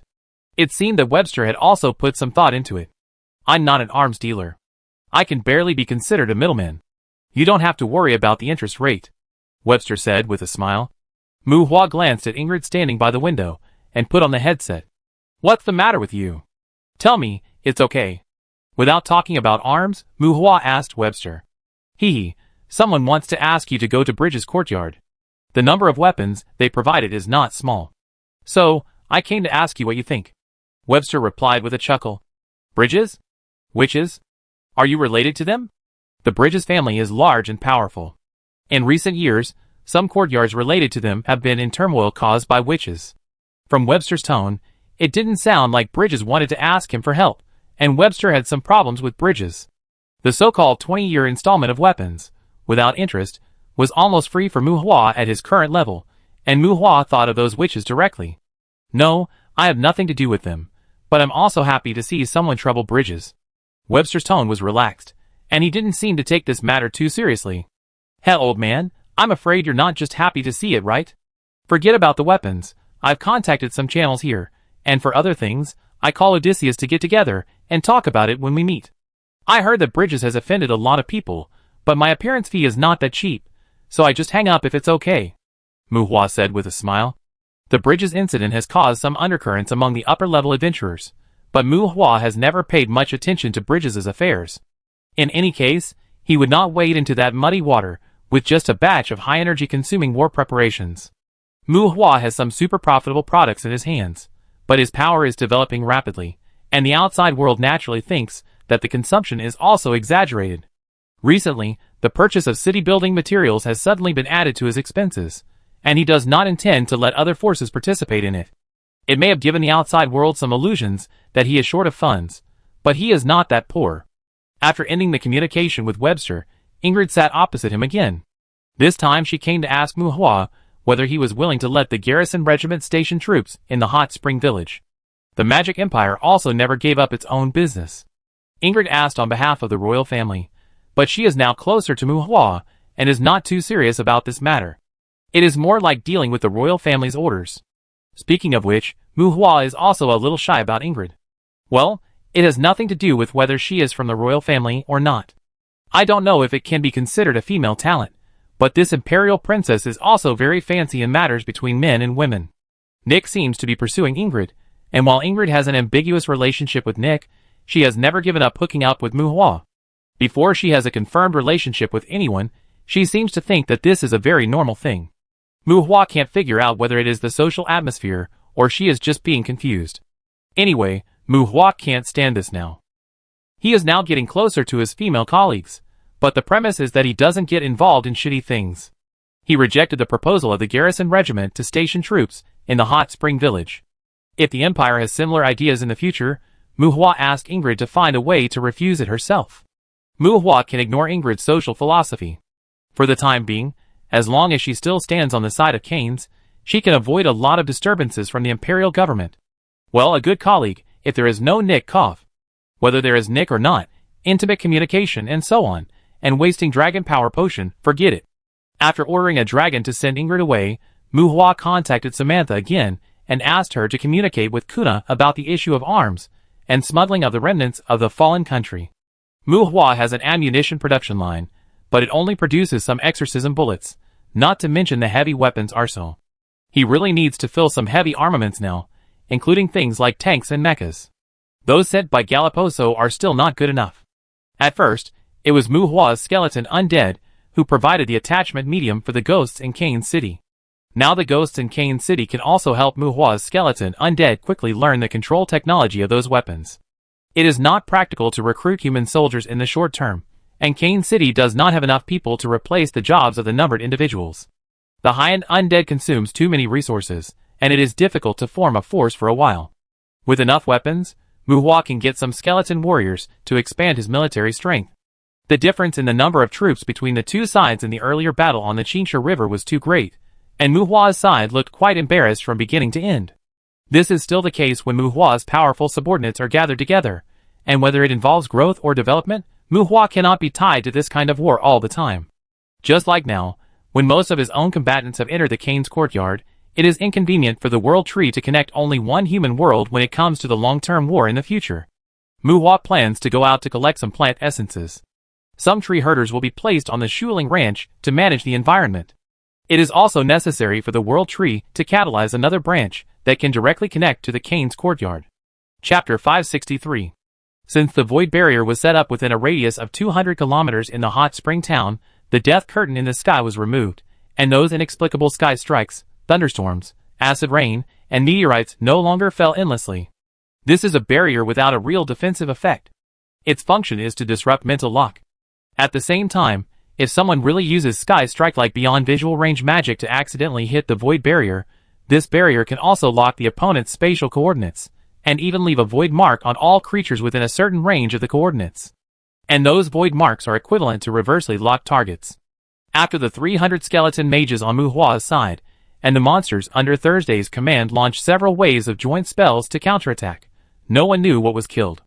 In the end, the line from the southern part of the Snow Ridge Ranch to the hot spring town was peaceful. The gluttonous succubus named Adrian and some monsters, whose names Muhua didn't know were sleeping in the stone statue forest of the hot spring town. Adrian, who was given special care, was also surrounded by several ceiling barriers set by Muhua.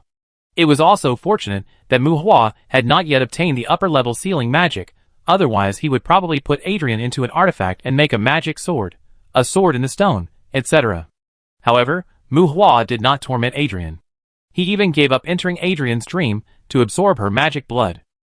Not to mention, as long as Adrian slept quietly, there was no elemental runaway around him.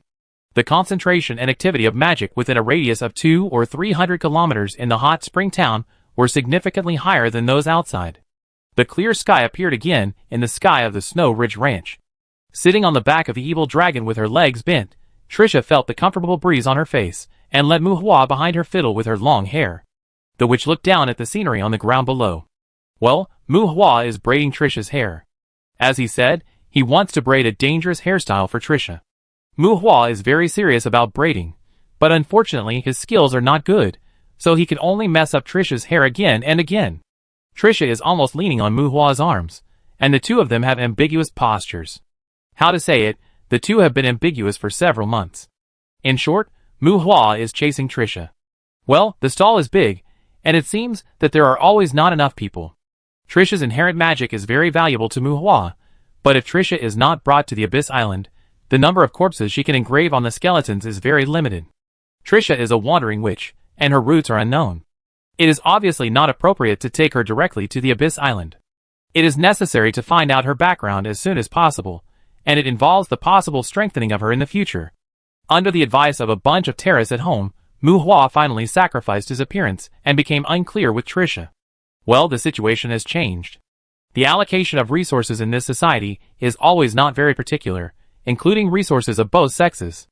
With Muhua's current conditions, he can really say that he sacrificed his chastity by actively picking up a girl. Through multiple investigations, Trisha's background is very clean. Her parents are not around, and she was adopted by a guide. As a result, the guide's own daughter was deceived into worshipping the devil. In the end, before she worshipped the devil, she was blocked at the rally by the Night Hunter and the Temple Witch. When Trisha and her guide arrived at the scene, her sister had been stabbed. The guide and the Temple Witch had a fight, and the result didn't seem to be very good. Before he died, the guy turned her daughter into a ghost, that is, the witch Fanny, who is now with Trisha. Trisha was happy to get the guardian spirit and receive the guide's legacy. After that, she wandered around and raised her guardian spirit as her daughter. I wanted to build some business in the human world, and then go to the second Black Witch Academy to have a look. After that, I met Muhua in Bear Pig Town. Except for the hostility towards the temple, which, there was basically no problem with Trisha. Since he was going to use her, and he was getting along with Trisha in a rather harmonious way, Muhua was inevitably cliched, so he simply prepared to take Trisha home. Anyway, there were demons, monsters, and magical life at home, so adding a witch was nothing. The reason why Trisha has not entered the Abyss Island so far is that Muhua was blind earlier, and his main thoughts were not on Trisha. Another thing is that the girls in Loren are more open. Muhua did flirt with Trisha, and Trisha did let Muhua flirt with her, but who knows if she was just looking for excitement to play with Muhua. This girl is more independent. She treated Muhua as her boss because of the death breath earlier, and joined Dandelion with a completely working attitude. It was because she didn't show her dependence on Muhua that Muhua went to pick her up. What if she just wanted to taste the taste of the dragon power potion, and used Muhua to satisfy her physiological needs? That would be a big joke. Mu, you want me to come to the hot spring town?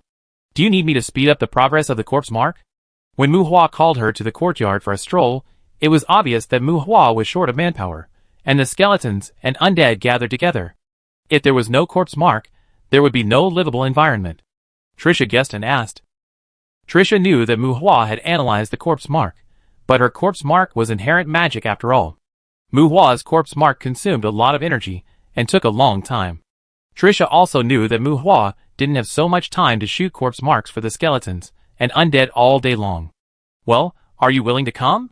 Muhua untied a braid that seemed to be of a wrong proportion, smoothed Trisha's long hair, and asked while holding Trisha. It didn't matter whether Trisha came to the courtyard or not. Muhua was also testing Trisha's attitude. She had established her own spiritual care center in Kane City, and her business was booming. If Trisha just did his job without a tongue-pulling contract, Muhua really didn't dare to take Trisha to the Abyss Island. Emotionality is a female need, but in many cases they just need others to have feelings for them. When it comes to their own affairs, girls are often more rational than men. You can love, pretend, and act as long as she thinks you are worth paying and entrusting in her rationality. If you really play with them emotionally, it is basically asking for trouble in many cases. In fact, it is much easier to get along with men than women. However, brothers also need to find women. It is still unknown what will happen if they find women brothers. Well, Muhua still prefers to get along with beautiful girls. As for brothers, let fate take its course. The affairs of Kane City can be handed over to others. The operation of the care center is relatively peaceful, and nothing serious will happen. I will try my best to help your skeletons, and undead get more corpse engravings. Caroline is also going to build a branch in the hot spring town, so I can get in touch with her more. Trisha agreed. Do you still want to go to the Black Witch Academy? Muhua frowned slightly. Caroline was an apprentice at the Black Witch Academy when she was young. Originally, Spring College had some connection with the Black Witch Academy. Trisha wanted to contact Caroline, probably to pave the way for herself to go to the Black Witch Academy in the future. Is it okay not to go? I'm not a demon, not a dragon, not a demon with mutated blood, and not even a descendant of the royal power. If this continues, I won't be able to catch up with you. Trisha turned her head and looked back at Muhua, a little annoyed and a little depressed. You probably won't be able to catch up if you go. Muhua grumbled in his heart, with a look of relief and appreciation on his face. The growth of the people around Muhua is obvious to all, but most of them have special features. Not to mention Tibesha, who is Muhua's relative. Even Vivian has the title of a descendant of the royal power. Trisha will also get a quota of wisdom fruit and monster essence blood regularly, but compared with those around Muhua, Trisha feels that her talent is really average. She has to drink dragon power potion just to have fun with Muhua. If she doesn't go to the Black Witch Academy to try her luck, she should find a good man to marry as soon as possible. There are many good men who don't dislike witches anyway. Trisha was a little lonely, but Muhua had a smile on his face. His somewhat heartless smile annoyed Trisha. Then don't go to the Black Witch Academy. Follow me in the future. It should be better than the Black Witch Academy, Muhua said with a smile, holding Trisha's elbow. When the two were playing, Fanny suddenly emerged from Trisha's body. Look, I said he must have got the treasure from the devil merchant. Muhua, Can you help me become a faceless person? Like the old witch Selma. Fanny suddenly emerged with an excited look on her face, but was grabbed by Mu Hua while she was talking. He reached into the chest of Trisha's robe and fumbled for a while. Mu Hua took out a spirit card from Trisha. Whether I can help you or not, Trisha has the final say. Mu Hua glanced at Fanny and directly put Fanny into the spirit card, and then stuffed the spirit card back into Trisha's chest. Trisha rolled her eyes at his dishonest hand. Trisha really worked hard. In order to strengthen her spiritual attributes, she even let Fanny go in and out of her body on weekdays. It's hard to say how talented she is. After all, no matter how good she is, she shouldn't be able to catch up with Mu Hua's random krypton of some weird things. Did you really get rare resources? Inheritance crystal? Elemental tears? But you should be very tight on money now, right? Pressing down Mu Hua's mischievous hand, Trisha asked hesitantly. I have more things than you think. I take you to a place in the evening. Mu Hua said mysteriously. In the evening? You still drink dragon power potion? Trisha was stunned.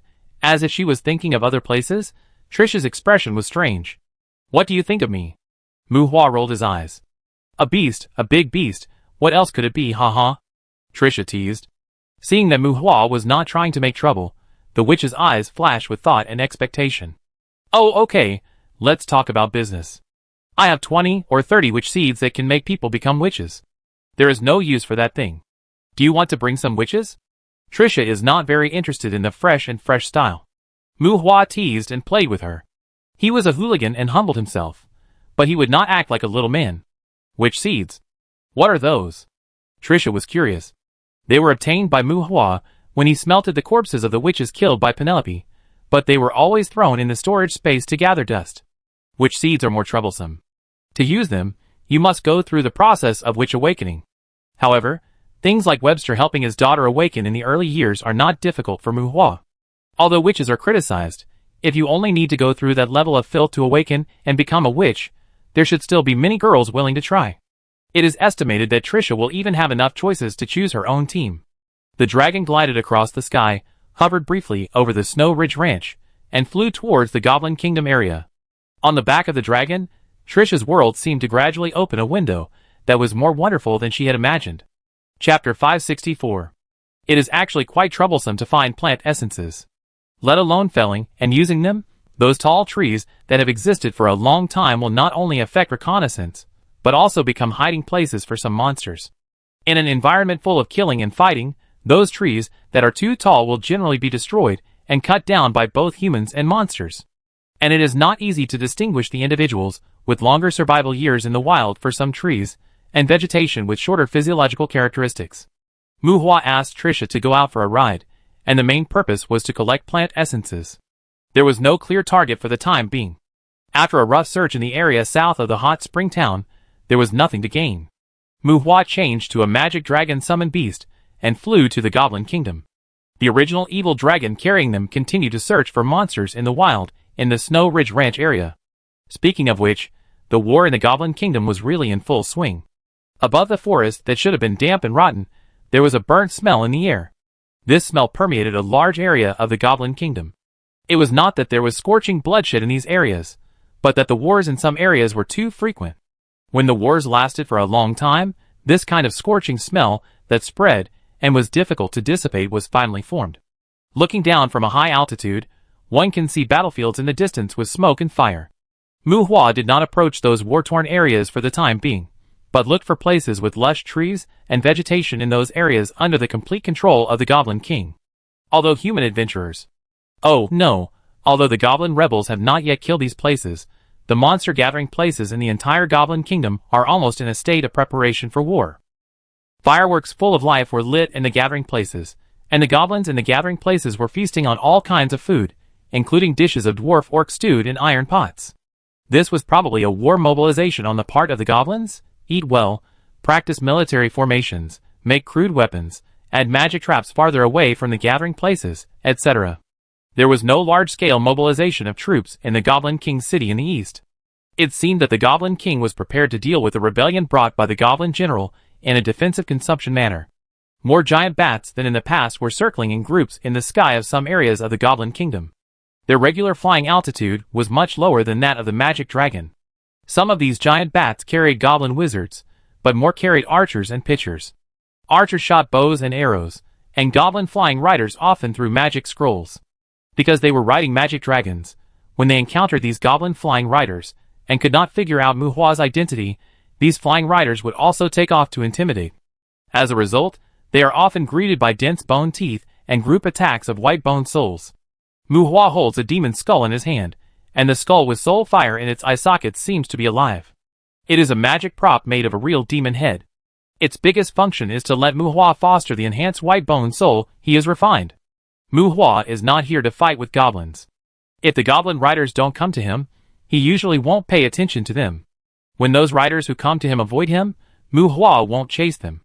Seeing that the opponent doesn't seem to have any bad intentions, the riders attacked by Muhua usually don't entangle with Muhua. Only when they find some tall trees, the magic dragon will swoop down, perhaps disturbing some nearby goblins, who have been injected with chicken blood. Whoosh! Waves of flame surged on a mountainside. The pure magic flames drew a line of fire that spread over 1,000 meters. The waves of fire rolled down from the mountainside, igniting everything along the way. Another place that did not receive any plant essence. There should have been several ancient trees that could collect plant essences, but unfortunately they were cut down by goblins, leaving behind a few half-dead tree stumps. Muhua vented his anger by emitting flames, and whoever he burned was unlucky. This orange-red flame consumed less magic power than the white flame. Muhua was more relaxed when he waved it casually, and it would not make Trisha beside him feel any burning discomfort. Goblins can make wooden chariots towed by giant wolves, and they can also make some retro slingshots. Probably because the war was approaching, the goblins in the Goblin Kingdom were destroying trees everywhere. Muhua was not angry that he could not find an ancient tree, but it was a bit too much for you to leave a stump for us, right? Riding the dragon again, Trisha looked at the fire all over the mountain, and then looked at the angry Muhua, and shrank her neck. She had slept with a man with a bad temper. For the safety of others, she should not flirt with other men casually in the future. Of course, she had not seen the family rules drawn up by Samantha, otherwise, she probably would not be thinking about the safety of other male compatriots. After flying around the sky above the Goblin Kingdom for nearly 3 hours, Muhua got a bunch of plant essence equivalent to a 1,000-year-old tree. He deeply felt that he had miscalculated. The Goblin Kingdom has a lot of vegetation, but the number of monsters here is really large. They cut down trees everywhere, which is really unrefined. Changing direction, Muhua prepared to go to the clever forest area. The demand for minerals there was high, and the monsters would use the trees as shelters, so they would not go after the big trees to cause trouble. Along the way, he found an ogre cave under a mountain peak. Where there are ogres, there are often giants. Based on his love for giants, Muhua threw an earthquake wave to the bottom of the mountain. The earthquake caused a landslide, and also startled the monsters in the undefended ogre cave. The dragon swooped down and glided, and the 1,000-needle stone forest created a large range of stone spikes, piercing the ogres and giants on the stone spikes. After roughly cleaning up the fallen and putting the giants, who left their bodies, into the burning source furnace, when Muhua took off again, perhaps because of the delay, a group of goblin flying cavalry that looked more elite than the regular flying cavalry had the intention of intercepting Muhua. Dragon! You! Retreat! A rough roar, a goblin general riding a lion scorpion before a large number of giant bats, and when the goblin general saw Muhua on the back of the dragon from a distance, he was surprised, grabbed the lion scorpion's mane, turned around and ran away. Muhua was also confused by the goblin general. A large group of flying cavalry retreated in all directions, but the goblin general was caught by Muhua's magician hand. Crack bang! The lion scorpion that the goblin general sat on was strangled into several pieces by the soul tentacles, and a bloody light sprayed in the sky in an instant, and the goblin general was dragged in front of Muhua. Speaking of which, if these flying cavalry wanted to run, Muhua would not have wanted to pay attention to them, but this goblin general aroused Muhua's curiosity, so he simply caught it back. Cavalry armor, warhammer, soul tentacles pulled off its helmet. It looks familiar. Who are you? Muhua was not sure. After all, the goblin general he had seen in this courtyard before seemed to have never taken off his helmet, including when he was pinched to death by him. However, this guy seemed to be the goblin general, who led troops to besiege him when he was still very young in his early years, and later seemed to have killed it once in the patrol battlefield. At the beginning, it wore heavy armor and led the elite bear goblins, but Muhua forgot what it was called. Dadarol, the goblin general, who was placed on the back of the dragon by Mu Hua, tightly grasped the war hammer, a little panicked, and stared at Mu Hua fiercely. "Oh yes, it's you. Are you promoted or demoted?" Mu Hua was an old acquaintance, and he was kind. He pointed to the fleeing flying cavalry in the sky and asked Dadarol. Regardless of promotion or demotion, those flying cavalry ran so fast, it seems that they are not too close to it. Humph. Dadarol looked fierce and snorted coldly, as if he disdained to talk to Mu Hua. However, Mu Hua's magician's hand had already released it, and it took a defensive posture, but did not attack Mu Hua. "Okay, it's not easy for you, take it off." Pointing to the war hammer in Dadarol's hand, and the armor on his body, Mu Hua said boringly, feeling that this guy didn't want to communicate with him more. Dadarol was puzzled, and the fierceness on his face was a little less. "Take it off, leave all the equipment, and give me the space props, and I will let you go. Or do you think I am insulting you?" Mu Hua explained, and while speaking, the magician's hand reached out to Dadarol again. Bang! The warhammer was thrown on the spacious dragon's back. When the warhammer landed, Dadarol remembered that his feet were not on the ground. He didn't know if it would cause misunderstandings from the dragon. "No, don't, I take it off." Dadarol spread his hands and waved in front of Mu Hua, then pulled off his cuffs and gently threw them on the dragon's back. Well, this goblin general looked quite stubborn before, and now he took off his armor quite skillfully. In the moment when Trisha was stunned and dazed, Dadarol had already stripped himself naked, with a loincloth wrapped around his waist and a necklace hanging around his neck. When Mu Hua looked at the necklace, it quickly explained that it was not a space prop. It can bend and stretch. Although I don't know how Mu Hua treated this goblin general, this is still the most flexible projection monster Trisha has ever seen. Seeing that Mu Hua was still looking at the necklace on its neck, Dadarol gritted his teeth, dared not stamp his feet, pulled off the necklace that had a certain lightning effect, and showed Mu Hua a far-fetched smile without sincerity. "Well, go ahead, you shouldn't die from this height, right?" Mu Hua nodded with satisfaction, pointed to the side, and said to the goblin general, who had completely surrendered. Carefully retreating, walking to the edge of the dragon's body, looking at the height, Dadarol's face was a little ugly, but the hand of the wizard behind him slapped him and pushed him off the dragon's back. Damn it! Dadarol cursed, but when he spoke, he chose relatively harmonious words. "This height won't kill it, and the burst of blood and energy will at most make it half crippled, but if Mu Hua wants to continue to mess with it, it may not be. You just let it go. It should be considered a general, right? Isn't it petrified?" Seeing Mu Hua taking away the goblin general's armor and hammer, Trisha asked in confusion. "No need, Zhang Jiao in Taibesha's hand is quite capable. It may really be able to consume the goblins here to bankruptcy." Mu Hua smiled and waved his hand, chose a direction with a beacon, and let the dragon fly there. Zhang Jiao, the goblin general, who led the goblins to cause trouble, Mu Hua briefly explained, and Trisha understood his plan. Zhang Jiao consumed not only the resources of the Goblin King's men, but also Mu Hua wanted the Goblin King's men to consume the rebels who defected to Zhang Jiao's command. In the end, it would be better to consume until both sides could not afford the projection sacrifice, so Mu Hua was still very harmonious in the Goblin Kingdom. Chapter 565. The difference between the extraordinary and ordinary people is not only in terms of strength. When death is not necessarily the end of life, the common sense cognition and emotional logic of many ordinary people are basically meaningless to the extraordinary.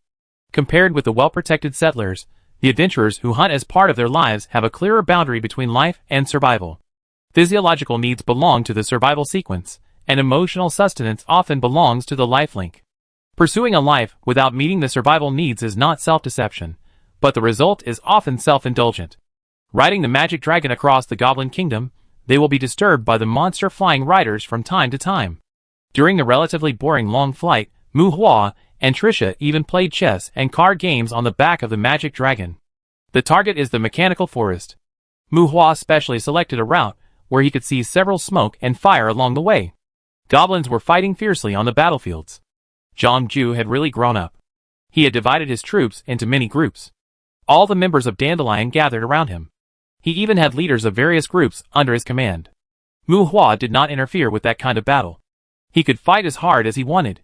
It didn't matter who won or lost. There might be rebels that Zhang Ju wanted to kill. He avoided the chaotic battles far away, and finally saw a large number of human adventurers on a larger battlefield. The wooden chariot pulled by the giant wolf was retro and crazy. It was a pursuit battle. It was hard to say whether it was a defeat or a lure to the enemy. The defeated soldiers of the Goblin King were fleeing towards the city, and the goblins with the blue Qin Yin flag were chasing them from behind. It was probably to respect tradition. In the sky, Mu Hua found his own Zhang Jiao's chariot among the demons on the plain. His chariot was also a unique shape of the Goblin clan, but it was larger and more stable. Taibesha and other main combat members of the Dandelion Demon Hunter group were guarding Zhang Jiao. Behind the Goblin rebels, thousands of chariots of various types formed a huge convoy. When Mu Hua arrived, he saw the convoy speeding up. The convoy avoided the fanatical Goblin rebels, and also chased the defeated soldiers of the Goblin King, dragging the dust of the beasts galloping on the wilderness and gravel. The long-range artillery bombarded the obstacles along the way. It was originally a relatively flat terrain.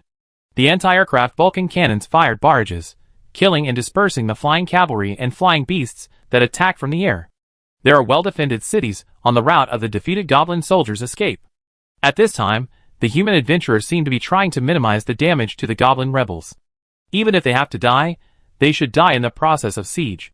The dust raised by the convoy covered the pursuing rebels, just like a layer of fog covering them. In order to prevent high-altitude stone dropping, long-range artillery, mine bombing and other range explosions, the convoy that was like a dragon of earth was raised, and the vehicles kept a certain distance from each other. This formation made the convoy look even larger. At the front of the convoy was a heavy-duty tow truck that was larger than an ordinary chariot. At this time, the leader of the Disaster Annihilation Suite was also the first to lead the convoy to fight against the blockade along the way. At the same time, their more important task was to detect and clean up the magic traps buried in advance on the road. Speaking of which, the War of Goblins is actually quite retro.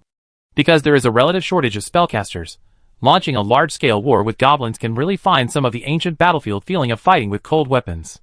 However, no matter how few spellcasters there are, as long as there is a city, it is generally necessary to lay mines and set up defenses, not to mention this kind of escape that obviously means to lure the enemy deeper. Let alone landmines, mud swamps, vines, boulders, etc., it is obvious that the flying units of the Goblin King are more conspicuous, but there are even floating mines in the sky. When the situation of the war is clear, when the war enters a relatively stable defense and attack stage, no matter whether it is human or monster, everyone will do some unethical things such as burying magic traps farther away from their own defense. Boom! The flame surge blasted out a column of fire more than 10 meters high, and a chariot that crushed the flame surge rolled up into the sky. Bang! Bang! The energy shield of the chariot had already shattered when it landed, and the heavy chariot rolled on the ground for a while. The chariots along the way made emergency avoidance, and then a heavy mecha that came diagonally resisted the chariot that rolled like a rolling stone with brute force. Crack! With a tooth-grinding metal friction sound, the mecha skillfully pulled off the parts of the damaged chariot, and two adventurers with blood on their faces rolled out of the car. A more dexterous mechanical arm extended from the forearm of the heavy mecha. Without caring about confirming the life and death of the adventurers, the mechanical arm grabbed the two adventurers and roughly stuffed them into the lifeboat on the leg of the mecha. Boom! Boom! Boom! A series of flames erupted, and several more chariots were blown away and overturned. This kind of magic trap has a smaller range of damage than the critical mine, but it does not need to be crushed or touched. If the floating height is not high enough, they will rush over them. It does not require too much energy accumulation. It has a certain degree of power when it is first set up, which is very suitable for impacting large ground units. Although Sweet and his team cleared a lot of magic traps along the way, it now seems that those magic traps are to cover up the flame surge, and this kind of magic trap is the main attack arrangement in this area. Buzz! With neat drifting movements, most of the tanks in the convoy slid sideways in parallel and stopped chasing. Dozens of heavy mechas rushed up to block and catch the tanks that were overturned by the flame surge, and rescue the drivers in the tanks. Spider Demon Mecha. Get out of the line! Sweet's roar came from the leading tow truck, and the simple loudspeaker allowed Mu Hua, who was far away from the battlefield, to hear his voice. As he shouted, the convoy turned to retreat, and another dozen large spider-shaped mechas leaped in between, making way for the retreating convoy and rushed to the front of the convoy. Like an old-fashioned mecha like a building, well, the name of the Spider Demon Mecha is very impressive, and the shape is also very impressive, but they are really outdated mechas that have withdrawn from the main battle sequence. The height is over 20 meters, and the overall shape of the spider's 6 legs stepping on the ground, including the open mechanical legs, covers an area of more than 100 square meters of heavy war mecha. This heavy mecha has a high ammunition load, multiple firepower, and good terrain adaptability. If it were placed on the battlefield of Muhua's previous life, it would definitely be a killer weapon to slaughter thousands of troops. However, they are the product of the old era. In this world, since the dark age of the Federation, facing the demon army, its positioning on the battlefield is closer to self-detonation and strong attack.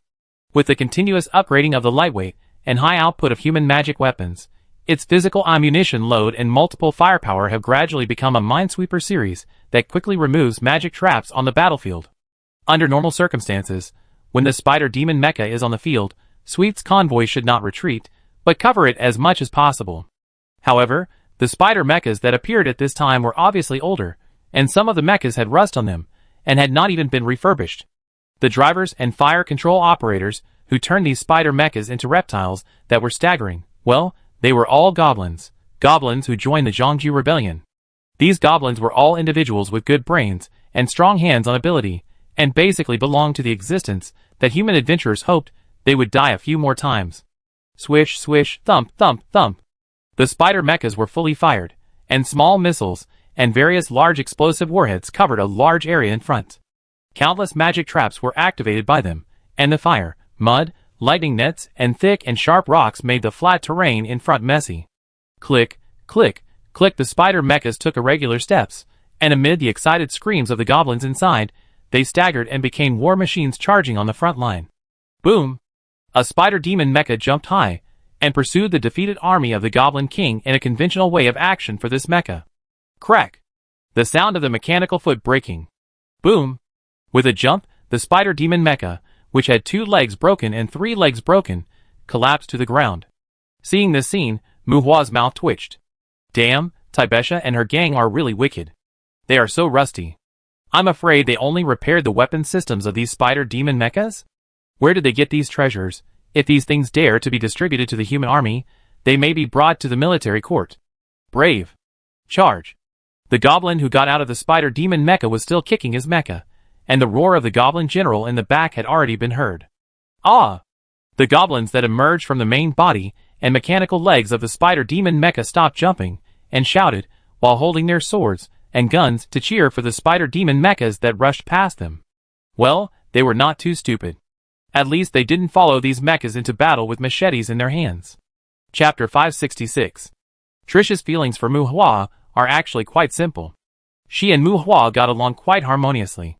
As Muhua grew stronger, especially after the Penelope incident, the inaction of the Wanderers' camp caused Trisha's sense of belonging to the Wanderers' camp to drop sharply.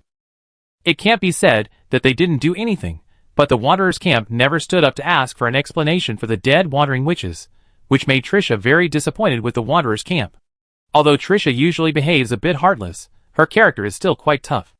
In recent years, witches have been making trouble in some courtyards of bridges, and the Wanderers' camp has obviously also instigated them. But Trisha doesn't like this kind of unclear provocation, and she doesn't like the uncertain consequences that this situation will lead to.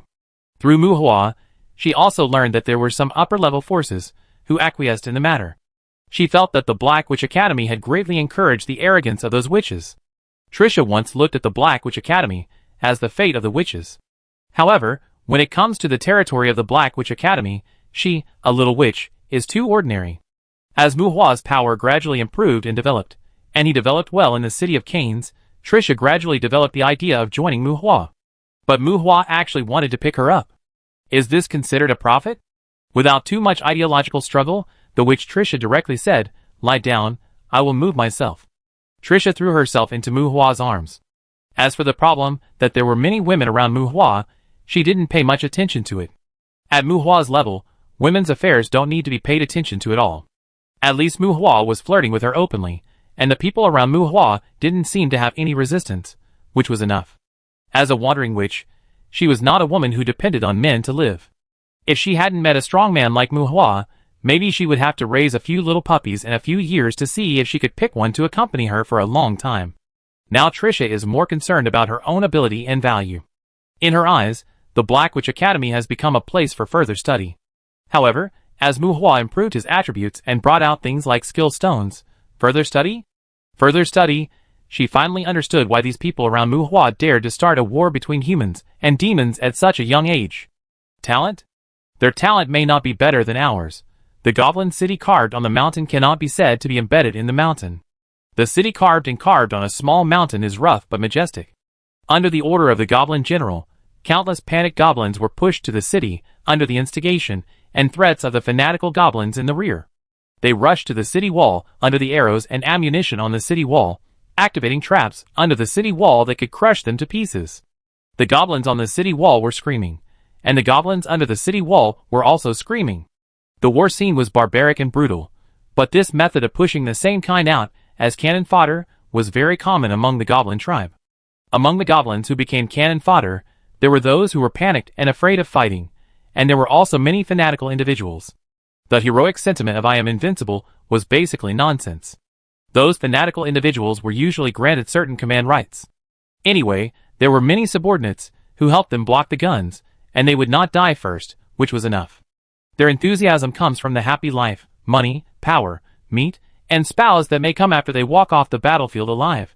Firelight and thunder, limbs flying, the muddy swamp is filled with struggling goblins, and there is no need for soil and rocks to solidify to resist. Stepping on the bodies of the fallen goblins, a large number of cannon fodder rushed to the bottom of the city, rushed through the magic barrier that could not prevent creatures from entering and exiting, climbed up the city wall, and climbed up along the city wall with a speed that would make rock climbers ashamed. Spears stabbed falling rocks, iron sickles protecting the city. Although most of these attacking goblins ended up falling under the city, they also flattened the magic traps outside the city. More powerful goblins carrying magic resistance shields began to charge towards the city. On the siege front, the centurion led the wolf riders to escort, and the chariots of several goblin generals crushed their blind comrades and led the direction of the attacking team in the rear. Battering rams, which look like retro ones, but their ramming cones are made of materials with good magic breaking effects, including some log ramming cones carried by bear goblins. These tools are even more destructive to the defensive magic and defense barrier on the city than magic bombardment. Of course, the premise is that you can carry them to touch the defense barrier and keep ramming them. Glory blessing. The golden light covered the goblins that were charging the city. The large-scale blessing magic inspired the courage of the goblins, reduced their pain, and also weakened the impact of mental interference on them to a certain extent. Lin Feng is becoming more and more like the Son of God, but this battlefield is really a bit. The magic dragon hovered on the periphery of the battlefield. Trisha looked at Lin Feng, who was casting magic on the goblins, with a strange expression.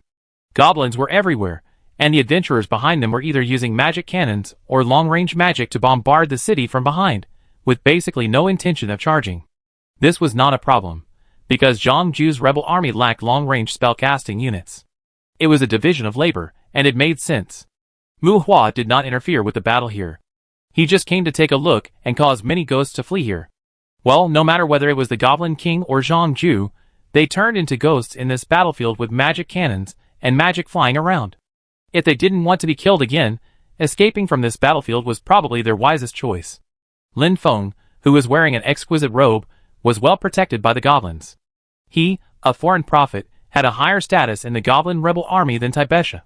There was even a goblin general who suggested to Zhang Ju that Zhang Ju give Taibesha to Lin Feng to play with. Of course, the goblin general who made the suggestion was sent to the vanguard to make achievements. Although Lin Feng was suspected of being a dog licker in front of Taibesha, he was not useless. He was able to perform divine arts in a year, but because divine arts were performed with the power of faith, his combat effectiveness was still difficult to evaluate. The golden light faded, and with the help of a divine art that was more conspicuous than its actual effect, a goblin general was already shouting and inciting the goblins in the city to rebel. The city gate opened, and a tide of goblins poured out of the city, ready to fight against Zhang Jiao's goblins. According to conventional practice, these goblins were probably considered unstable factors by the city leaders.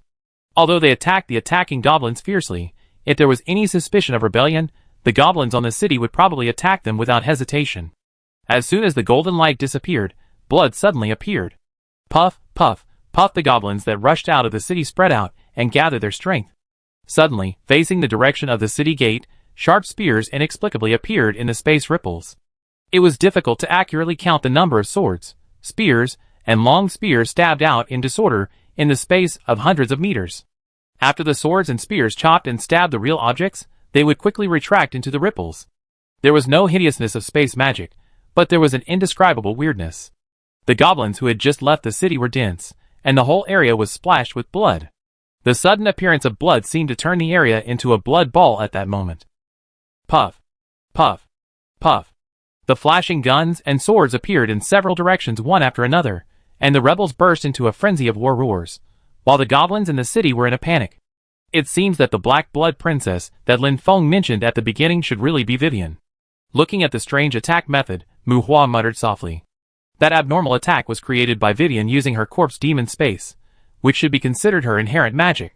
Although Mu Hua's summoning technique can also produce similar effects, Mu Hua can only use a summoned beast to create that kind of sudden attack in the void, which consumes more magic and is difficult to cause a large-scale impact as easily as Vivian. Hey! Cousin! Vivian saw you and overworked. The goblins in the east camp are not stable. I wanted to bury them under the city. You can deal with them by the way. It was also inherent magic. Trisha was sighing about the stinginess of her inherent magic when the figure of Taibesha suddenly appeared on the dragon. A shadow, not the kind of offensive projection of a monster, but just a mirror image that was hard to tell true from false, and could share the five senses with Taibesha. This was Taibesha's inherent magic. Strictly speaking, any human could have inherent magic, but if you want to understand your own inherent magic, you must learn the magic related to it, which is a bit of a matter of luck. And Taibesha's inherent magic was barely encountered after Mu Hua randomly gave her a lot of skill stones. If she were to learn it herself, it would be uncertain whether she could reach the threshold in this life. Taibesha and the others seemed to be digging a hole for some of their friendly forces. Vivian worked too hard and killed the goblin that should have been given to Zhang Jiao's men to fight. Taibesha came to her and asked Mu Hua to be responsible for the aftermath. Well, Vivian seemed to be very dissatisfied with Mu Hua's wandering around with Trisha. It's not hostile, but it's normal for a necromancer to like to show off in front of a witch. Chuckling and shaking his head, Mu Hua waved his hand to show that he knew, and Taibesha's figure dissipated like smoke and dust. He stomped his feet on the back of the dragon and pointed in a direction. The dragon swooped down and cut a goblin general from Zhang Jiao's side into two pieces with a dimension slash. The dragon set off a bloody storm in Zhang Jiao's army. The dragon's sudden attack and the soul-tearing Hades wave exploded in the rebel army. The goblins on the city thought they had received reinforcements. Behind the goblins under the city, the magic of the human adventurers was late, and the dragon had already flown far away in the direction of the mechanical forest. He passed by and took a look. Odysseus seemed to have thrown a brick at him just now. Let them fight on their own. Chapter 567. Thick smoke billowed from the tall chimneys. The construction progress of the steel fortress was much slower than that of the stone and wooden city fortress.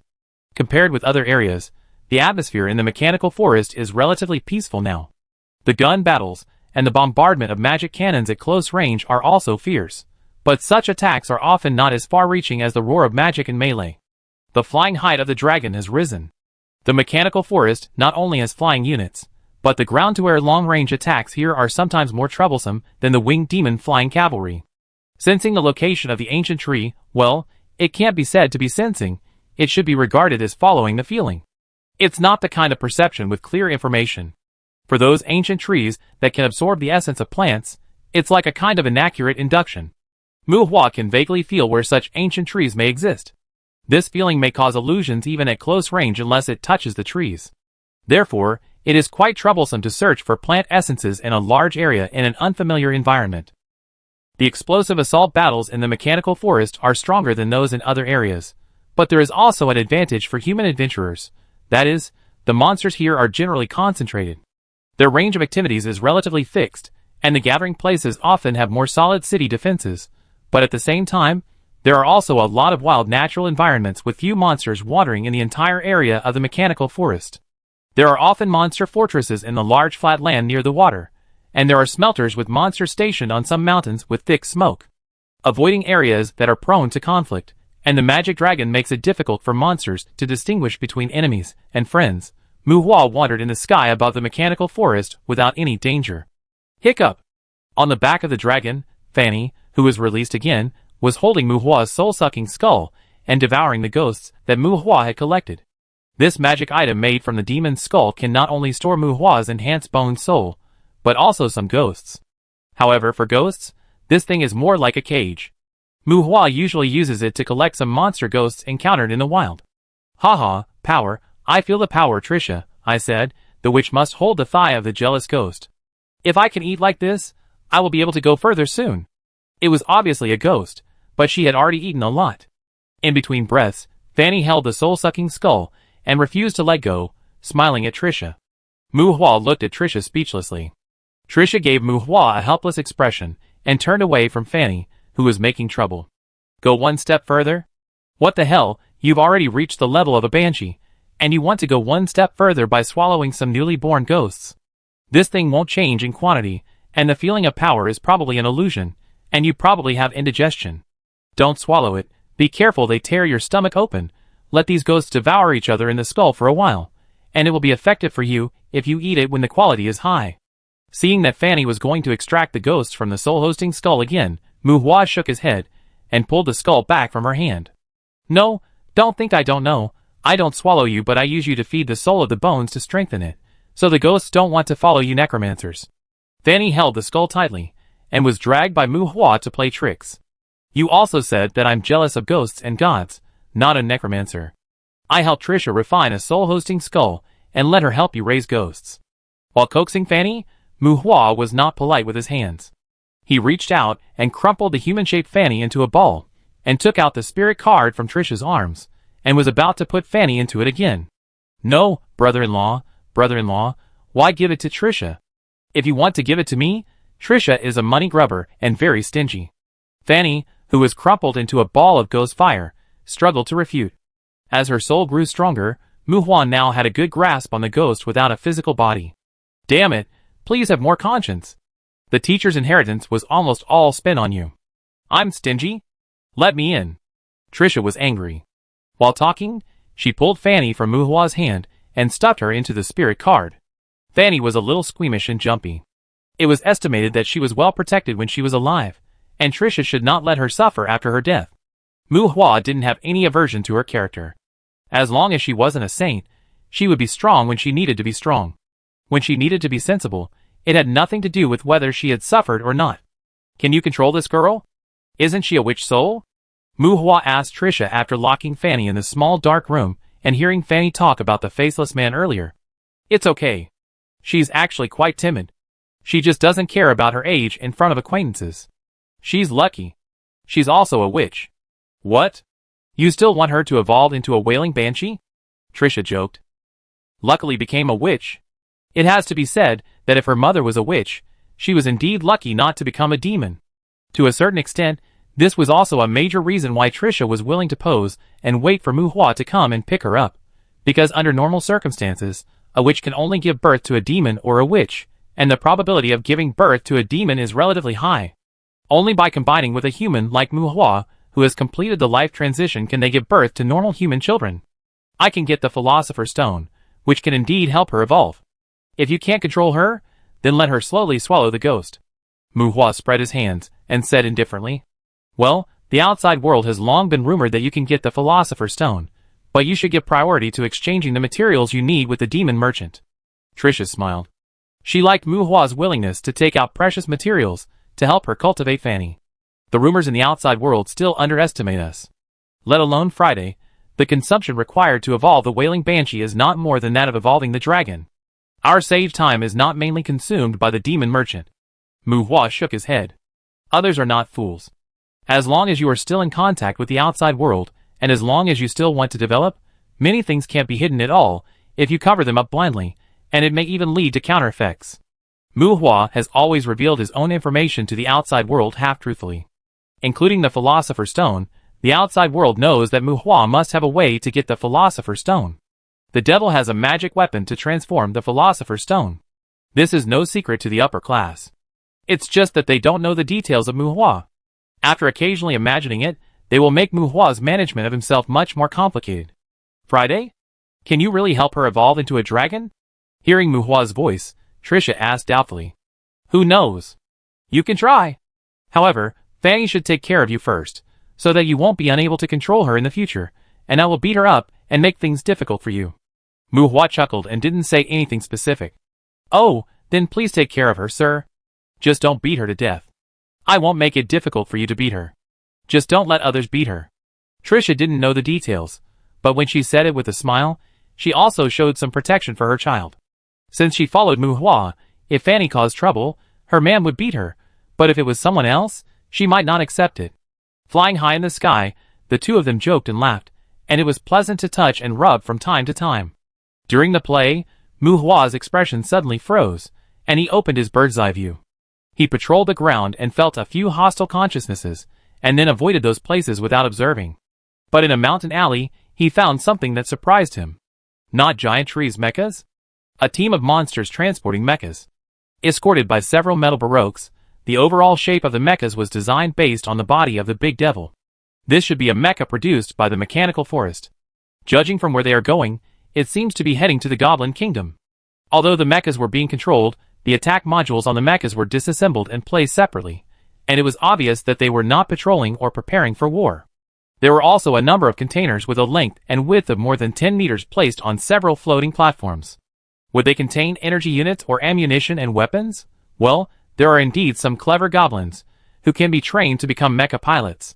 Is this considered as the assistance of the mechanical forest to the Goblin Kingdom? Or did the Goblin King purchase goods from Vok? Transactions between monster forces are also very common.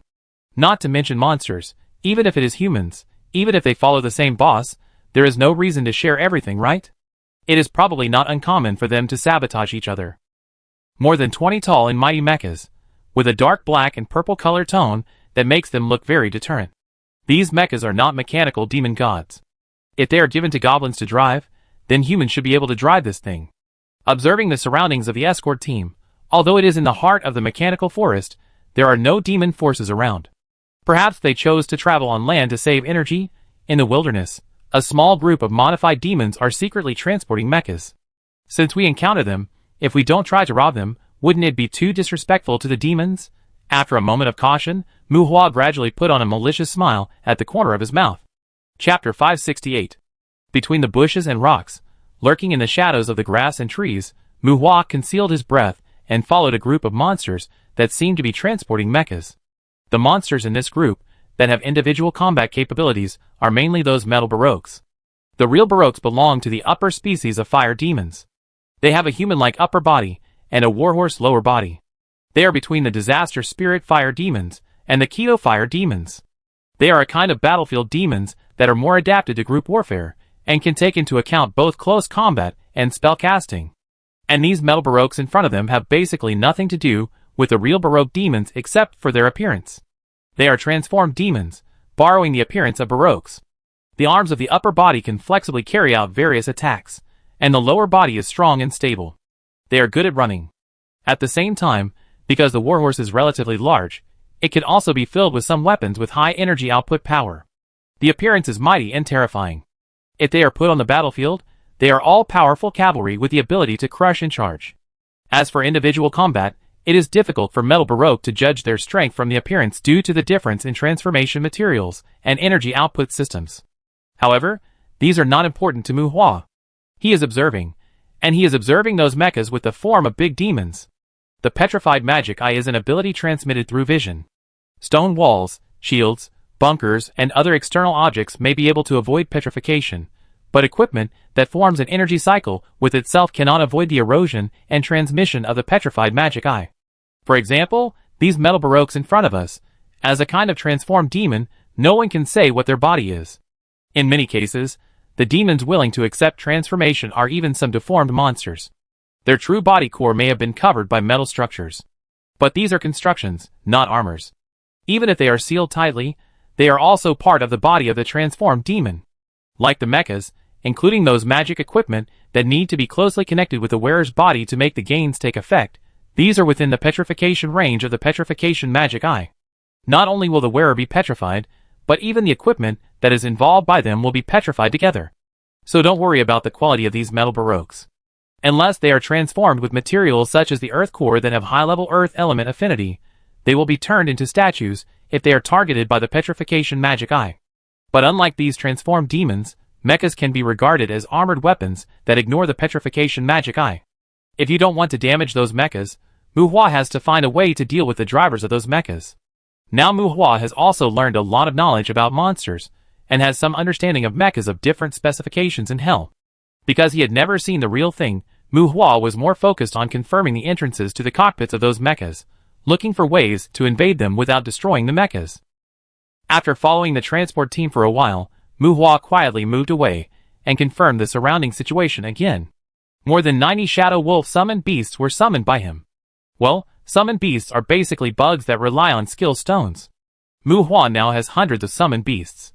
Because he lacks the final war of the greedy sequence, he still cannot summon summoned beasts of the same series, even if they are summoned from the same evolutionary line by different skill stones. Nowadays, familiars are the trend in Kane City, but Muhua's direct subordinates will try to learn some summoning skills. They don't need to learn all of them. It doesn't matter whether they can make summoned beasts or not. As long as they master the summoning formula and create the corresponding summoning space, it will be fine. Muhua will distribute the summoned beasts in his hands to his subordinates. After all, the final control is in his hands. Dividing them will not affect his summons, nor will it affect the share of summoned beasts required by the original Sin of Greed. Muhua does not have so much time and energy to deal with summoned beasts, and the attribute limit of the summoned beasts attached to the skill stone seems to be the standard of normal adults. He cannot start the final war.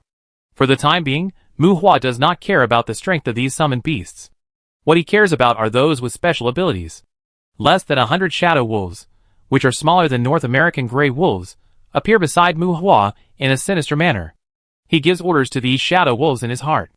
A group of Shadow Wolves sneak into the shadows of grass and stones as if melting, and swim towards the direction of the transport team. The grass, trees, and rocks in the mountains provide them with a sufficient stealth environment. Because they cannot be too far away from the summoner, their role is far less than that of the Hellhounds under Zhou Yi. These summoned beasts can still only be used as combat tools, while the Hellhounds under Zhou Yi's command are temporarily positioned as scouts for espionage and assassination. Well, in the future, they may be unrivaled scouts in the chaos of the army. Muhua created the Shadow Wolves not to let them sneak attack the transport team, but to try whether they can find space from the mecha to sneak into the cockpit through the shadow. Well, space. Even if there is a gap outside the body, the gap leading to the cockpit is probably not found, but some energy conduction devices should allow shadow attack to invade. Dismiss the Shadow Wolves, and let them keep a certain distance from the transport team, and wait for his signal. Although shadow attack's concealment is quite strong, even if it is a stealth technique, it can only exploit loopholes when it is intentional. Under various early warning perceptions, it is estimated that they will be discovered by Metal Baroque when they are close to the transport team. Shaw putting on his cloak, and wading through the weeds under his feet, Muhua rushed to the road ahead of the transport team to wait.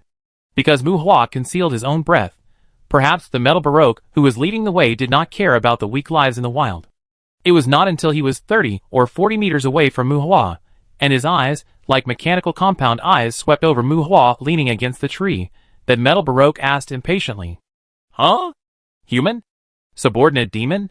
Adventurer?" This is the hinterland of the mechanical forest, and this route also corresponds to the hinterland of the Goblin Kingdom.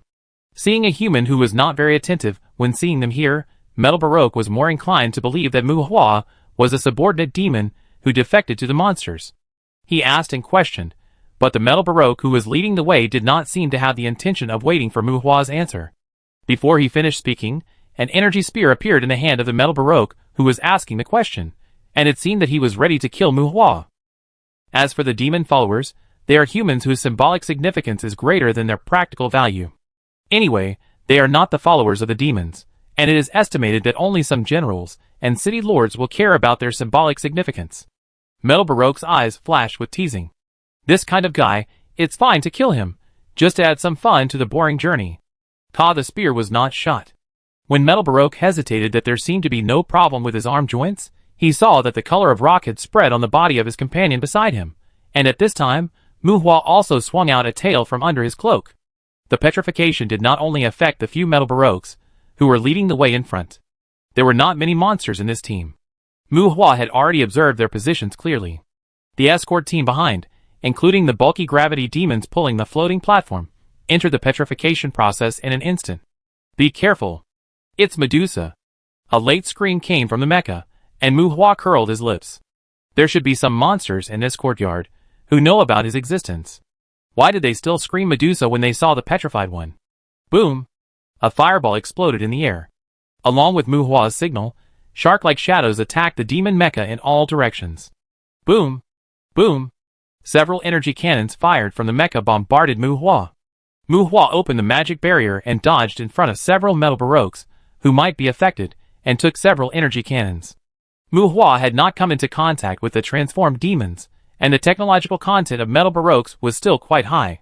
He also wanted to move these metal baroques back home to study them, but he didn't want to be blasted into rubble by those mechas.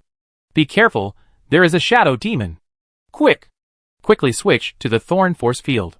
When the shadows attacked, the mechas shouted again, but unfortunately the attack was launched too quickly, and it was obvious that these mechas did not have time to switch from the Energy Force Field to the Thorn Force Field. It seems that the Shadow Demon is really the nemesis of mechas. Most of the defense systems of Magic War preparations are Energy Force Fields, and the Thorn Force Field that tends to attack close foreign objects is almost prepared to defend against Shadow Demons.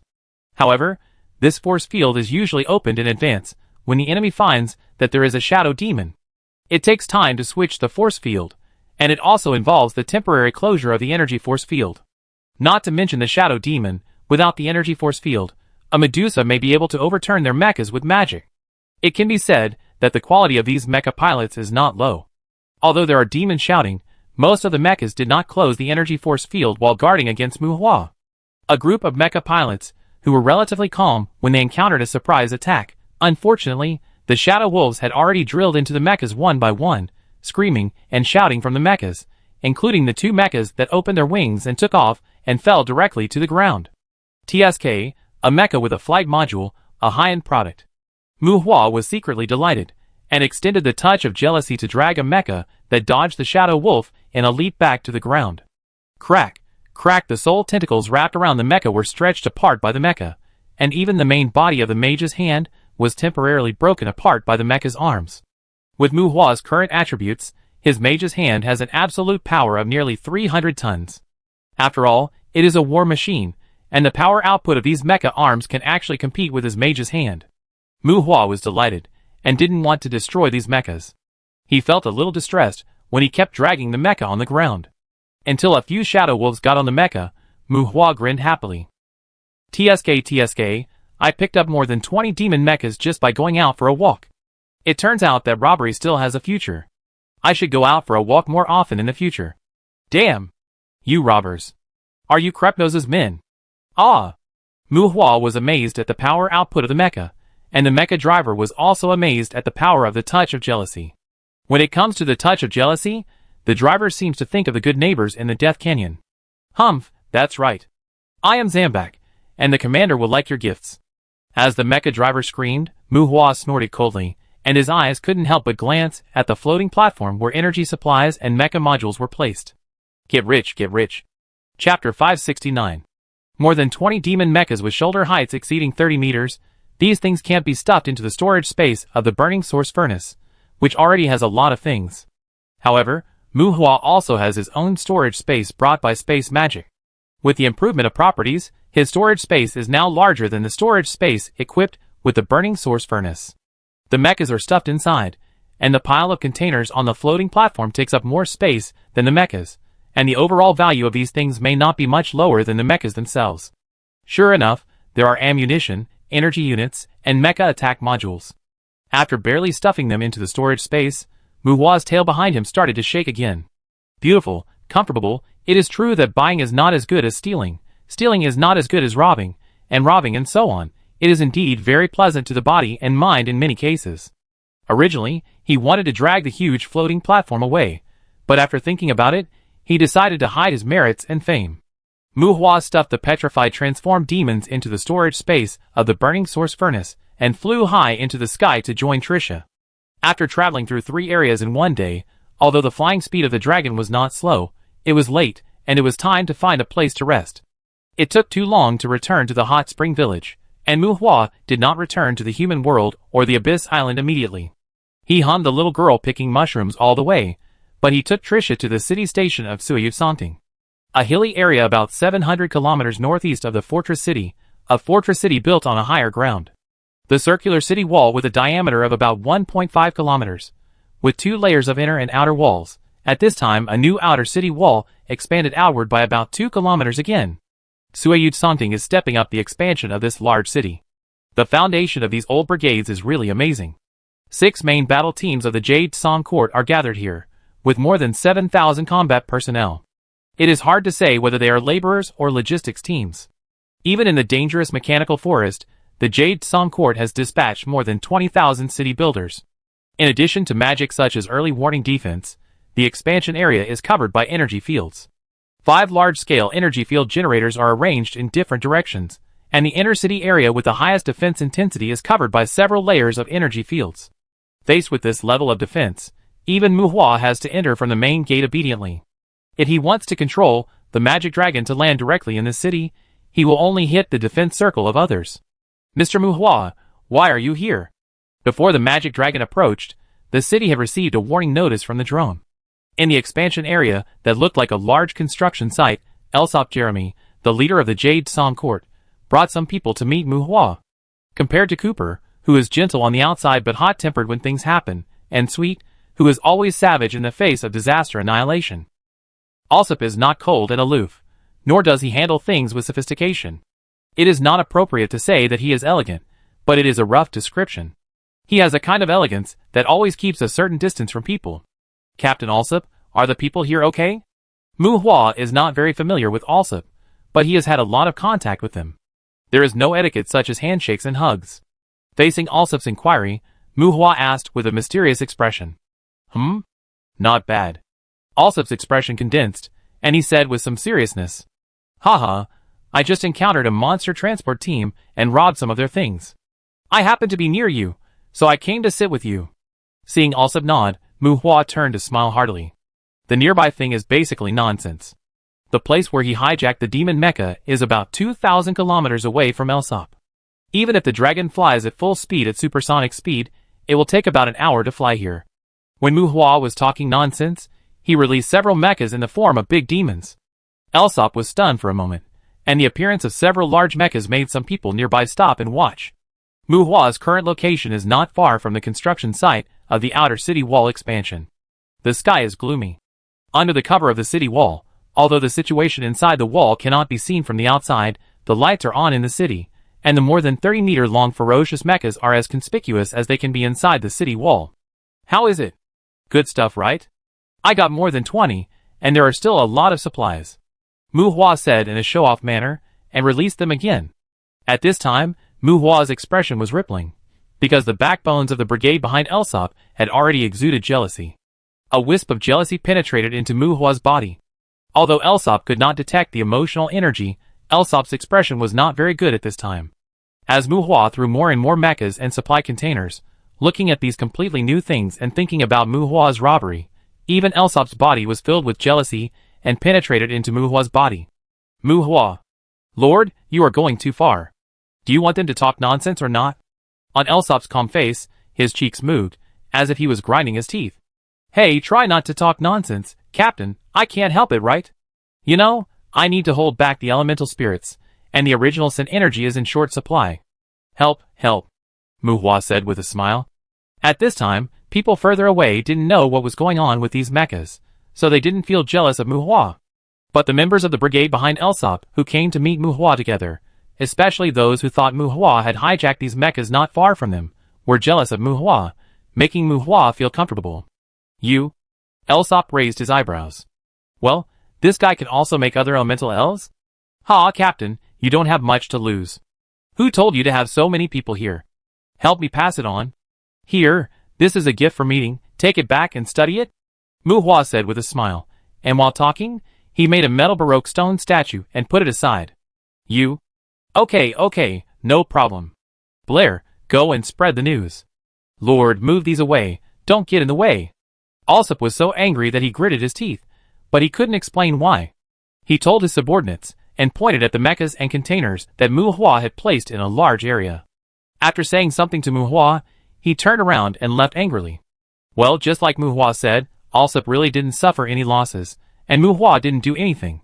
He just ran over his head to make him, and his subordinates envious and jealous. But it's really annoying to be so tossed around like this. What did Muhua come for? Well, he just came here to collect jealous emotions. He picked up a bunch of such powerful mechas. Are you envious? Don't be envious. Just be a little more jealous. We are short of that stuff now. Let alone Alsop. After understanding Muhua's intention, Even the members of the brigade who came with Alsop looked unhappy. This guy is a bad guy. As expected, ghosts and gods are all bad guys. No matter how everyone feels, Muhua can only helplessly accept their jealous emotions. And as the good colleague named Blair threw those things at Muhua and took pictures, I don't know what he sent in the communication group. In the end, a large amount of silver threads containing jealous emotions in the city rushed to Muhua like geese returning to their nests. Well, how should I put it? Muhua is indeed a bit of a demon, but there is nothing I can do. It's jealousy. If he doesn't act like a demon, where does the jealousy come from? It's really not very efficient to absorb the free jealous energy from the outside world by yourself. It's better to absorb it in large quantities in this way that makes people hate you. To be honest, many demons actually like to act like demons. Originally, Muhua just thought it was some kind of customary nature, or they had a problem with their brains. But now, Muhua seems to have a better understanding of those demons. He doesn't want people to envy, jealous and hate him, but who makes the original sin energy fragrant? Long live understanding. Chapter 570. Hey Mu, why are you alone? Where's your female companion? Morning came. Muhua returned to the room that Elsop arranged for him from the Abyss Island. He was led by the servant to the restaurant room. Elsop, who was having a meal, gestured to serve Muhua the meal and greeted Muhua casually. Alsop discovered that although this young ghost god had high standards, he was also thick-skinned. There was no need to be polite to him. The more polite he was, the easier it would be to make him feel uncomfortable. I don't know if it was sincere or deliberate. At this time, Elsop was more natural when facing Muhua than before. She is still resting in my dimension. By the way, Elsop, do you have a necromancer here? Trisha is a witch who is willing to have a baby with me. Sitting at the table, Muhua said with a smile. You should also be more like this, and stop bothering me with such unpresentable things. Elsop froze for a moment as he was about to put the fork to his mouth, and said unhappily, Necromancers and witches don't get along, but as men, many necromancers are still quite reserved. Witches are mostly very beautiful, and being toyed with by witches is fine, but for those who can hook up with witches, many male necromancers will still be a little jealous in their hearts. And Muhua obviously still wants to harvest this jealousy. You also know that the Snow Ridge Ranch may face a counterattack from the devil at any time. I can't do anything about it in a moment of emergency. Muhua spread his hands. In order to save some philosopher's stones, jealousy is jealousy. Anyway, sooner or later you have to adapt. And then Muhua thanked the waiter, who served him food. The mechas that Muhua had robbed were placed in the outer city. After a night of brewing, without Muhua's deliberate absorption, more jealous emotions from Elsop continued to spontaneously penetrate into his body. Elsop did not refute Muhua's slightly teasing remarks. He had also come into contact with other ghosts and gods. He did not like Muhua's behavior, but he could understand it. It was a servile act, and it did not harm him. In Elsop's view, in terms of the absorption of original sin emotions by ghosts and gods, jealousy is also a double-edged sword among all original sins. Muhua's foundation in this aspect is indeed a little lacking, and it is harmless to cooperate with Muhua. Are you selling those mechas? Elsop asked without paying much attention to Muhua's explanation. No, you haven't come here today, Tuesday? Oh, the metal baroque I gave you needs to be unpetrified later. You can arrange someone to tie it up. Muhua answered neatly, and turned to talk about other things. Elsop was silent, and glanced at Muhua unhappily. He really didn't know which question to answer Muhua for a moment. Let the metal baroque continue to be petrified. We don't need to study it. Tuesday was free and undisciplined. Now that he hadn't officially started a war with the leader of the mechanical forest, Elsop was too lazy to say more. Are you exploring gluttony? You know that the Jade Song Court is the name of a courtyard? That is the courtyard where our headquarters is stationed. We have a lazy ghost there. If you can contact gluttony, are you interested in staying in that courtyard? You can establish a country. Elsop asked Muhua with a little seriousness.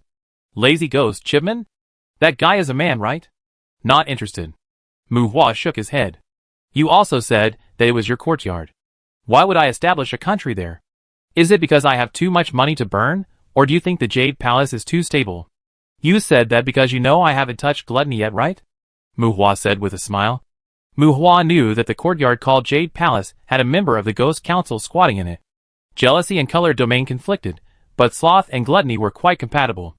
If a lazy ghost god and a gluttonous ghost god stayed together, both sides could offset the distortion of the external laws caused by each other, that is to say, the two could avoid the adverse effects of both sides on the outside world.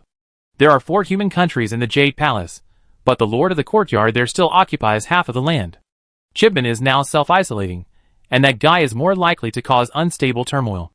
Elsop said helplessly. Gluttony will increase the content and vitality of external magic and elements, and its negative effect is natural disasters. Correspondingly, as the name implies, laziness will bring inertia to the magic and elements of the outside world. But if it is just like this, it will be fine.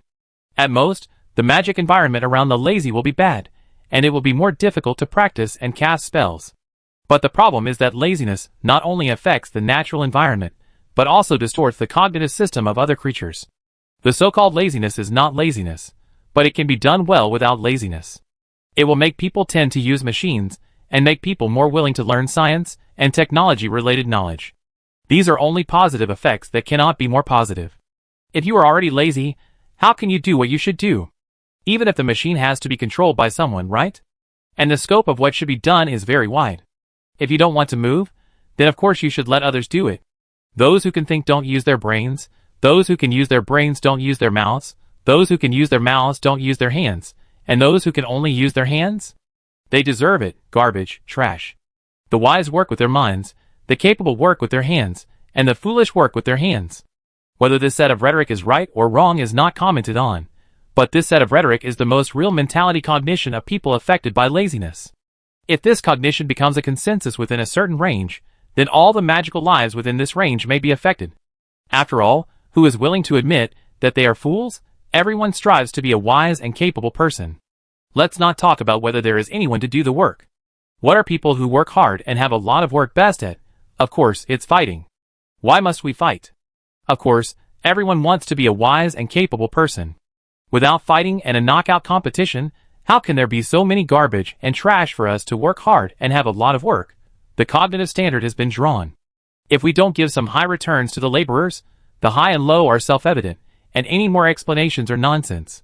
The result is predictable. In any case, where the lazy ghost is, everyone is like a clever ghost, but basically they don't do their job. Everyone wants to be the boss. Eloquence is better than swords and guns, and struggle is more important than anything else. So, the ghost who settled in the Jade Psalm court directly isolated himself. As long as he wandered around, there would be struggles wherever he went. Wherever he dared to stay for a while, the master-servant atmosphere would prevail. There is no way. He is lazy. His main goal is to get things done by lying down. Who lies down? The master lies down. Who does it? Layer upon layer of delicate minds, layer upon layer of management knowledge, and finally, the servants do it. If it is just a lazy ghost who suppresses a group of servants who work for him, it will be fine, but if he distorts everyone's thinking, then who will suppress whom? If you don't spend more time on the issue of training servants, it will really not work. Well, as the one who labeled the courtyard as his own brigade, Alsop has always wanted to introduce a gluttonous ghost to his home. It doesn't matter if you are lazy, but at least don't associate the people who work with waste. Does laziness promote the development of science and technology? It doesn't promote anything. Everyone is waiting to be the boss of those who only talk, but don't do anything. As for those who think that simply lying down will make them lazy, haha, laziness is not that cheap. The threshold of this emotional energy is also very high among many original sins. You think too much. Of course, these have little to do with Muhua. No matter whether he can get in touch with gluttony, he is not interested in Chibman, the rough man. After Alsop mentioned the problem of laziness, Muhua would only think about how to make his own gluttony and laziness appear at the same time. This pair of original sins must be combined into a CP to be brought out together, otherwise, something will happen. I saw Chibman speak at the Ghost Council, and I feel that he lives a comfortable life. Thinking of something funny, Muhua said to Alsop. He enjoys the offerings of a human kingdom, so of course he lives a comfortable life. Damn, that country is almost playing slavery, and the lord of the courtyard is also very fond of him. Alsop said angrily. Hee, at least he has provided you with a lot of technical support in magic technology. By the way, do you sell magic brains? Muhua asked. No matter which route Chibman took to achieve laziness, he should have the ability to make magic brains, although he can purchase from hell. Since it comes to this, Muhua asked casually. He doesn't sell high-end products. His mind is not in this area, and his workshop can only provide low-end and medium-end products for several courtyard kingdoms. When it comes to high-end products, the efficiency and quality are also touching. Alsop shook his head. What do you want to do next? Those mechas. Well, if you still have plans to intercept supplies, do you need me to send you some people? The topic about shipment should be regarded as idle talk. After all, Mu Hua has not come into contact with gluttony yet. After a conversation without much substantive meaning, Elsop casually brought up a topic that he was more concerned about. Well, the envy of the brigade leader for Mu Hua's acquisition of a batch of demon mechas is really not false. He wants to join the gang. Haha, Captain, don't make a fuss. What interception supplies? There are still a lot of things to do in the hot spring town. I came out to find plant essences. Those mechas just happened to come across and made them by chance. Mu Hua smiled and waved his hand. By the way, Mu Hua actually felt that robbing monsters was a good idea, but he could do this kind of thing by himself. Chui Yu Song Ting or something. Well, Mu Hua still prefers Alsop's elegant demeanor with a sense of distance. It's not good for him to be like this now. It seems that everyone's moral integrity is like that. Mu Hua thinks it's time to stay away from him. Chapter 571. The original sin of sloth requires a lot of knowledge about magic. Mu Hua has not yet found a skill stone that can give out this knowledge. He really doesn't have the energy to learn those things. However, the creation of all qualities should be able to replace this link. According to some information in the Ghost and God Council, according to Mu Hua's speculation, if the 6 magics of creation of all qualities, soul transformation, keratin skin, shape-shifting, living body sealing, and identification are achieved to the extreme, even if you don't learn those headache-inducing magic knowledge, you should be able to touch sloth. Mu Hua doesn't think he has a good temper, and he is not at the age where he should have a good temper. Without the original sin of sloth, he really doesn't dare to touch gluttony casually. Putting aside the relatively rare creation of all qualities, it can be regarded as lowering the threshold of sloth to a certain extent. After all, it can be replaced by related knowledge. Sloth seems to be not difficult to touch. Unfortunately, no original sin can be so intimate to let you get close. As for laziness, keratinized skin and shape-shifting can be seen as the more intuitive manifestation of laziness's combat power. As for the choice of medium for these two abilities, there is really a big deviation in the combat ability of the lazy ghost. There is no need to say much about keratinized skin. 11 mediums transform their own origins. Even if there is not enough magic supply, just absorb the skin of the medium, and get 10 mediums at random, and push the training of keratinized skin to the extreme. Shape-shifting and living body sealing are both standard upper-level magic, especially shape-shifting. Although Zhou Yi and the others have mastered shape-shifting, it is the inheritance of their race. Mu Hua has not yet obtained the skill stone of shape-shifting. And that thing can transform into a creature at each level, just like keratinized skin. It can only continue to improve after absorbing the medium and completing the transformation. Damn, Sun Wukong only has 72 transformations, and you actually want to create 100 incarnations? At the same time, keratinized skin and shape-shifting are also related to each other. If keratinized skin and shape-shifting both choose a similar species as the medium, the incarnation will synchronize all the states and abilities of the main body, and even superimpose the two. This connection makes it necessary for keratinized skin to be more cautious in choosing the medium. In short, sloth can be a step up, or it can be weak. As far as Mu Hua is concerned, sloth can be brushed, but it may be a weak product if it is brushed randomly. It is a long way to go to brush out sloth. Earlier, there were too many people in Mu Hua's family who could Krypton skill stones, and Mu Hua had to concentrate on analyzing the petrified magic eye, so he did not deliberately engage in high-level magic. Now, if he could dig out magic essence from the abyss, he might need to store some magic essence to brush the required upper magic by stacking and smelting. Well, under normal circumstances, the demon general level monsters should be able to produce magic essence, but unfortunately, the magic crystal can only produce high-level skill stones at most, and cannot brush upper magic. If the demon generals in the courtyard want to see their true bodies, they probably have no hope unless they are bankrupted first. After leaving the city of Suiyuv Songting, they sent the robbed mechas and supplies to the Abyss Island, and gave a mecha and those petrified modified demons to Kue as research materials. Kue Tua was in high spirits, and played some small games with Mu Hua that he was not willing to play before. For mechas were allocated to Ikaros and dropped in Kane City, which was considered to be a facelift for the Aqua sect. After changing the belief system, Ikaros' mechas are still under development. Aoi is now able to make military standard mechas, but the consumption and loss of those mechas are too serious. Mu Hua is not planning to produce that kind of product. Aoi has been working on Penelope's Wandering Hunter. Mechas that use magic as energy source are Mu Hua's minimum requirement for his own mechas. The remaining 20 demon mechas were deployed to the hot spring town, and some ghosts, who originally specialized in mecha control in the academy, were arranged to possess the skeletons and help the skeletons to learn mecha control.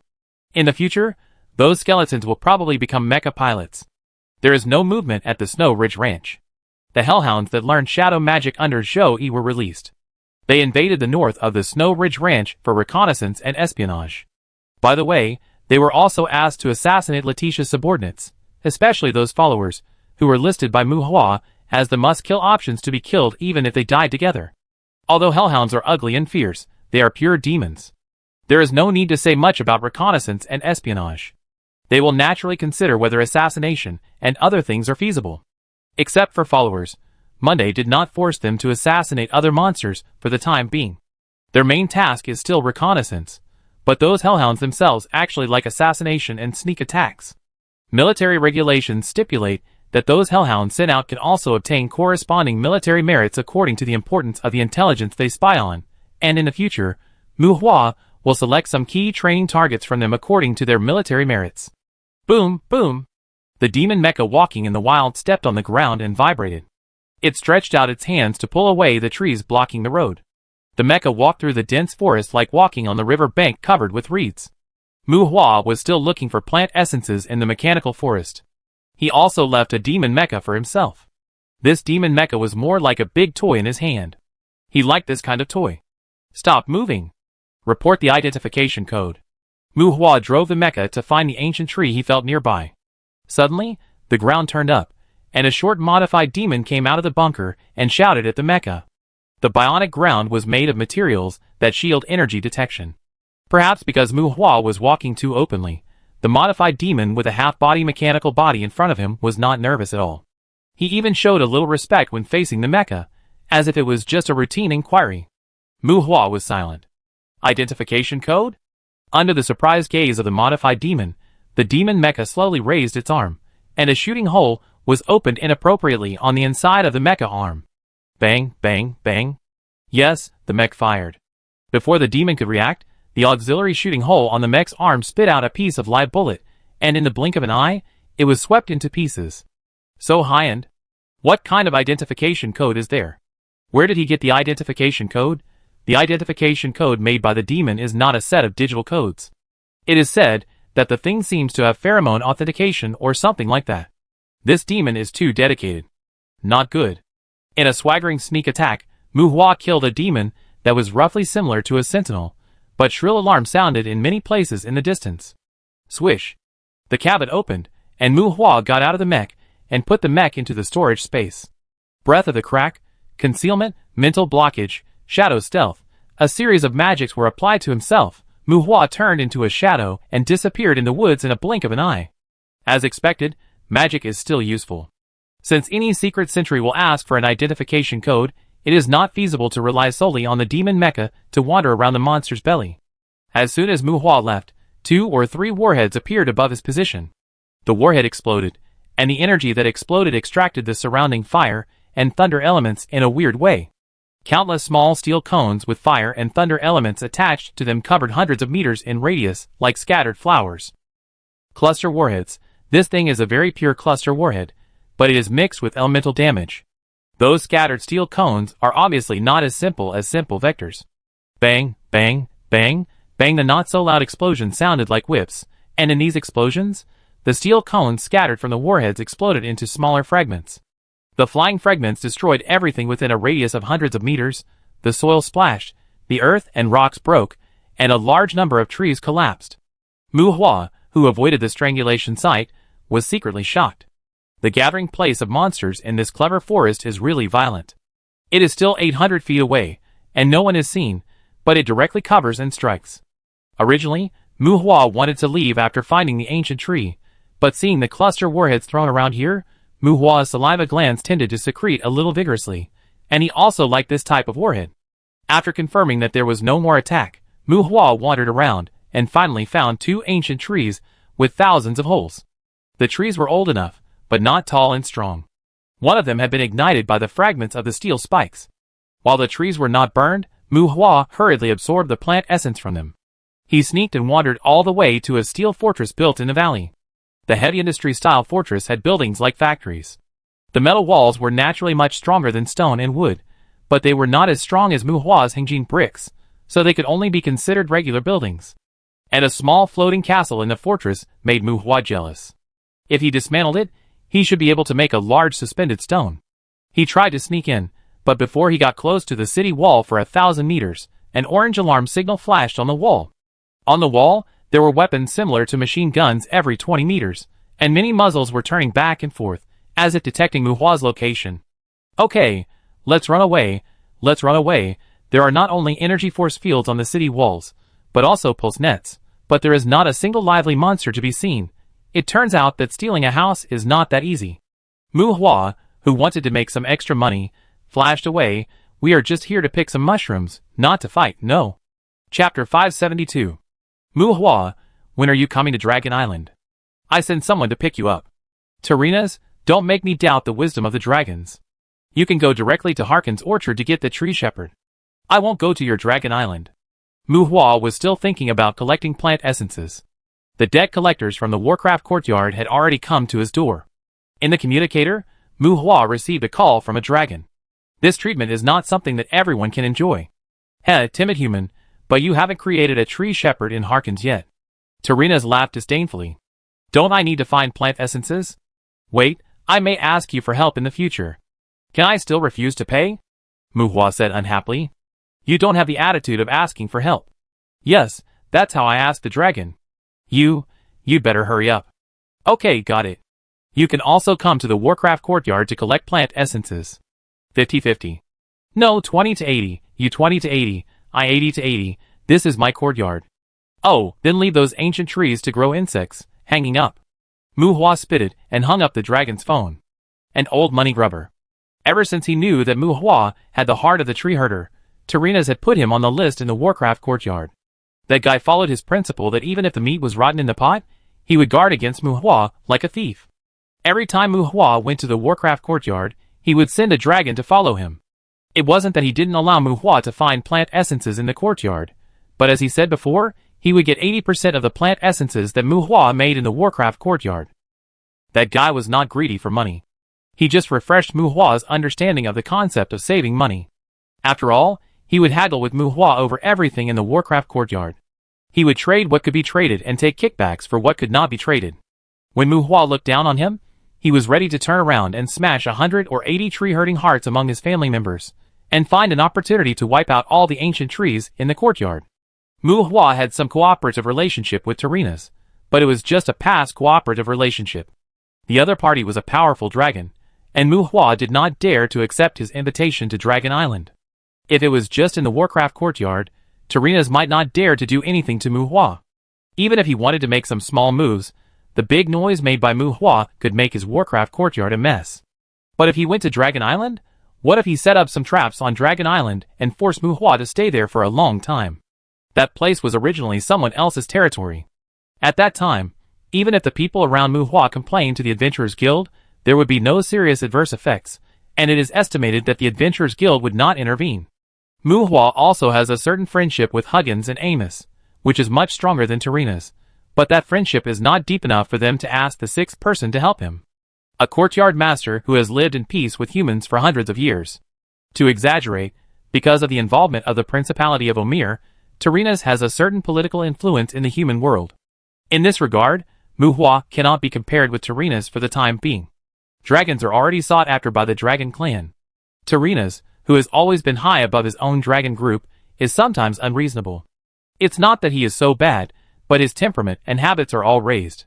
And the situation where brothers will stand up for you regardless of life and death at the slightest disturbance is somewhat taken for granted. The existence of such a demand is purely confusing friends and brothers with slaves and dead men. Who hasn't had brothers? Who hasn't seen other people's brothers? There is something called human nature. It doesn't need to be too serious. When it comes to things that have a certain impact, there is no need to say what the reality is, right? If you really meet someone who wants such a standard, people who regard them as friends usually end up not very well. Muhua believes that if he is circled by Tarinas, he will definitely have relatives and friends around him who will run for him. But that kind of thing, just believe it yourself, don't try it out randomly, even if they really fight for you, it's not good for you and your friends. Now Muhua still has a certain degree of caution against Tarinas. Even Amos and Huggins have given him similar advice. Muhua is also a person who listens to others' advice. Tarinas has his own little thoughts, and he also has them. Muhua is actually thinking about letting her go to the Warcraft courtyard after Friday is strong enough. No matter if Friday is his follower or not, when the dragons fight for the throne, even if they destroy the Garden of Monsters, who can say anything to him?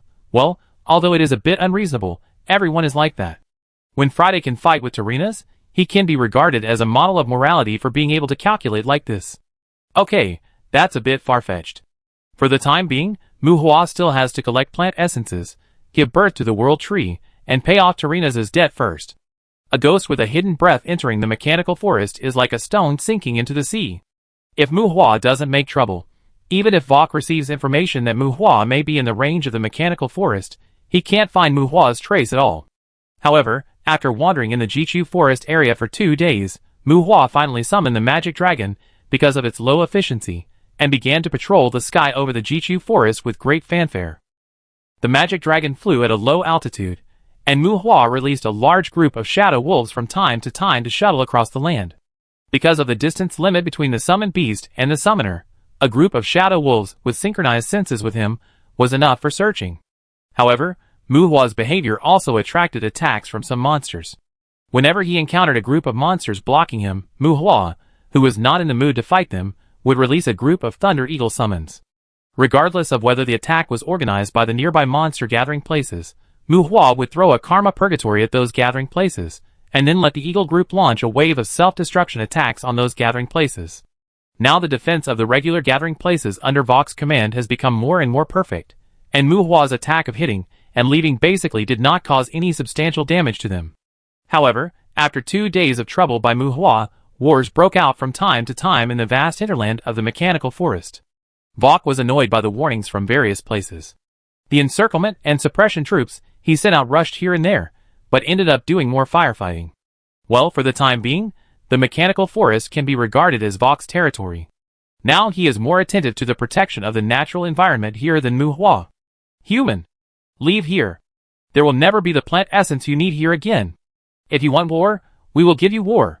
In the northwest rift valley of the mechanical forest, Muhua was blocked by a team of modified demons with enhanced flying ability. War. Did Vok get enough earth cores? Where are his mechanical demon gods? Are you here to die? There were not many transformed demons surrounding him, and Muhua didn't care much at first, but the words of the transformed demon with the appearance of a bad demon made Muhua's face look ugly. Muhua thought Vok had figured it out, and sent people to negotiate peaceful coexistence with him. But before he finished speaking, Muhua's somewhat annoyed expression became even uglier, and the petrified demon eye opened, and the transformed demons surrounding him were petrified one after another, but some of them still produced the roar of explosion. Boom! Boom! The powerful explosion brought out the impact of destruction, and the impact of the explosion swept across the broken rock walls of the Great Rift Valley, and the ground was scraped up with a thick layer of soil waves. The surrounding petrified monsters had long disappeared in the explosion. A group of transformed demons that were not good enough in Muhua's eyes, but they used this suicide attack method to crush the dragon bone wings, which made Muhua's face red. Fuck. They are such a fool. Seeing that there was no living creature within a radius of dozens of miles, Muhua cursed in his heart. Vok sent some modified demons to block him mainly to pass on a message. That guy didn't send out the mechanical demon god because he was afraid that Muhua would petrify his mechanical demon god and take it back home. The power of these modified demons' self-detonation cannot be so great normally. These guys are simply hanging some explosive parts to play human bombs. Passing a message to Muhua is also a threat. Vok wants to tell Muhua that even if Muhua has the petrifying magic eye, he is not without the ability to fight back or even attack. What annoyed Muhua the most was that he was just looking for plant essence, but according to the previous modified demon, Vok might give his subordinates an order to cut down ancient trees in the entire mechanical forest. Can't that bastard discuss things properly? Why must he be so extreme? By the way, Muhua was flying at a low altitude with great fanfare, really waiting for Vok to send someone to communicate. It is said that Vok is the most suitable person for communication among the monster leaders of Canes. This is a fight to the death. How can it be suitable for communication? Lucifer has a problem in judging people. He deserves to be a fallen angel. After a wave of self-explosion, there was not even a monster around Mu Hua to fight with. The dragon behind him was recovering from its injuries after being blown up. Mu Hua floated in the air, looking at the land of the Great Rift Valley under his feet that seemed to have been hit by a nuclear bomb, and could only be angry alone for a while. Vok, good job, wait! Wait until Tuesday petrifies a group of mechanical demons, and then we can have a good fight. With no place to vent his anger, the recovered dragon summoned beast flew to Mu Hua's feet again. Under Mu Hua's command, the dragon climbed to a higher altitude and flew towards the Death Canyon in the north. Counterattack? Revenge? Vok must have been prepared. A small fight would not work. He would wait for the Jade Song Court to launch an offensive. Then he would see who was anxious. Since the transformed demons have come to make harsh words, the efficiency of collecting plant essences in the mechanical forest can be imagined. Mu Hua is going to go to the Death Canyon. The hot spring town sent a message that a large number of undead troops in the Death Canyon seemed to intend to enter the Snow Ridge Ranch. Going there to find plant essences would not let Cryptos be too safe. In addition, compared with the fortress of the mechanical forest, the Death Canyon seems to be easier to steal. Well, there are his partners there. I haven't seen him for a long time. I wonder if Zambak, the barren demon with pouty horns, has been promoted. Chapter 573. Monsters Territory, the Castle of the Dead. Mu Hua came to a monster city in the Death Canyon, and received a reception far better than that in several other areas. Bang, bang, bang, heads exploded. Several human women with graceful figures and charming looks turned into headless female corpses, while Mu Hua frowned, with gorgeous clothes and convulsing bodies. After a quick glance at the corpses, Mu Hua frowned and looked at the Balong demon with an evil smile. Zambak, are you floating? Well, these women were killed by Mu Hua, Mu Hua asked unhappily. The Balong demon who led Mu Hua to this gorgeous hall did not seem to mind Mu Hua's kindness in killing it. With a wave of his hand, several skeletons dragged the female corpses away, and some floating ghosts wiped the blood stains left by the corpses. Haha, Mu, you've seen that I have nothing here. These demon followers are pretty good looking among you humans. I finally got them from other demon generals. They are prepared to serve you. The barren demon spread his hands innocently, and led Mu Hua to sit aside. I can understand choosing a tree to live in, but these demon followers have passed on a lot of information about me to you. They give me a headache. I am collecting plant essences, and come to see you by the way. Are you leading the army again? However, building a city in this position, it seems that Krepnos really wants to give up on you. It seems that killing several demon followers is like an episode. Mu Hua and Zambak didn't care too much about their affairs. As for the saying of choosing a tree to live in, after all, Zambak and him are not clear. Mu Hua will definitely not say in front of Zambak that he just wants to kill the demon followers of the nature of 25 sons. Zambak, a barren demon who had some friendship with Mu Hua, was getting along harmoniously with each other at this moment. It seemed that the grudges in the early years had been selectively forgotten by both of them. Don't mention that damn bastard. I will send some monsters to mark the ancient trees around. However, you have to see for yourself whether there are plant essences or not. You can see that I was assigned to this position. The necromancers of the human beings in the south have already started a war. If you don't come to me again, I will probably send someone to find you. When it comes to the leader of the Death Canyon, Zambak no longer has the respect and disdain he had in his early years. When it comes to his current position, Zambak said to Mu Hua helplessly. Before the Kane Star Patrol conference, Zambak was ordered to go to the human world to make trouble. He was killed by Mu Hua once. Later, he was killed by Mu Hua again in the Star Patrol War. After 2 defeats, Krepnos broke 2 of his demon horns. When he met Mu Hua for the 3rd time, Mu Hua spared the already defeated Zambak, and the 2 of them established a preliminary relationship. At this time, the location where Zambak built his castle was at the western end of the Death Canyon, which was a relatively marginal area of the Death Canyon. The biggest problem was that he would face human adventurers invading the Death Canyon from the south. And the distance from here to the command area almost required crossing the east and west ends of the courtyard. If there was a war, Krepnos' support should not be expected. It was not even a bridgehead. At most it was used to consume humans and fight with humans repeatedly. If Zambak fought with humans here, if he won, he would continue to defend, and if he fought hard, he would have to let go to prevent human adventurers from attacking here again. If he loses, he will be scolded and punished, and both of his horns will be gone. It will probably all depend on Kripno's mood to remove the parts from his body. In short, he is basically a demon general who is not welcomed. It would be a waste to kill him, and he is exiled and used to get heads. Don't worry about the adventurers. Nowadays, few people are willing to come to Death Canyon, and adventurers won't get here so quickly. Even if they do get here, I will help you mediate. Win over more monster gathering places around, develop some catering and entertainment plans, I will help you. As long as you don't have any bad intentions, there won't be much problem for humans and monsters to coexist. Anyway, the demon generals around here are basically exiled. I think they know whether to grow up steadily or be cannon fodder for Krepnos. You still need to propose more to the surrounding areas to send troops to the south. It won't hurt you to reduce their combat power. I don't need to say more about this, right? The window opposite Muhua faces the north of the castle, looking at the endless cliffs like a world barrier in the distance, and over there is the Bloody Hills, a place that Muhua doesn't want to set foot on easily for the time being. Of course, believe me, if I can unify this place, you can use this place as your rear base in the Death Canyon in the future. As for the humans who come here, do you need me to help you clean up something? The internal struggles among you humans should be quite complicated, right? Zambak said with a sinister smile. The south is the direction of the Necromancer Mutual Aid Association. They always have to advance here. Sending troops there is better than letting the undead here shrink in the castle position. And the integration of monsters, especially demons, cannot be achieved by talking and reasoning. It is also beneficial for Zambak to suppress them by consuming the financial and material resources of other surrounding demon generals. Although he said he was coexisting peacefully with Muhua, Zambak never gave up on developing his own power. At the same time, he had the idea of pulling Muhua into his camp. Perhaps, those few beautiful demon servants were just his temptations at the beginning. When dealing with demons, just talk about interests and practicality. Don't take other arguments to heart, and don't even think too much about the future prospects. Things like pattern are the most meaningless to demons. They like to get along with people with pattern the most. That thing is originally used by the superiors to fool people and scold people. It's not that you can do anything if you have a pattern, but if you can do something, everything you do is called pattern. If you have to do it the other way around, then forget about pattern, just join the game obediently. I don't need you to help me clean up anything. Now the adventurers who come here are all my people, and I will try my best to make sure that everyone here is my people in the future.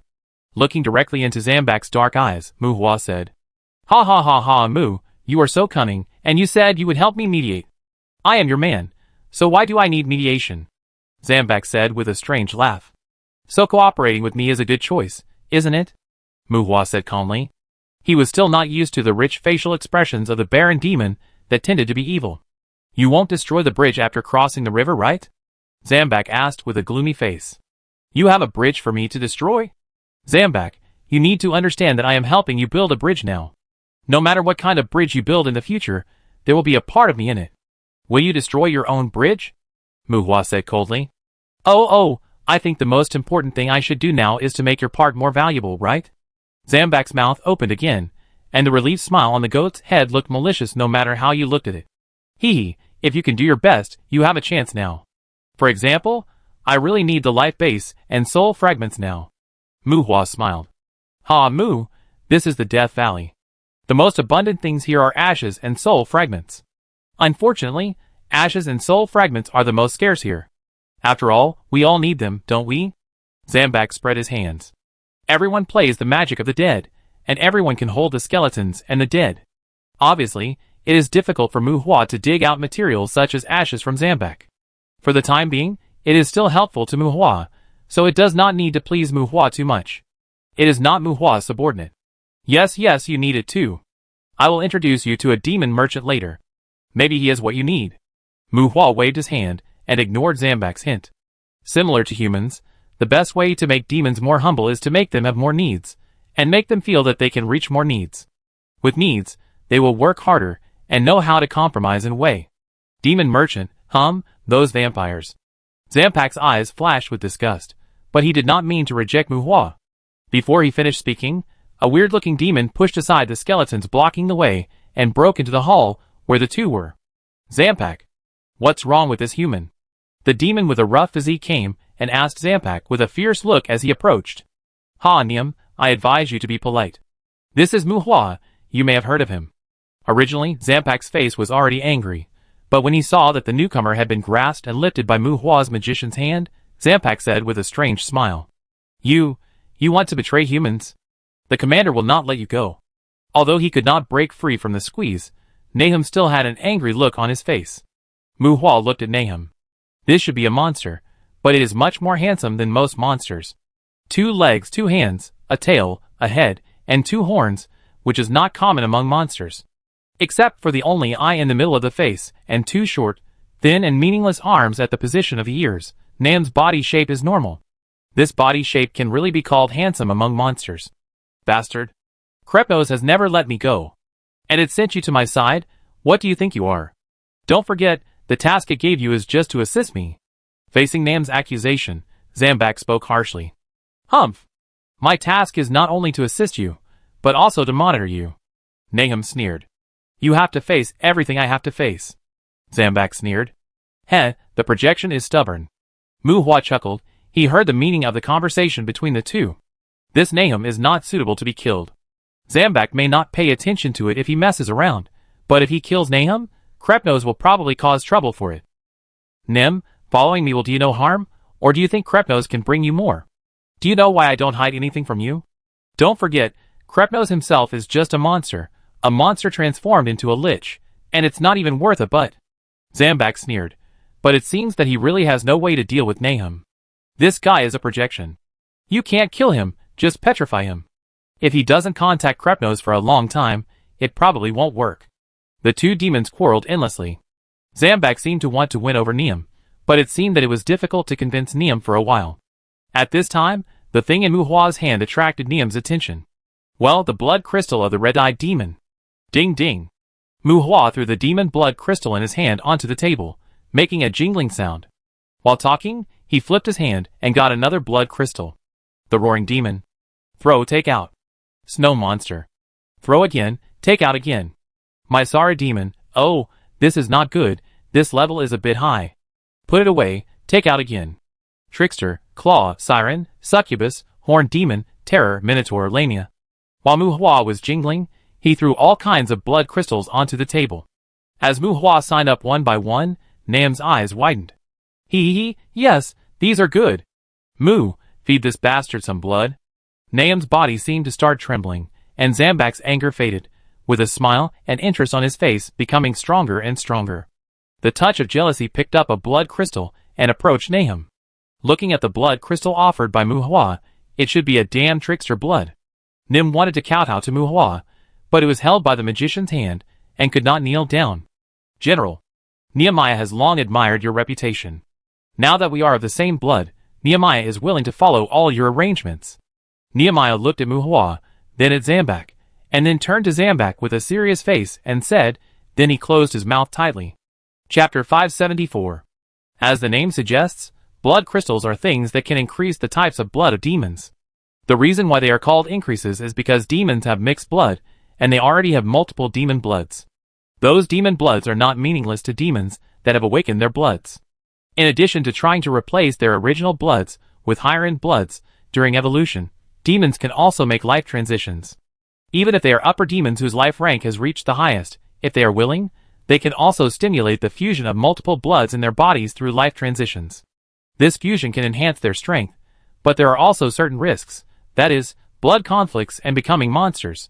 However, demons who can try blood fusion in this way of life transition usually have a certain strength and will make sufficient preparations and precautions. Blood crystals can be regarded as a double-edged sword for demons, but absorbing blood crystals will not directly activate this demon blood. The control over oneself is sufficient, and it can even let it sleep forever in the depths of its own blood. Generally speaking, blood crystals are still benign, and are more beneficial than harmful to demons. But this situation is somewhat unsuitable for demons, because those guys have grown crooked from the beginning. In fact, demons can also evolve, and their frequency of evolution is even faster and more frequent than most demons. But the blood conflict has already caused their own deformities, and then every breakthrough, yes, that's right, they don't need to evolve, every breakthrough in strength level will allow the demons to reactivate a kind of demon blood in their bodies. As a result, the body becomes more and more deformed, which is the least of the symptoms. Physical deformity is only the mildest external symptom. Every time a new bloodline is activated, if the bloodline quality is high, the new bloodline will absorb the physical constitution of the monster to complete the appearance of new physical signs. To put it bluntly, it is like planting golden apples on barren land. It is hard to say whether the fruit tree can survive. Anyway, as long as you plant it, the land will definitely become more barren. And if the bloodline quality is low, it will be even worse. At that time, the potential of the monster itself will be lowered by the demon bloodline, well, or it is more appropriate to say that it is averaged. For example, let a big demon who has practiced for many years, and a newly born fraud demon average the qualities of both parties, and then take the middle value, which is the state of the monster's new life. Well, not only the average attributes, but also some powerful organs of the monster may be weakened, and the weakened parts will be used to nourish the new physical signs. For example, make the big demon's elbow spikes more fragile and smaller, and then add a small tail of the fraud demon on the body. Well, this tail is definitely stronger than the orthodox fraud demon. After all, it is the original elbow spike that is generated. Those situations are extremely pitfalls, so monsters often don't want to upgrade and evolve. Every time they evolve, they may become weaker than before. Nim is not afraid of death. He thinks he is very strong. Even if he is crushed to death by Muhua, even if he is petrified by Muhua, Zambak will definitely be worse than him. But when Muhua took out the blood crystal, Nim was dumbfounded. Strong? I am still strong. Satan's grandma. Don't do this. I am a monster with a bad fate. It is not easy to refine the blood crystal. You should collect it first. It's too wasteful to use it on me. I've said that blood crystals are benign, and projections can grow, right? When projections absorb these blood crystals, the effects will also affect their bodies. Look at what this human has taken out. Radiali trickster, Babeva bad demon, Kuja horror demon, succubus and lamia. I am a male, a strong male, and you still think I'm not deformed enough? What on earth are you going to do? If Muhua really throws all these blood crystals at it, its life of magic will be completely over. Command Krepnose? Oh, it can command whoever it wants. I'm with Master Zambak. Hunting mark. When Muhua flew a hunting mark to Niam, when Niam tried to use his mental power to break the hunting mark but couldn't, all of Niam's concerns disappeared, and he knelt directly to Zambak, kneeling so openly. Master Zambak still values us very much, isn't it? If he didn't value us, who would use so many blood crystals to threaten a monster? I kneeled down to Master Zambak. It's worth it. Nahum comforted himself like this. And through Nahum, Muhua found another way to get along with demons in a friendly way. Just like giving skill stones to Behemoth after catching it. After catching monsters, you can also ask them if they want a few blood crystals, the kind that are large and full. General Mr. Muhua, do you want some water? The tall and strong Nahum stood by the table, holding the teapot with his fingers as thick as a baby's arm, staring with his one eye, and asked the two in a gentle tone. Zambak, I want to derive a dragon. Please help me pay attention to the dragon that descended from the main body. Ignoring Nahum, Muhua said to Zambak. A demon that barely touched the threshold of the upper level, even reluctantly called a demon general, Muhua was not interested in it, and did not avoid it in the conversation with Zambak. Anyway, it was under Zampak's control, and it had nothing to do with him if anything happened. Can you derive a demon dragon? I can help you arrange it, but I also want one to help me sign a slavery contract. Zampak was a little excited. Being able to derive undead does not necessarily mean that you can derive high-level undead, and the demon dragon is already in the upper sequence. The origin of the dragon clan is needed to derive the demon dragon. Muhua was a little reluctant to use the evil dragon as a medium. If he could get the corpse of the demon dragon, it would be able to kill the chicken to get the eggs. As for the arrangement that Zampak mentioned, it was undoubtedly to trick some demon dragons in the Death Canyon to a certain place, and then let Muhua quietly poke it and drag it away. Do you think dragons are so easy to enslave? Let's sign a servant contract. I get 3 dragons for me and give you 1. It's valid for a long time. Muhua shook his head and said, Servant contract. There aren't that many dragons in Death Valley that descend in their true form. But if you're willing to do it, we can find a few dragons to kill them a few more times. As long as the war is tense, I don't believe they won't descend in their true form. 5 dragons will give me 2. Zambak thought. Dragons are cunning and suspicious. Muhua said servant contract is not an excuse. He plans to select some headless knights in normal state, and use dragon corpses to make them evolve into dragons. Although it's troublesome, if not, Muhua is not sure that he can get the dragons he derived to sign a slave contract, and dragons don't value the spirit of contract as much as evil dragons.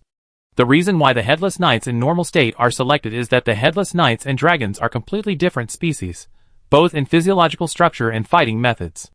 In fact, if the duelist knight grows properly, it will not necessarily be worse than the dragon. With the resources provided by Muhua, the duelist knight with higher combat talent can focus on the knight route without changing his career to dragon. As for the dragon for Zambak, just evolve it directly and help it sign a servant contract with the dragon. Whether it can suppress the dragon in the future is Zambak's own problem. You still want me to do it? Do you still want to share the drops of those dragons? If you need to kill the projections, for we'll share 1, 3 for me and 1 for you. Muhua directly increased the price for Zambak's bargaining. One person and one demon argued about how to trap the dragon, and Niam stood aside with his one eye wide open. Muhua didn't care about Niam, but he didn't really care about Zambak, so he ignored Niam's listening. And Zambak didn't let Niam avoid his secret conversation with Muhua, just because Zambak liked this tune. How to say it, when this guy first met Muhua, he built a high throne for himself and made himself look like a demon king. If conditions permit, Zambak's main point is to be overbearing. He thinks he can control Niam, and he likes Niam to stay aside, just to let Niam see his open side. Zambak thinks that the superior should be like this, and Muhua is non-committal about this. General, Lord Muhua, in fact, I also have connections with some demons around the demon generals. Maybe, I can also help with the matter of the demon dragon. Zambak finally failed to make Muhua give in, but Niam on the side interrupted. It is not difficult to see from Niam's expectant eyes that he seems to want the demon dragon too. Zambak glanced at Nahum with dissatisfaction. Okay, you guys do whatever you want. Contact me if you have any news. Help me keep an eye out for the ancient trees nearby. I go somewhere else. Muhua chuckled and stood up without answering Nahum. This guy is Zambak's man. Muhua will not lower his authority in front of Zambak.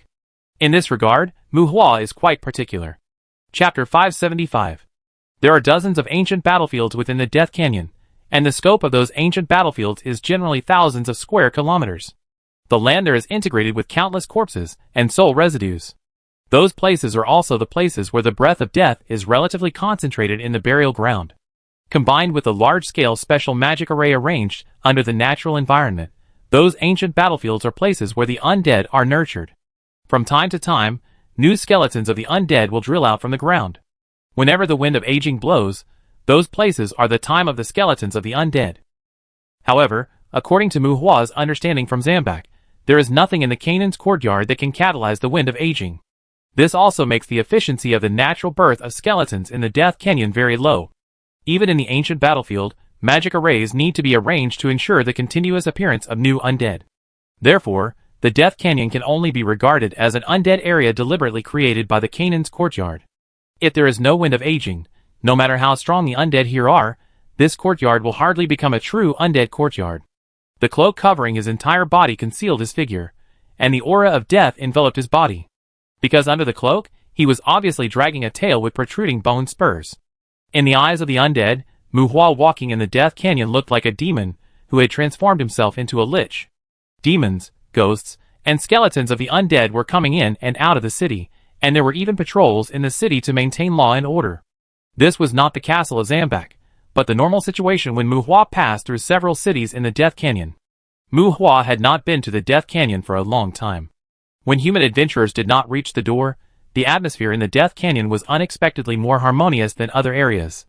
The plants in the burial ground are much sparser than those in normal environments, but most of the plants here can cope with a harsh living environment, and their natural lifespan is generally longer. Without any conflict with the monsters, Muhua has collected some plant essences here quite steadily. As for the occasional gathering places of the undead, because they are too harmonious and too lively, Muhua basically can't make trouble in those places without making too much noise. Just like at this moment, Muhua followed a sparse cypress forest and got into the ancient battlefield. He actually saw the undead market in the ancient battlefield. Yes, that's right. It's a market, an open-air market for buying and selling various materials. Demons, liches, skeletons, and even ghosts will buy and sell things related to the undead here. A free market led by liches who obey the lord of the courtyard, but do not accept the rule of Krepnos. It can be regarded as a black market in the monster society. It is estimated that the operators here are related to some demon generals under Krepnos, and Krepnos may have tacitly approved it. Never mind humans, demons, or even liches, when operating forces, there will inevitably be some noise. As for what water is too clear to have fish, it is up to you to understand. But if there is no such noise, the so-called forces will certainly be dead and lifeless. After all, this kind of noise can be regarded as a bottom line in choice. If there is no such thing, everyone can still be excited and passionate, then it is either acting or a brain show. Not to mention, the undead forces here are really a bit tolerant and magnanimous. The breath of death is the identity certificate. As long as they have the breath of death, Mu Hua, who hides his head and shows his tail, will have a smooth journey and will not be questioned at all. The market belongs to the black magic. From potion materials, ashes, souls to inheritance crystals, corpse demons, and bone puppets, the transactions here are basically all related to black magic. Mu Hua has a skill stone, but that thing is not an inheritance crystal, and here it is basically barter. If you use demon gold coins, it will be several times or even dozens of times higher than the regular price, which makes Mu Hua lose interest in spending here. Are these the seeds of the soul-sending flower? How much? Passing by a street stall guarded by a skeleton general, Mu Hua stopped. 5 parts of ashes, or 10 parts of soul dust proceed. The skeleton general squatting behind the stall as a vendor had difficulty speaking, but he saw it pulling out a ghost from its ribs, and the ghost gave Mu Hua a price. And the operation of this skeleton general made Mu Hua a little surprised. The wild skeleton undead here are quite spiritual. Each? You might as well go and rob them. How much are all of these? Mu Hua pretended to have a hoarse and gloomy voice, pointing at the bone tube containing the seeds of the soul-gathering flower on the stall and asked. Skeletons and undead generally don't fake, but ghosts are hard to say. The container is made of half of the leg bone of a beast. Because the seeds of the soul-gathering flower are small, if there is no adulteration, there should be hundreds of seeds in the bone tube that is half the length of an adult's forearm. The seeds of the soul-gathering flower can be regarded as a medium for casting the Vine Man technique. It has a strong lethality to undead creatures, and can be said to be a sure kill for low and medium-level skeletons. However, the premise of controllability is to master the Vine Man technique, which greatly reduces its price in the undead market. The offer of the ghost in front of him is somewhat inflated. Take it all, 800 life bases. Seeing that Mu Hua seemed to be going to buy goods, the ghost didn't need to speak this time, and the skeleton general said in a hoarse voice. It's a bit expensive, but after conversion, it can barely be regarded as the market price. Soul suspension flowers are not easy to grow. When their seeds mature, they will be blown away by the wind and touch the spirits to take root, which is quite dangerous. Mu Hua has recently arranged a flower garden with a barrier in the Ash Fortress, and asked Lin to try to cultivate it. As a result, because the time of seed maturity was not calculated accurately, the flower garden became more luxuriant, and the seeds have not been harvested yet. It's strange that the skeleton undead can get the seeds of soul suspension flowers. I don't know whether it was exchanged from somewhere else or robbed. Although it can't be said to be in demand, Mu Hua really wants to buy them. He wants it, but Mu Hua doesn't want to exchange it with ashes. He is still thinking about taking time to go to the undead courtyard to get some ashes. He doesn't have enough for himself. Use this exchange? But Mu Hua took out a palm-sized leaf. Exchange! The ghost with the skeleton general made a quick decision and wanted to pounce on the leaf. No! The ghost was torn apart by the skeleton general, who refused to exchange. Leaves of the spirit tree.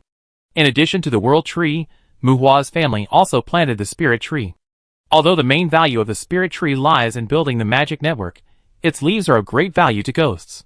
The most intuitive thing is that it can improve their energy consumption when they are attached to corpses.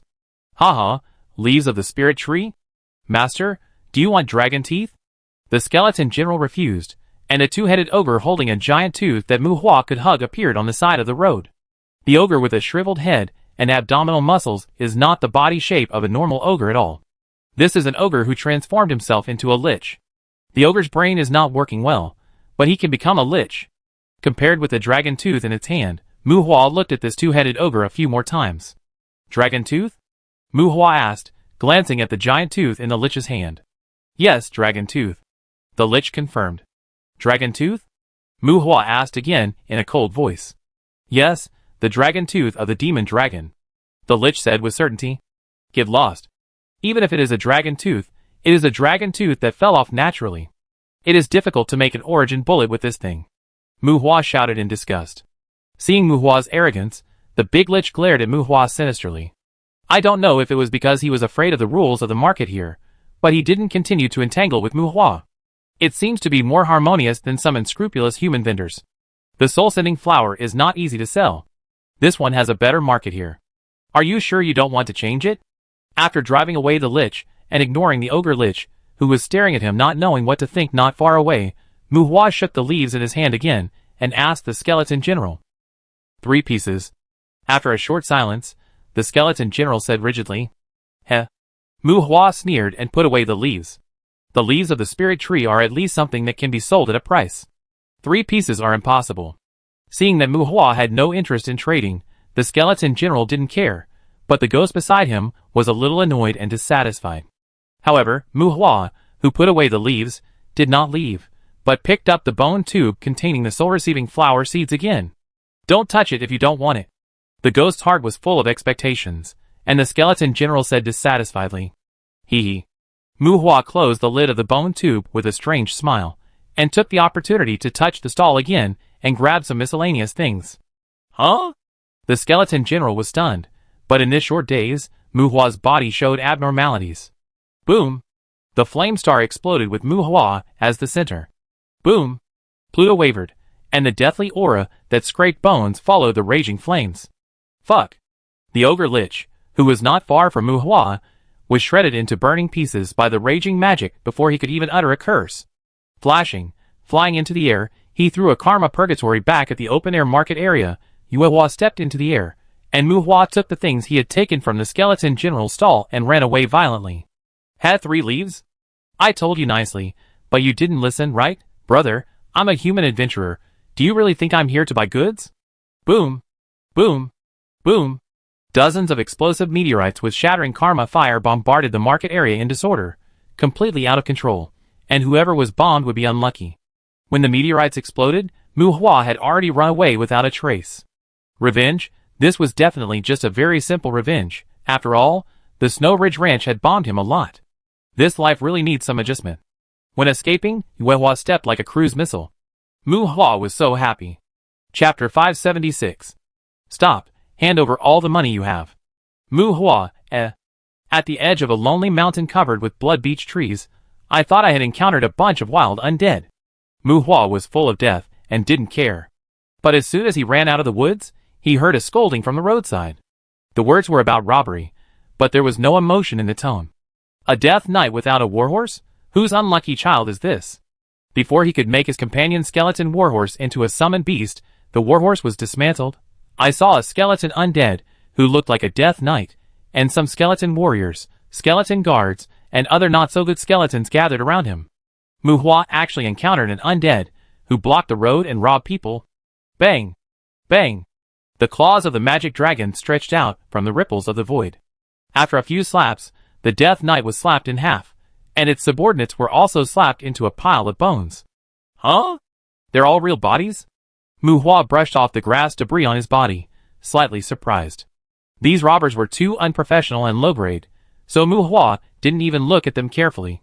However, the death breath contained in the dragon's attack corrodes the soul, and the skeletons of the undead scattered by the dragon can still leave corpses, which are basically not projection monsters. It is said that this death canyon is chaotic, but Muhua has destroyed several orderly black markets in the past few days. Well, it was destroyed, not robbed, because those black markets usually have some powerful being sitting in them. Muhua didn't want to waste time with them. At most he would rob a few things that he found interesting, and then cast wide area magic and run away. He escaped safely every time, which shows that the monsters here have a serious lack of crisis awareness. But if we talk about the harmony of Death Canyon, you can really encounter some skeletons and undead who rob people in the wild here, just like where Muhua is now. This place is already very remote, but there are still robbers. Except for stabbing living things without saying a word, the skeletons and undead are generally more peaceful. The reason why there are so many robbers in Death Canyon is probably thanks to Krepnos. Well, credit, not irony. As the leader of Death Canyon, it voluntarily promoted a technique involved in skeleton transformation in Death Canyon. That technique allows the skeletons and undead to use ashes to strengthen their bodies without evolving. It is not a powerful technique, but a little trick in the skeleton transformation system. But the promotion and popularization of this little trick also gives the skeletons and undead in Death Canyon a new channel for improvement. To put it simply, in addition to chopping people, the skeletons and undead here will also spend money to learn the magic technique of refining ashes. If you can't learn it, then go buy ashes. After all, they have to make money, And when it comes to making money, even the undead will have a positive and striving spirit in their life. Of course, this kind of promotion with some ulterior motives is not unique to Krypnos. He commands the monsters in such a large area, and has many independent demon generals, who build cities and establish their power outside.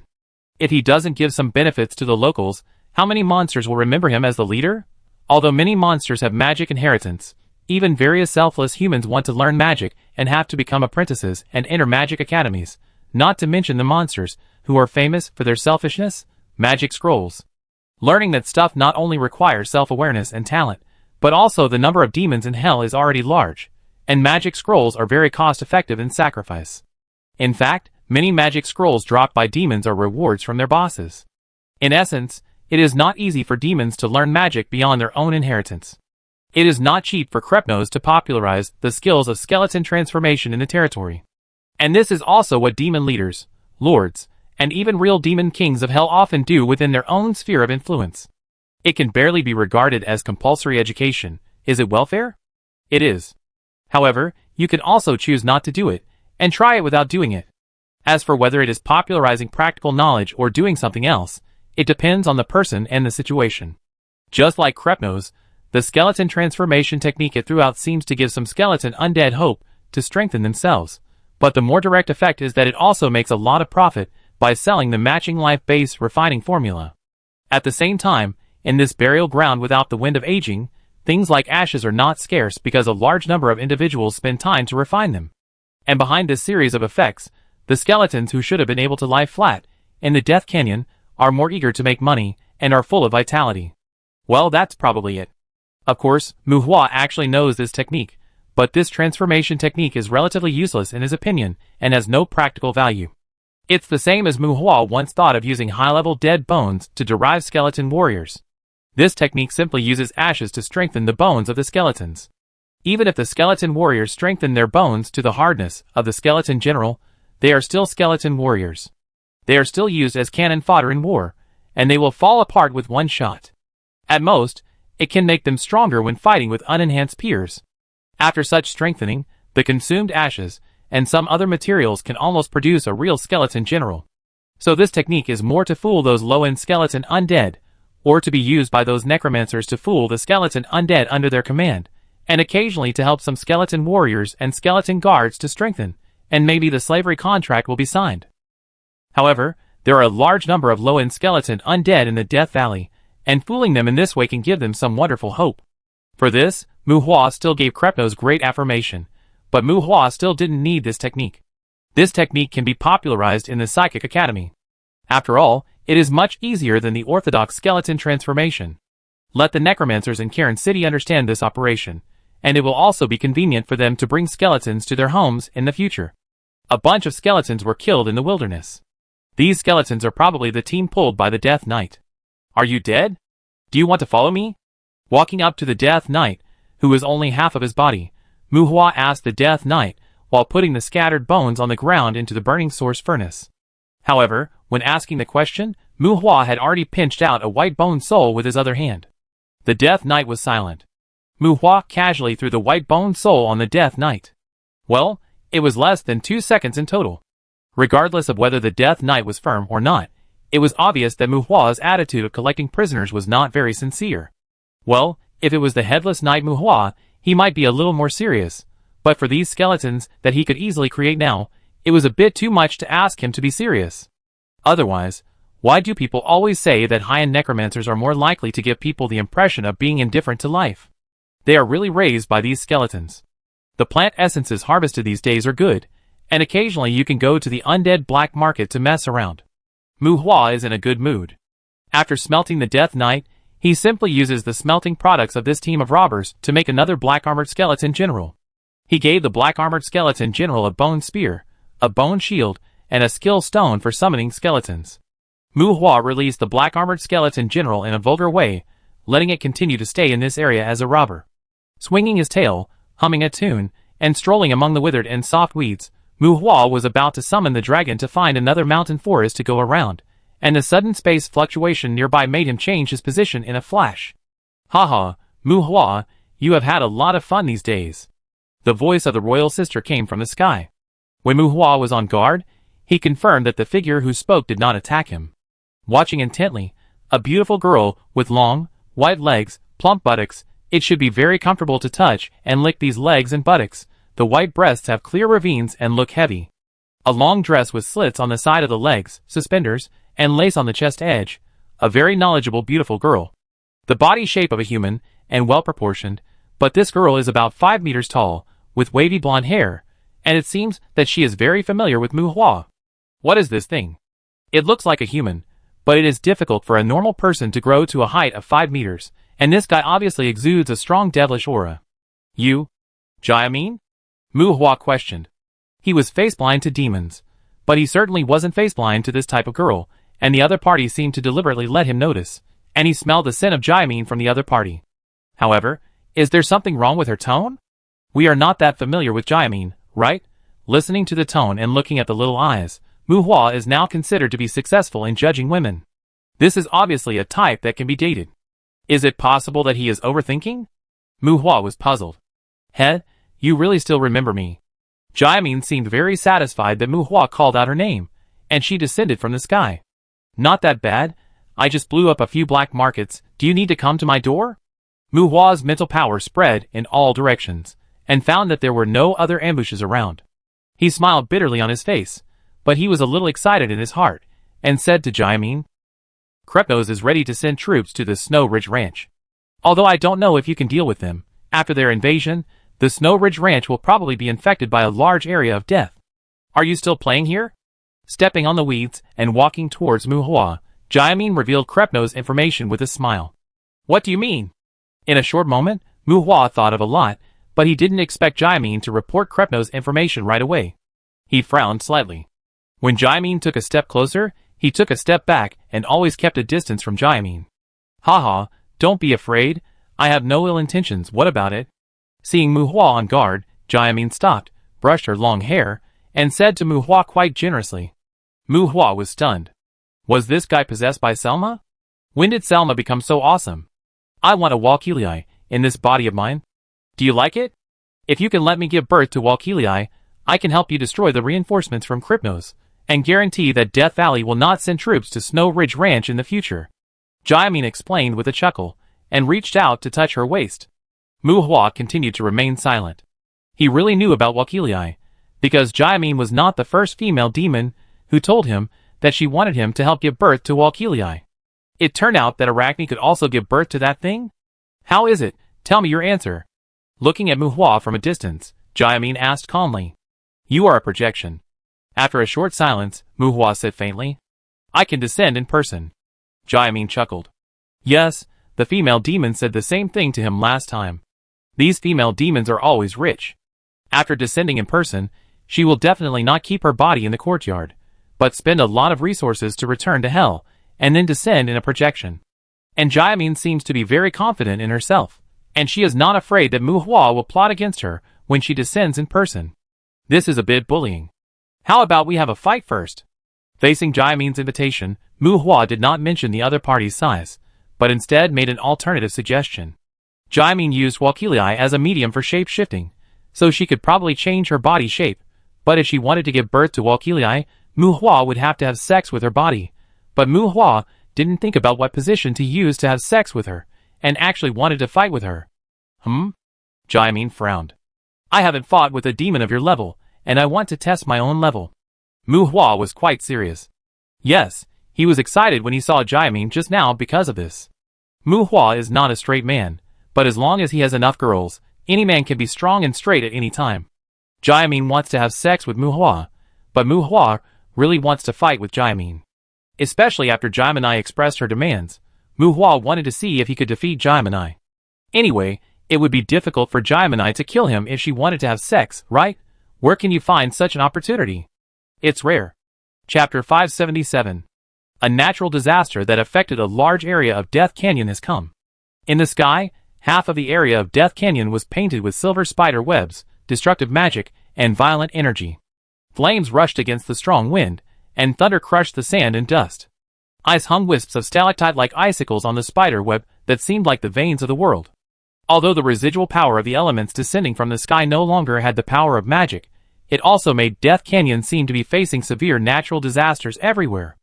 Occasionally, icicles mixed with soil and rocks fell from the sky. If they were hit by these most immoral high-altitude falling objects, the sharp icicles after the friction of falling in the air would often penetrate the bodies of some unlucky people.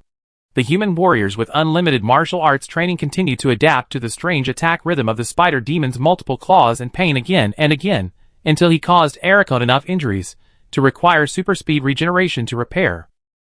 With the sky of Death Canyon as the battlefield, Mu Hua and Jia Mingye started fighting. Both of them seemed to enjoy the fight. In the castle of the commander of Death Canyon, Krepnos' curse became a special accompaniment to the battle in the heaven. Bastards, these two guys are bastards. Don't just start fighting in other people's homes. Because the fighting between the two was too noisy. When the battle started, Krepnos had already excitedly sent reinforcements to Jia Mingye. He wanted to surround and kill Mu Hua, but the demon he sent was killed by Jia Mingye before he got close. The damned goblin only said the word in the way, and then his Death Canyon rolled up a raging sandstorm. This is the aftermath of the battle.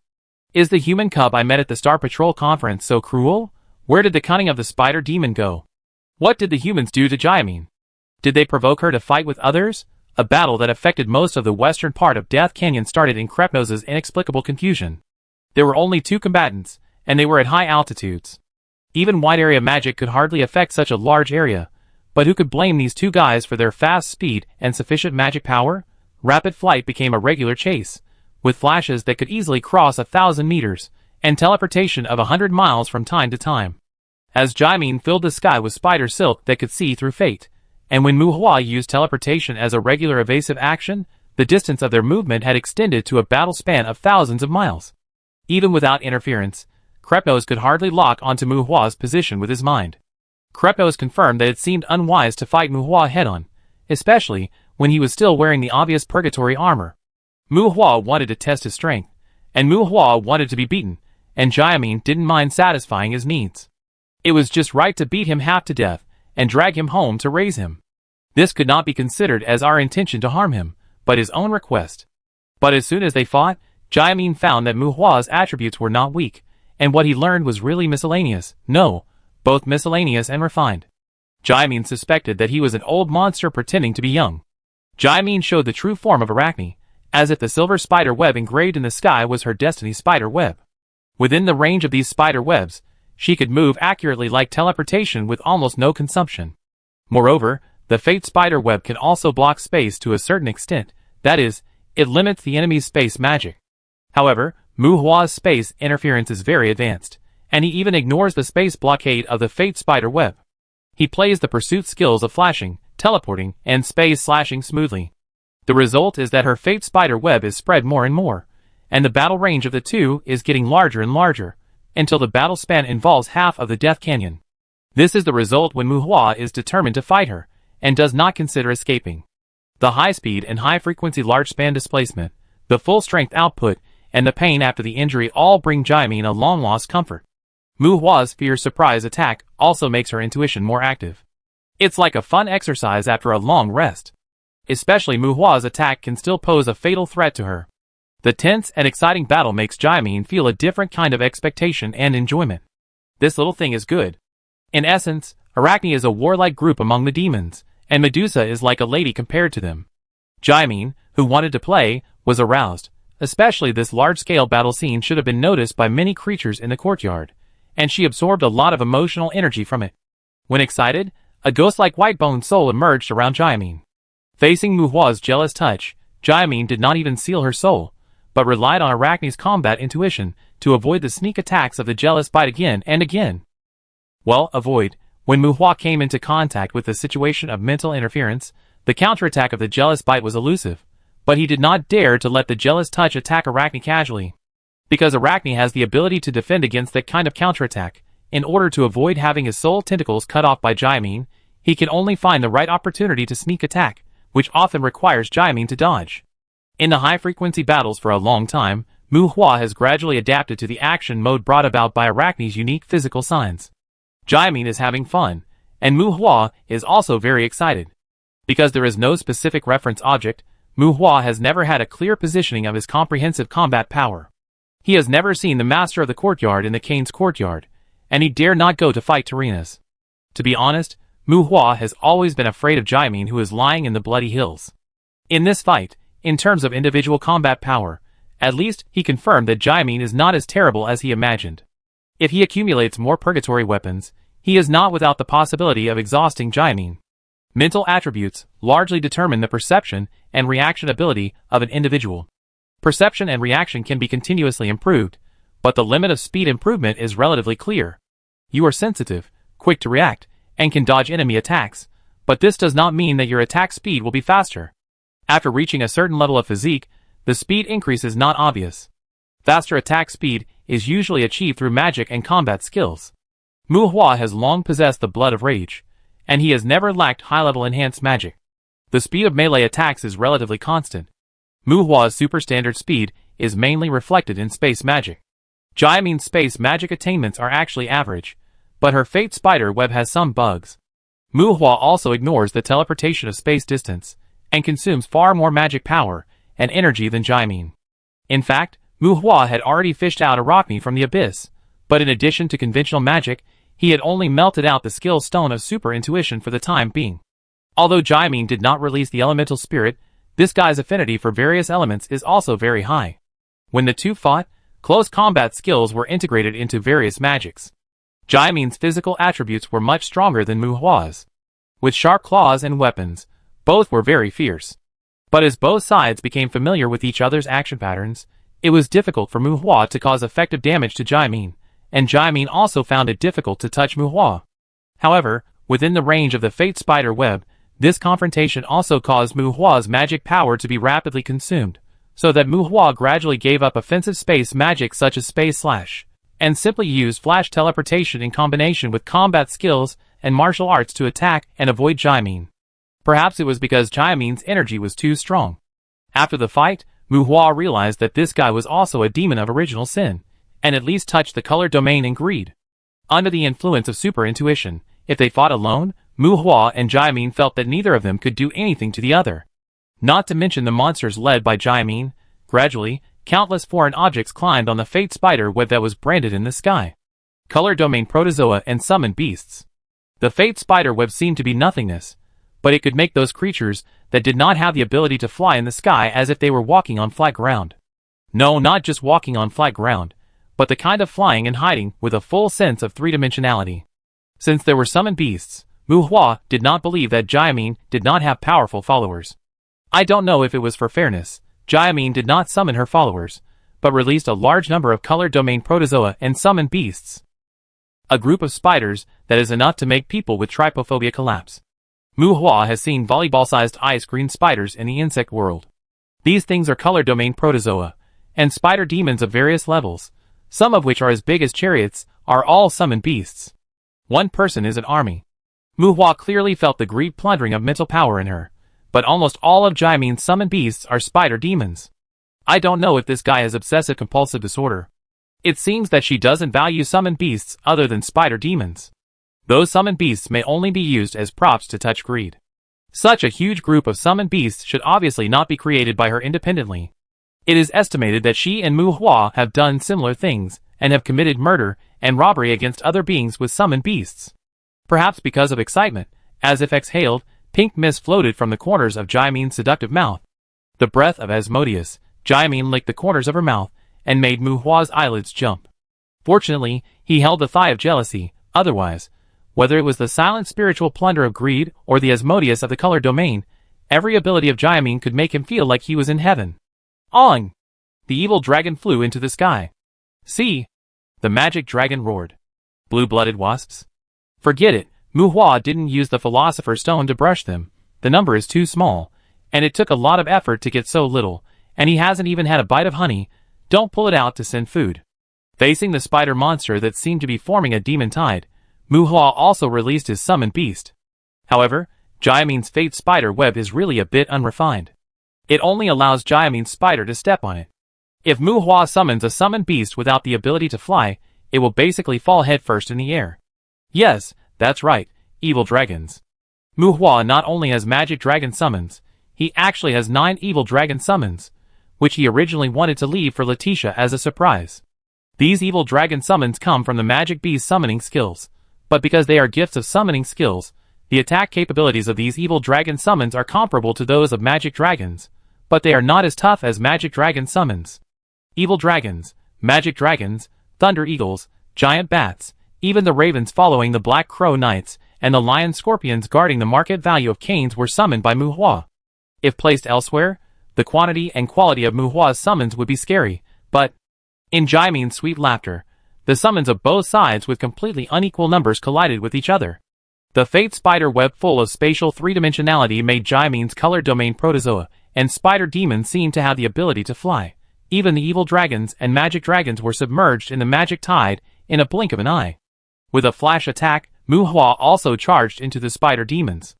The blazing flames raged, and even the spider demon summoned beasts that reached the Niami level would be instantly ignited by this flame.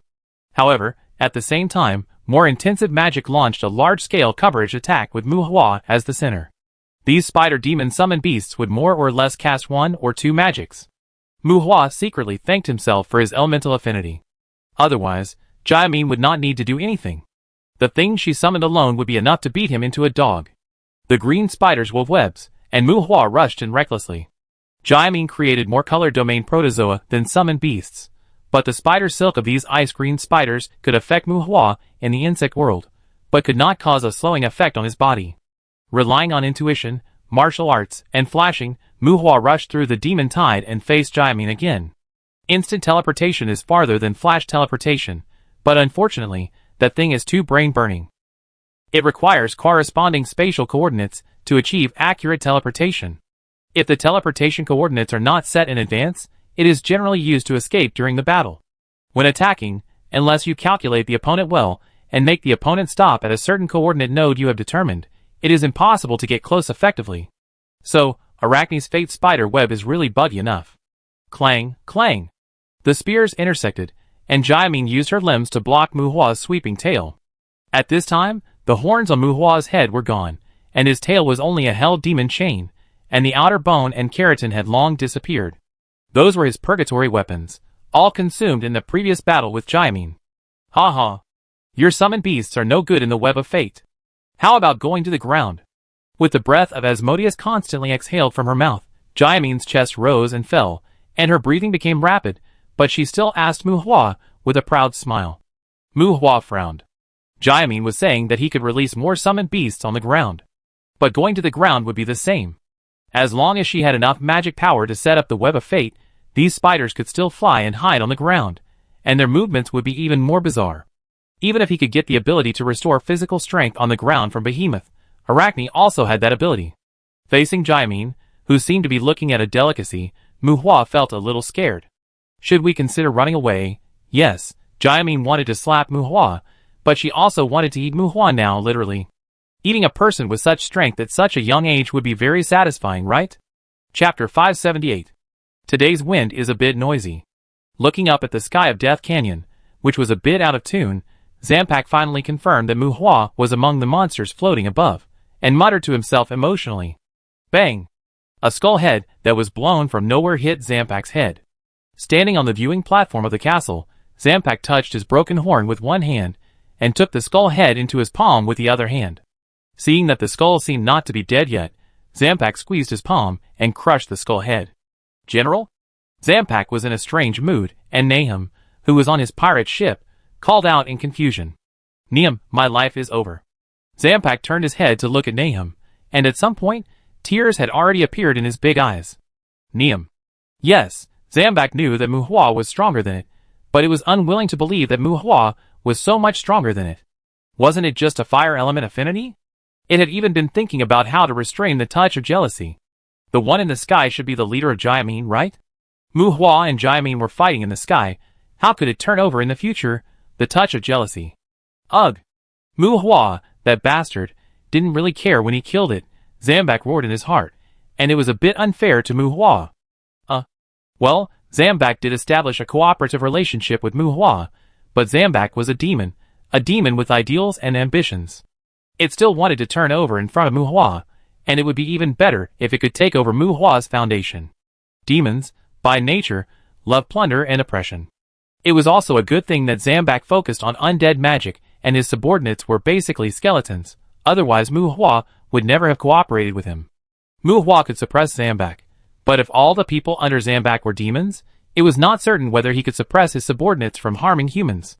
No matter what the reason was, the demons showed kindness to humans, but it was destined to be only temporary. Demons are demons. If they don't plunder, exploit, and oppress other creatures, they are useless, incompetent, and useless in their minds. No matter what means they use, no matter how gorgeous the outer garments they put on, demons are destined to oppress others. This does not only refer to humans, but also to each other. Do you really think that those succubi who run to the human world don't have people to oppress? Well, oppression is not the same as killing. This should not need to be explained, right? Demons are demons. If you don't want to become a demon, then killing them may be the only choice. Otherwise, even if you don't want to, you will become neither human nor go sooner or later in the environment they control. After all, even if you become a demon, who says you can be the one who enjoys plunder? So if most of Zampak's men were not undead, Mu Hua's proposal for him to build a leisure and entertainment environment and coexist peacefully with adventurers would not be able to be maintained for a long time. When the environment stabilizes, either Mu Hua will get rid of Zambak for long-term stability, or Zambak will get rid of Mu Hua to ensure that his demons do not rebel against him. Now, even if he does not have so many demons, Zambak still has some tricks up his sleeve. But look at the sky. Commander Jaimin has spread a spider web for thousands of miles, but he still can't do anything to Mu Hua. Other commanders don't know it, Krepnos doesn't like it, and finally a human who can mediate with it comes, and he is so powerful. 30 years of ups and downs? Turn the tide? Take over Mu Hua's foundation? Don't make a fuss. Zambak feels that his life is over. It now needs to consider how to reassure Mu Hua, let Mu Hua believe that it is a useless demon, and it really wants to build a harmonious home with humans. Well, Niam also thinks so. It is worse than Zambak. Zambak only needs to worry about Mu Hua stabbing it, while Niam needs to be careful that Zambak stabs it too. Alas, the two demons looked up at the sky, and when they looked back at each other, there was an inexplicable light of mutual sympathy in their eyes. Hey, should we take in some succubi? Hey, this damn demon life is really shit. Not to mention the two demons, who have a close relationship with Mu Hua, at this time, high in the sky, Mu Hua and Jiamin gradually put away their attacking postures. Although Mu Hua's summoned beasts were still fighting with Jiamin's summoned creatures, Jiamin obviously didn't care much about losing some color domain protozoa, and Mu Hua's summoned creatures would probably be swallowed up by the demon tide created by Jiamin in no time. Black flames rose in Mu Hua's hands, and he raised his palm and looked at Jiamin, as if asking Jiamin, how about this? Jiamin chuckled, and a ball of hellfire was also lifted up on his upper arm, and he casually threw the hellfire to Mu Hua, as if saying, I give it to you. Mix the hellfire thrown by Jiamin with the hellfire in his hand. Mu Hua took the hellfire into his body. Well, this thing is useless to Jiamin. She has also mastered the flame of Gehenna. A spider demon actually tries to get affinity with the fire element. Bad review? You have grown very comprehensively. You have the hope of becoming a lord in the future. Looking at Mu Hua, who put away his hostility, Jiamin said with emotion, I am now a lord, the lord of Kane City. Mu Hua retorted in a sophistry, which caused Jiamin to chuckle without any malice. Her personality has a mature side that surprised Mu Hua. Mu Hua naturally knew that the Lord Jiamin was talking about was the Lord of Hell. Now he has some idea of the Lord of Hell. The most essential feature of the Lord of Hell, or the Demon Lord, is not the original sin, but that they have no obvious weakness that will be controlled by strange power. This may sound insignificant, but it is very complicated in depth. For example, the Banshee's Wail, the Petrified Demon Eye, the Hell Demon Chain, the Eternal Sleep Curse, the Eternal Ice Coffin, the destructive power of Barus, the Parasite of Badaba, and even the World Poison of Fenrir, etc. None of these abilities can kill the Demon Lord, nor can they absolutely restrict the Demon Lord. At most, some abilities will cause them troubles similar to allergic rashes. After all, demons have all kinds of weird abilities. They are called Demon Lords, and they are also subject to the innate abilities of some immature demons. What else do they have? The so-called Demon Lords can be understood literally. They are the existence that rules demons. To deal with them, you can only rely on pure strength. No matter how weird the demon's abilities are, even if you are full of weird buffs, don't expect to run in front of them with those innate abilities. Therefore, they rule the demons, and at least have to have this level of ability to be called a lord in hell. They are not noble lords in the traditional sense of human beings. They represent a powerful class in hell, the overlords under the devil. Although no one stipulates that the Lord of Hell must be powerful, the existence that can cross this threshold is usually not weak. You dare to sleep with me now? The battle between the summons gradually subsided, as if the sky was portrayed as a spider hanging up and down on the fate spider web of another dimension. The scenery in the sky was more bizarre than the previous battle. Muhua shook his tail, which was basically equivalent to a hell demon chain, and asked Jaimin. It's a bit troublesome. You really give me a headache. Jaimin's excited redness on her face gradually dissipated, and she said with some distress without being pretentious. Muhua's combat power exceeded her expectations. Although neither of them could do anything to the other in this battle, don't forget that Muhua still has a bunch of evil followers. Well, Jaimin is not without followers, but she doesn't dare to let Muhua ride her casually. What if Muhua summons a bunch of followers to mess with her? She will really die. So that's it? Muhua spread his hands, with a regretful expression. No, I want you more. We need to build a certain degree of trust. Jaimin shook her head. Although the communication between the man and the demon is harmonious now, the content may not be harmonious to some decent people, but the atmosphere is always good. Although the atmosphere between the man and the demon is good, there is no friendship between the two before. Involving the issue of the main body coming and sex, Jaimin is afraid that Muhua will kill her, and Muhua is also afraid that Jaimin will kill him, which is quite embarrassing. Build trust? For example, go together to stab the lord of the courtyard, that Philemon? Muhua was quite interested, but only received a roll of the eyes from Jaimin. My fight against Philemon is like you against me. I can't beat him, but I can't run away from him. For the time being, I can't go against Philemon because of you. Jaimin said, and turned her face to another direction. Hey Lord, don't worry, I know the limit, but I also need a little privacy. Facing the void, Jaimin shouted to herself, and before she finished speaking, the shielding detection technique was launched. Is this a good relationship between you or a bad one? Muhua chuckled. He really wanted to provoke Philemon and Jaimin. Now it seems that Philemon is quite generous. Jaimin is also very confident. Or, this level of things is not a big deal for them? Well, in your human terms, my value is enough for him to tolerate my level of presumption. Jaimin said casually. No, you didn't say it all, and he also believes that you can't develop any trust with me. Muhua frowned. That's not the case. It may have been like this originally, but now, it may not be the case. Jaimin said with a smile. What do you think will happen if I fight Philemon? Since he can't do anything to you, he shouldn't be able to kill me, right? Muhua was too lazy to argue about the original and current nonsense, but asked Jaimin a question that he cared more about. It should be, but his destructive power can be regarded as the nemesis of super speed regeneration. If you just run away, after all, you should have mastered dimensional teleportation, right? But does it make sense? Although your magic analysis ability is quite different, you should have a feeling that the auxiliary effect of the wisdom fruit will weaken as you master more magic. Well, it can't be said to be weakened. It can be regarded as an uncontrollable dispersion of effectiveness. Considering your current state, if you want to confront Philemon head-on, you may need to polish it for another 200 or 300 years. Jaimin analyzed seriously. Muhua thought silently, wisdom fruit? 200 or 300 years. Well, then 2 or 3 years will be enough, right?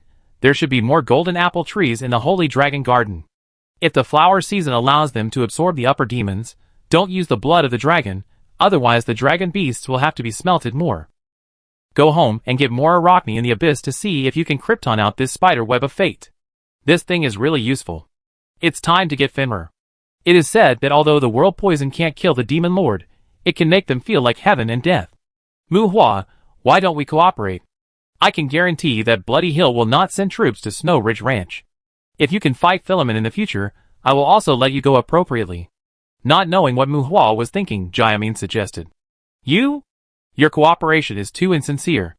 Muhua shook his head and sneered. Not sending troops to Snow Ridge Ranch does not mean not sending troops to other areas, and that you obviously counts all human adventurers. What if I can kill him? Muhua asked angrily, as if he was acting on impulse. You don't have to kill him. If you can fight him head-on, I will help you get the core of his courtyard. We can divide the land and rule it together, and control this courtyard together. Anyway, I think there will be times when you need monsters to help you clean up human forces, right? Jaimin smiled gently, with encouragement in her eyes. Okay, remember what you said. Mu Hua responded seriously. Well, let's just keep this Aracone hanging for a few years. When I spend a few more years kryptoning the furnace, I divide the land with you and rule it. So now, are you still doing it? It's time to leave, Mu Hua casually said, the topic that fits the situation. Go to my underground palace? Jiamin suggested. Hee. See you later. Teleportation unfolded, and Mu Hua's figure disappeared under the sky full of the spider silk of fate. Chapter 579. Fighting and war are not the same thing. Let alone the more ethereal situations such as leading the momentum. When individual combat power can dominate the direction of the war to a certain extent, then this individual combat power will be labeled as strategic level. After a fight with Jiamin in the sky of Death Canyon, both sides were relatively restrained, but Mu Hua was undoubtedly labeled as strategic level, which is no longer a false label simply because of some weird abilities. After all, those mysterious abilities can usually be restrained, but for things like absolute power, without sufficient power levels, even the relatively easy-to-use flame impact cannot be withstood. If it is a head-on confrontation, no matter what you bring out, you can only fight a war of attrition with him. In the current Kane's courtyard, the Goblin Kingdom is in flames, because neither side has formed an overwhelming advantage for the time being, and a large amount of emotional energy is brewing in the anxious war. While countless goblins were killed and wounded, some of the goblins participating in the war did have their strength greatly increased. While the human adventurers in the Goblin Kingdom area were excited to explore, other monster forces seemed to ignore the Goblin Kingdom's intentions. This tense and continuous war seemed to be a welcome situation for them. The mechanical forest was relatively calm, but there were frequent arms trades with the Snow Ridge Ranch and the Goblin Kingdom. Unlike the transport team that Mu Hua had robbed before, because the adventurers had discovered their multiple escort routes, the transport teams carrying war supplies in the mechanical forest were now ready for war at any time. Some human adventure teams, including the garrison regiment of the Canaan's fortress, organized personnel to continuously explore the newly opened escort routes in the mechanical forest and participated in the activities of blocking these escorted supplies. There is no right or wrong. Humans and demons are mortal enemies. Basically, it all depends on strength. The cost-effectiveness of robbing these transport teams is still very high. However, in this regard, the casualties on the human side are more serious than the war in the Goblin Kingdom. Gradually, the Adventurers Union has classified adventurer tasks for this kind of activities. I don't know if the Adventurers Union has reached an agreement with the Magic Empire in some aspects. The looting of each fighting alone is no longer encouraged. A kind of privateering task with the garrison as the core appears regularly in the Adventurers Union. In the Fortress City, the garrison has increased its troops and strengthened its combat readiness. The Fortress City Battleship Factory has been initially built, and technicians are recruited publicly. The 100-meter class battleship production line has been put into production. While external resource transportation is frequently traveling to and from Kane City, the mineral resource detection in the courtyard has been upgraded to the S-level standard by the Adventurers Union, and the SSS-level adventure task of occupying mineral resource points has been hung high at the top of the Adventurers Union task bar. The number of adventurers in the Kane's courtyard has increased significantly. In similar situations, the Adventurers Guild firmly holds the initiative. Regardless of the chaos caused by Tibesha and others in the Goblin Kingdom, or the Jade Song Court's preparations to launch a war against the Mechanical Forest, or even Mu Hua's fight with Jiamin, the Adventurers Guild did not interfere. However, regarding the adventurers who recently settled in the courtyard and the supporting security measures after these adventurers accepted the mission, the Adventurers Guild announced strict regulations, absolutely prohibiting Mu Hua, several major brigades, and those who have the right to explore from suppressing new adventurers due to interests. Of course, there are more elements of guidance and posturing. After all, the Canaan's courtyard is not stable at all now. Except for some adventurers with average strength, but the right to explore, they may have some conflicts with new adventurers. Everyone is trying to win over people, so how can they have the leisure to suppress anything? However, this kind of posturing and guidance is also necessary. While the Adventurers Guild strives for its own reputation, it also prevents the living atmosphere between humans in the Canaan's courtyard from developing in a cruel and bad direction. In short, there is a multi-level competition between multiple forces. If you want to monopolize and exploit, you will die. If you pretend to be cool, you will be cold. Long Outyan has no market. The role of the Adventurers Guild is to prevent the powerful interest groups from uniting without a bottom line and unifying their pace to control and exploit ordinary adventurers. As for whether it is necessary or not, it depends on one's own opinion. No matter whether it is for the sake of existence or for maintaining its own credibility, the Adventurers Guild does not do nothing.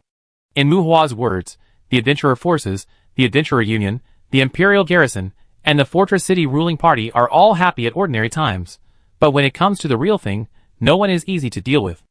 And to some extent, the development of the Snow Ridge Ranch, which can be regarded as the eye of the storm of the current Courtyard War, is not much different from what Muhua expected.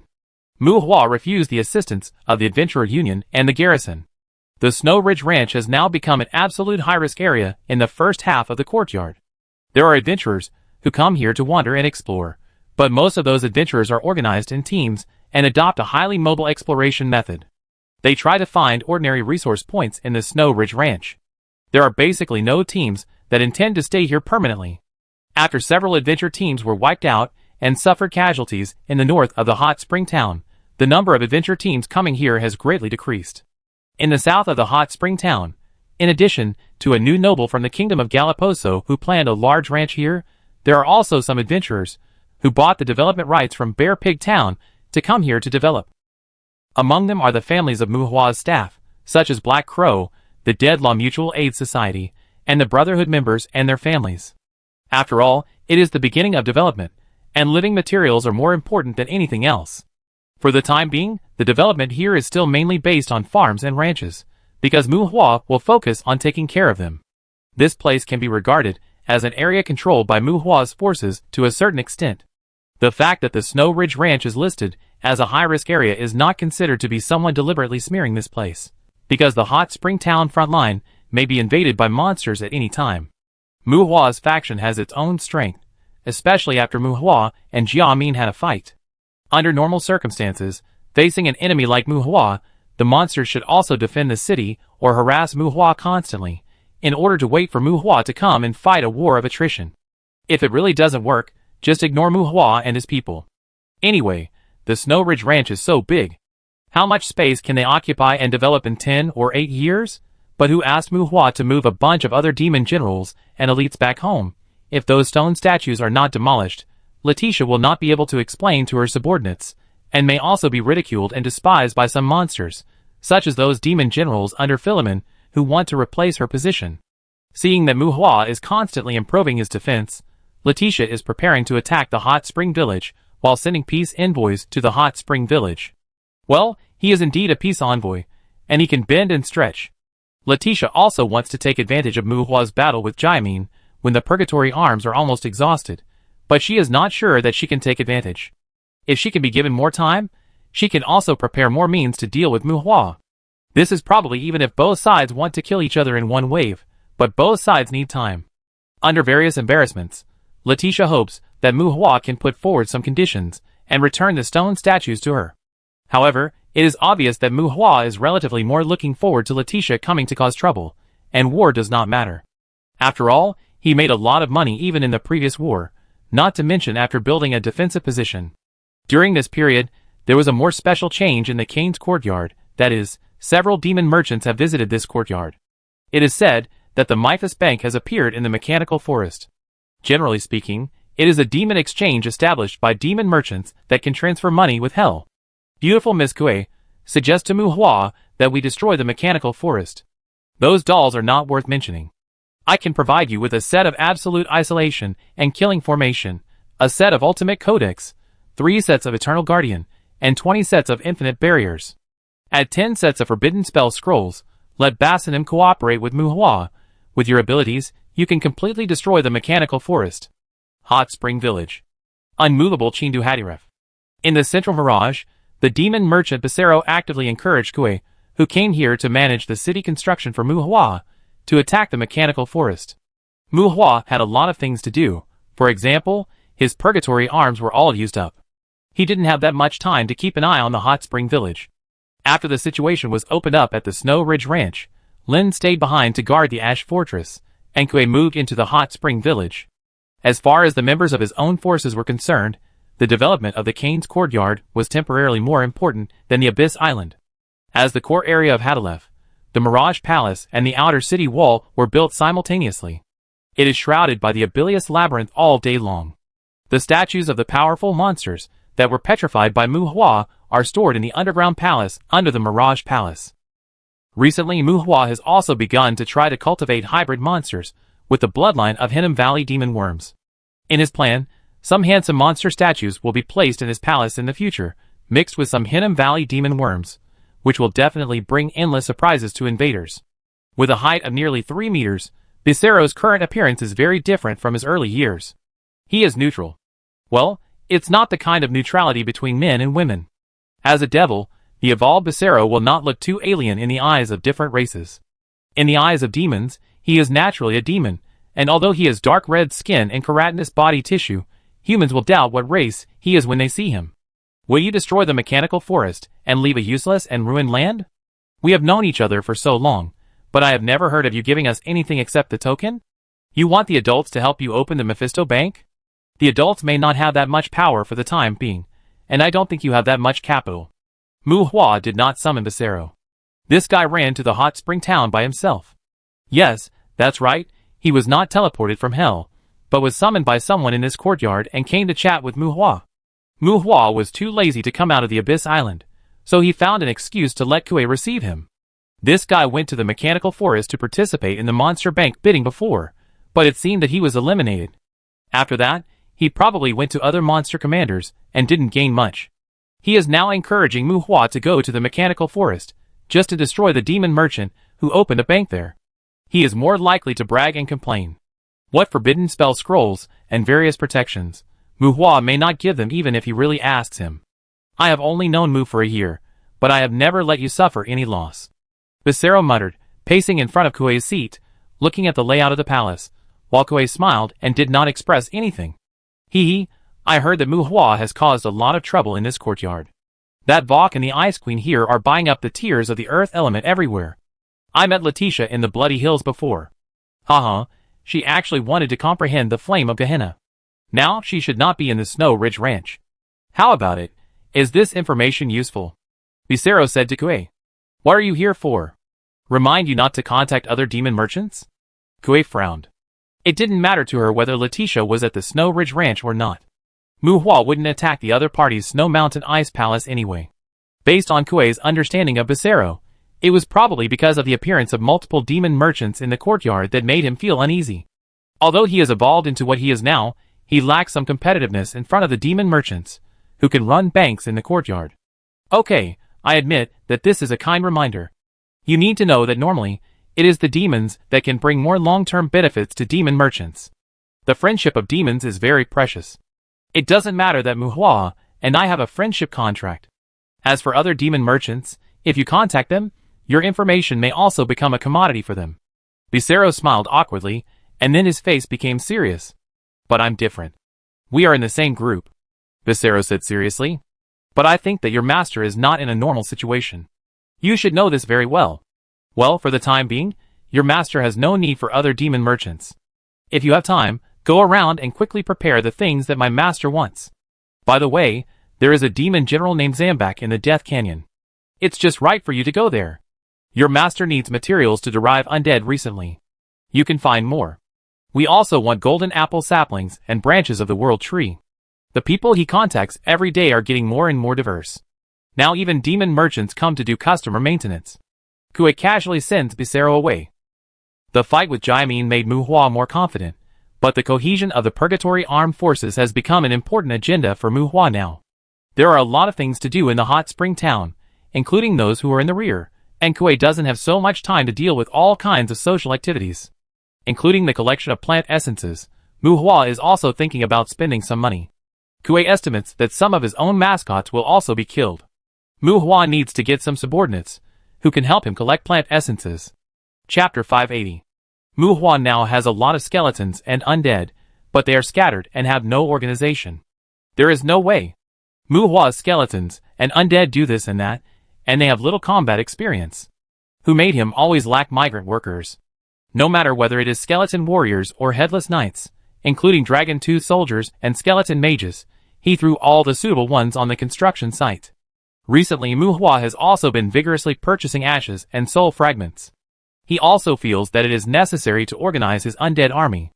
In fact, the skeletons and undead in Mu Hua's hands are basically skeleton guards, and they are enough to form an undead army. Well, I still have to get another batch of skeleton warriors to possess the Ghost of Cain's. When they become competent migrant workers, it is estimated that the organization of my own skeletons and undead can also be reorganized. On the island of the Abyss, Lin has the task of helping Muhua to screen the monsters of the Abyss in her daily life. Which monsters are left for Muhua to smelt, which monsters are suitable for being thrown into the blood pool to refine corpses, and which monsters are sent to Barbara's alchemy workshop to refine blood essence. Which monsters are randomly poked and transported to the feed processing plant or nutrient refining plant. These are all screened by Lin and his people, because when studying the magic stone, she will also dig out some monsters' magic cores for her own use. In particular, the Abyss monsters that are randomly poked in the transport factory will have their magic cores dug out. As the saying goes, practice makes perfect. Lin is very good at digging out the magic cores of various monsters. Because she usually wears red tones, the monsters under Thursday's command even called her the nickname of Red Devil after seeing her craftsmanship. Recently, Aoi has been in charge of the construction of the hot spring village, but Lin has a rare holiday. Because Muhua has been squatting on the Abyss Island almost all day recently, the monsters caught have not been classified, and almost all of them have been put into Muhua's burning source furnace. Not only that, the dragon power potion in the alchemy shop where Muhua belongs has been announced to stop production, and the number of life potion has also been reduced, but the number of water element tiers on the shelves has increased significantly. While taking into account the purchase of special building materials required by the hot spring village, the Alice Group has increased its efforts to purchase magic stones, and started to purchase monster corpses, and various living dragon beasts from outside. For those who observe Muhua outside, the reduction in potion production should be Muhua's reserve of materials for the war in the Snow Ridge Ranch. Muhua has been collecting magic stones. Apart from anything else, the world tree in his house is enough for him to drink a pot, and there are still many people waiting to watch the fun. The Brotherhood of Dragons has already met offline, and the number of orders for Earth Dragons in the Cain's familiar market has increased significantly. However, the dragon beasts purchased by Alice Group are not limited to species, quality, or taming. Some people speculate that these dragon beasts may be used by Muhua as fertilizer for golden apple trees or ambergris bushes. It is not surprising to purchase monster corpses. After all, Muhua is a feed factory and a nutrient factory. There are also monster blood supply for members of the power. The stall is big, so he can buy whatever he wants. Only the tiers of water element make people curious. I don't know where Muhua found the monsters that produce tiers of water and fire elements. However, those agents sent to Cain City to explore basically disappeared with Myling's shopping. Send a more powerful intelligence officer? Think about Muhua, recall those hellhounds who play shadow stealth when they have nothing to do, and look at the Hydra vines outside Cain City. Ha, forget it, it's just tiers of elements. We have money, so we can buy it. In Shuyunjian, beside the world tree, Muhua swung his ugly tail that was half keratin and half chained, and in front of him, hundreds of hellhounds stood neatly. The brown bear-sized hellhounds stood in a black mass, and the magic patterns on their heads occasionally glowed dark red, which looked strange. These hellhounds were a group with low combat talents among Monday's followers. Originally, they were all hellhounds. In order to improve their survival ability, Muhua invested a lot of money in them. When he turned them all into hellhounds, the 100 refinement secret stone actually hit them. The rhythm of the hurting tree smash. The 100 refinement secret stone smash. The heart of the hurting tree was born, and hundreds of hellhounds all lay dead. Well, Muhua really spent a lot of money this time. The world tree was not satisfied with the plant essence. The plant essence that Muhua got in the courtyard of Canaan still didn't let it grow a second branch. As a result, Muhua found these hellhounds, and took them to the Adventurers Guild to register, and put collars on them. The nameplates on their collars were related to Muhua's Adventurer's certificate. Muhua didn't expect them to fight. In the future, they will run around the wilderness of various courtyards to help Muhua collect plant essences.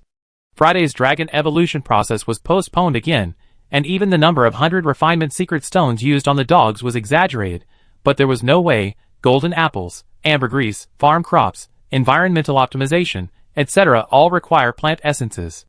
It's not necessary, but considering the long term, who let the tree shepherd save money? And there are big eaters like the world tree, just treat it as an investment. Plant a few more world trees in the future. Let's not talk about whether they can be teleported or not. Cut out some world barrier shields, and it will probably pay off. A group of hellhounds were killed by brutal means. A group of hellhounds lay dead beside the World Tree. A number individual who opened a shop near the World Tree came with a shovel and asked Mu Hua if he wanted to use these hellhounds as fertilizer for the World Tree. Mu Hua rolled his eyes and pinched the number individual's buttocks. He left the Abyss Island, returned to Kane City, and went to the Demand Hotel again.